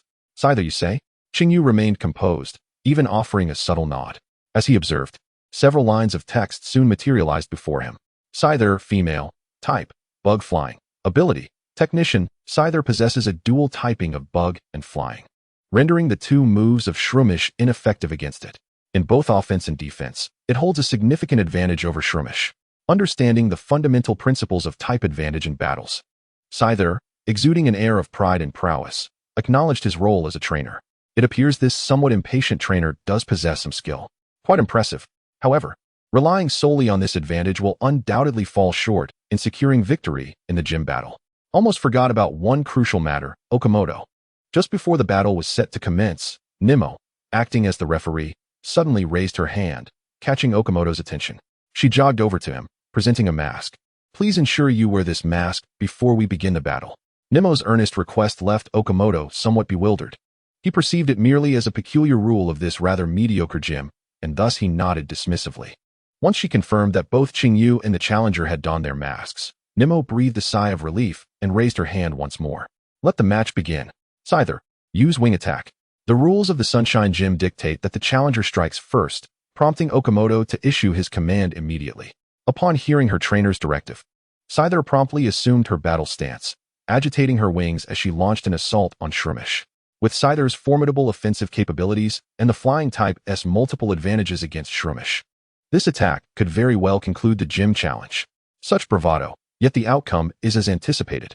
Okamoto even envisioned the astonished expression soon to grace the gym leader's face. However, Shroomish held its ground. With a calm and measured command from Qingyu, a transparent barrier materialized before Shroomish, effectively neutralizing the potentially lethal assault. In the tangible world of Pokémon, the mechanics of protecting oneself bear a close resemblance to those in the game. When the disparity in strength is minimal, this protective barrier can adeptly handle a variety of troublesome moves. It actually held firm? Okamoto silently clicked his tongue, preparing to command Scyther to launch another offensive. Shroomish, use Spore. At that moment, Qingyu preempted him. While utilizing Protect, Shroomish had already readied itself. As the words left his lips, the large mushroom atop its head immediately released countless minuscule spores, invisible to the naked eye, rapidly dispersing throughout the arena. Noticing Shroomish's actions, a sudden alarm rang in Okamoto's mind. His intuition warned him that this tactic was fundamentally flawed. Scyther, dodge quickly, Okamoto instinctively shouted. Only then did he realize the reason behind the mandatory masks in this gym battle, but it was too late, due to their proximity. At the moment when the mushroom ejected spores from its cap, Scyther had already inhaled a considerable amount. The once vibrant Scyther's spirit instantly waned, leaving its mind clouded, barely able to hear its trainer's commands. Alas, alas, Qingyu smiled faintly, observing the challenger whose face was visibly turning red even through the mask. While his choice based on type advantages was commendable, being careless in the heat of battle was certainly not a commendable habit. As a diligent trainer, what ill intentions could Qingyu harbor? He merely wished to remind the novice trainers, certainly not to employ underhanded tactics to irritate others. Otherwise, he wouldn't have prompted Nimmo to provide a reminder once more.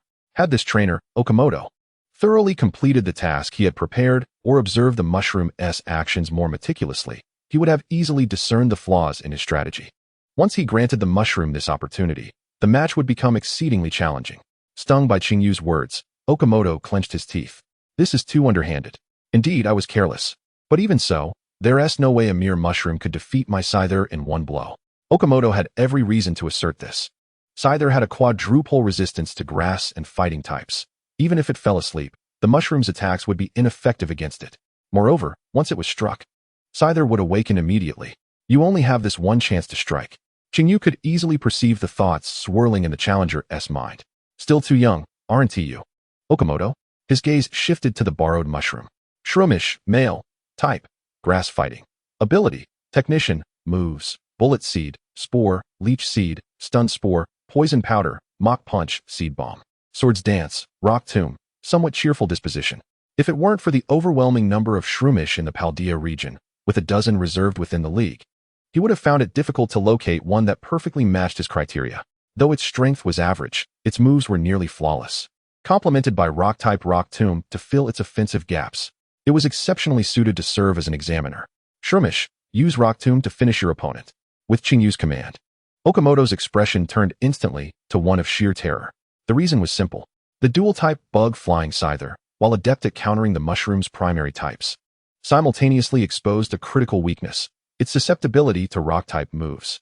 A quadruple weakness to rock made it nearly impossible for Scyther to withstand such an attack. Moreover, Okamoto suddenly recalled a question he had glimpsed on the examination paper. What is the effect of the characteristic of a technical expert? He could indeed answer this question, for the known traits of the Scyther included that of a technical expert. Pokémon possessing this characteristic wield low-power moves with remarkable finesse. In simpler terms, attacks with a power below 60 can inflict greater damage. The move Rock Lock also falls within this category. Thus, I concede. Before the Shroomish could make a move, Okamoto decisively surrendered. Given that Scyther was currently in an utterly defenseless slumber, it stood no chance against the onslaught of Rock Lock. Surrendering seemed the most prudent choice. As he voiced his concession, the Shroomish halted its preparation to forcefully extract rocks from the ground. The challenger's voluntary surrender meant that the gym leader emerged victorious in this battle. After Nimmo, wearing a mask, announced the battle's outcome, she promptly opened the windows to disperse the mushroom spores lingering in the arena. Once brimming with confidence, Okamoto now resembled a defeated rooster, standing dejectedly with his head lowered. Why did this gym emanate such a different atmosphere compared to others? Shouldn't T battles be exhilarating clashes of vigor? Chapter 60. Strongly recommended to wear dust goggles when challenging the gym after being so effortlessly and swiftly defeated by Aoi. Okamoto began to question his existence. He was, after all, a formidable elite trainer who had already triumphed over half of the 8 gyms, a strong contender for next year's championship title. How could he possibly be crushed by a gym leader he had never heard of before? Is this right? Furthermore, in this hastily concluded battle, Scyther had made no errors, responding perfectly to his commands. So could the issue lie with me? Yet, my commands seemed devoid of mistakes. It couldn't be that the disparity between myself and this Aoi was so vast that I couldn't even perceive it? That doesn't seem scientific. Just as Okamoto began to doubt whether he was the weak link in his team, Aoi had somehow approached him. Utilizing type advantages to seize the initiative is commendable for a novice trainer. However, it appears you must possess a certain degree of battle experience, don't you? Your commands are consistently decisive, and your judgment of the situation is generally accurate. These attributes do not align with those of a beginner. If higher expectations are set, there is considerable room for your advancement. Okamoto lifted his gaze, colliding with Aoi's gentle smile. To his astonishment, despite having almost no means of resistance, this gym leader could still pinpoint even the minutiae to commend him. However, such a strategy of initial praise typically signals that the subsequent critique will be the crux of the matter. Okamoto remained silent, patiently awaiting Aoi's next words.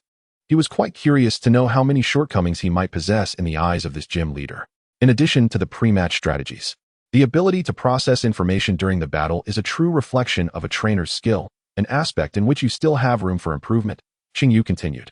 Observing the entire battle, it became evident that the primary flaw of this student, Okamoto, lay in his excessive confidence, as he completely overlooked various subtle cues.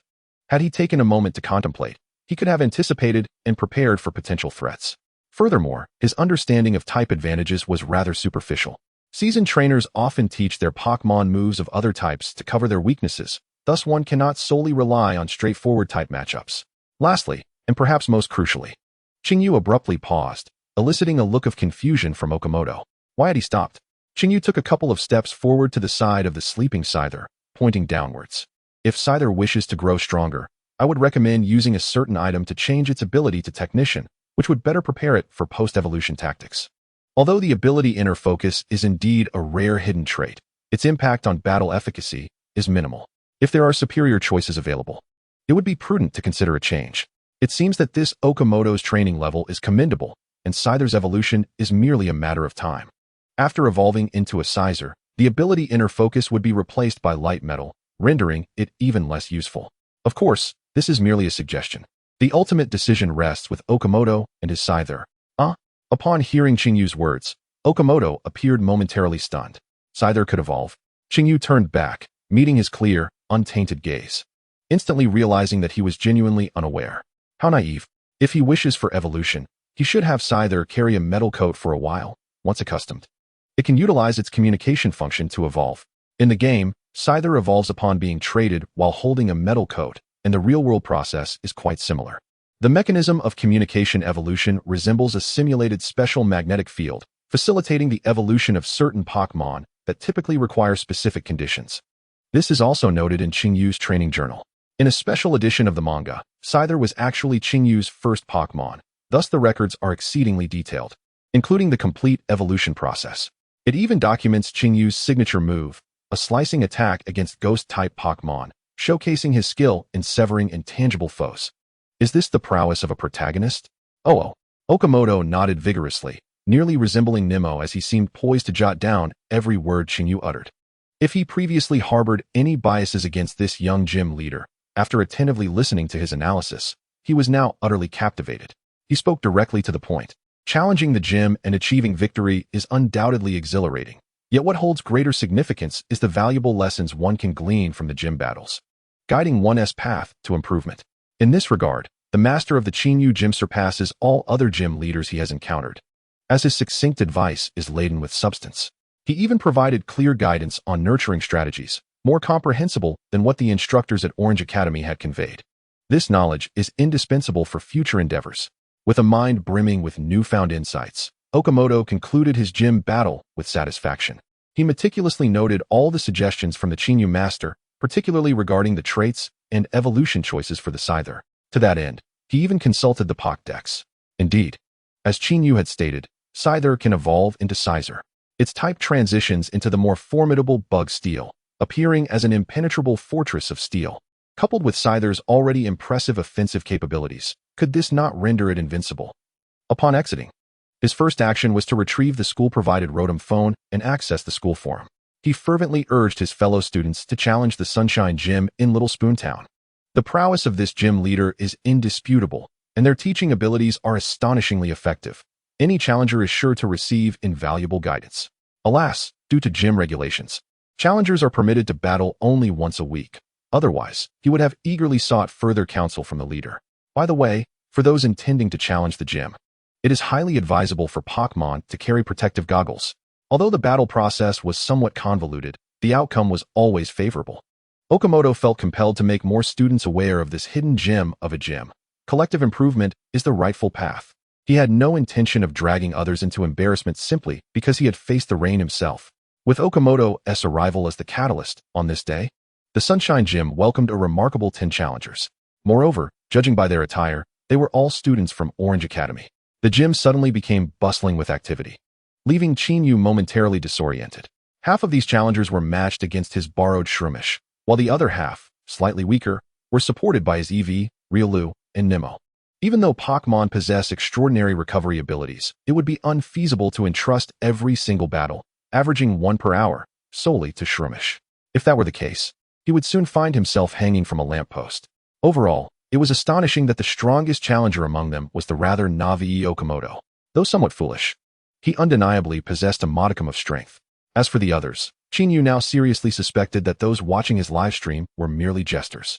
Despite their losses, they could still laugh and accept reality, even approaching him to seek a recap of the battles. Well played, Teacher Yu. I am but a fool. Dear host, I have been your loyal fan for a decade. Could you kindly enlighten me on the training regimen I should follow next? There's no shame in losing to Teacher Yu. Teacher Yu, the strategies you imparted earlier are rather reliant on skill. Do you possess any clever tips that even novices can grasp?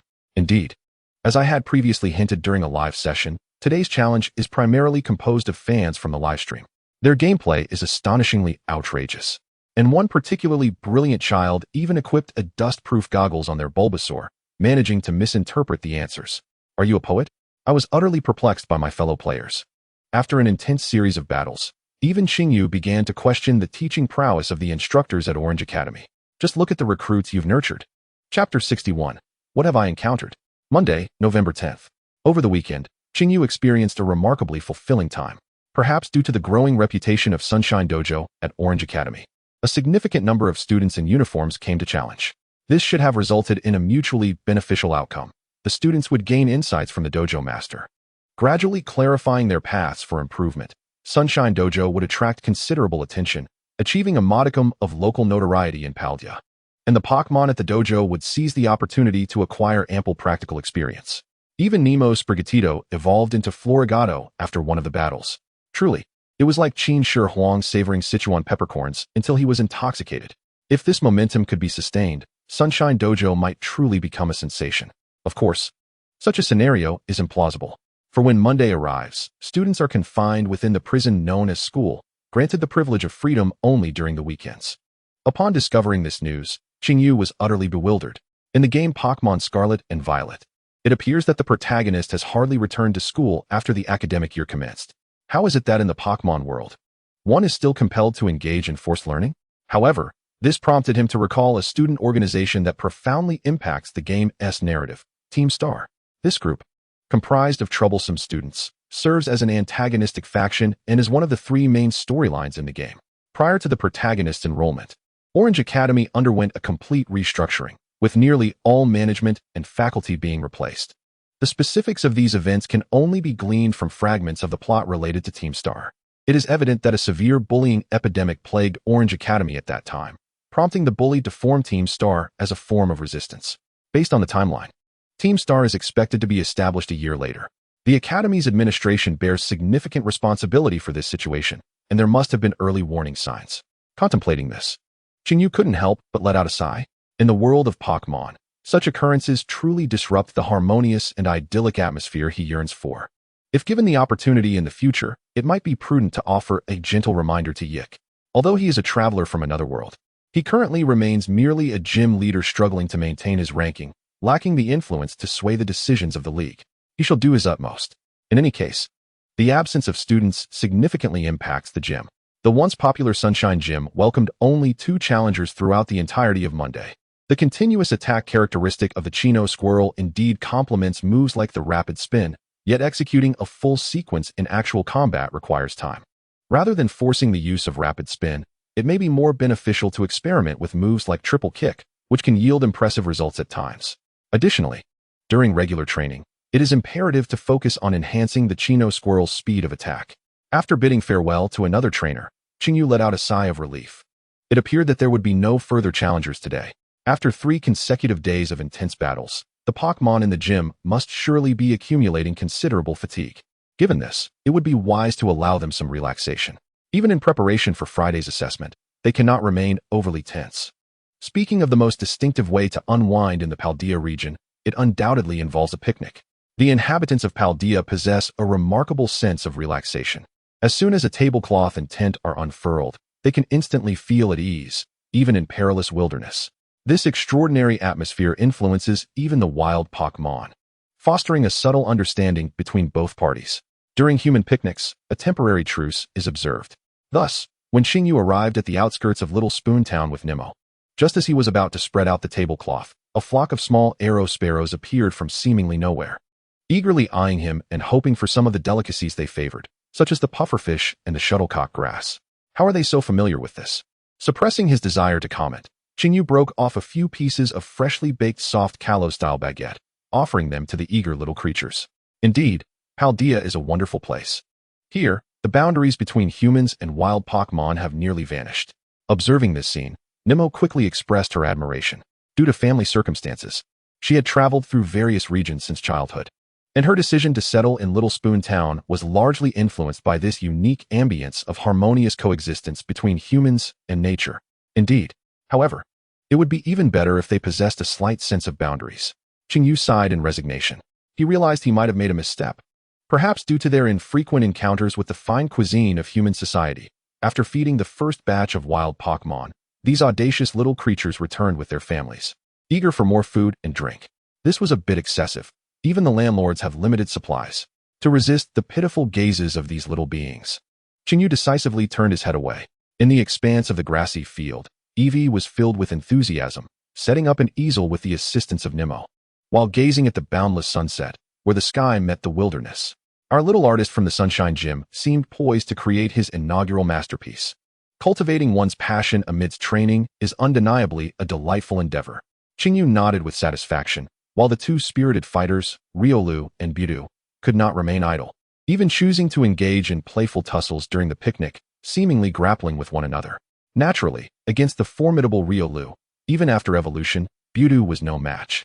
Quickly succumbing to defeat, after tumbling to the ground, Budu rose with a silly grin, ready to charge again. Once the picnic fare was prepared, Chinyu stood calmly, observing the scene before him. In this moment, his life since crossing into the Pokémon world suddenly crystallized into a vivid reality. One might assume this day was merely another ordinary one, only to realize years later that it was, in fact, the most splendid day of one's life, a day that may never come again. For reasons unknown, Chinyu was reminded of a phrase from his past life. Eevee and Riolu would eventually grow, and Nemo along with her Budu would inevitably embark on their journey, striving for the title of champion. Should they successfully pass their assessments, the gym would foresee a bustling future, which might also herald a transformation in Chinyu's own state of mind. Days like this, perhaps, truly diminish with each passing moment. Just as Chinyu was lost in thought, Eevee suddenly emitted a delightful sound, capturing the attention of all the surrounding Pokémon. The tip of its tail began to shimmer with light, changing hues with every stroke upon the canvas. Soon enough, a picturesque landscape emerged on the easel. Chinyu approached, ready to praise his little artist, but upon catching a glimpse of the painting's intricate details, he was momentarily taken aback. The sunset's afterglow illuminated the clouds, revealing a beautiful blend of pink and soft blue.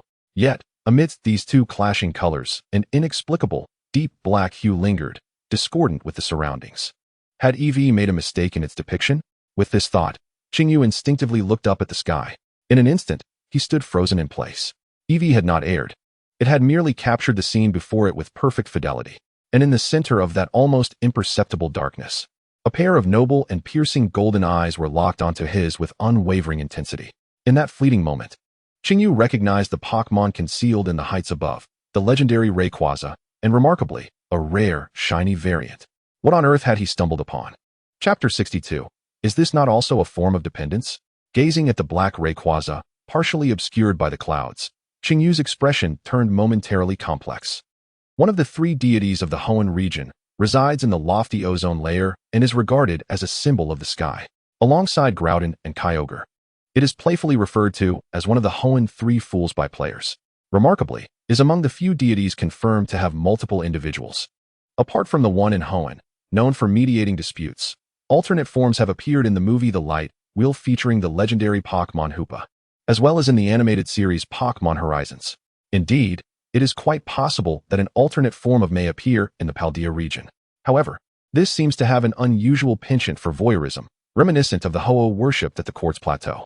It appears to have noticed the gaze of Kyuingi, momentarily revealing a look of astonishment before vanishing without a trace, as though it had never existed. Kyuingi quickly averted their gaze, pretending not to have seen it. Given their current strength, encountering such legendary deities offers little promise. Should fate allow, they are bound to meet again. Moreover, Kyuingi's attention instinctively shifted to their beloved Eevee, who was engrossed in admiring its own masterpiece, nodding and smiling with delight. The presence of here seems to be somewhat connected to their Eevee, does it not? In the game, can evolve independently, provided it learns the art of finishing touches. For some reason, Kyuingi felt that this had deliberately manifested within Eevee's line of sight, hoping to inspire it to create its own masterpiece. Yet, this little creature seemed utterly oblivious at the time. Perhaps I am overthinking it. Even if Eevee were to be deemed unconventional, merely sketching a few times to master the art of finishing touches seems rather far-fetched. Kyuingi shook their head in disbelief. Impossible, absolutely impossible. On November 11th, Tuesday, in a previous life, this day was rather unfriendly towards single nobles. Kyuingi stifled a yawn and adeptly wriggled on the bed, half reclining against the headboard. Upon unlocking their phone, they were greeted by a message from Julan. Julan. Video. Julan. Good morning. I saw a backflipping DNGSHMO on my way to the Sinnoh League and thought it was delightful, so I'm sharing it with you. It was now 7 in the morning, while the timestamp on the messages indicated they were sent at 3:30 in the morning. It was not that the sender had pulled an all-nighter, Rather, there was a 7-hour time difference between Paldea and Sinnoh. Calculating the time. It must now be 2 in the afternoon in Sinnoh. Since Julan's swift challenge at the Sunlight Gym, the two had resumed contact after 6 months of silence, gradually developing their friendship to the point of sharing daily snippets of their lives. Upon receiving Julan's message, Huingi smiled gently, feeling their mood lift considerably. No wonder Julan's popularity remained high in their past life. It is only through genuine interaction that one can truly appreciate her charismatic personality. An impeccable yet endearing stronghold. Who would not be fond of such a person? Huingi, is that true? The East Shi Meow's physique is capable of performing backflips? Upon clicking the video, it becomes evident that the protagonist is indeed the plump East Shi Meow, characterized by its ample fat. However, contrary to its stout body, its movements are remarkably agile. Executing several backflips in front of the camera, Qingyu's gaze instinctively drifts towards the sleeping Eevee at the bedside, pondering whether even Eevee, with its physique, could achieve such fluidity.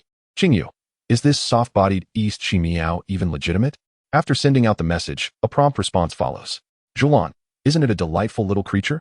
Qingyu, I feel it pales in cuteness compared to the new Leaf Meow. Qingyu, next time I encounter a challenger with a new Leaf Meow, I'll capture it for you. Our Padia's grass cat is the cutest in the world. Julan, sounds good. By the way, how is Riolu adjusting over there? Qingyu, as for Riolu, I'll just show you. After sending a brief message, Qingyu quickly made his way to the training ground. At 7 in the morning, Riolu had already completed its first set of training and was in meditation to restore its energy. Noticing Qingyu's arrival, Riolu merely opened its eyes to glance at him for a moment before resuming its immersion in the realm of its own thoughts. Unlike Asan, Charm, Riolu does not possess innate psychic abilities, yet meditation training effectively aids in enhancing its aura detection skills. In the game, Riolu's evolution depends on friendship and intimacy. But in reality, the more crucial factor is the mastery of aura power. After filming approximately 10 seconds of Riolu in meditation, Qingyu soon received a reply from Julan. Julan, I can sense that Riolu seems to be growing faster under your care. Julan, it appears that aside from being a gym leader and a streamer, Teacher Yu is also a top-notch breeder? Pachman smirking, Qingyu, haha? Qingyu could only deflect the topic lightly. After all, aside from initially devising the Saitama training method for it, the subsequent training has largely been conducted by Riolu itself, not to mention its nightly practices at the Armor Island Dojo.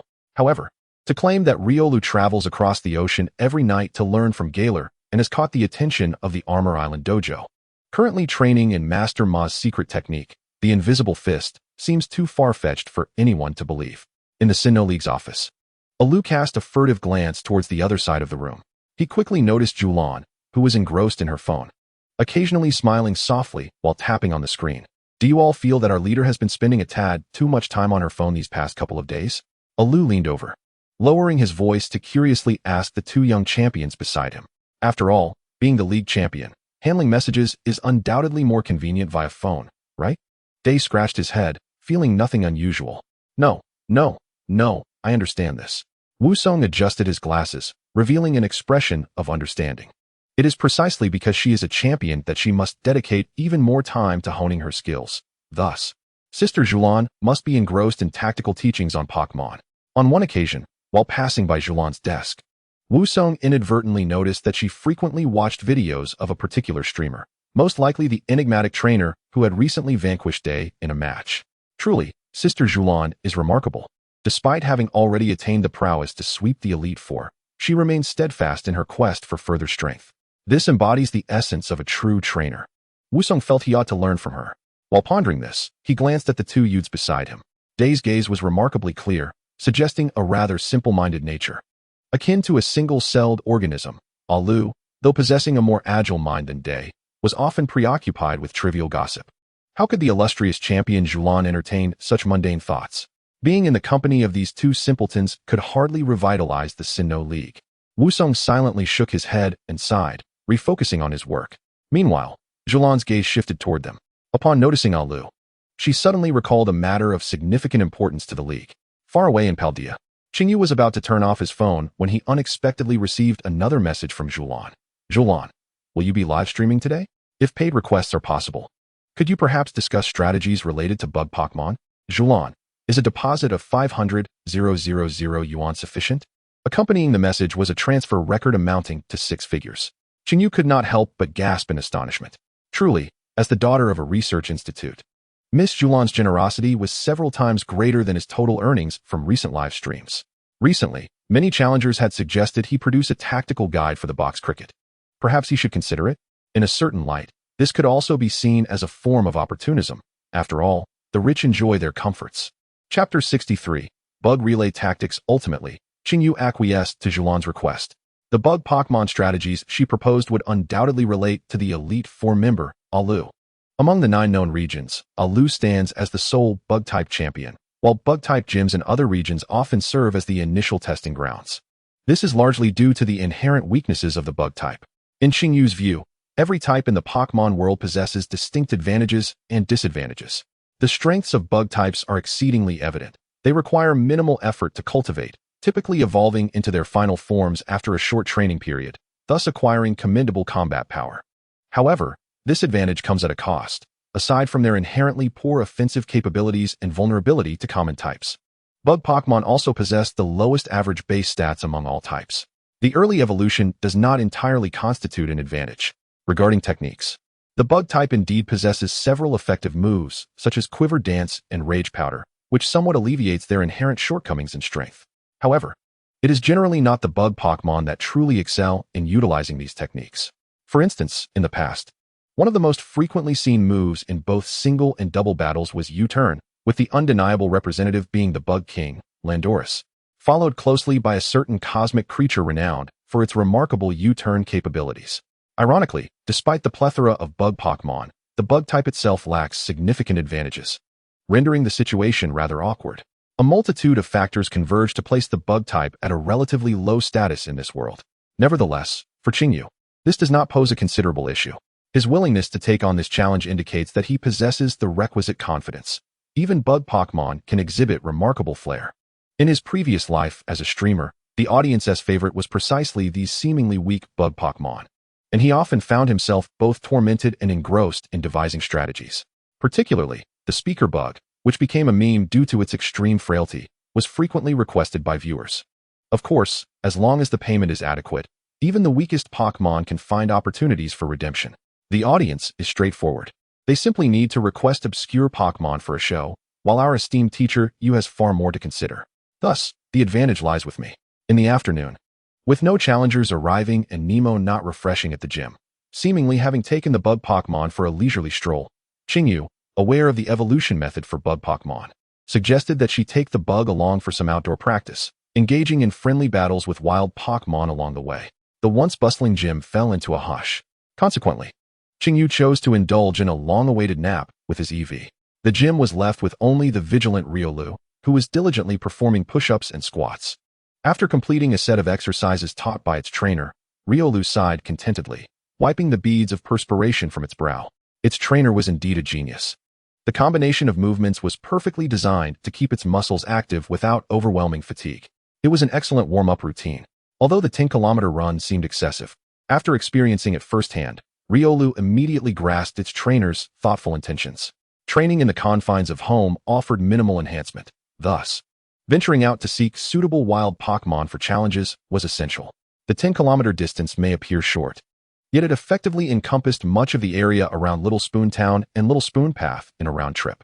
Over the past few days, it had already battled a considerable number of wild Pokémon in this vicinity with decent combat prowess. Perhaps it was time to explore a different route starting tomorrow. After completing its workout, as Riolu flexed its wrists, it suddenly froze, realizing it had seemingly overlooked a very important matter. In recent days, under the guidance of the masters at the martial arts school and the assistance of my trainer, my progress seems to have accelerated remarkably. The weights that once felt just right are now utterly imperceptible. It appears time has come to increase the load. This issue is quite easily remedied. Much like before at the elder sister's place, I can simply craft a few more weights by hand. However, as I surveyed my surroundings, I found no suitable metal materials. With a sigh, I realized I had no choice but to activate my plan. This is a necessary sacrifice on the path to becoming stronger, and I trust my trainer will understand. Upon awakening, I was greeted with a shocking revelation. Had a thief broken into my home? My spirits had been high, as I intended to revisit my culinary endeavors and prepare some delicacies for my beloved Eevee and Riolu. Yet, upon entering the kitchen, I discovered that all of my cooking utensils had vanished. Not a single pot remained, not even a metal basin. This was utterly baffling. Who would steal such cumbersome and worthless items? As I quietly assessed the scene, I soon noticed Riolu, feigning busyness while gazing skyward.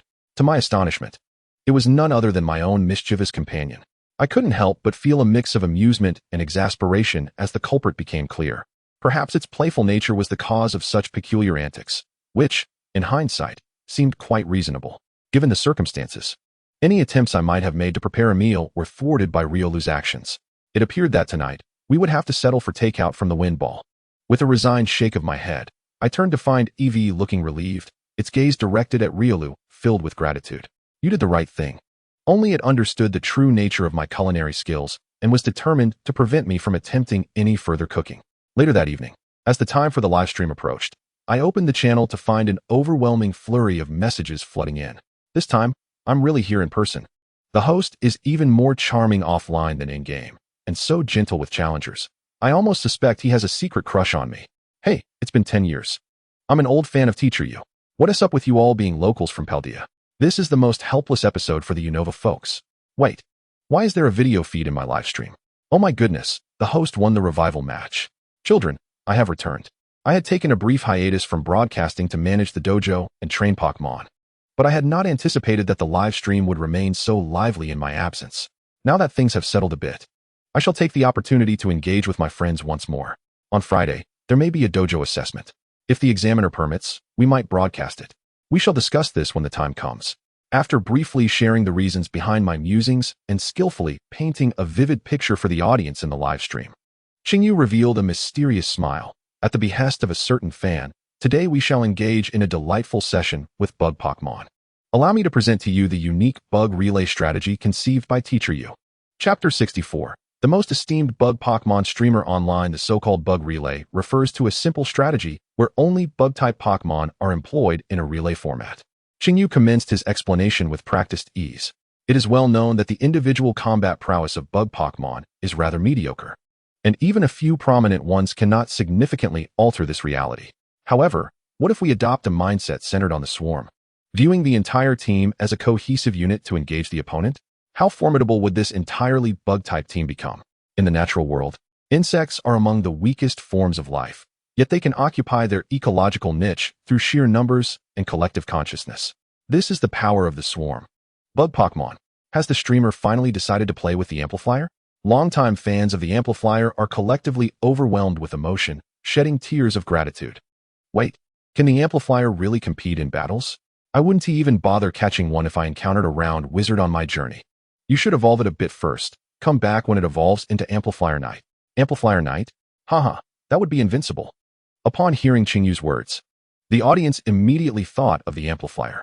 The amplifier, a bug-type Pokémon, was initially discovered in Sinnoh and is also distributed in Paldea.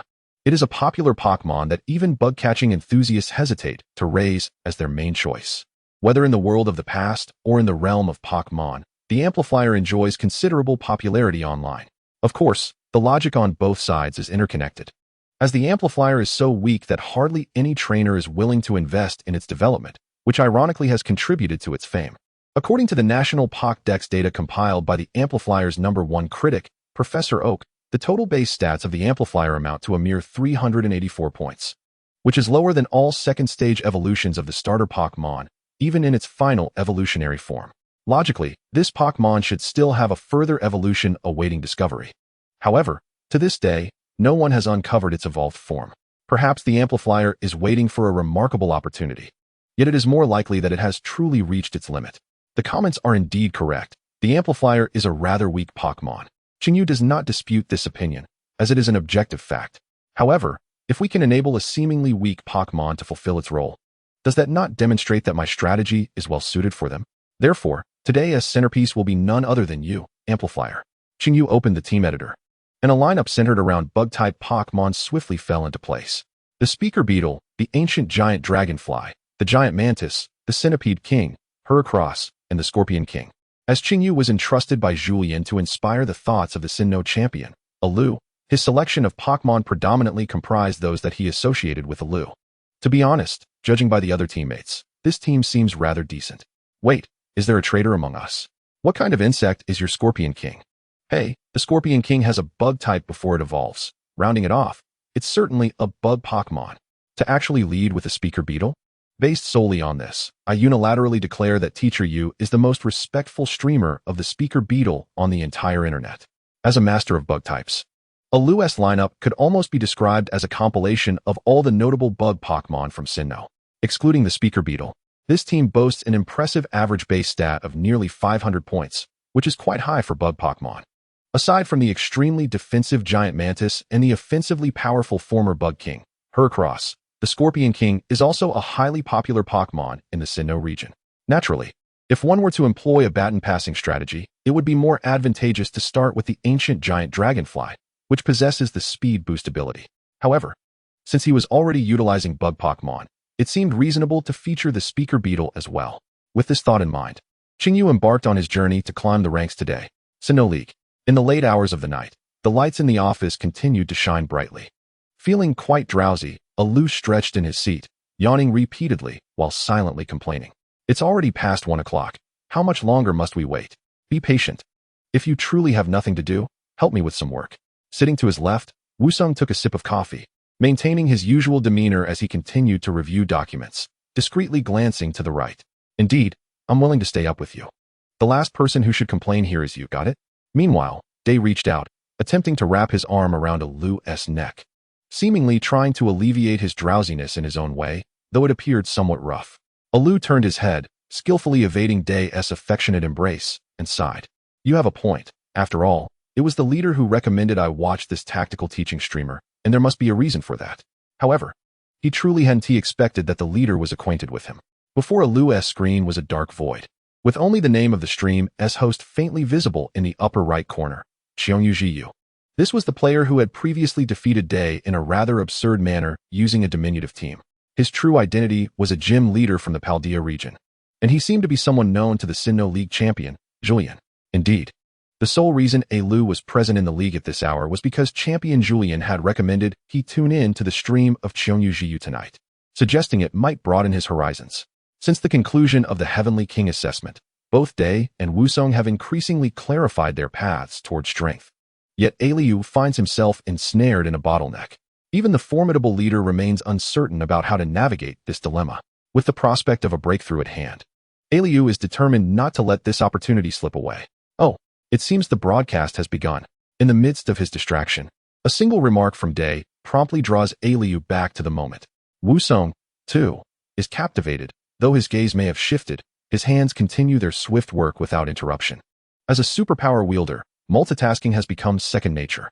As the broadcast commences, the viewership surges unexpectedly, affirming the host's undeniable prowess. When the lineup is revealed, Alu is left astonished. Aside from the speaker bug, the lineup closely resembles his own. No wonder Sister Julan had taken the time to remind him. Moreover, being weak necessitates reliance on collective strength, which indeed embodies the characteristics of bug Pokémon. With this realization, Alu finds himself begrudgingly acknowledging the youthful voice of the host. However, how will the speaker bug's tactics be devised? The game does not mirror real combat, where one can crush opponents through sheer cultivation at an equal level. The speaker bug holds no inherent advantages. A bug relay strategy? Wusong instinctively furrows his brow. As a superpower wielder, he harbors an innate aversion to insects, and the name conjures thoughts of a formidable baton-passing strategy. Yet, executing such a strategy is far from straightforward. It demands exceptional situational control and rhythm from the trainer, with the potential for catastrophic failure lurking around every corner. The previous victory against Day using a diminutive team involved a certain degree of cunning. While this strategy relies heavily on foundational skills, does this unfamiliar host truly possess such capabilities? Look, an opponent has been matched. After 2 minutes, Day's voice disrupts the tranquility of the night. The matchmaking interface comes to a halt, and the opponent's information swiftly materializes. The Dragon Envoy, a man with striking red hair, a flowing red and black cloak billowing behind him, and an expression of utmost seriousness, appears on the screen. Upon recognizing both the opponent and his image, Wusong stands frozen in place. He is acquainted with the trainer across the screen, Adu, the foremost of the Elite Four of the Quartz Alliance, a formidable figure whose strength rivals that of champions from other regions. This development promises to intensify the encounter. Wusong's movements gradually slow, and a subtle smile tugs at the corners of his mouth. Undeniably, Adu embodies a philosophy that places supreme value on strength. guiding powerful dragon Pokémon to the pinnacle of the world. In stark contrast, the Azure Feather employs what is widely acknowledged as the weakest of bug Pokémon. Will this be a case of the weak challenging the strong, or an endeavor deemed nearly impossible? Chapter 65. The most respectful host of the dodo bird on the internet Quartz Plateau, outskirts of Yuhong City.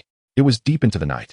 A red-haired man, perched upon the back of a colossal dragon, cast his piercing, frigid gaze upon several dark figures frantically fleeing below. Dragonite, Blizzard. Adu's voice resonated with profound disdain. As he spoke, Dragonite's wings began to vibrate with tremendous speed, swiftly unleashing a bone-chilling gust. By the time the nearby police arrived, the temperature within a 100-meter radius had plummeted below freezing, except for the dragon emissary clad in a red and black cloak. The surrounding poachers had already transformed into ice sculptures, their expressions etched with agony. Now, the cleanup is in your hands, Adu remarked politely, nodding at their arrival. He then soared away on Dragonite, under the admiring gazes of the officers. Truly, Mr. Adu single-handedly resolved an entire poaching squad with blinding speed. A young officer shuddered as he glanced at the grotesque figures trapped in the ice, unable to move. But was that a bit too harsh? Though being scorched, frozen, or electrocuted is commonplace for trainers, if they were not promptly thawed, they could suffer severe aftereffects. The seasoned veterans exchanged knowing smiles. You underestimate our human resilience. While we may not rival Pokémon, being frozen for a day or two is manageable. Moreover, Mr. Adu, despite his seemingly cold demeanor, always exercises precise control over his strength, so there is no need to fear excessive force from him. Those encountering the champion of the Kanto region for the first time often perceive him as aloof and detached. However, prolonged acquaintance reveals that Mr. Adu is, in fact, a good man. His use of such stringent measures to neutralize threats is merely to mitigate potential risks. The numerous anti-crime operations he has led have established a crucial truth. Being lenient towards unscrupulous villains can result in unbearable consequences. It is this blend of toughness and tenderness that has earned Mr. Adu the esteem of the people of the Quartz Plateau, rendering him an idol in the hearts of many. Even when playfully dubbed Dodo online, he takes it all in stride with a smile. What a perfect gentleman he is. His cloak crackled in the high altitudes as Adu silently shook his head and sighed.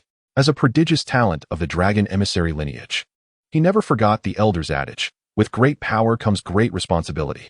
Because he possesses the strength to command dragons, upholding justice is his duty. Yet, the more he yearns for justice, the more he feels the limitations of his own abilities. As long as human ambition persists, the sordid means lurking in the shadows will never vanish. There was a time when he pondered whether humanity itself might be the virus causing the world to be rife with discord. Yet it is precisely for this reason that individuals like me are needed to uphold justice and sanction evil. Adu murmured to himself, reiterating the conclusion he had ultimately reached. For this purpose, he could not afford to pause.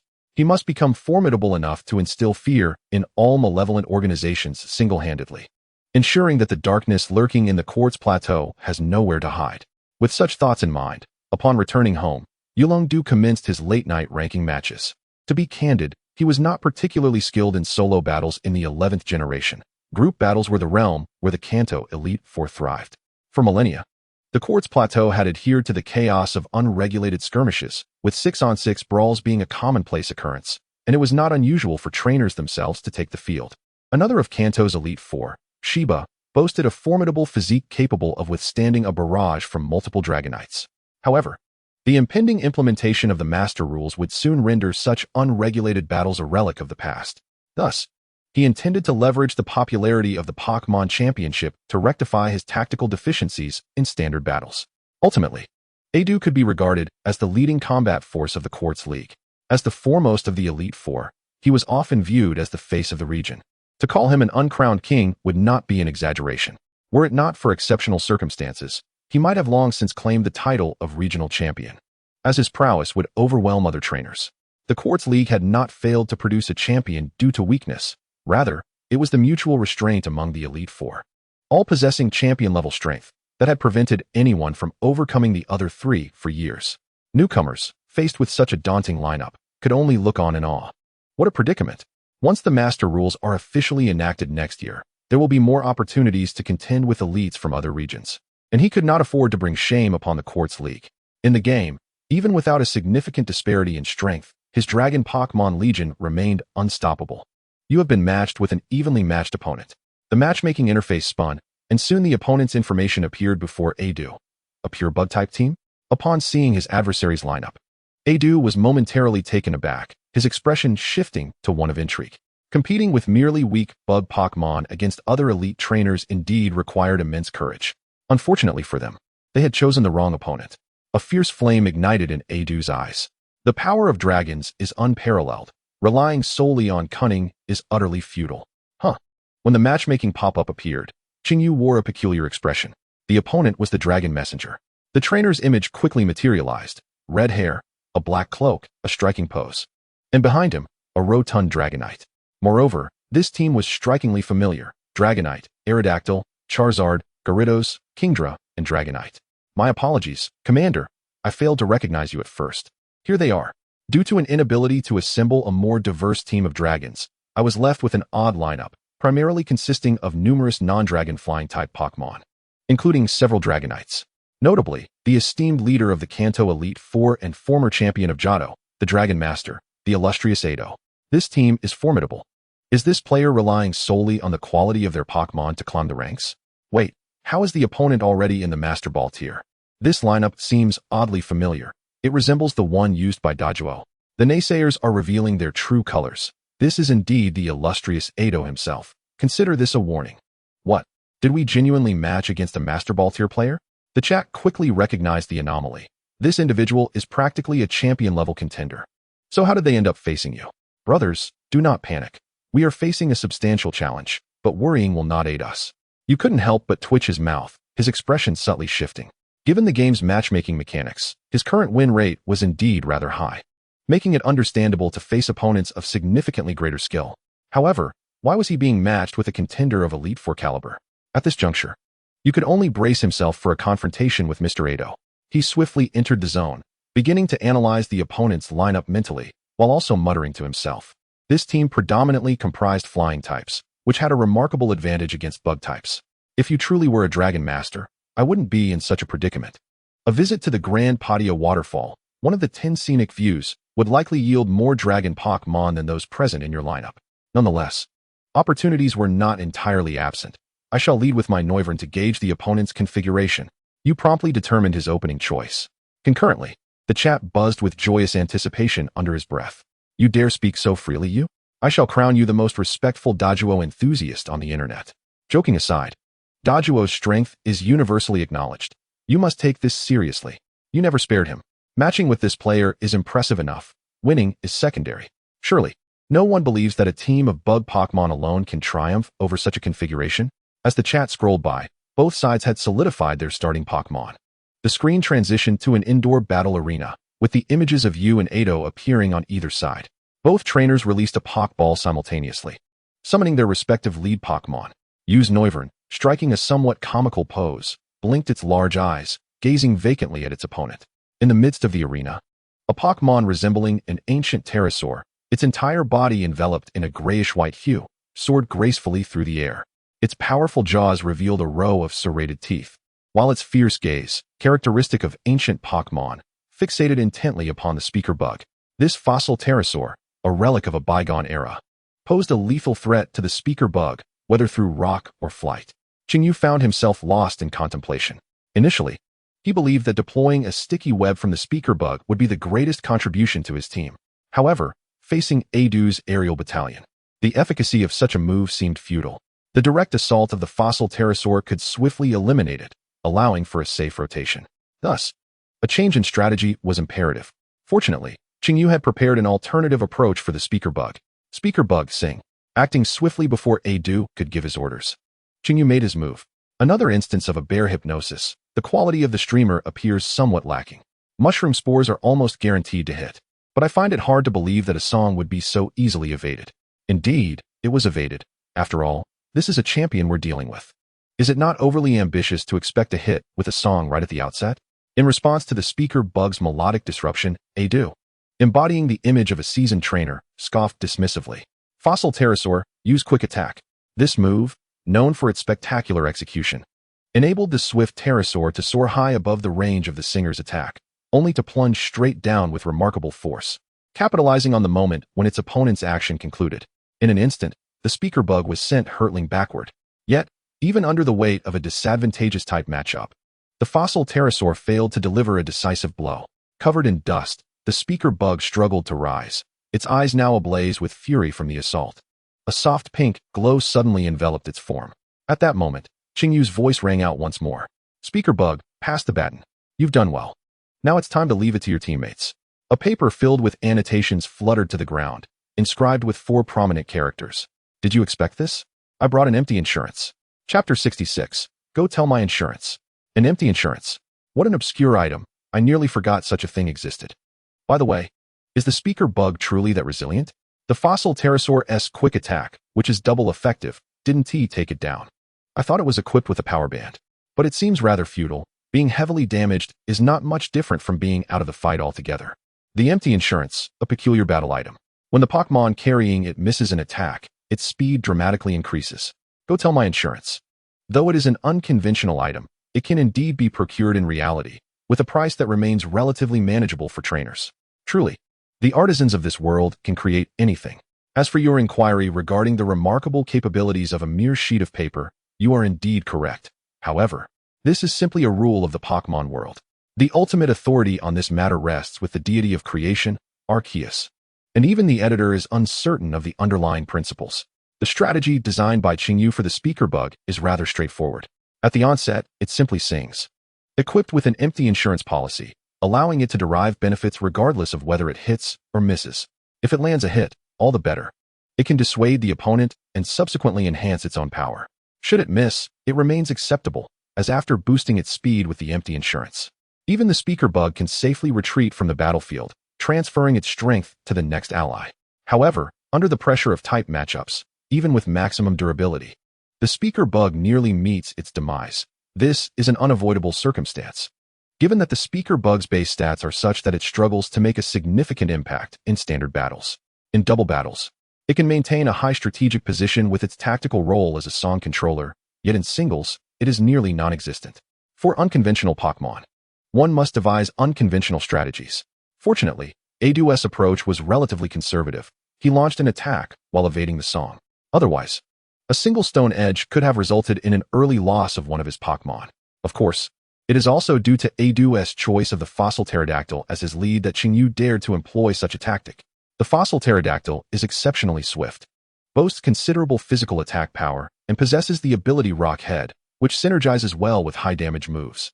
However, it cannot learn its 2 signature moves, Brave Bird and Head Smash, and is limited to using the standard move Takedown. Other attacks fall short in terms of power and accuracy, making it difficult to realize its potential based on its base stats. This creates quite an awkward situation. With its health nearly depleted, the speaker bug threw forth a golden relay baton, and upon its retrieval, it was replaced on the battlefield by the Centipede King, encased in a purple armor. Ideally, the relay team should have started with it, owing to its exceptionally strong ability, Speed Boost. Centipede King, Defend. Fossil Pterodactyl, Stone Edge. AOBA seemed to sense something amiss, issuing a more aggressive command the moment the Centipede King entered the fray. A skilled trainer instinctively makes the most suitable decisions based on the battlefield situation. He had already sensed the peculiarity of Qingyu's team. In the near-simultaneous utterances from both parties, it was evident that the Centipede King, having absorbed the power of the speaker bug, boasted superior speed. The defensive barrier was established, and on the other side of the screen, AOBA frowned slightly. In reality, the Centipede King would almost never be able to intercept his Pokémon's ultimate move. However, the game equalizes the power disparity between both sides, placing greater emphasis on strategy and tactical deployment, thereby granting the opponent a defensive opportunity. After intercepting the colossal boulder launched by the fossil pterodactyl, the Centipede King's body, much like the previous speaker bug, glimmered with a hint of orange light once more. This indicated an enhancement of its abilities. The effect of the acceleration attribute allows for an increase in speed after each action, and when combined with the defensive stance, it becomes an exceptionally opportunistic method for enhancing the relay team. In reality, one can breach the defensive barrier with a significant disparity in strength, yet within the game, there are virtually no countermeasures available. With 3 enhancements to speed, even the Soundbox Cricket can surpass nearly all Pokémon, except for a particularly impatient Raikou. Confronted with the fossil pterodactyl, the forthcoming actions for Qingyu are rather straightforward. He merely needs to employ his iron defense once or twice. and AOBA'S primarily physical attack team will struggle to penetrate the steel wall of Centipede King. However, Chinyu remains unperturbed. His advantage in speed grants him the confidence to allow his opponent to issue commands first before executing his countermeasures. At that moment, AOBA'S next command is delivered, blow away. Rock slide. After a brief hesitation, Chinyu decisively responds, feeling a wave of admiration. As expected of a Dojo, he instantly recognizes how to disrupt the rhythm of the relay team. Truly, high-level trainers in this world are indeed formidable adversaries. This relay tactic possesses a remarkable capacity for snowballing, yet it is not without its vulnerabilities.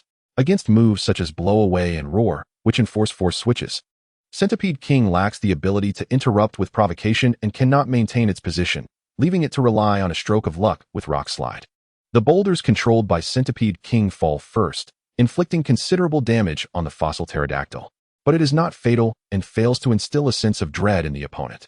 In the next moment, the fossil pterodactyl, filled with wrath, unfurls its wings, unleashing a fierce gust that expels Centipede King from the field.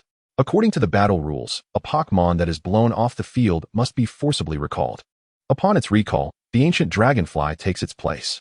It seems this is the first time the streamer has faced a setback. Indeed, there remains a disparity in raw strength compared to champion-level trainers. Matching a Master Ball with a high ball is already absurd, and to encounter this opponent is truly a balanced challenge. Dojo exclaims, "What is this? All flash and no substance. Face my blow away." As Chinyu's pre-battle arrangements are effortlessly dismantled by a single move, the comments in the chat begin to criticize. However, Chinyu displays no change in expression. Fossil Pterodactyl. Use spikes. Ancient Dragonfly. See-through. Skillfully issuing commands, Chinyu deflects another attack from the Fossil Pterodactyl, and the corners of his mouth lift slightly. Patience. Let the bullets fly for a moment. He may not profit, but he will certainly not incur a loss. At the cost of the majority of the stamina of the Soundbox Cricket and an opportunity for reinforcement. The most formidable threat to the relay team, the Fossil Pterosaur, has had its health reduced to the brink of defeat, leaving no chance for a second blow. Meanwhile, the foundation of the relay team remains virtually unscathed, still possessing the capability for a second opportunity for enhancement. Although the rhythm is not flawless, it is far from subpar. It is something he can entirely accept. Nevertheless, this match proves to be quite a challenge, and Chinyu quietly lets out a sigh. The true contest has only just begun. Chapter 67. How could the Dragon Rider possibly lose? After evading the Fossil Pterosaur's assault, the acceleration ability has been triggered. The ancient giant dragonfly's speed successfully surpasses its opponent, delivering a powerful primordial force that takes down the Fossil Pterosaur. This move has a chance to activate the Pokémon's primordial power upon striking, granting an enhancement to all attributes, though the likelihood is low, hence it did not trigger. Chinyu pays it no mind, as it was merely a gamble from the start. After all, the ancient giant dragonfly is limited to this single rock-type move, which is also its evolution requirement. Now, another rather awkward issue presents itself. Although it possesses an acceleration akin to that of the Centipede King, the dragonfly lacks appendages, meaning it cannot pass the baton. Had he known the opponent was a Dojo, Chinyu would have substituted it with a desert dragonfly. At least that land dragon could learn Stone Edge and Dragon Dance, potentially inflicting some devastating additional effects on the opponent. It is highly likely that AOBA is unaware of the ancient giant dragonfly's limited skill set.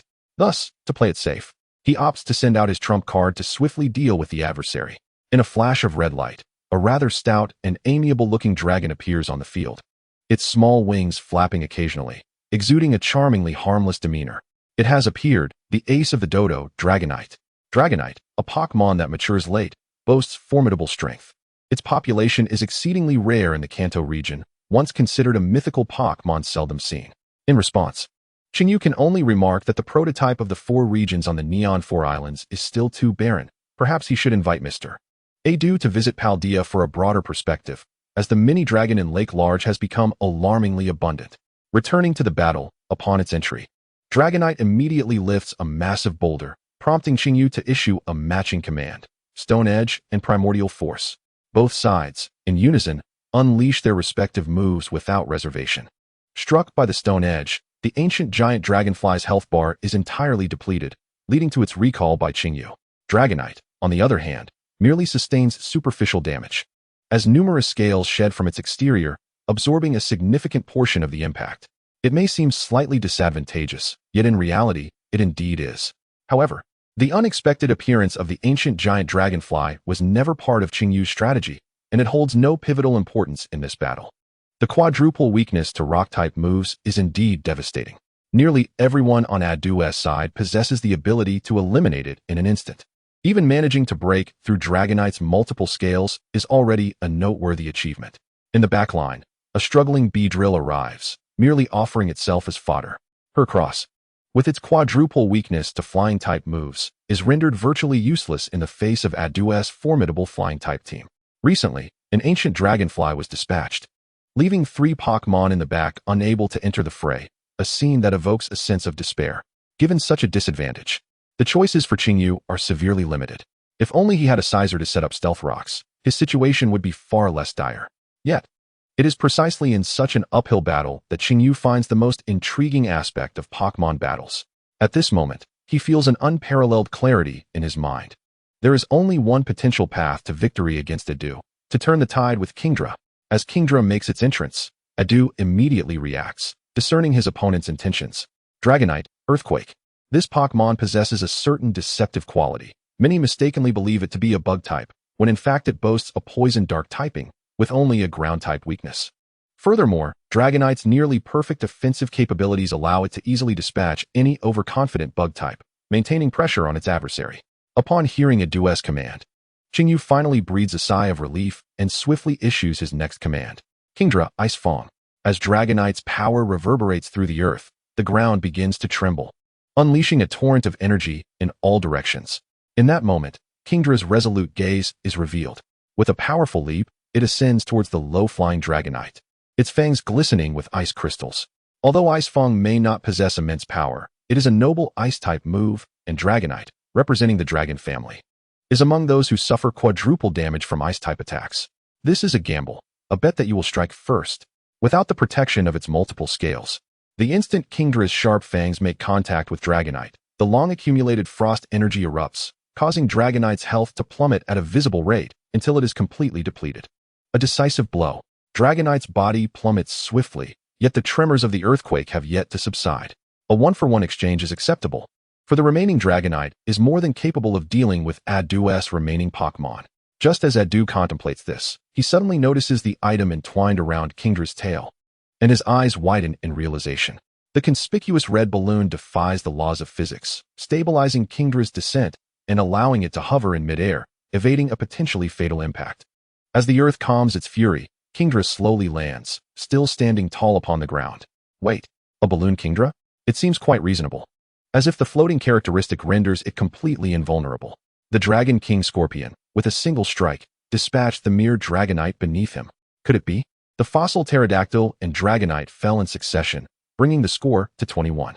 As the barrage of comments suggested, the score alone clearly indicated that Qingyu held a slight advantage. Yet, at such a juncture, it is premature to declare a victor. As Adu recalled the fallen Dragonite, Qingyu simultaneously withdrew his Dragon King Scorpion. From the moment the ancient giant dragonfly was sacrificed, he had accurately anticipated the forthcoming developments. Prior to the impending counterattack, the item held by the Dragon King Scorpion was crucial. Even though the balloon had been exposed, it could still help evade the ground type's fatal weakness until it suffered a decisive blow. Thus, he aimed to retain this trump card until the moment of victory in the match. Although absent from the field, the intimidation factor of the Dragon King Scorpion had already been established. As long as its condition remained stable, Adu's next Dragonite would not be able to take the stage easily. Otherwise, it would inevitably meet the same fate as before, losing multiple scales. Once again, Qingyu sent forth the Centipede King, which was met with a menacing entry from Adu's Gyarados. For a relay team predominantly reliant on physical attackers, the interference from intimidation was indeed troublesome. Heaven knows he had merely taken on this task from Julan, intending to toy with a relay team and casually demonstrate his strategy against unsuspecting challengers. Yet, now he found himself drenched in sweat. Ultimately, why was he matched against such a formidable opponent? Cursing the absurd matchmaking mechanism in his mind, Qingyu contemplated his next move. At this point, the most prudent course of action was to continue maintaining the acceleration. Prudence implies avoiding errors.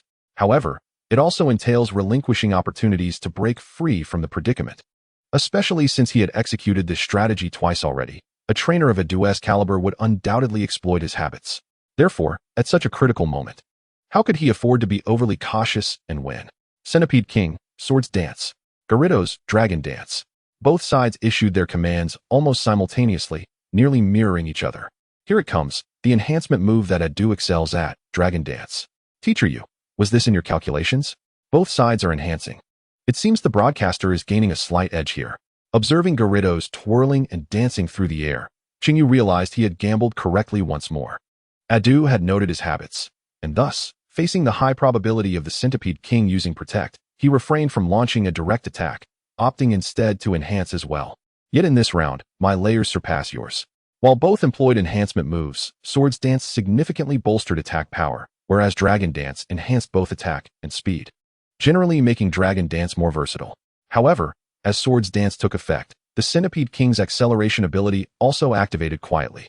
After a brief skirmish, the effects of intimidation had been nullified, and both sides returned to an equal starting point. Was this calculated as well? On the other side, Adu unintentionally furrowed his brow. He could sense that during this confrontation, his opponent had seen through his commands on more than one occasion. Despite the significant disparity in their team's strength, he had managed to engage effectively. First and foremost, it was absolutely certain that his adversary was not an elite trainer familiar with his style. Thus, the only remaining possibility was that this individual possessed superior command abilities. Contemplating this potential outcome, Adu's expression shifted to one of astonishment. He knew he was not particularly adept at one-on-one battles, but that was merely in comparison to his own chaotic battle style. Furthermore, the ability to counter his commands indicated that his opponent was at least a champion-level trainer. How intriguing! A gleam of determination filled Adu's eyes. If that were the case, then he would unleash his full power. Gyarados, use Stone Edge. Centiskorch, hold your ground. Stone Edge. Iron Defense. Stone Edge. Hold your ground. Adu suddenly intensified his assault, launching several fierce attacks, all of which were thwarted by Chinyu. The good news was that after several rounds of delay, Centiskorch's speed ability was nearly maxed out, and Iron Defense had significantly bolstered its defensive capabilities. However, under the relentless barrage from Gyarados, Centiskorch's health had dangerously dipped. A switch was imperative. Chinyu could vaguely sense that this was Adu's intention. Centiskorch was a crucial point for his enhancements, and it was impossible to trade it against Gyarados, leaving him in a more passive position. In his eyes, these gym leaders and champions seemed to radiate a certain protagonist aura. In reality, one could compensate for skill. Yet in the game, daring to consecutively unleash 80 accuracy Stone Edge attacks without a miss was a feat he knew all too well. Nonetheless, he found himself without a better course of action, so he resorted to a switch command, allowing Centiskorch to temporarily retreat. In the face of Gyarados, Chinyu chose Scizor. Although it lacked a type advantage, it could at least withstand Gyarados' onslaught, serving as a transitional option with the added benefit of the safe move U-turn. Gyarados, go all out. Upon witnessing Chinyu's choice of Scizor, Adu immediately issued his command. Go all out with fire-type physical moves. If the last move missed, this one will carry a more intense momentum, doubling its power. Indeed, Gyarados could learn fire-type moves, and for Scizor, this attack would be lethally potent. Chinyu exhaled in relief. At least this move was within his expectations. Anyone with even a slight understanding of Scizor's quadruple weakness to fire would know this. And Adu's willingness to go all out was also within his calculations. His audacity to face the challenge head-on stemmed not only from the absence of viable alternatives, but also from a profound confidence in the durability of his Scizor. With a single application of Iron Defense, even the formidable might and moves of Gyarados, despite its fire type, would struggle to deliver a swift defeat. Scizor, with its twin wings. Thanks to the speed enhancement from the Baton Pass, Scizor struck first, its steel wings crashing against Gyarados' vulnerable spot, instantly depleting half of its health. The fire-imbued Gyarados retaliated fiercely, whipping its tail with all its might. The flames struck Scizor's crimson body, visibly shaking its health gauge. As it reached a precarious red health status, it suddenly halted. Remarkably, after Scizor consumed a citrus berry, it gradually regained approximately a quarter of its health. The second wave of twin wings followed in quick succession. This time, Gyarados had no opportunity to counterattack and was promptly rendered unconscious against the ground. I can handle this. The power of the dual wings under the Technician ability is equivalent to Brave Bird. Goodness, is it really turning around? The challenge remains formidable. Do not be swayed by the score alone. Teacher-used Pokémon are not in optimal health. If Mr. Otto can withstand the pressure, he might still lose. Yet, to hold his own against the champion of the Kanto Elite Four like this, teacher-used prowess is indeed fearsome. Although the barrage of commands had become overwhelming, the overall situation remained discernible. Both sides had entered a late-game phase, and it was now a matter of who could endure the longest. Surprised by the lack of a swift defeat, Aoba quickly regained his composure. Nevertheless, it mattered little. Charizard was poised to deliver the finishing blow. The opponent's overall health was critically low, leaving no chance for a fresh baton pass to fortify their ranks. Thus, eliminating the final baton passer would secure his victory. Yet, a look of impending triumph did not grace Aoba's face. Instead, it deepened into seriousness. He understood that his opponent had not yet surrendered. Then, let me witness your resilience once more. As Charizard entered the fray, Scyther had no choice but to relinquish the baton pass once again. With 3 Pokémon on the brink of collapse, the likelihood of Heracross entering the battle only to be sacrificed was high, compelling him to send in Drapion to inherit the enhancement effect. Drapion, Rock Slide. Charizard, Inferno. Both sides once again commanded a desperate struggle. What surprised Chishu was that Aoba's Charizard bore the unusual item, the Assault Vest. This rare and peculiar configuration proved to be extraordinarily effective at this moment, resulting in a devastating toll on Chishu's side. Charizard, enduring the Rock Slide with a fierce resolve, retaliated with a vengeful bite, unleashing an explosive inferno that engulfed Drapion entirely. The stalwart anchor of the team succumbed to exhaustion, marking the end of the baton pass strategy. In a moment of desperation, Chishu had no choice but to send out his Scyther to unleash a bullet punch for the finale. The score swiftly escalated to 42. At first glance, it appeared that his side held a substantial advantage. However, in reality, 3 of his Pokémon were severely weakened, and the sole formidable fighter, Heracross, was being thoroughly dominated by the Dragonite. On the other hand, Adu's Kingdra and Dragonite were in excellent health, poised to harvest and push through. There were almost no means left in Chishu's team to counter the Dragonite. With the opposing dragons soaring high, how could defeat be conceivable? It was indeed difficult to ascertain. Among countless potential outcomes, the path to victory for Chishu might be singular. He soon came to this realization, a confident smile gracing his face. Yet, there was promising news. He seemed to have discerned a way to triumph.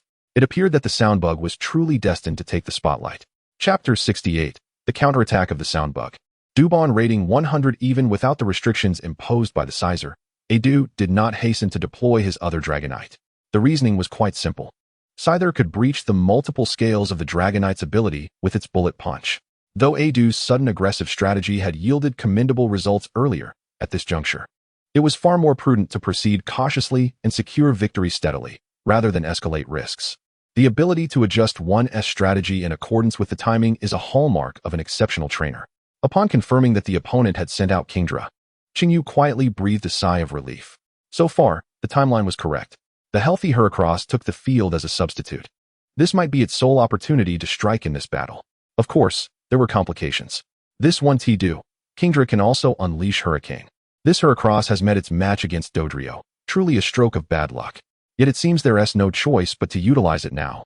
I have faith that teacher you will surely have a method to turn the tables. Give it your all, battling Big Brother, defeating Mr. Adu will undoubtedly earn you a wave of gifts. Indeed, although Kingdra is not of the flying type, as a staple of rain teams, it is capable of using Hurricane. Even without rain, Adu's Hurricane still seemed formidable to Chishu. Kingdra, Hurricane, Heracross, hold your ground, with commands issued simultaneously from both sides. Yet again, there ensued a classic mutual cancellation, resulting in no apparent effect. What seemed to be a reluctant defensive maneuver was, in fact, strategic. After fending off the lethal gusts, Heracross's body soon bore slight burn marks. Burned? Was it a flame orb? Adu frowned, quickly grasping his opponent's intent. One of Heracross's abilities is Guts, which, upon entering a status condition, enhances its attack and allows it to disregard the side effects of burn that diminish physical move damage. Its attack power was already considerable, and under these circumstances, the probability of landing a one-hit knockout on Kingdra was 100. Heracross, engage in close combat. Kingdra, Hurricane. Adu instinctively shouted commands with urgency. For a moment's hesitation could tip the scales of victory irreversibly, leaving him bereft of any chance for triumph. Facing the impending tempest, Heracross surged forward, abandoning all defenses to deliver a powerful punch aimed squarely at the face of the Dragon King. In that fleeting instant, the Dragon King had also amassed its strength, unleashing a razor-sharp storm that descended from above, consuming them both. It was only when the tempest subsided that the two Pokémon collapsed together, simultaneously rendered incapable of battle. Qingyu was not surprised by this outcome. In the game, both sides possessed identical base speed stats. This meant that under equal command and maximum speed, they would strike simultaneously. Although the result was mutual destruction, Adu wore a smile. Well done, Dragon King. With the opponent reduced to a mere 3 weakened Pokémon, did they stand no chance against the swift Dragonite, which possessed the ultra-fast move? Extreme speed? Not necessarily.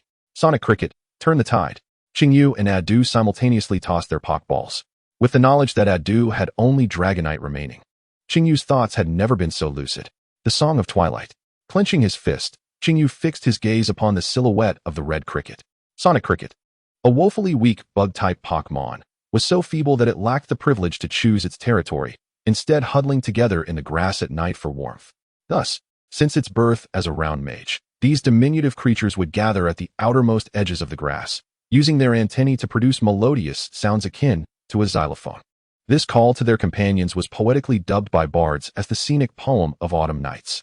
Expressing emotions through melody and composing different beautiful symphonies for each day was their favorite pastime. Through centuries of unbridled performances, even the frail Sonic Cricket gradually mastered the power of sound. Now, Qingyu finally heard the final chapter of the orchestra played by the Sonic Cricket, a flickering candle in the wind. This melody was destined to herald victory. Dragonite, extreme speed. Adu's command came swiftly, but it was too late. The Song of Demise had already begun its lament. The poignant melody echoed overhead, and the Sonic Cricket, having fulfilled its purpose, was helpless as it was struck by Dragonite's extreme speed headbutt, losing all ability to fight. Simultaneously, the battle entered its final countdown. The Song of Demise, a special move that affected the spirits of all Pokémon present, would, after a brief period, leave them utterly devoid of fighting will. The simplest solution would be to rotate out, avoiding the completion of the entire song. However, Adu had no backup Pokémon left to switch in. Thus, the only path to victory lay in defeating Qingyu's last 2 Pokémon before the countdown concluded. Inherit the survival instinct of bug Pokémon, Centiskorch took the stage. Confronted by the swift approach of Dragonite, a transparent barrier was immediately deployed, halting its attempt at a quick victory. Then Dig. Earthquake. The trainers on both sides commanded their Pokémon in succession, but the Centipede King, attempting to burrow into the ground for safety, soon faced a backlash from the earth itself, collapsing into unconsciousness. While Dig allows evasion of most attacks, it is the earthquake that inflicts fatal damage to the creature that has burrowed underground. At this juncture, both sides were left with but a single Pokémon, Scyther and Dragonite. The familiar strategy was employed once more, as Scyther utilized Protect to counter Dragonite's reckless charge. Following this, Bullet Punch. The desperate Bullet Punch, infused with precision, struck Dragonite's underbelly, instantly dislodging numerous white scales. This final counterattack from the bug type, though inflicting negligible damage on Dragonite, successfully shattered the last vestiges of its psychological resolve. The haunting melody gradually faded, and Dragonite, bereft of the will to fight, slowly lowered its head and collapsed to the ground. Meanwhile, the azure emblem of victory became increasingly pronounced, dominating the entire screen for the live audience. The score stood at 65. Undoubtedly, this was a fiercely contested triumph, with the outcome uncertain until the very last moment. Did we really win? It was just a battle, yet why was it so exhilarating? I will never mock the bug type again. To all those spamming about the bug type being superfluous, this match must be dedicated to it. With unity and resolve, even a seemingly weak bug type can triumph over a formidable adversary like Dragon Master. I've learned something. What do you know?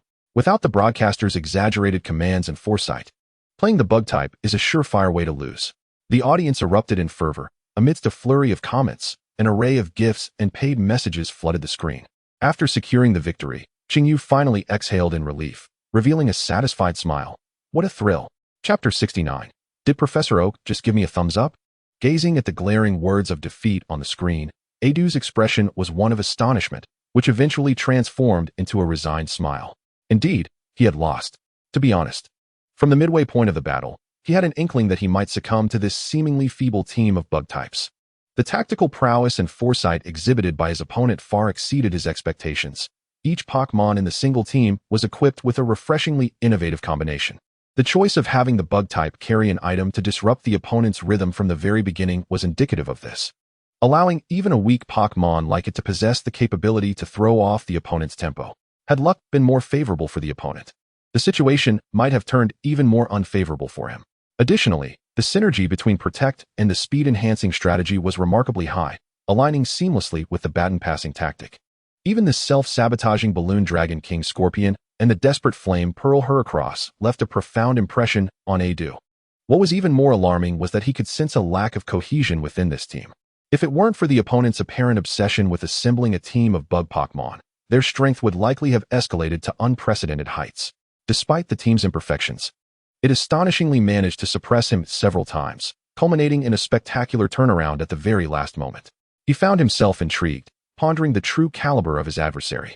Judging by the commanding prowess and creativity exhibited by this trainer, they must surely be a key figure within the league, perhaps even a hidden champion? Yet, aside from the one from Unova, it seemed unlikely that any champion would be exploring the intricacies of bug Pokémon. Moreover, it would be even more implausible to think that the champion actively searching for a successor would have the time to engage in battles. Thus, akin to the opponents he had previously encountered, Adu, driven by curiosity, clicked into the trainer's profile. Unsurprisingly, he was taken aback. Prior to the battle, he had been preoccupied with analyzing his opponent's lineup, completely oblivious to the fact that the trainer was remarkably youthful, seemingly not over 20 years of age. Undoubtedly, this was a prodigious young talent in command, hailing from the unfamiliar region of Paldea. Had they been from the nearby Sinnoh or Hoenn, he might have felt compelled to reach out to this trainer known as Azure Feather, perhaps to inquire about the innovative strategy behind the use of the move Song of Ruin or Finale's Song. This particular move is exceptionally unique, and the tactical framework built around it is often intricate. In the Kanto region, both Grandma Kikuko and his rival Kona are adept practitioners of the Song of Ruin strategy. Perhaps he could persuade them to recommend him for focused training at the Indigo League. It seems that an increasing number of prodigious youths are emerging from other regions. As far as he knew, several regions had recently welcomed new champions, with Sinnoh's entire league roster nearly transformed into a cadre of youthful contenders. As Adu pondered this, he suddenly froze in his seat. Ever since that legendary champion's retirement, the Indigo League had been without a champion for many years, and the Elite Four had battled for over a decade without yielding a victor. Perhaps it was time to provide a platform for these young talents to shine during the final Indigo Conference before the implementation of the Master Rules. Additionally, the work of the League's investigation department needed attention. If they merely trailed behind him, these newcomers would struggle to gain the experience and growth necessary to thrive. Perhaps it was time to allow them to familiarize themselves with the operational patterns and territories of Team Rocket and poaching organizations. Sinnoh League, am I not mistaken? After witnessing an extraordinarily captivating battle, Dee found himself utterly dumbfounded, mechanically turning to his two friends beside him. In the livestream, the dazzling symbol of victory stood out remarkably. Indeed, the esteemed Mr. Adu, the foremost of the four kings, surprisingly succumbed to the renowned dragon of the streamer. Supported by what may be one of the finest dragon tamers in the world, this formidable duo was ultimately vanquished by a team composed of the weakest bug Pokémon. Even the typically composed Wusong displayed a clear expression of astonishment at this moment. This was an extraordinarily thrilling match. Had it been an official event, it would undoubtedly have a strong chance of being nominated for the best of the year. The triumph was not solely attributed to the unfamiliar trainer's commanding prowess, which rivaled that of Adu. More importantly, it appeared that he truly maximized the potential of each bug Pokémon to its fullest. Could it be that the individual praised by Sister Julan is indeed a master of the bug type? Among the audience, none understood this better than Riolu, a fellow bug type trainer. For him, whether it was the soundbug adept at crowd control or the exceptionally powerful Heracross, known for its steadfast resolve, every facet was a novel insight. Each bug Pokémon possessed its unique advantages, and leveraging those strengths to create opportunities for the heavy-hitting lead Pokémon was the very essence of a bug-type team strategy. Although he merely witnessed an online duel, Riolu felt he had gained invaluable insights. Truly, this trainer recommended by the Sister Head was remarkably strong. The intricacies of this battle were so abundant that he wished he could preserve them for a thorough review. Riolu shook his head in regret. Had he known the caliber of this battle would be so high, he would have recorded it. At that moment, Wusong revealed a mysterious smile. Fear not. I recorded it all. Once I finish my work, we can review it together. That's wonderful. As expected, Wusong, you are the most reliable. After triumphantly defeating Adu, Qingyu proceeded to engage in 2 more ranked matches. Without the challenge of a king-level trainer, his bug relay strategy finally had the opportunity to shine, starting with the sound bug, which provided a chance for enhancement regardless of whether it hit or not. He passed the baton to the next Pokémon in line. This cycle continued, culminating in the formidable King Scorpion, which was monstrous in its prowess. However, the final tally was 1 victory and 1 defeat. What? The sound bug was taken out so swiftly? Come back, you useless creature. When did the streamer master the art of changing expressions? Sound bug. One time, laid down, mixed it up, the so-called mixed learning. Exactly. This is the sound bug I know. If you wish to win, shouldn't you optimize the sound bug instead? After 3 matches, the audience quickly realized that the sound bug was still too fragile, and relying on its enhancement was somewhat a gamble. Encountering a formidable team like the Sunny Day Squad can lead to an instantaneous defeat, rendering one less participant in the fray. Is it truly impossible to avoid such a fate? After an inevitable loss, Chinyu let out a quiet sigh. If that is the case, then it is time to gracefully exit the stage. Before the multitude of viewers in the live stream, the screen abruptly went dark. Is this truly your escape route? To be honest, if Dragonite had half the speed of your stream's closure, the Dodo would have triumphed just now. Come back here. On November 12th, Wednesday, at the stroke of midnight, a video titled The Counterattack of the Speaker Cricket, rated 100 by thousands, quietly passed through the review process in a corner where countless fans of Pokémon had been waiting. Posting a video at midnight. Do you think I am asleep? Teacher Yu is right. My name is Wanren, and I rated the Speaker Cricket a perfect 10. Is the Speaker Cricket making a comeback? Perhaps evolve a bit before returning. If you truly evolve, you won't be pleased when bug types rise. You'll be the one lamenting. In keeping with Chinyu's customary practice, this episode's theme naturally revolved around the lineup he employed today, the Bug Relay team. This team consists of bug-type Pokémon, although in truth, it is merely a facade. Utilizing other Pokémon more suited for a relay would undoubtedly yield better results. When discussing bug types, one particular Pokémon reigns supreme in online discussions, making it the obvious choice. Therefore, let us welcome today's protagonist, the Speaker Cricket. Speaker Cricket? Is this a challenge? Then you have already won. I am truly present this time. Just wait and see. The impact of the Speaker Cricket will far exceed your expectations. Will you trust Teacher Yu's Speaker Cricket to prevail? Or do you believe my Caterpie can evolve into a Rayquaza? As Chinyu's voice faded, the barrage of comments erupted into a jubilant atmosphere. The introductory section concluded, and the main battle commenced. The moment the opponent appeared, a storm of question marks flooded the screen. Oh wow, it's Lee the Dodo. Mr. Adu is back in form. He can even match up with our major streamer. Is the bug team facing off against a flying-type team? The matchmaking mechanism in this game is rather intriguing. The disparity in skill level between Chinyu and his opponents was readily apparent, showcasing the superior quality of his videos compared to other tutorial creators. While others displayed casual matches, it seemed Chinyu's adversaries were of a much higher caliber. The battle unfolded in mere minutes. As the progress bar neared completion, the density of comments noticeably dwindled. No one could have anticipated that under such unfavorable circumstances, the bug Pokémon in Chinyu's possession would demonstrate remarkable resilience, turning the tide on multiple occasions. The battle commenced with the Speaker Cricket and concluded with its triumphant reappearance. As the melody of demise resonated, the previously jovial barrage of comments was profoundly influenced by the atmosphere, transitioning to fervent encouragement for the speaker. Let the flames ignite. Do not squander Heracross's Flare Blitz. Unleash the song of oblivion upon Dragonite. Go Buzz Knight. Ultimately, upon Chinyu's harrowing victory with a score of 65, the typically bustling comments section experienced an unusual lull. It wasn't until the progress bar reached its conclusion that many viewers became aware of the situation. Awakening from slumber, the new video effortlessly ascended to the pinnacle of Pokémon content. Having grown accustomed to this sensation, Chinyu displayed little reaction, merely clicking into the comments section, hoping to discover some amusing remarks to accompany his breakfast. To his astonishment, the most liked comment left him utterly speechless. Professor Oak, it has been a long time since I have encountered such a high-quality battle video. The remarkable gameplay against Adu undoubtedly showcases the prowess of this young trainer. However, beyond that, I am more inclined to commend the spirit he conveys to the audience. One should not hastily conclude that a certain type of Pokémon cannot become formidable based solely on their base stats in the Pokédex. In reality, many trainers possess ace Pokémon that, at first glance, may not appear impressive, yet they harbor tremendous power. The potential of a Pokémon is not merely dictated by base stats. The trainer's nurturing approach is equally paramount. Therefore, please treat your Pokémon with kindness. They will surely live up to their trainer's expectations. This lengthy commentary, though somewhat antiquated in its phrasing, was nonetheless compelling. The user's avatar depicted a sprightly, elderly gentleman in a white lab coat, his benevolent visage strikingly familiar to Chinyu. Wait, Professor Oak liked my comment? Chinyu was momentarily taken aback, instinctively clicking on the profile. Indeed, it was the genuine article, officially recognized by the league. A dual authority in both Pokémon knowledge and casual discourse. Yet, aside from his well-known title as the Pokémon Professor from the Kanto region, there were several additional lines of text. Champion of the 18th Indigo Conference, former Indigo League champion, three-time Master Tournament victor, holder of the Battle Legend title. How utterly outrageous. Based on the information he had gathered online, Chinyu had firmly believed that he resided within the Pokémon world of the game. Yet, this Professor Oak surely seemed to have stepped out from the pages of a special edition manga. No, wait.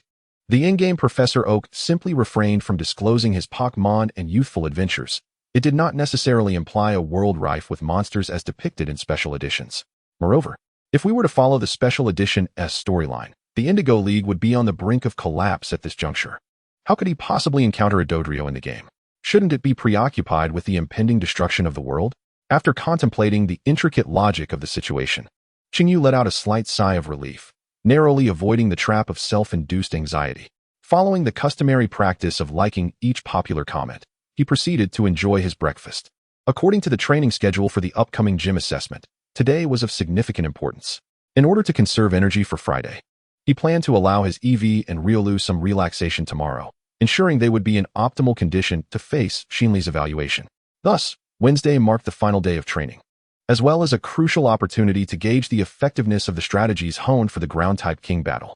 Even the usually carefree Eevee arose unusually early today, sharing a meal of what was rumored to be delicious, specially crafted energy cubes with Riolu. While energy cubes were not a staple food, they served as an excellent temporary sustenance during periods of intense physical exertion. Many trainers had a habit of feeding their Pokémon energy cubes before battles, adhering to the same principle of prolonging their Pokémon's endurance. After a full day of training and allowing the little ones to fully unwind, Friday swiftly approached. The day of the gym assessment had finally arrived. Chapter 70. The gym assessment officially commences. On November 14th, Friday, the long-awaited gym assessment day, previously announced by the esteemed champion of Paldea, had come. Early in the morning, Chinyu sat in the gym alongside Nemo, awaiting the commencement of the proceedings. "I'm so nervous," Nemo confessed, her hands clenched tightly together, her gaze frequently darting toward the closed doors, clearly exhibiting signs of tension. Observing her anxiety, Chinyu couldn't help but chuckle. "It's me who is being assessed, yet you seem far more anxious. However, if we fail the gym assessment, Sunshine Gym will be unable to continue its operations," Nemo replied earnestly. Despite having known Chinyu for less than 10 days, she held deep respect for him, viewing him as a near mentor figure. As both a gym leader and a trainer, he represented an almost archetypal example of excellence. Unbeknownst to her, Nemo had seemingly begun to regard him as a benchmark for her own aspirations. If she could attain even half of Chinyu's prowess, she felt that claiming a championship title would not be beyond her reach. Rest assured, it's merely a formality, as long as we aim for a satisfactory performance. The league shouldn't impose excessive pressure, Chinyu responded calmly. Initially, he too had felt apprehensive, but upon gaining clarity, he recognized the broader perspective. Worrying excessively was futile when faced with significant challenges. Moreover, according to the information provided by the system, it was indeed true that he would be facing Shinli, the Paldean champion, yet it did not explicitly state that he must defeat her. From the outset, his ultimate goal had merely been to secure a victory against one of Shinli's Pokémon. Chinyu surmised that this was likely the benchmark for passing the gym assessment. As for the 8 gym challenges, those were concerns for someone more seasoned, not for a newcomer still nurturing 2 Pokémon. Success is defined by the absence of failure. Thus, in preparation for the imminent debut of the formidable contender, he is thoroughly equipped and merely awaits the opportunity to validate his efforts in practice. With a wealth of intelligence at his disposal, his operational latitude has significantly expanded. The disparity in information serves as his justification for ascendance. Approximately half an hour later, a knock echoed through the doors. The first figure to enter the dojo was not the elegant lady in a suit that Chinyu had envisioned, but rather a silhouette clad in a black suit, her long ebony hair cascading freely behind her. To Chinyu's astonishment, this seemingly ordinary dojo assessment had drawn the attention of the league's premier champion. According to protocol, 1 examiner and 1 referee should suffice. Following the entrance of the esteemed Yetsai, Shinli followed closely behind. "Do not be anxious, Mr. Chinyu," Yetsai remarked, observing the astonished expressions on Chinyu and Nemo's faces. With a warm smile, she elaborated, "Due to the assessment being moved forward, the league currently lacks sufficient personnel. Thus, I shall temporarily assume the role of judge. Consider me merely as a standard staff member. Understanding dawned upon Xingyu as he nodded. While the rationale appeared somewhat absurd, it bore a semblance of truth. As the dojo master is indeed a pillar of the community, the selection of evaluators is of paramount importance. Having a champion serve as an examiner is telling of this significance. Furthermore, elite trainers in the Paldea League are few and far between, with even Aoki having risen through the ranks under the dojo master's tutelage. As for the examiner, that would be me. Let us commence without delay. In stark contrast to Yetzai's composed demeanor, Xinli advanced with a graceful stride, locking eyes with Xingyu. In a mere glance, she discerned that Aoki's judgment was indeed astute. Though she presented herself with an air of nonchalance and humility, her gaze betrayed an unmistakable pride and ease, akin to a lion surveying its domain. Moreover, it appeared she genuinely believed that she could effortlessly pass the assessment. How intriguing! A slight smirk graced Xinli's lips. Having learned from Aoki about the presence of such a promising young trainer in the small town of Shozi, she and Yetzai had been monitoring him over the past few days. Beyond the growing reputation of the Sunshine Dojo, which was beginning to resonate within the Orange Academy and even the Paldea region, his other identity was even more captivating. He is a streamer dedicated to tactical instruction, demonstrating exceptional command abilities while continually expanding his influence. He has notably triumphed over several gym leaders and champions from other regions, including the Dragon Master from Kanto who faltered under his guidance. His solid foundation in strategy, boundless creativity, calm decisiveness, and unwavering confidence in his abilities are remarkable. This young individual's talent nearly spills forth from the screen. Even having encountered countless prodigies, Xinli could not help but concede that this young man is undoubtedly extraordinary. Had it not been for the unforeseen incident that transpired earlier, he might have already emerged as an exceptionally skilled trainer by now. With diligent cultivation, Xingyu's future accomplishments would undoubtedly transcend the realms of the Elite Four or championship titles, perhaps even harboring aspirations of triumph in the Master Tournament. Thus, even the esteemed Yetzai has taken an interest, intending to closely observe his practical capabilities as a gym leader. According to the Pokémon currently held by Mr. Xingyu, the rules for this assessment are set at 2-2, with the gym leader taking the first turn. Is that acceptable? After taking position at the battlefield, Xinli spoke once more. No objections? Xingyu nodded affirmatively. Then let us dispense with the formalities and proceed directly to the matter at hand. Xinli revealed a confident smile, raising her hand to showcase a Pokeball. My first choice is this child. With a flash of red light, a stout, seemingly simple-minded brown Phoeba appeared. After exchanging a glance with the Ground King, Xingyu instinctively shuddered. Despite its benign appearance, this creature possessed a rather devious playstyle and was a mainstay on her team. Moreover, the Phoeba she deployed was significantly larger than the average, unmistakably a key member of her squad. It was rather unorthodox to send a primary Pokémon against a novice gym leader. However, while it appeared to be a 2-2 match, it was, in essence, a 2-1 situation. Surprised? From the very outset, my objective was never to win this assessment, but to target that Ground King.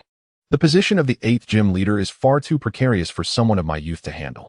I shall leave it to the more seasoned leaders to contest. It's decided then, Eevee. Noticing Xingyu's momentary shock, he refrained from further comment and seemed to become even more invigorated.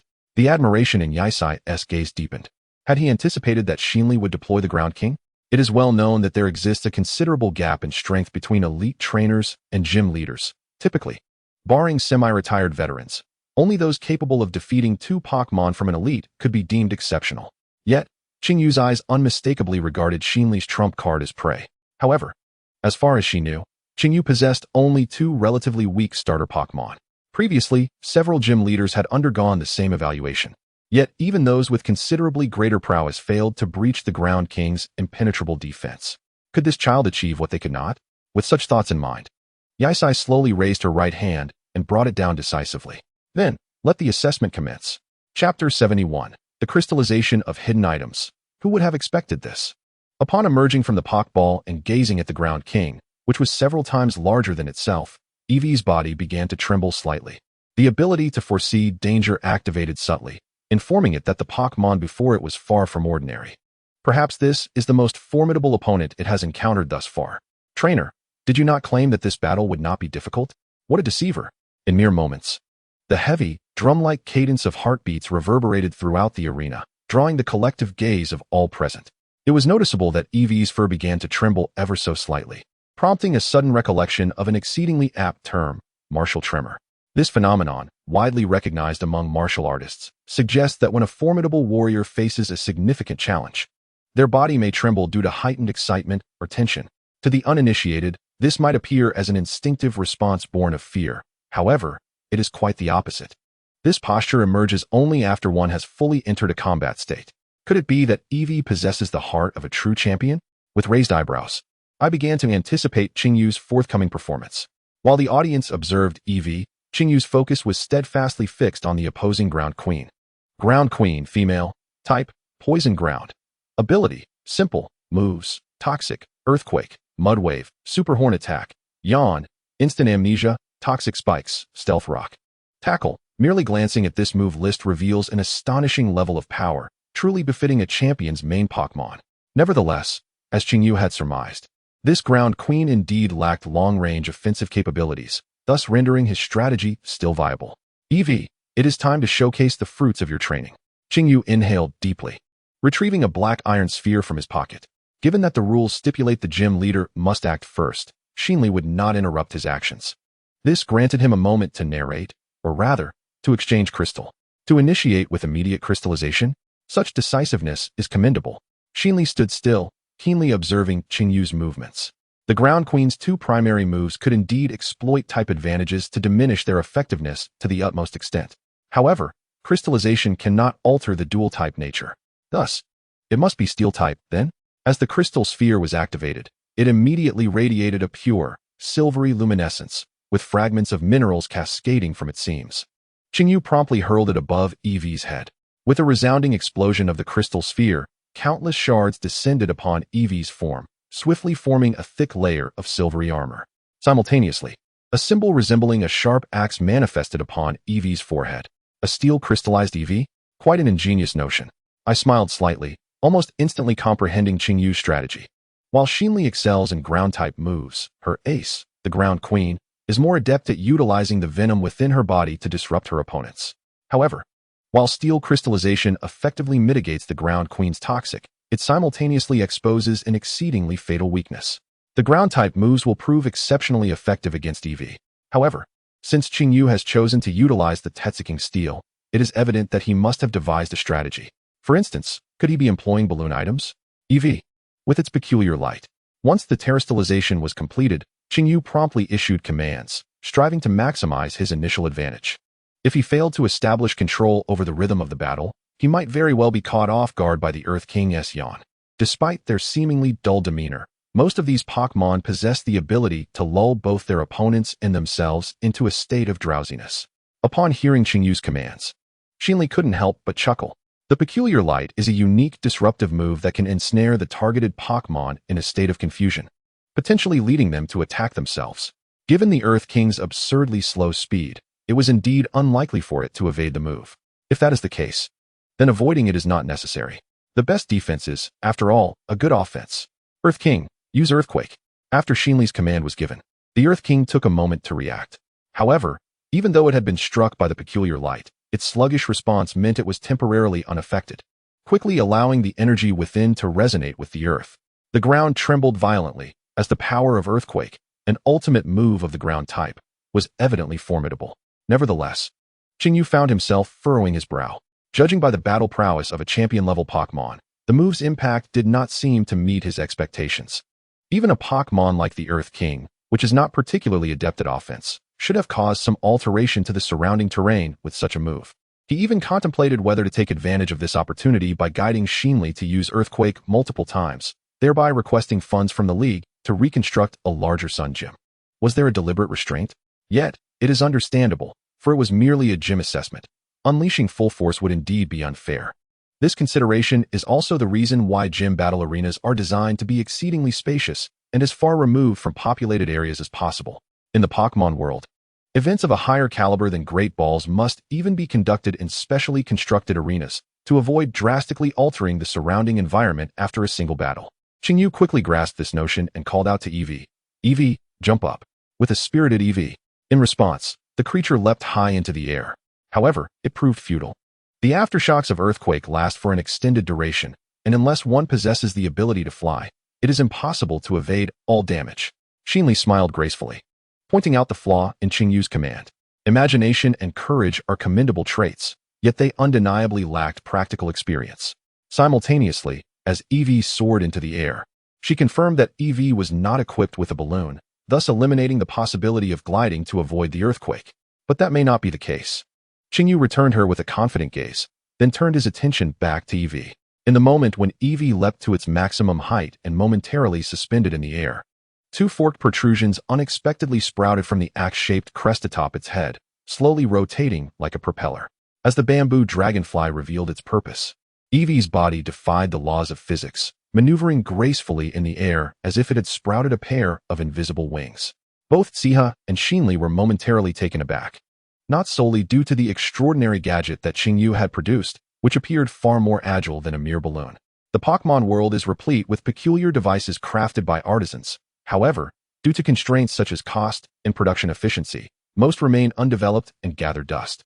Their astonishment stemmed from the realization that Qingyu had a secondary intention behind initiating the crystallization process. Was he using the protruding emblem of the elemental attribute, naturally appearing atop his head, as a ruse to conceal the item Eevee was carrying within its visual effects? Who could have anticipated such ingenuity? Xinli quickly regained composure, casting an admiring glance towards Qingyu. She had unwittingly underestimated the young man's creativity. While it was somewhat infuriating, one had to concede that the outcome was surprisingly effective. It was certainly worth stealing a technique from him. Perhaps it could be utilized in the future for cunning purposes. Chapter 72. The essence of the playful team revealed its devious nature. The bamboo dragonfly soared freely at the behest of Qingyu's thoughts, allowing Eevee to elude the aftershocks of the Ground King's earthquake. Observing the smug little fox soaring in the sky, Qingyu couldn't help but smile broadly. The investment of those growth points was indeed worthwhile. Initially, he believed that the one-time use bamboo dragonfly, costing 1,200 points, was nothing short of extortion, but upon acquiring it, he discovered its remarkable utility. Unlike balloon items in reality that merely possess levitation abilities and struggle to maneuver in the air without leverage and are easily popped, the bamboo dragonfly was fundamentally different. It operated on the principle of mental flight, allowing the user to control direction and speed with brainwaves. Once mastered, it proved to be more effective than wings. Being derived from an animated series, logic was not a prerequisite. A famous saying from a past life comes to mind: never compare combat prowess with a comedic series, and the meaning is quite similar. Qingyu found himself pondering if the system had also emerged from the future world of Doraemon, given that it included such fantastical items. As he watched Eevee glide effortlessly through the air, the clumsy Ground King found itself at a loss. Its speed was too slow, and its moves were predominantly close range, making any hasty actions potentially harmful due to the chaos. Ground King, use Stealth Rock. Xinli quickly reacted with a decisive flourish of her hand. The Ground King once again directed its energy deep into the earth, swiftly launching numerous fragments from the depressions created by the earlier earthquake, which disappeared rapidly in various directions in the air. If it couldn't T-strike, then it would restrict Eevee's movements. Stop, Eevee! Qingyu swiftly issued commands. If it were a Riolu, perhaps it could utilize its aura to sense the location of the invisible rocks. However, Eevee evidently lacked such a unique ability. Whether it was a stroke of misfortune or the formidable strength of the opponent, the chaotic interference proved far less effective than he had anticipated. It was even incapable of affecting the sturdy Ground King with its moves. Nevertheless, this was within my expectations. Eevee, dispel the thick fog. With Qingyu's renewed command, Eevee, hovering in the air on its bamboo dragonfly, adjusted its position. As it pointed forward, the rotation speed of the bamboo dragonfly increased, gradually forming a miniature wind field. This was the true application of the bamboo dragonfly. Fierce winds, heed my call. Ever since mastering the sketch technique, Eevee had learned an increasing number of unconventional moves. Yet, this particular maneuver could hardly be classified as a true move. Without the bamboo dragonfly, Eevee would be utterly incapable of executing it. Although it was termed as dispelling the fog, it was not entirely accurate. Lacking wings, Eevee could not generate powerful winds. Even with the sketch technique, certain limitations remained immutable. In reality, even with the assistance of tools, the generated airflow was insufficient to inflict any harm upon the robust Ground King. However, it was adequate for clearing the invisible rocks. The airflow, under Eevee's control, surged past, and the previously projected invisible rocks quickly spiraled out of control, drawn into the wind field. Yet, Eevee's actions were far from over. The debris, ensnared by the airflow, began to rotate. and the trajectory of the rocks soon exhibited new dynamics. Released from the Ground King's control, they accelerated downwards under the influence of the wind, rapidly hurtling towards the earth where the Ground King stood, like cannonballs. Boom! The sounds of heavy objects crashing down rang out. Marvelous! Qinyu's strategy had borne fruit. Witnessing Eevee successfully strike the opponent using its own move, Nemo couldn't help but clench her fists in excitement. It was indeed a commendable counter-strategy. Yetzai silently nodded in agreement. Initially, she had assumed Qinyu's use of crystallization, and that peculiar tool was aimed at mobile combat, continuously wearing down the opponent with speed. To her surprise, he had ingeniously turned the Ground King's moves against it. Yetzai's gaze shifted back to the self-assured youth. Could such tactics truly originate from a newcomer? She felt an uncanny impression that this young man was not merely a novice just finding his footing. Instead, he resembled an elite trainer with a well-defined tactical style. Particularly in the utilization of tools, Qinyu stood out as a singular presence among this generation of youth. However, relying solely on this tactic to defeat the Ground King was an impossibility. As Yetzai spoke, the dust from the exploded invisible rocks gradually dissipated, revealing the form of the Ground King once more. Though it had been struck by its own technique, the creature's body bore almost no marks. Instead, it appeared even more formidable than before. Charging up, observing the distinctly unusual behavior of the Ground King, Qinyu quickly deduced the situation. "Oh, have you managed to guess it?" Xinli remarked, casting a teasing glance at Qinyu. Her Ground King had inherited a combination of techniques, including charging up, spitting, and swallowing, and had gradually developed an instinctive habit of charging before being attacked during its training. Charging up is a technique that allows for the accumulation of energy. Each use temporarily enhances both defense and special defense capabilities. Once sufficiently charged, the energy can be unleashed to inflict damage on the opponent or absorbed to restore the user's stamina. Xinli couldn't help but smile. Compared to its toxic capabilities, this was where the Ground King's true strength lay. Thus far, no gym leader had managed to breach this impenetrable defense. Moreover, given that Qinyu was using an Eevee, a Pokémon of relatively modest power, the challenge was only heightened. TSK, indeed a tactical approach of this caliber, Qinyu thought to himself. The Ground King, being a defensive Pokémon, was indeed a source of frustration. Eevee's combat abilities were rather mediocre. Engaging directly would prove futile, leaving Qinyu to witness the creature bolster itself, ultimately nurturing a monstrous foe. It was disheartening, particularly when facing such an adversary. However, at least Qinyu had gleaned insight into Xinli's Ground King's tactics, providing some potential for maneuvering. This wasn't entirely a loss. Under immense pressure, Qinyu's mind began to race. Soon, a high-risk yet potentially viable strategy materialized in his thoughts. Eevee, use Swift. Qinyu decided to continue his aggressive assault.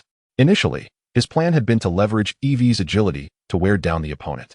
Hence the inclusion of the long-range move Swift. Now, it was finally time to put it into action. This is not a wise choice, Xinli remarked, slightly furrowing her brow. Knowing full well that the Ground King would continue to charge up upon being attacked, launching a feeble assault seemed utterly futile. Had he truly run out of options?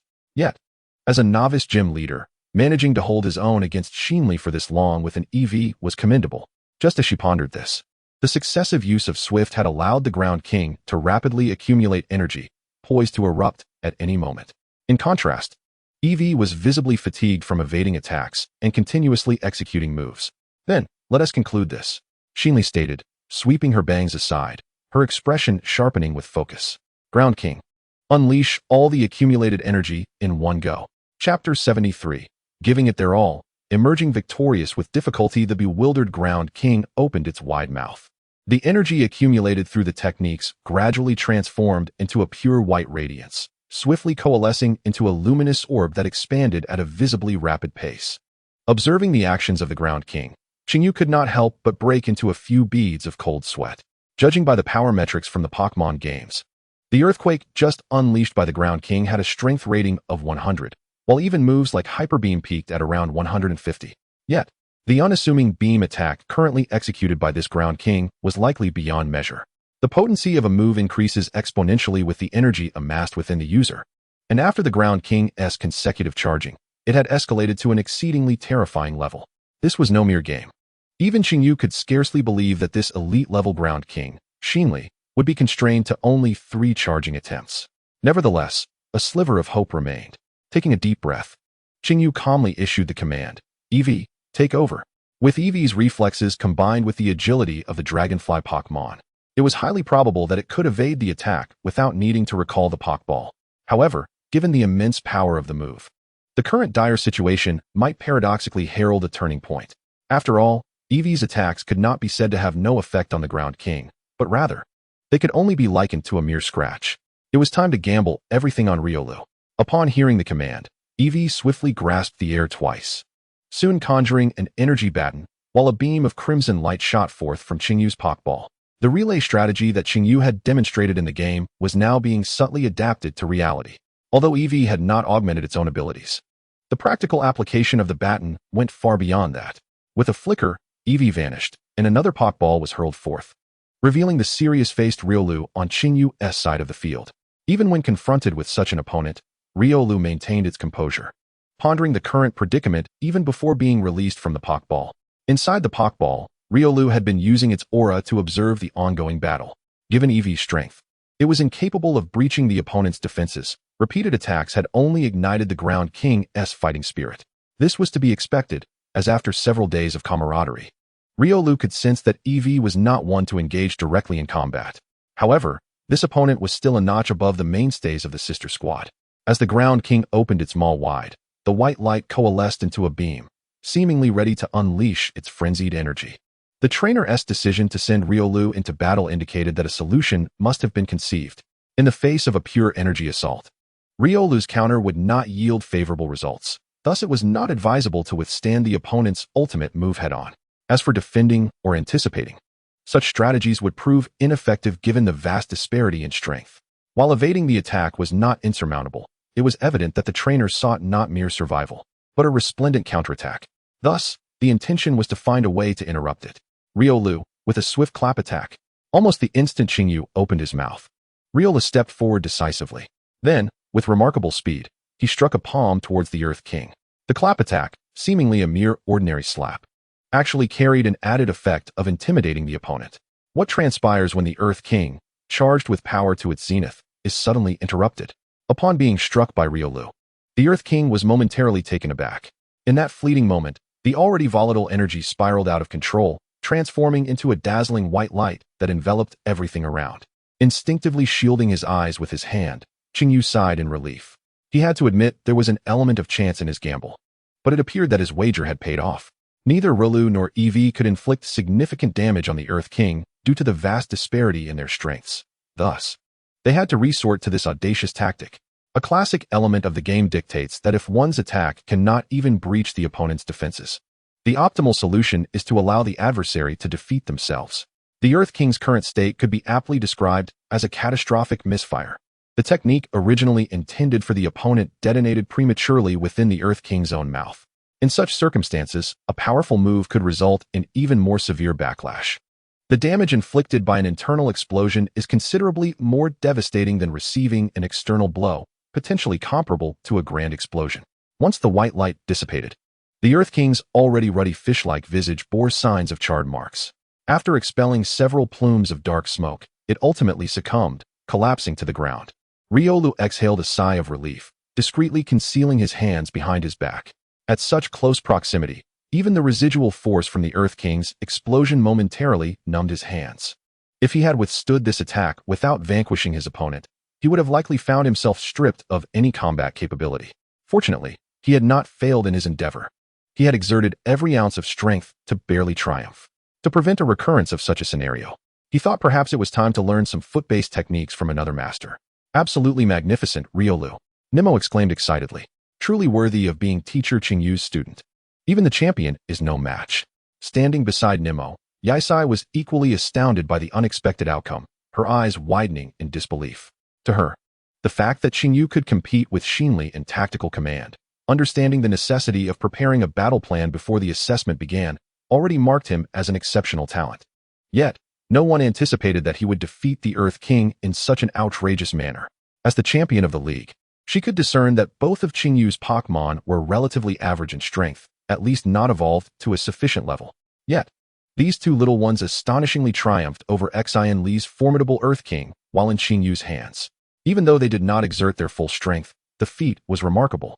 This young gym leader, known as Qingyu, might possess a talent that surpasses their previous expectations by several tiers.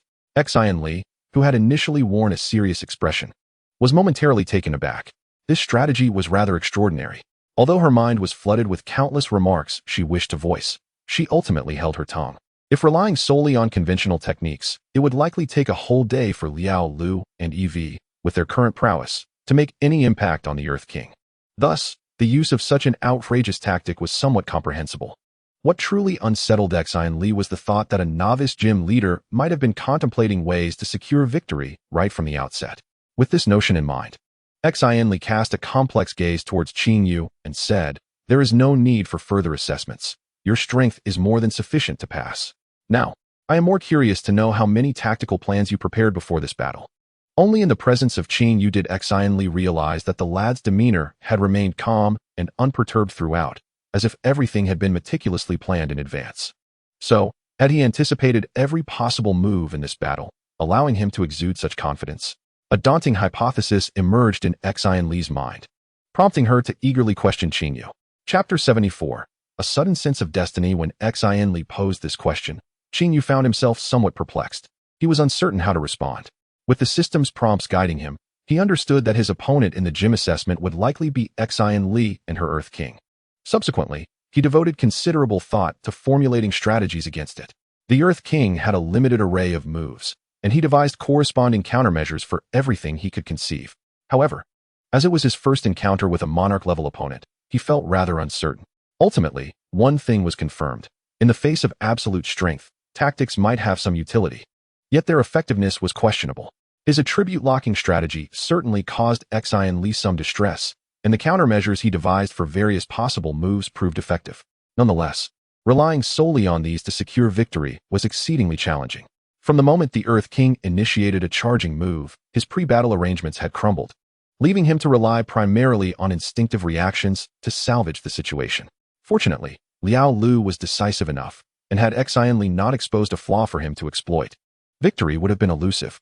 Was this truly a level that a mere newcomer could challenge?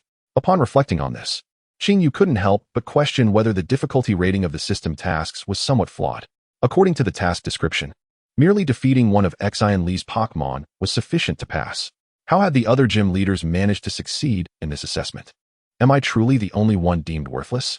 Well, let us postpone this inquiry for another time.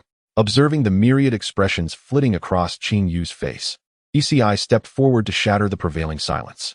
Thus, this assessment shall conclude here. The specific results will be revealed in the Alliance Group following the completion of all gym leaders' evaluations. Chinyu nodded, signifying his comprehension. After all, the primary objective of this gym assessment was to fill the vacant slots among the 8 gyms, necessitating a selection of the CR, Mi de la CRME. Given Xian Li's leniency, it was evident that I struggled to keep pace, barely scraping by with a passing grade. The lesser one's abilities, the lighter the burden. Such responsibilities should be entrusted to the seasoned trainers still in their prime. What is your opinion of that child? After departing from the Sunshine Gym, ECI turned to Xian Li, inquiring. To this, Xian Li offered no reply, merely rolling her eyes in silent expression of her dissatisfaction. How else could she perceive him? Could she possibly assert that the young gym leader, who managed to overturn her ace with just 2 Pokémon, lacked prowess? If that were the case, what would it say of her status as a champion, having been bested by him? This marked the first time she faltered in a gym assessment, a painful reminder indeed. Yet, despite her grievances regarding ECI's probing, Xian Li ultimately composed her thoughts and spoke calmly. In terms of talent, he undoubtedly surpasses both Gulu Xia and Chishu, particularly in his preparations before battles and his on-the-spot reactions, which are far from those of a mere novice. However, Chinyu is indeed a fledgling trainer, with the strength of his 2 Pokémon. He still falls short of the standards required to serve as a gym leader at the inception of the champion's path. This contradiction is what perplexes Xian Li most about Chinyu. It is almost certain that his endeavor to cultivate Pokémon has only spanned approximately the past month, making his overall proficiency entirely understandable. After all, even champions typically require a year or 2 of growth. There exists no sudden epiphany that transforms a team of novice Pokémon into a force capable of dominating the entire league.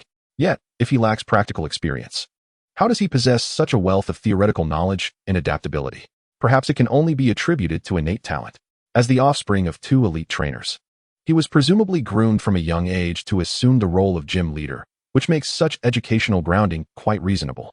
Nevertheless, the ability to fully apply knowledge related to Pokémon independently, despite a glaring lack of practical experience, is itself a testament to his inherent talent. He is indeed a prodigy born solely for battle. It appears our thoughts align closely. Upon hearing Xin Li's lamentations, ECI could not help but smile. While their perspectives may differ, their conclusions were remarkably congruent. Qinyu's talent is undoubtedly the most formidable among the new generation, warranting significant attention. The position of a dojo master inherently provides numerous practical experiences for young individuals, aiding them in swiftly establishing their own paths. Although, from the perspective of the current dojo master, there may still be some shortcomings, it is essential to remember that he has ample time ahead to grow rapidly. Upon hearing Yessie's words, Xin Li finally grasped her meaning. The recent dojo assessment was unexpectedly advanced by 2 months due to Ko Sha's sudden impulsiveness. Yet the championship journey for the following year remains on schedule. Before the onset of the new academic semester next year, Qingyu is afforded at least 2 months. Given his exhibited talent and the gradually increasing popularity of the Sunshine Dojo, it is likely that he will soon face challenges from students eager to test themselves. At that point, it is uncertain how much he might advance. At the very least, he would be more than capable of fulfilling the role of a dojo master. In light of this, is there still a need for future dojo assessments? Understanding Yessie's implication, Xin Li decisively inquired. She had discerned that even this dojo assessment might have been orchestrated for Qinyu's benefit, perhaps from the moment Aoki recommended him. Yessie had already planned to pave the way for the young talent. Otherwise, with Yessie's status as the reigning champion, she could have simply denied Ko Sha's request for an extended leave, preventing the subsequent events from unfolding. From the very beginning, this was a predetermined target. Naturally, even if the outcome seems assured, the established procedures must still be followed. Yessie smiled slightly, with everything understood without the need for words. Once this new generation from the Alliance matures, perhaps Paidia will gradually emerge from its setbacks. Achoo! Gratefully bidding farewell to Paidia's sole son, Champion Yessie, along with her loyal companion, King Xin Li, Qingyu, standing at the dojo entrance, suddenly sneezed. How peculiar! He felt an inexplicable sense of being destined. It must be a mere illusion, he thought, shaking his head and returning to the dojo's main hall. Amazing! Teacher Qingyu, that was Miss Xin Li, the champion of the Alliance. Nemo's eyes sparkled with admiration, as she held profound respect for powerful trainers. Well, in any case, the dojo seems to have been secured.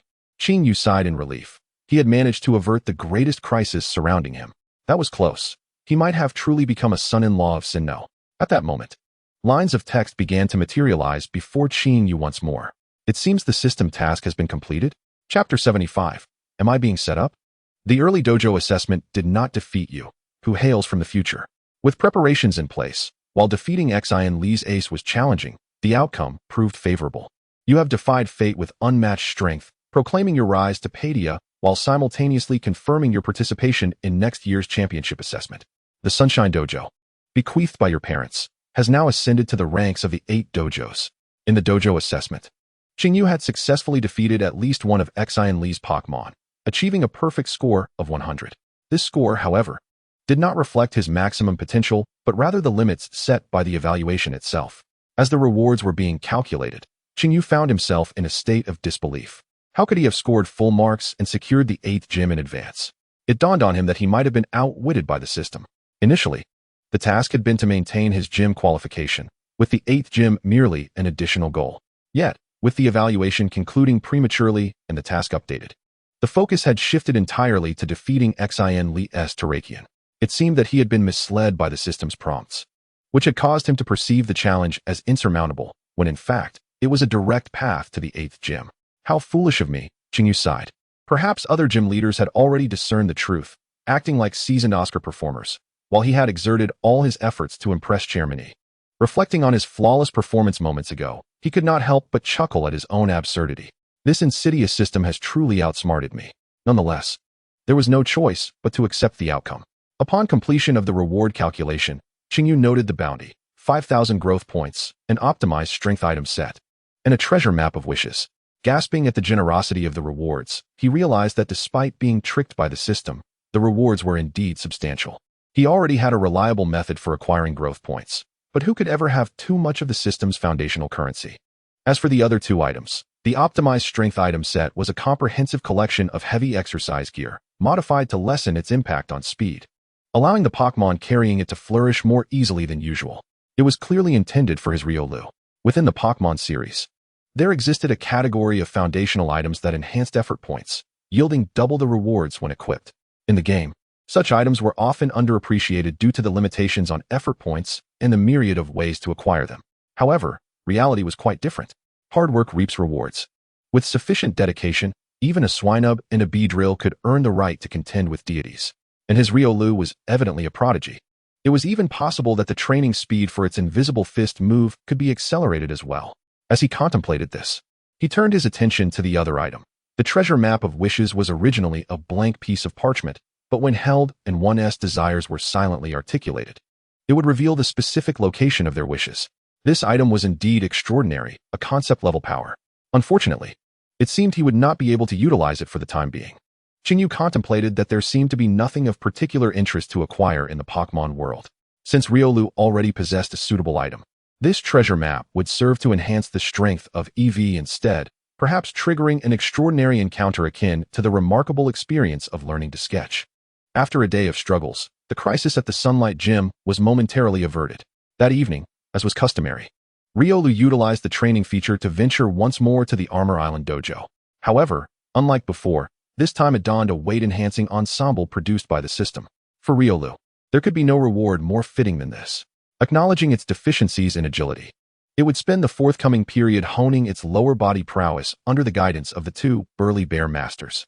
As for Eevee, after an exhilarating gym battle, the little creature, akin to a drained battery, sprawled on the sofa, engrossed in films for the entire day. To this, Qingyu could only smile indulgently.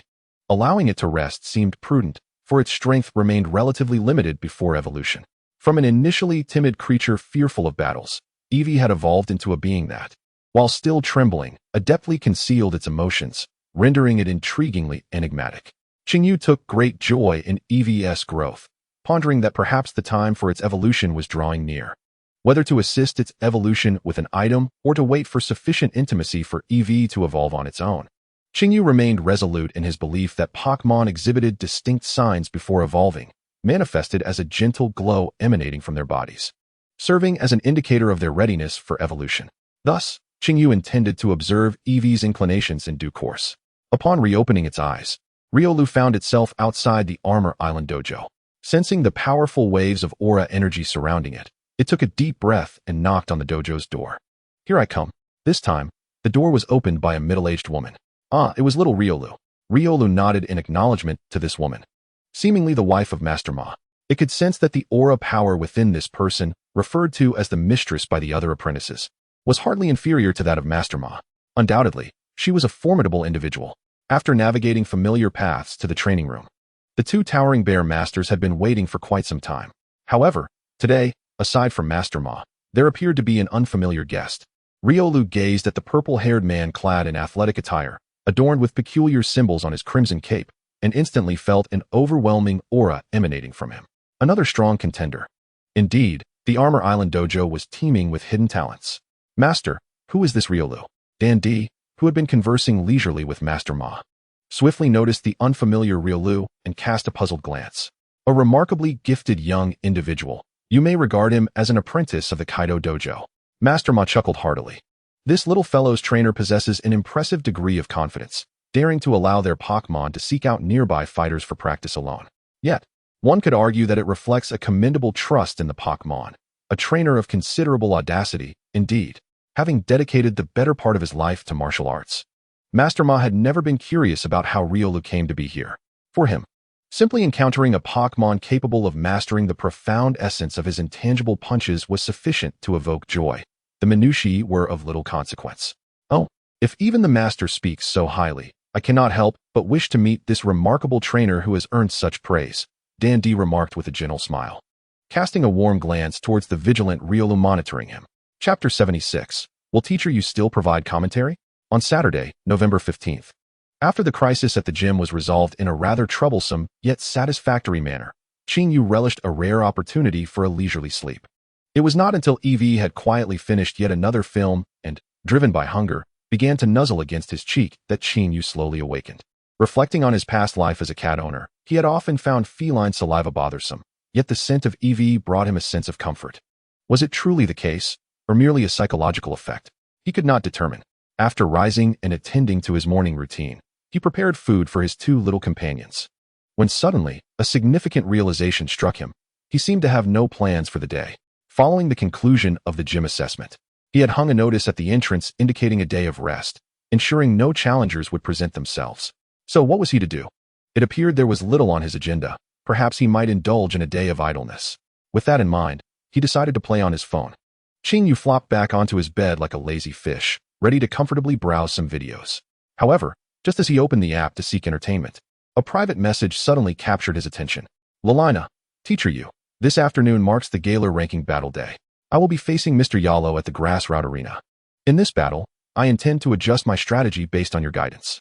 If it is convenient for you to watch online, I would greatly appreciate your assistance in pointing out my shortcomings during this match. Lalina from Galar? Upon receiving the message, Chinyu pondered briefly and quickly recalled the event. Just last week, he had used a shroomish to triumph over Lalina's rain team, and she had even found her way to his livestream to offer support, during which he had shared a few insights. Establishing connections with gym leaders from other regions in such a manner felt serendipitous. With little else to occupy his day, Chinyu readily agreed. Grass Route Arena, Galar region. In a region where the entire league has undergone thorough commercialization, the gyms of Galar significantly differ from those in other areas. With the absence of a champion title, the expectations for gym leaders are considerably elevated. Furthermore, the gym leaders engage in annual competitions, vying for tickets to the Champion Cup knockout stage. Such highly publicized contests naturally require sufficiently expansive venues to accommodate the fervent local spectators. Coupled with the region's unique phenomenon of Dynamaxing, larger arenas have gradually supplanted traditional gyms. Today, the Grassroute Stadium is set to host a much-anticipated rematch. In the players' lounge, Leonora grips a dive ball, her expression contemplative. Approximately 10 minutes before the match begins, the exuberant voice of the host penetrates through multiple barriers, resonating in the spacious room. As the atmosphere intensifies, she realizes it is time for her to take the stage. After a deep breath, Leonora pats her cheeks, as if to bolster her own spirits. This time, I must emerge victorious. With this declaration, she swiftly appears outside the player tunnel, striding confidently into the arena, a gentle smile gracing her lips as she waves to the audience. Her gaze meets that of the broadcasting drone, Rotom, for a brief moment. Wow, Leonora is absolutely adorable. In an unknown corner of the internet, the enthusiastic streamer, Chinyu, seizes this moment and exclaims, "So that's why I suddenly received a notification. The streamer has gone live? Who are you? How can the lazy Yu-sensei be streaming in the afternoon? Get out of his body. Isn't this the Galar ranking battle? Has the streamer switched careers to commentary?" Due to the impromptu nature of the live broadcast, the chatroom initially lacks viewers, appearing rather desolate compared to usual. Good afternoon, everyone. Taking advantage of the time before the match officially commences, Chinyu briefly interacts with the comments. Indeed, at the invitation of Miss Leonora, today, Yu-sensei will step out of his usual role to provide commentary, promising an exceptional Galar ranking battle. Can Yu-sensei really provide commentary? Is it because he offered advice to Leonora during the last stream? What a spectacle, streamer. Through the perspective of the Rotom drone, Chinyu quickly witnesses the grandeur of the Galar battle arena. The stands, capable of seating thousands, are nearly filled to capacity, and the surrounding advertisements feature prominent international companies such as Devon Corporation and various studios. It would be disingenuous to claim he feels no envy. Setting aside the potential earnings, participating in a battle at such a venue would undoubtedly be a joyous experience. However, commercialization is not without its drawbacks for the league. As both competitors take their positions on opposite sides, the battle is on the brink of commencing. Does the streamer believe that today, gym leader Leonora can claim victory? The attribute restraint is indeed quite lethal, and Mr. Riolu's strength is not to be underestimated, making the situation rather challenging. Achieving Gigantamax would be considered a success. I cannot say for certain. We must first observe the opening moves from both sides. One can only assert that the odds are certainly not negligible. Chinyu refrained from providing a definitive answer, as he was unaware of the extent of Lalina's preparations for this battle. Nevertheless, given that Lalina is somewhat of a friend within his streaming community, he felt a tinge of bias in her favor. With the referee's whistle signaling the commencement of the match, the competition officially began. Amidst the resounding cheers of the audience, Riolu and Lalina exchanged a glance, confirming their serious intentions before simultaneously releasing their Pokeballs. Riolu's initial choice was Bellossom, while Lalina opted for her customary Swellow, a predictable matchup indeed. Upon observing the initial Pokemon from both sides, Qingyu instinctively began to analyze the situation. Swellow's entrance triggered its rain dish ability, shedding light on Yalo's decision to don a straw hat for this battle. Rainy weather is crucial for Lilina's team. The opponent evidently had taken precautions, and I surmise that Bellossom will likely employ Sunny Day to counteract the weather. The weather battle is a pivotal component of Pokémon contests. Since weather significantly benefits certain types of Pokémon, disrupting the flow of a weather-based team is of utmost importance. The simplest method is, of course, to overlay another weather effect, thereby shifting the battlefield in one's favor. In their previous encounter, Yalo employed a similar tactic. However, this time, it seems Yalo might be in for a rude awakening. Noticing the transparent goggles perched atop Swellow's beak, Qingyu could not help but silently exclaim his astonishment. Oh no! Lilina has truly mastered this. Chapter 77. Watching teacher use stream indeed enhances one's quality. The deafening cheers resonated throughout the arena. Standing on the left side of the battlefield, the robust Yalo wore a knowing smile. It seems that this Miss Black Pearl is still rather youthful, having relied on the same strategy for so long. All subsequent trainers will surely target it specifically. Without the ability to adapt, even the finest strategies will gradually reveal their weaknesses. This explains why many newcomers perform admirably at the beginning of the season, only to falter in the mid to late stages, often plummeting into the ranks of secondary gym leaders in the following year. If one cannot recognize this pattern, Yalo can foresee the inevitable series of defeats awaiting Lilina in the upcoming year. Thus, allow me to impart a lesson in advance.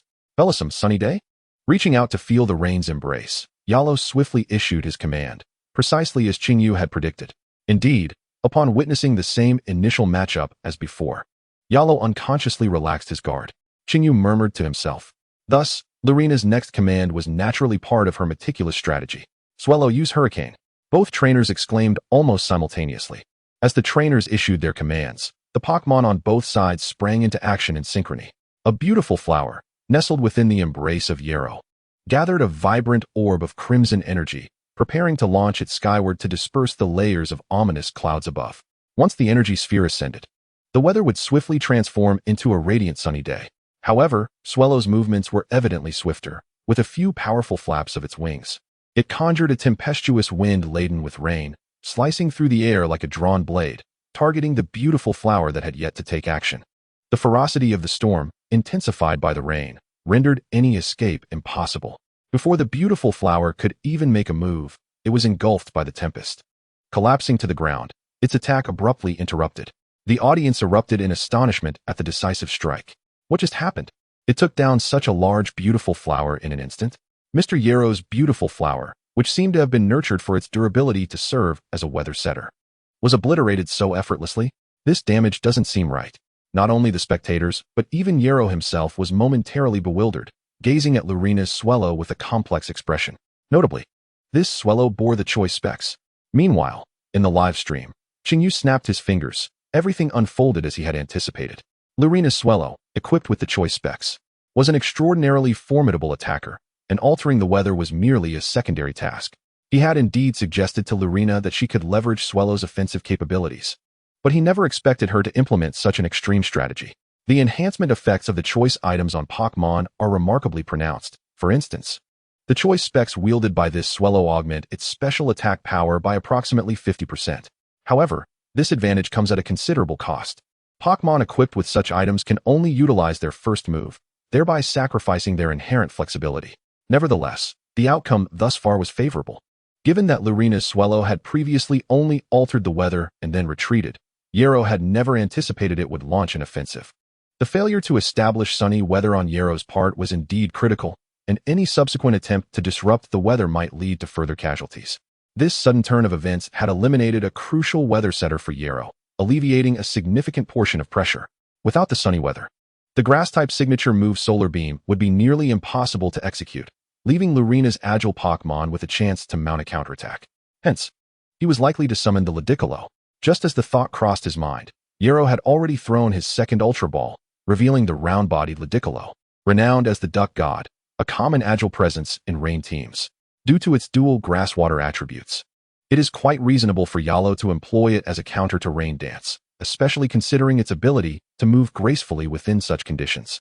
While Duck God may not summon thunder, its speed in rainy weather certainly ensures that it can unleash a Thunder Punch, which would be devastating against the 4 times weak to electricity Gyarados. Oh wait.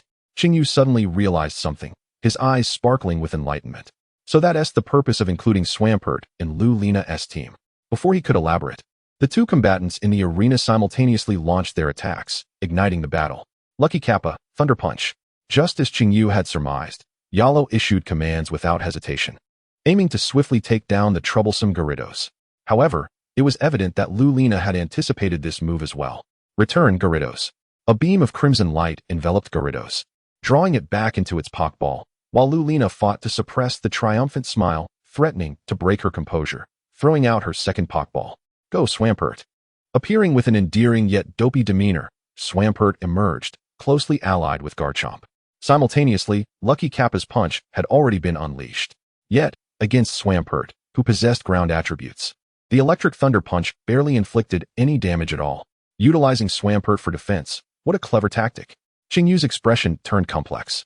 Employing type advantages for defensive strategies is quite standard practice. At first glance, this defense was indeed impressive, completely disregarding the opponent's assault. However, had Lulena forgotten that the water ground type is 4 times weak to grass? Lucky Kappa, Energy Ball. Riolu quickly reacted and seized the initiative again, with the lush energy of grass coalescing into a vibrant elemental sphere, which Lucky Kappa hurled towards Swampert with a flick of its wrist. However, despite being struck directly by the energy ball, Swampert did not immediately succumb to the attack. The ribbon entwined around its tail snapped. Yet Swampert remarkably withstood the blow through sheer momentum. What? A momentum-based Swampert? Qingyu was taken aback. This maneuver had completely surpassed his expectations. Swampert, thief. Lulena decisively retaliated. With the effect of the momentum ribbon in play, Swampert skillfully executed the thief move, deftly pilfering the rain-catching dish from atop Lucky Kappa's head, extracting a purplish-red life orb. Wow, that is quite an impressive display. No wonder this warrior emerged from Teacher Yu's livestream. They certainly have a knack for underhanded tactics. I told you watching Teacher Yu's streams would elevate one's skills. Now we have the first real example. Honestly, did I teach this? Qingyu's lips twitched. Who could possibly be orchestrating such an eccentric strategy? Nevertheless, it must be noted that although Lulena's tactics were rather bizarre, they had indeed left Riolu momentarily stunned. Have I been too conservative? Chapter 78. Ah, Gigantic Fly. After pilfering the life gem hidden by the joyful river sprite, the mission of the Swamp King was nearly fulfilled, only to be unexpectedly and decisively concluded by the Duck God's intervention. Although the damage inflicted was negligible, its role as a defensive ally was undeniably significant. Without the enhanced output provided by the life gem, the joyful river sprite's overall ability to exert pressure on Lurena's team was drastically diminished, leaving it ill-equipped to contend with the newly substituted Super Bad Star. This indeed highlighted the true value of the thief, narrowly evading the venom spewed by Super Bad Star. The joyful river sprite unleashed 2 energy balls in succession. Yet, the damage was swiftly negated as Super Bad Star fully restored itself through self-regeneration. Both sides entered a protracted stalemate. Would using Thunder Punch be more effective? At least it has type advantage. Is Super Bad Star really that resilient? The joyful river sprite seems to be merely scratching it. This is absurd. Faced with Super Bad Star, Riolu dared not employ Thunder Punch, for if it were to be blocked by the fortress, it would suffer poison in return. Casting a glance at the scoreboard, Qingyu succinctly articulated Riolu's predicament. The fortress was a formidable defensive technique of Super Bad Star, posing a grave threat to Pokémon that relied on close combat. This strategic exchange was undoubtedly orchestrated by Lurena, or rather, the entire course of the battle was firmly within her grasp. From the outset, when she dispatched the beautiful flower with a storm, Riolu was left with only the joyful river sprite, which had to rely on speed to force an exchange under the rain. Thus, the cunning maneuver of the Swamp King stealing the life gem came to fruition. The battle between Super Bad Star and the joyful river sprite raged on for countless rounds, ultimately concluding with the end of the rain's duration, causing the joyful river sprite's speed to plummet and fall victim to Super Bad Star's venom. Now that it was poisoned, Riolu could only command the joyful river sprite to fight desperately, with successive thunder punches landing on Super Bad Star. However, the final outcome was merely a trade of 1-for-1. Following this, both sides unleashed their full prowess, resulting in an intense deadlock. The fluffy cotton faced off against the armored warrior. How could such a petite figure dare to approach? The moment the Pokeball was released, a direct hit was imminent. Oh, it seems Riolu's side also intended to showcase some audacious theatrics. The cotton's ability activated, causing cotton puffs to disperse across the field, disrupting the armored warrior's speed. Yet, The armored warrior was inherently slow. The difference in speed was negligible. As anticipated, a leaf storm was unleashed, instantly flooding with damage and triggering the armored warrior's ability. Danger avoidance. Was this not a futile endeavor? Qingyu paused, still silently analyzing the situation. The armored warrior, with its water bug dual typing, was not inherently weak against grass. The leaf storm merely granted the opponent a free turn. Surely this was a misstep. As long as it remained alive, the armored warrior could unleash another direct hit. What a lucrative exchange. Oh, wait, could it be? Observing the cotton fluff scattered across the arena due to the attack, Qingyu fell into deep contemplation. Meanwhile, Lalina made yet another rotation, with the formidable Gyarados making a dazzling entrance. Now is the time, sunny day, Arrow shouted exuberantly. Raising his hand, Qingyu quickly realized that he had underestimated Arrow. This maneuver was indeed quite imaginative. By utilizing the attacks and characteristics of the armored warrior, a multitude of cotton fluff was created to hinder the opponent's speed. Even though the emergence of Gyarados began to bring a light rain, it would still take some time for the fluff to settle completely. As long as the hurricane attack was employed, the cotton in the air would adhere to Gyarados' wings, carried by the wind's direction. Was this truly the level of a gym leader's battle? Although it was evident that both sides made errors, the overall performance was commendable, each showcasing their own little strategies. Moreover, the Pokémon's strength was impressive, certainly surpassing that of his own companions. It seemed he still had significant room for improvement. However, judging by Lalina's movements, she appeared determined to see this through to the end. As Sunny Day was unleashed by Gyarados, Lalina had already made her decision. Gyarados, Air Slash. Not a deadly storm in the rain, but an air slash that would not be hindered in its execution speed. The wind blades instantly sliced through the cotton, obstructing its path, striking Gyarados repeatedly. Weakened, it could not evade and could only hurl the red fireball generated by Sunny Day into the sky before collapsing, losing consciousness. The sky cleared once more, and the environmental conditions seemed to turn unfavorable for Lalina. Arrow's next Pokémon was called Forth. Come forth, cunning Talonflame. The fearsome humanoid Pokémon appeared in the arena, its body becoming exceptionally light under the sun's rays. Undoubtedly, its chlorophyll ability had been activated. Is that Gyarados legal? Can the Sunny Day buff be used twice? What do you know? That's called synergy. If she locks an air slash, will it be powerful enough against Arrow's other Pokémon? The comments continued to discuss the recent maneuvers. For the Gyarados equipped with the coveted glasses, knowing it was locked into air slash diminished its threat compared to the earlier stormy conditions. Lalina was certainly aware of this, and thus, she came prepared. Noticing Lalina's hand reaching into her pocket, Qingyu couldn't help but nod in approval. A promising student indeed. Don't dwell on your Gigantamax, Turtwig. 4 Gigantamax Flying Press is the answer to this version. As anticipated, Lalina soon retrieved another Pokeball from her pocket. It was time for Gigantamax. A hint of nostalgia flickered in Qingyu's eyes. When he traversed through time, Juzi had already been released for 3 years, and it had been an eternity since he last played Sword and Shield, which featured the Dynamax mechanism. The memories, on the verge of fading, suddenly resurfaced before him, evoking a profound sense of nostalgia. A crimson beam shot forth, retracting the albatross, while an ethereal purple energy began to emanate from the ground, gradually converging towards the ball. The white Pokeball in Lurina's hand suddenly began to tremble violently, swelling to several times its original size, demanding both hands to hoist it above her head. When it reached its maximum expansion, Lurina hurled the Pokeball with fervor, exclaiming, "Let us finish this match in one breath." Unleash the power of Dynamax, Albatross. The enormous Pokeball shattered instantaneously, revealing a shadow enveloped in dense purple mist hovering above the arena, its form expanding with the surge of energy until it transformed into a colossal entity. This was the unique regional phenomenon of Galar, Dynamax. How magnificent! Such a gigantic Pokémon looks incredibly formidable. No wonder this arena is constructed so large. Otherwise, it wouldn't be able to accommodate such a spectacle. Is this what Dynamax is? A special energy exists underground in Galar, allowing Pokémon here to absorb this power and temporarily manifest as gigantic phantoms. While significantly enhancing their durability, all their moves also become more formidable Dynamax moves. However, the principles behind this phenomenon are not widely known. Coincidentally, Qingyu is one of the few who understands it. Dynamax cannot be sustained for long. Once unleashed, it signifies that the battle is nearing its conclusion. After a brief explanation, Qingyu suddenly unleashed a loud roar. Hence, the move Lurina is about to use must be Dynamax Air Slash. Both Qingyu and Lurina on the screen simultaneously issued the same command, marking the signature move that left a lasting impression on him. Dynamax Air Slash.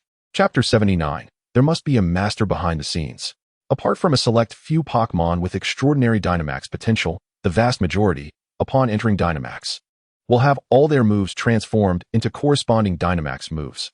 Among the 18 powerful Dynamax moves, each possessing formidable additional effects, Dynamax Air Slash undoubtedly stands out as the most practical. The reason is simple. The added effect of Dynamax Air Slash is to increase the speed of the Pokémon on the field after its use. The strength of any move is intricately linked to the environment. In the previous generation's gameplay, which primarily revolved around double battles, even in an era where speed was pushed to its limits, competing against Riolu with a staggering speed stat of 200, this move, which unconditionally boosts the speed of oneself and allies while maintaining respectable power, is undeniably explosive. Thus, it solidified Dynamax Air Slash's dominant position during the Sword and Shield era. With a resounding roar, the colossal Gigantamax seagull gracefully flapped its wings, stirring the air and sending clouds of dust swirling across the ground. The cunning Tengu let out a thunderous bellow. Just before the Gigantamax move unleashed, Riolu adjusted his straw hat, maintaining his composure as he issued commands. While Gigantamax Pokémon can disregard status changes such as try again or flinch, their abilities remained unchanged. The Tengu stood its ground, emitting a deafening roar that inflicted minor damage upon the seagull while simultaneously disrupting its internal energy. As the seagull flapped its wings vigorously, a powerful gust of wind surged forth, propelling towards the Tengu with great speed. The potency of the Gigantamax flying charge was formidable, even with the Tengu's interference. It appeared unlikely to withstand another blow. Chinyu mentally calculated that given the comparable strengths of both Pokémon, the Tengu would undoubtedly be dispatched in an instant. No sooner had the thought crossed his mind than the Gigantamax flying charge struck the opponent directly, sending it hurtling several meters into the air before crashing down. Observing the Tengu's glazed eyes, Chinyu realized his predictions were once again correct. With one of Riolu's mainstays defeated in a single blow, the screen displayed yet another extinguished Pokeball, bringing the score to 42. If the Tengu could not endure the pressure exerted by the Gigantamax seagull, any hope of a comeback would be lost. Thus, Riolu swiftly made adjustments. He produced another Ultra Ball, and as he steadied himself, a purple energy similar to that of Lalina's earlier Pokémon began to manifest beneath his feet. Launch a magnificent counterattack, Apple Dragon. Following a similar procedure, another massive Pokémon resembling a small hill appeared on the field. The green serpent, partially obscured by a gigantic apple, presented an image that was not only devoid of intimidation but also somewhat comical. The Super Gigantamax Apple Dragon made its dazzling entrance. Isn't the Gigantamax move simply magnificent? Why doesn't our Unova region possess such powerful regional phenomena? It's not fair. The Dojo has something to say. How can this be considered a dragon? The Apple Dragon, with its grass and dragon dual typing, was not alone. The entire family of fruit bugs boasted noble dragon lineage. It was absurd. However, in light of Lalina's switch to a Gigantamax powerhouse, possessing a dragon type might not necessarily be advantageous. Chinyu's gaze turned somewhat peculiar. There was no need to watch any further. Lalina was bound to unleash her team with lightning speed. A gym leader-level trainer in this world was indeed exceptionally gifted, demonstrating a remarkable acuity. His focus sharpened on the dark figure on the screen. Meanwhile, Lalina, observing the soaring Gigantamax silhouette behind Riolu, could not help but wear a confident smile. Indeed, in such moments, Mr. Riolu would choose to trust in his trump card. Thus, this battle could have been concluded prematurely. After taking a deep breath, the Galarian Dreepy, Lurina, assumed an exceptionally serious demeanor. Giant Ice. Wait, isn't the Galarian Dreepy locked into a move? How can it utilize a technique other than Max Airstream? Your understanding of the mechanics appears to be lacking. However, the referee has not indicated any issues, so it should be permissible. Does Mr. You know why? I can attest to this. It absolutely complies with the battle regulations. Chinyu succinctly explained upon noticing the barrage of comments. According to Dr. Mulan's research, the principle of Dynamaxing involves harnessing a unique energy engaler that can distort space, allowing Pokémon to manifest colossal phantoms visible to the naked eye. This is fundamentally why most status alterations are ineffective against Dynamax Pokémon, as the attack does not actually target the true entity. Clearly, it's a substitute attack. What does that have to do with locking moves on my actual form? Of course, this effect has both advantages and disadvantages. While it disregards the move locking mechanics, the resultant damage amplification also becomes ineffective. However, in the current scenario, the impact seemed negligible. This is because the Appleton is also a member of the Ice-type family, possessing a quadruple weakness to ice moves, and instinctively sensed the imminent threat to its life from the impending giant ice attack. Giant Barrier. Alero could only reluctantly command a defensive maneuver. Yet the subsequent offensive from the Galarian Dreepy rapidly approached once more. Fearing that the energy within Appleton was insufficient to utilize Giant Barrier twice consecutively, Alero resorted to a desperate measure, unleashing a max acid spray. This, however, was far from lethal for the Galarian Dreepy. Next, a frigid gale, accompanied by piercing ice shards, assaulted the Appleton with ferocity. With a single strike, the Dynamax form of Appleton was shattered, leaving it drained of energy. After expending the last vestiges of its Dynamax energy, the colossal phantom of the Galarian Dreepy swiftly dissipated, returning its true form to the battlefield. The audience in the grass route arena fell into a profound silence, only reacting after approximately 5 seconds to erupt into a tumultuous cheer, far more thunderous than at the event's commencement. Even though Alero still had one Pokémon yet to battle, everyone understood that the victor had been unequivocally determined in advance. The subsequent developments unfolded predictably. Following a symbolic resistance, all of Alero's Pokémon ultimately succumbed to defeat. The victor, in the waterboat arena, was Lurina. The cheers reverberated throughout the arena. Impressive. Truly a master emerging from our streaming room. After witnessing the entire match, Qingyu exhaled in relief. His suggestions had proven somewhat effective. Indeed, once the thought process was unlocked, Lurina's prowess had significantly improved. For the sake of victory, Miss Lurina's choices are. There must be a mastermind behind her. Such a tactical acumen can only stem from the guidance of a seasoned streamer. Qingyu had long since grown accustomed to the accusations in the comments. These unconventional tactics, having proven remarkably effective in the hands of Lurina, suggest a certain degree of mutual understanding in battle strategies. As long as victory is achieved, it is a commendable tactic. With the competition now concluded, the afternoon's livestream comes to a close. Just before shutting down the ranking battle broadcast in the Galar region, Qingyu unexpectedly glanced at the large screen in the arena.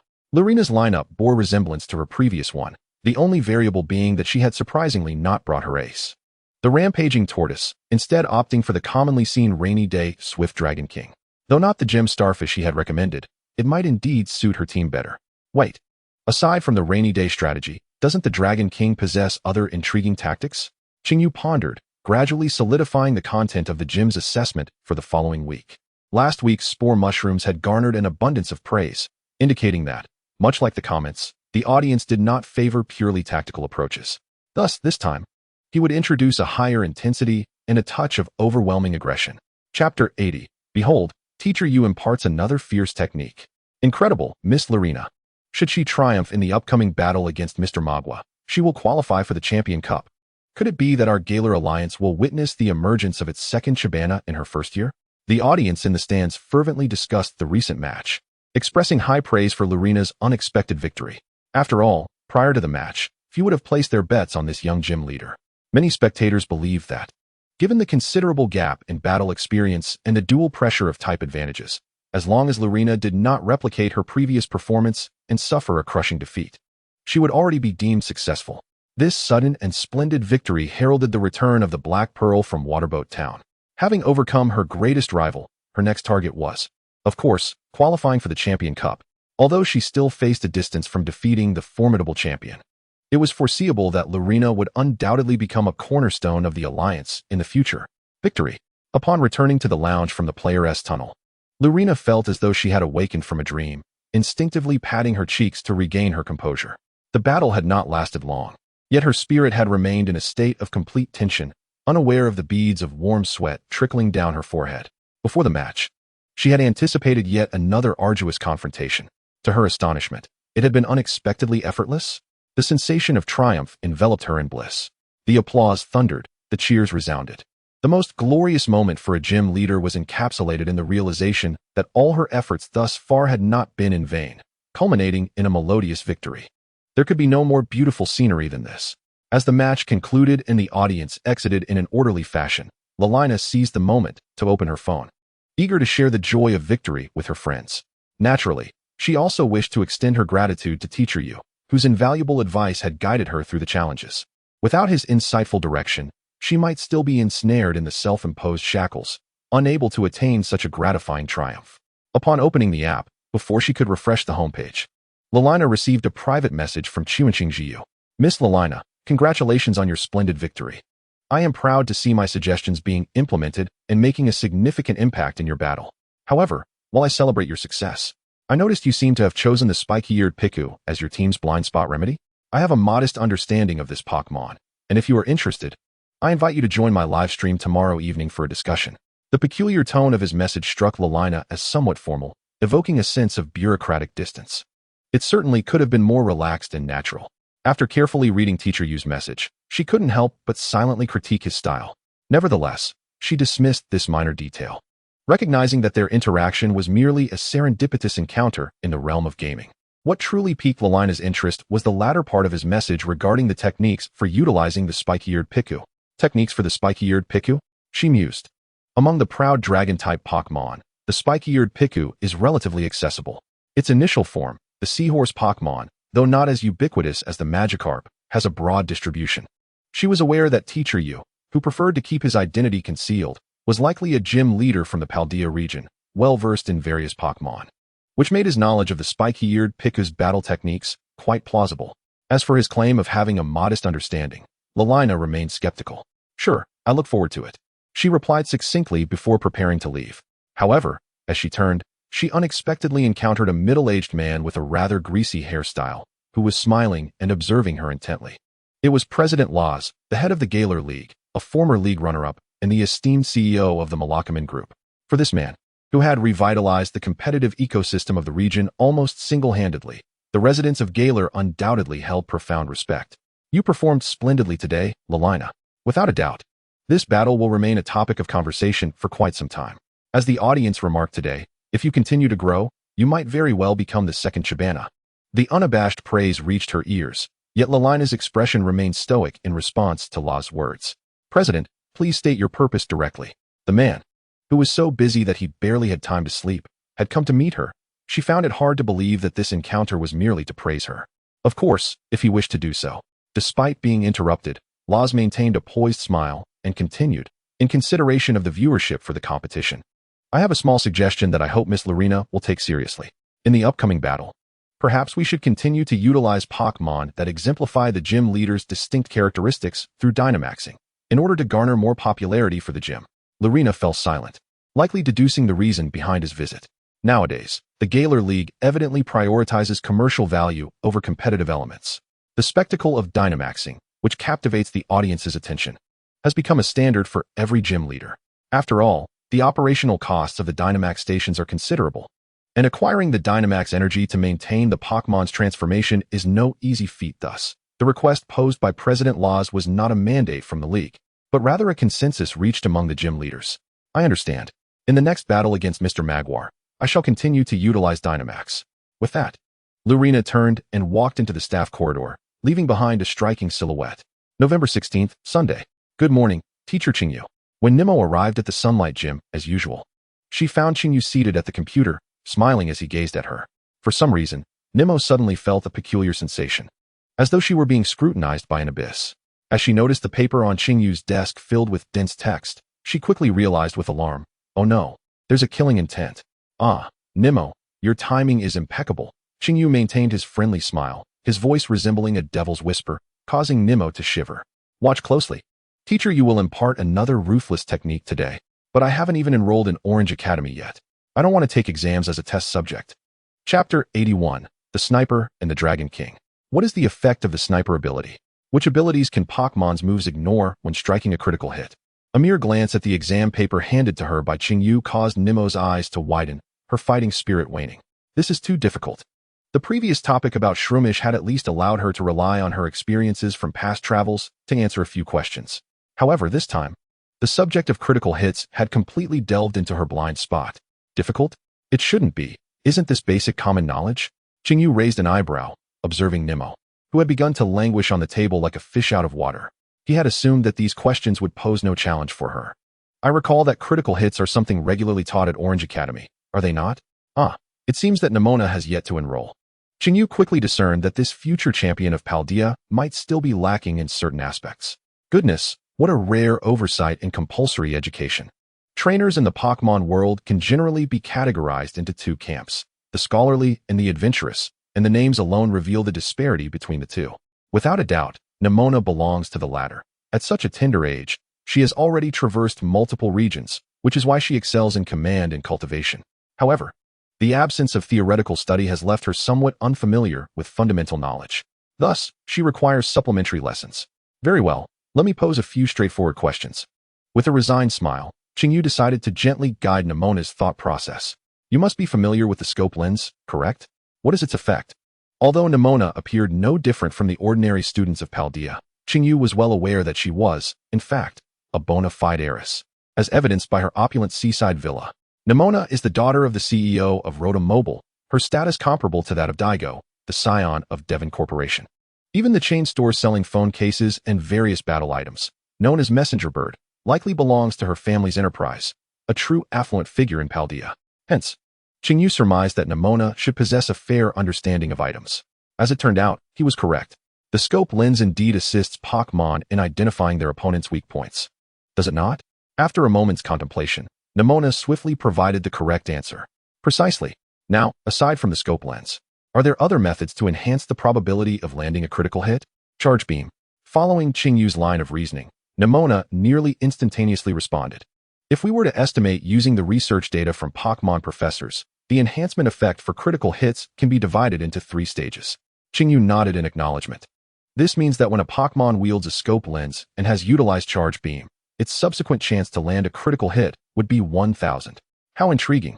Nemona instinctively nodded, but soon her expression shifted back to one of confusion. However, Teacher Qingyu, employing Charge Beam in actual combat would squander a precious opportunity for enhancement. Even if a critical hit is guaranteed, the damage dealt seems to pale in comparison to that of Swords Dance or Trickery, does it not? I must say. Once her thoughts were organized, Nemona's responses were quite swift. While landing a critical hit indeed significantly amplifies the damage a Pokémon can inflict in practical battles, few would deliberately consider this strategy. The primary reason remains that the benefits are too meager. Even if one were to meticulously orchestrate a Pokémon's attacks around critical hits, it would amount to little more than half the enhancement effect of Swords Dance. Executing a strategy that guarantees critical hits necessitates not only a locking item, but also a considerable time investment for Charge Beam enhancement. Overall, it would undoubtedly result in a loss rather than a gain. You are absolutely correct. Qingyu smiled with a sense of relief. Nemo's judgment was undoubtedly accurate. There were indeed only a limited number of Pokémon that could adapt to this strategy. In reality, this tactic was constructed around the sniper ability, which was inherently linked to this week's assessment for our Sunlight Gym. As for the specifics of its application, it would be best demonstrated during tonight's live broadcast through gameplay. It is only after becoming a trainer that one realizes how convenient it is to have a simulation game that replaces endless combat. It effectively lowers the threshold for testing strategies to nearly 0. It is no wonder that this game has captivated the entire Pokémon world. Before long, the clock struck 6:30. When Qingyu reappeared in the livestream, the title changed to No Imposters. Let us engage in some brutal tactics. As soon as I saw Teacher You go live, I knew it was finally time for my meal. Brutal tactics? How can I believe that coming from the streamer? This is what we call reputation. Teacher Yu's persona has truly permeated the hearts of many. With Qingyu's broadcast commencing, the popularity of the livestream skyrocketed, swiftly securing a prime position in the Pokémon live streaming category. Hello everyone. Today we shall explore some powerful and aggressive tactics. Qingyu's voice soon resonated. It is well known that landing critical hits is a significant aspect of Pokémon battles. So is there a way to ensure our Pokémon consistently score critical hits? Indeed. There is, my friends. Thus, today I will showcase a tutorial on achieving a 100% critical hit rate. Even my grandmother could pull it off. Does your grandmother know how to battle? In this scenario, I am the grandmother. It seems that this isn't merely a tactical lesson. Teacher You. If you've been abducted, just blink. Amidst the barrage of playful banter, Qingyu swiftly launched the game and entered the team editor, immediately locking in today's star, Kingdra. Kingdra is truly remarkable, boasting a noble dragon and water typing that offers excellent synergy, possessing only 2 weaknesses, dragon and fairy types. Its ability, Swift Swim, allows it to move with lightning speed in rainy weather, and coupled with its robust stats, it has rightfully earned its place in rain-centric teams. Now, aside from Swift Swim, do Kingdra's other 2 abilities hold any potential for development? Kingdra's other abilities are Damp and Sniper? Oh no, these 2 seem to lack any presence. I had no idea Kingdra had other abilities, feeling guilty. Aside from preventing explosion, Damp doesn't seem to have any other utility, so we are playing Sniper today? Indeed, Today's main focus is the Sniper Kingdra. With the output boost from the Sniper ability, Kingdra's critical hit moves will unleash terrifying damage. Xingyu skillfully adjusted the configurations and added other Pokémon to the team before swiftly beginning the matchmaking process. After a few minutes of an exhilarating tutorial on the AOBA'S card game, which had the audience devouring 3 bowls of rice, the spinning wheel of matchmaking finally came to a halt. The image of her opponent's trainer materialized on the screen, clad in an elegant, diaphanous gown akin to a nightdress. With golden hair cascading like a waterfall and topped with an exaggeratedly large white hat, stood a petite, sleepily-eyed blonde girl. It was none other than Gadria. Chapter 82, Gadria. In the Sinnoh and Johto regions, the battle commenced at the frontier, within the battle castle. As one of the most renowned battle facilities in Sinnoh, it attracts a steady stream of challengers daily, who vie for victory to earn castle points and exchange them for rare battle items. At the stroke of midnight, while much of the castle lay shrouded in darkness, one room remained ablaze with light. In the expansive princess chamber, adorned with a plethora of pink decorations sparkling under a golden chandelier, there lingered a faint air of sanctity. A young girl, clad in a delicate nightgown, sat cutely upon the carpet, her legs tucked beside her thighs, while her golden waves of hair inexplicably floated in midair, as if buoyed by an invisible force. "I'm so bored," Gadria suddenly uttered, her eyes half closed, as if lost in meditation. With the opening of her eyes, the psychic energy that had enveloped her dissipated swiftly, and the golden waves tumbled gracefully onto the carpet. That should be sufficient for now, she mused.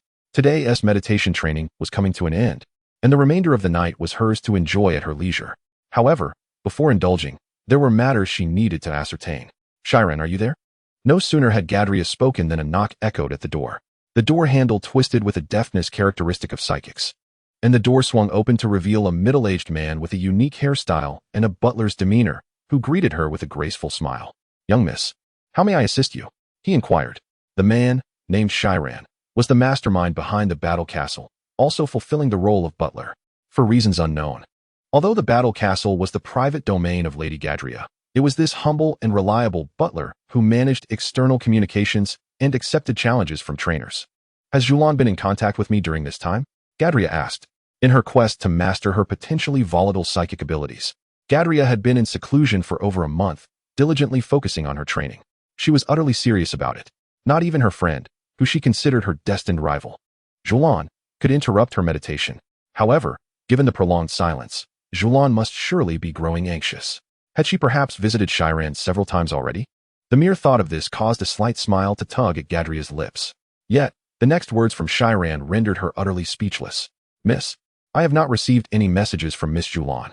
After a brief silence, Sherlon continued under the watchful gaze of Jaidelia, whose brilliance was gradually fading. "Furthermore, during your seclusion, Miss Julan has officially assumed the position of champion of Shinao, and it is likely that she will not have time to visit the battle castle in the near future. Approximately a week ago, the qualifications for the League's Kings concluded, and the list of the new 4 kings has been announced." Jaiadelia's mind momentarily faltered upon hearing 2 unexpected pieces of news. As she sensed the pink glow beginning to emanate from her body, an indication that her powers were on the verge of spiraling out of control, Sherlon discreetly stepped back, preparing to use the wall as a shield. Just as her abilities were about to erupt, Jaiadelia suddenly regained her composure, and the pressure in the air dissipated instantaneously. "Why was I not informed of such significant matters?" Jaiadelia took a deep breath. It was precisely because her emotions were on the brink of tumult that she felt compelled to suppress her anger, directing most of her energy towards controlling her powers. Otherwise, given her current level of fury, the battle castle might soon face a complete overhaul. She had devoted considerable time to prepare for this qualification, and mastering her abilities was part of that endeavor. For as long as she could remember, Julan had been the figure she aspired to surpass. Defeating her at full strength had been Jaiadelia's goal for a long time. Now, she finally had the opportunity to challenge Julan in the King's assessment and showcase her growth during this period, yet she had missed it due to her seclusion. At this moment, Jaiadelia felt a pressing need for an explanation. Sherlon remained silent for a moment before looking down and softly stating, "Miss, do you recall the last words you spoke before your seclusion?" Prompted by Sherlon's reminder, Jaiadelia recollected the scene with clarity. She remembered, "Sherlon, I believe I have discovered how to fully control my powers. Therefore, I will enter seclusion, and I entrust you to manage all affairs within the castle during this time." "Understood, Mississippi. But what if Miss Julan comes looking for you?" "Then it cannot be helped. Inform her not to disturb me regardless of what happens. And if it concerns the king's assessment? Impossible, absolutely impossible. Given Julan's character, she will undoubtedly procrastinate until the last moment to address any matters. By then, I will have fully mastered my powers.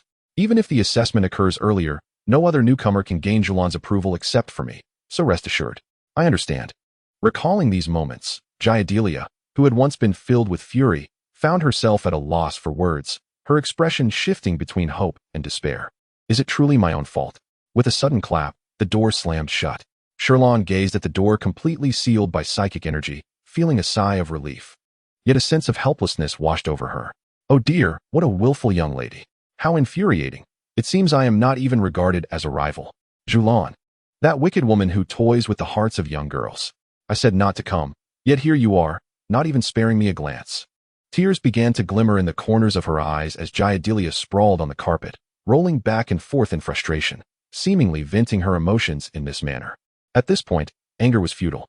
Though she told herself not to be upset, her cheeks puffed in discontent as Jaidelia quickly sat up, using her psychic abilities to power on the gaming console and television.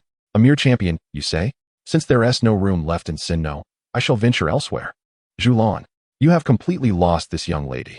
I will grow stronger and defeat all of you as a champion from another region, and I shall humiliate you thoroughly.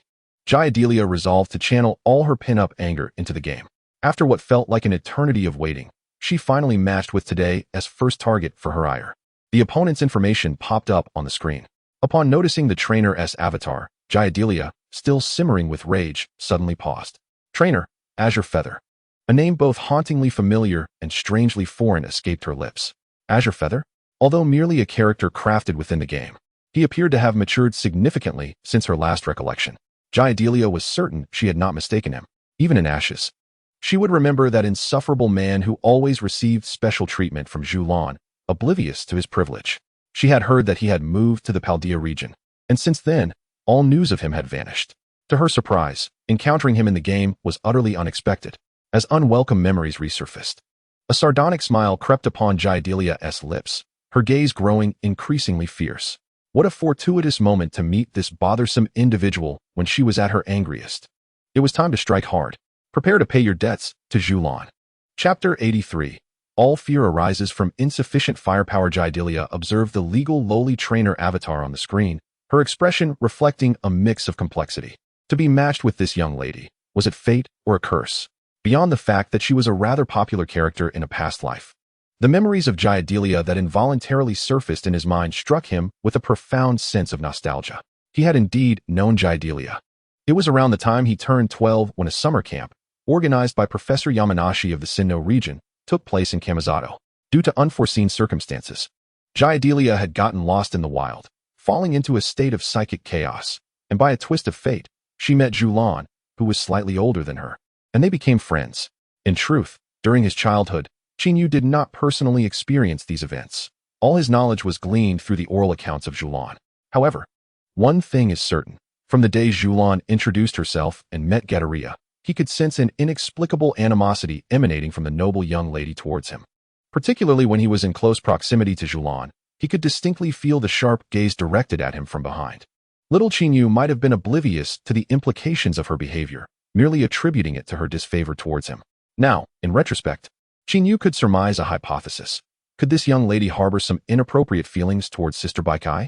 No, that would be far too melodramatic. Surely, he was overthinking it. Shaking his head, Chinyu reined in his wandering thoughts. Seizing the moment before the match commenced, his gaze flitted over Gataria's lineup. Dream Eater, Symbolic Bird, Artificial Cell Egg, Miss Gothic, Gigantamax, and Bronze Bell. The overall speed of the lineup was notably sluggish, yet due to the presence of the Symbolic Bird, they could adeptly switch between wind and spatial systems, advancing with the Symbolic Bird and Gigantamax to exert pressure, or retreating with the spatial Bronze Bell and Cell Egg to secure the initiative. The single attribute lineup was remarkably strategic. Another Master Ball level expert on the opposing side. But I don't recall this name. It seems you are somewhat misinformed. Any elite trainer with a modicum of skill from Johto and Sinnoh should be aware of her, the young lady known as the Sleeping Beauty of the Battle Castle. It matters not, as long as she is cute. I'm not particularly familiar with who Teacher Yu is. From the comments, it appeared that Gataria had yet to embark on her journey to Unova to assume the role of champion. Nevertheless, as the true holder of the battle castle, her prowess was unquestionable. Yet it was precisely because she was a formidable opponent that Chinyu could anticipate her intentions. To conceal their tactics, they had incorporated several Rain Team participants into their lineup, leading the opponent to believe they were a Rain Team. Without the ability to claim the weather, the opponent's lineup would be at a disadvantage competing for speed against a Rain Team, making it highly probable they would opt for a spatial strategy. However, that was of little concern. They boldly decided to lead with the King of Spikes. After swiftly locking in the first Pokémon for the battle, the opponent quickly made their selection as well, and following a brief loading period, the match officially commenced. As both trainers released their Pokeballs, the King of Spikes and Bronze Bell made their simultaneous entrance. Gataria's choice to lead with Bronze Bell confirmed Chinyu's prediction. She was indeed poised to initiate a Trick Room strategy. Normally, one would expect a Pokémon with acceleration properties, such as Blaziken or Iron Mask Ninja, to start, building energy while enhancing speed for the King of Spikes to receive a boost. However, anticipating that the opponent would open with a spatial strategy, he reasoned that acceleration would become a hindrance, thus opting to lead with the King of Spikes instead. After a brief explanation of the strategy, Chinyu decisively issued commands without hesitation. Searing Dragon King yawn. Upon receiving the directive, the Searing Dragon King immediately let out a yawn, causing drowsiness to waft towards its opponent through the air expelled from its nostrils, inducing a noticeable lethargy in the Bronze Bell. Despite feeling drowsy, the Bronze Bell resisted the urge to unleash its amassed psychic energy. Under its telekinetic control, a marvelous invisible force field swiftly enveloped the entire arena, affecting both Pokémon present. The Trick Room, a wondrous battleground manifested through psychic powers, reversed the speeds of the Pokémon that entered it. Those with slower speeds could act more swiftly. One must admit, the psychic abilities in the Pokémon world are truly capable of anything. Regardless of how absurd the effects of certain moves may seem, the mere classification as psychic renders them considerably more plausible. Yawning to initiate? Is this what you call an aggressive tactic? Right on point. Truly impressive, teacher you, starting off with such finesse. In response to the banter, Chinyu could only smile in amusement. The commentary was somewhat naive, unaware of how effectively yawning could deter an opponent. Under the spatial dynamics, the Bronze Bell possessed a plethora of troublesome moves. Forcing the opponent to switch out would be quite a challenge, especially since the Steel-type Searing Dragon King had difficulty dealing damage. Return, Bronze Bell. After succumbing to the yawn, Galadriel wisely chose not to be stubborn and immediately recalled the drowsy Bronze Bell. Although it was unclear why she did not deploy her Rain Dance Pokémon first and instead sent out the Searing Dragon King, it was evident that this must be her ace. I shall not grant you any opportunities. It is decided, Miss Gothitelle. Galadriel swiftly summoned her trump card, Searing Dragon King. Charge up. Seizing the precious opportunity during this exchange, Chinyu began his performance. After gathering energy for a moment, the Searing Dragon King, equipped with a focus sash, exuded a piercing gaze, unperturbed by the entering Gothitelle, instantly discerning its vulnerabilities. Upon landing, Gothitelle's shadow quickly morphed into a pool of darkness, spreading from the ground to envelop the arena, soon connecting with the shadow of the Searing Dragon King. Indeed, it was the shadow tag ability. A look of realization crossed Chinyu's face. Galadriel had fallen for the trap. From the very beginning, he had never intended to recall the Searing Dragon King. Searing Dragon King. Dragon Meteor. A tempest of draconic energy coalesced into a meteor, hurtling straight down towards Gothitelle. Defend. Galadriel promptly initiated her defense. Two energy-based moves descended one after the other, as her protective barrier narrowly withstood the initial onslaught from the Searing Dragon King. Dragon Meteor.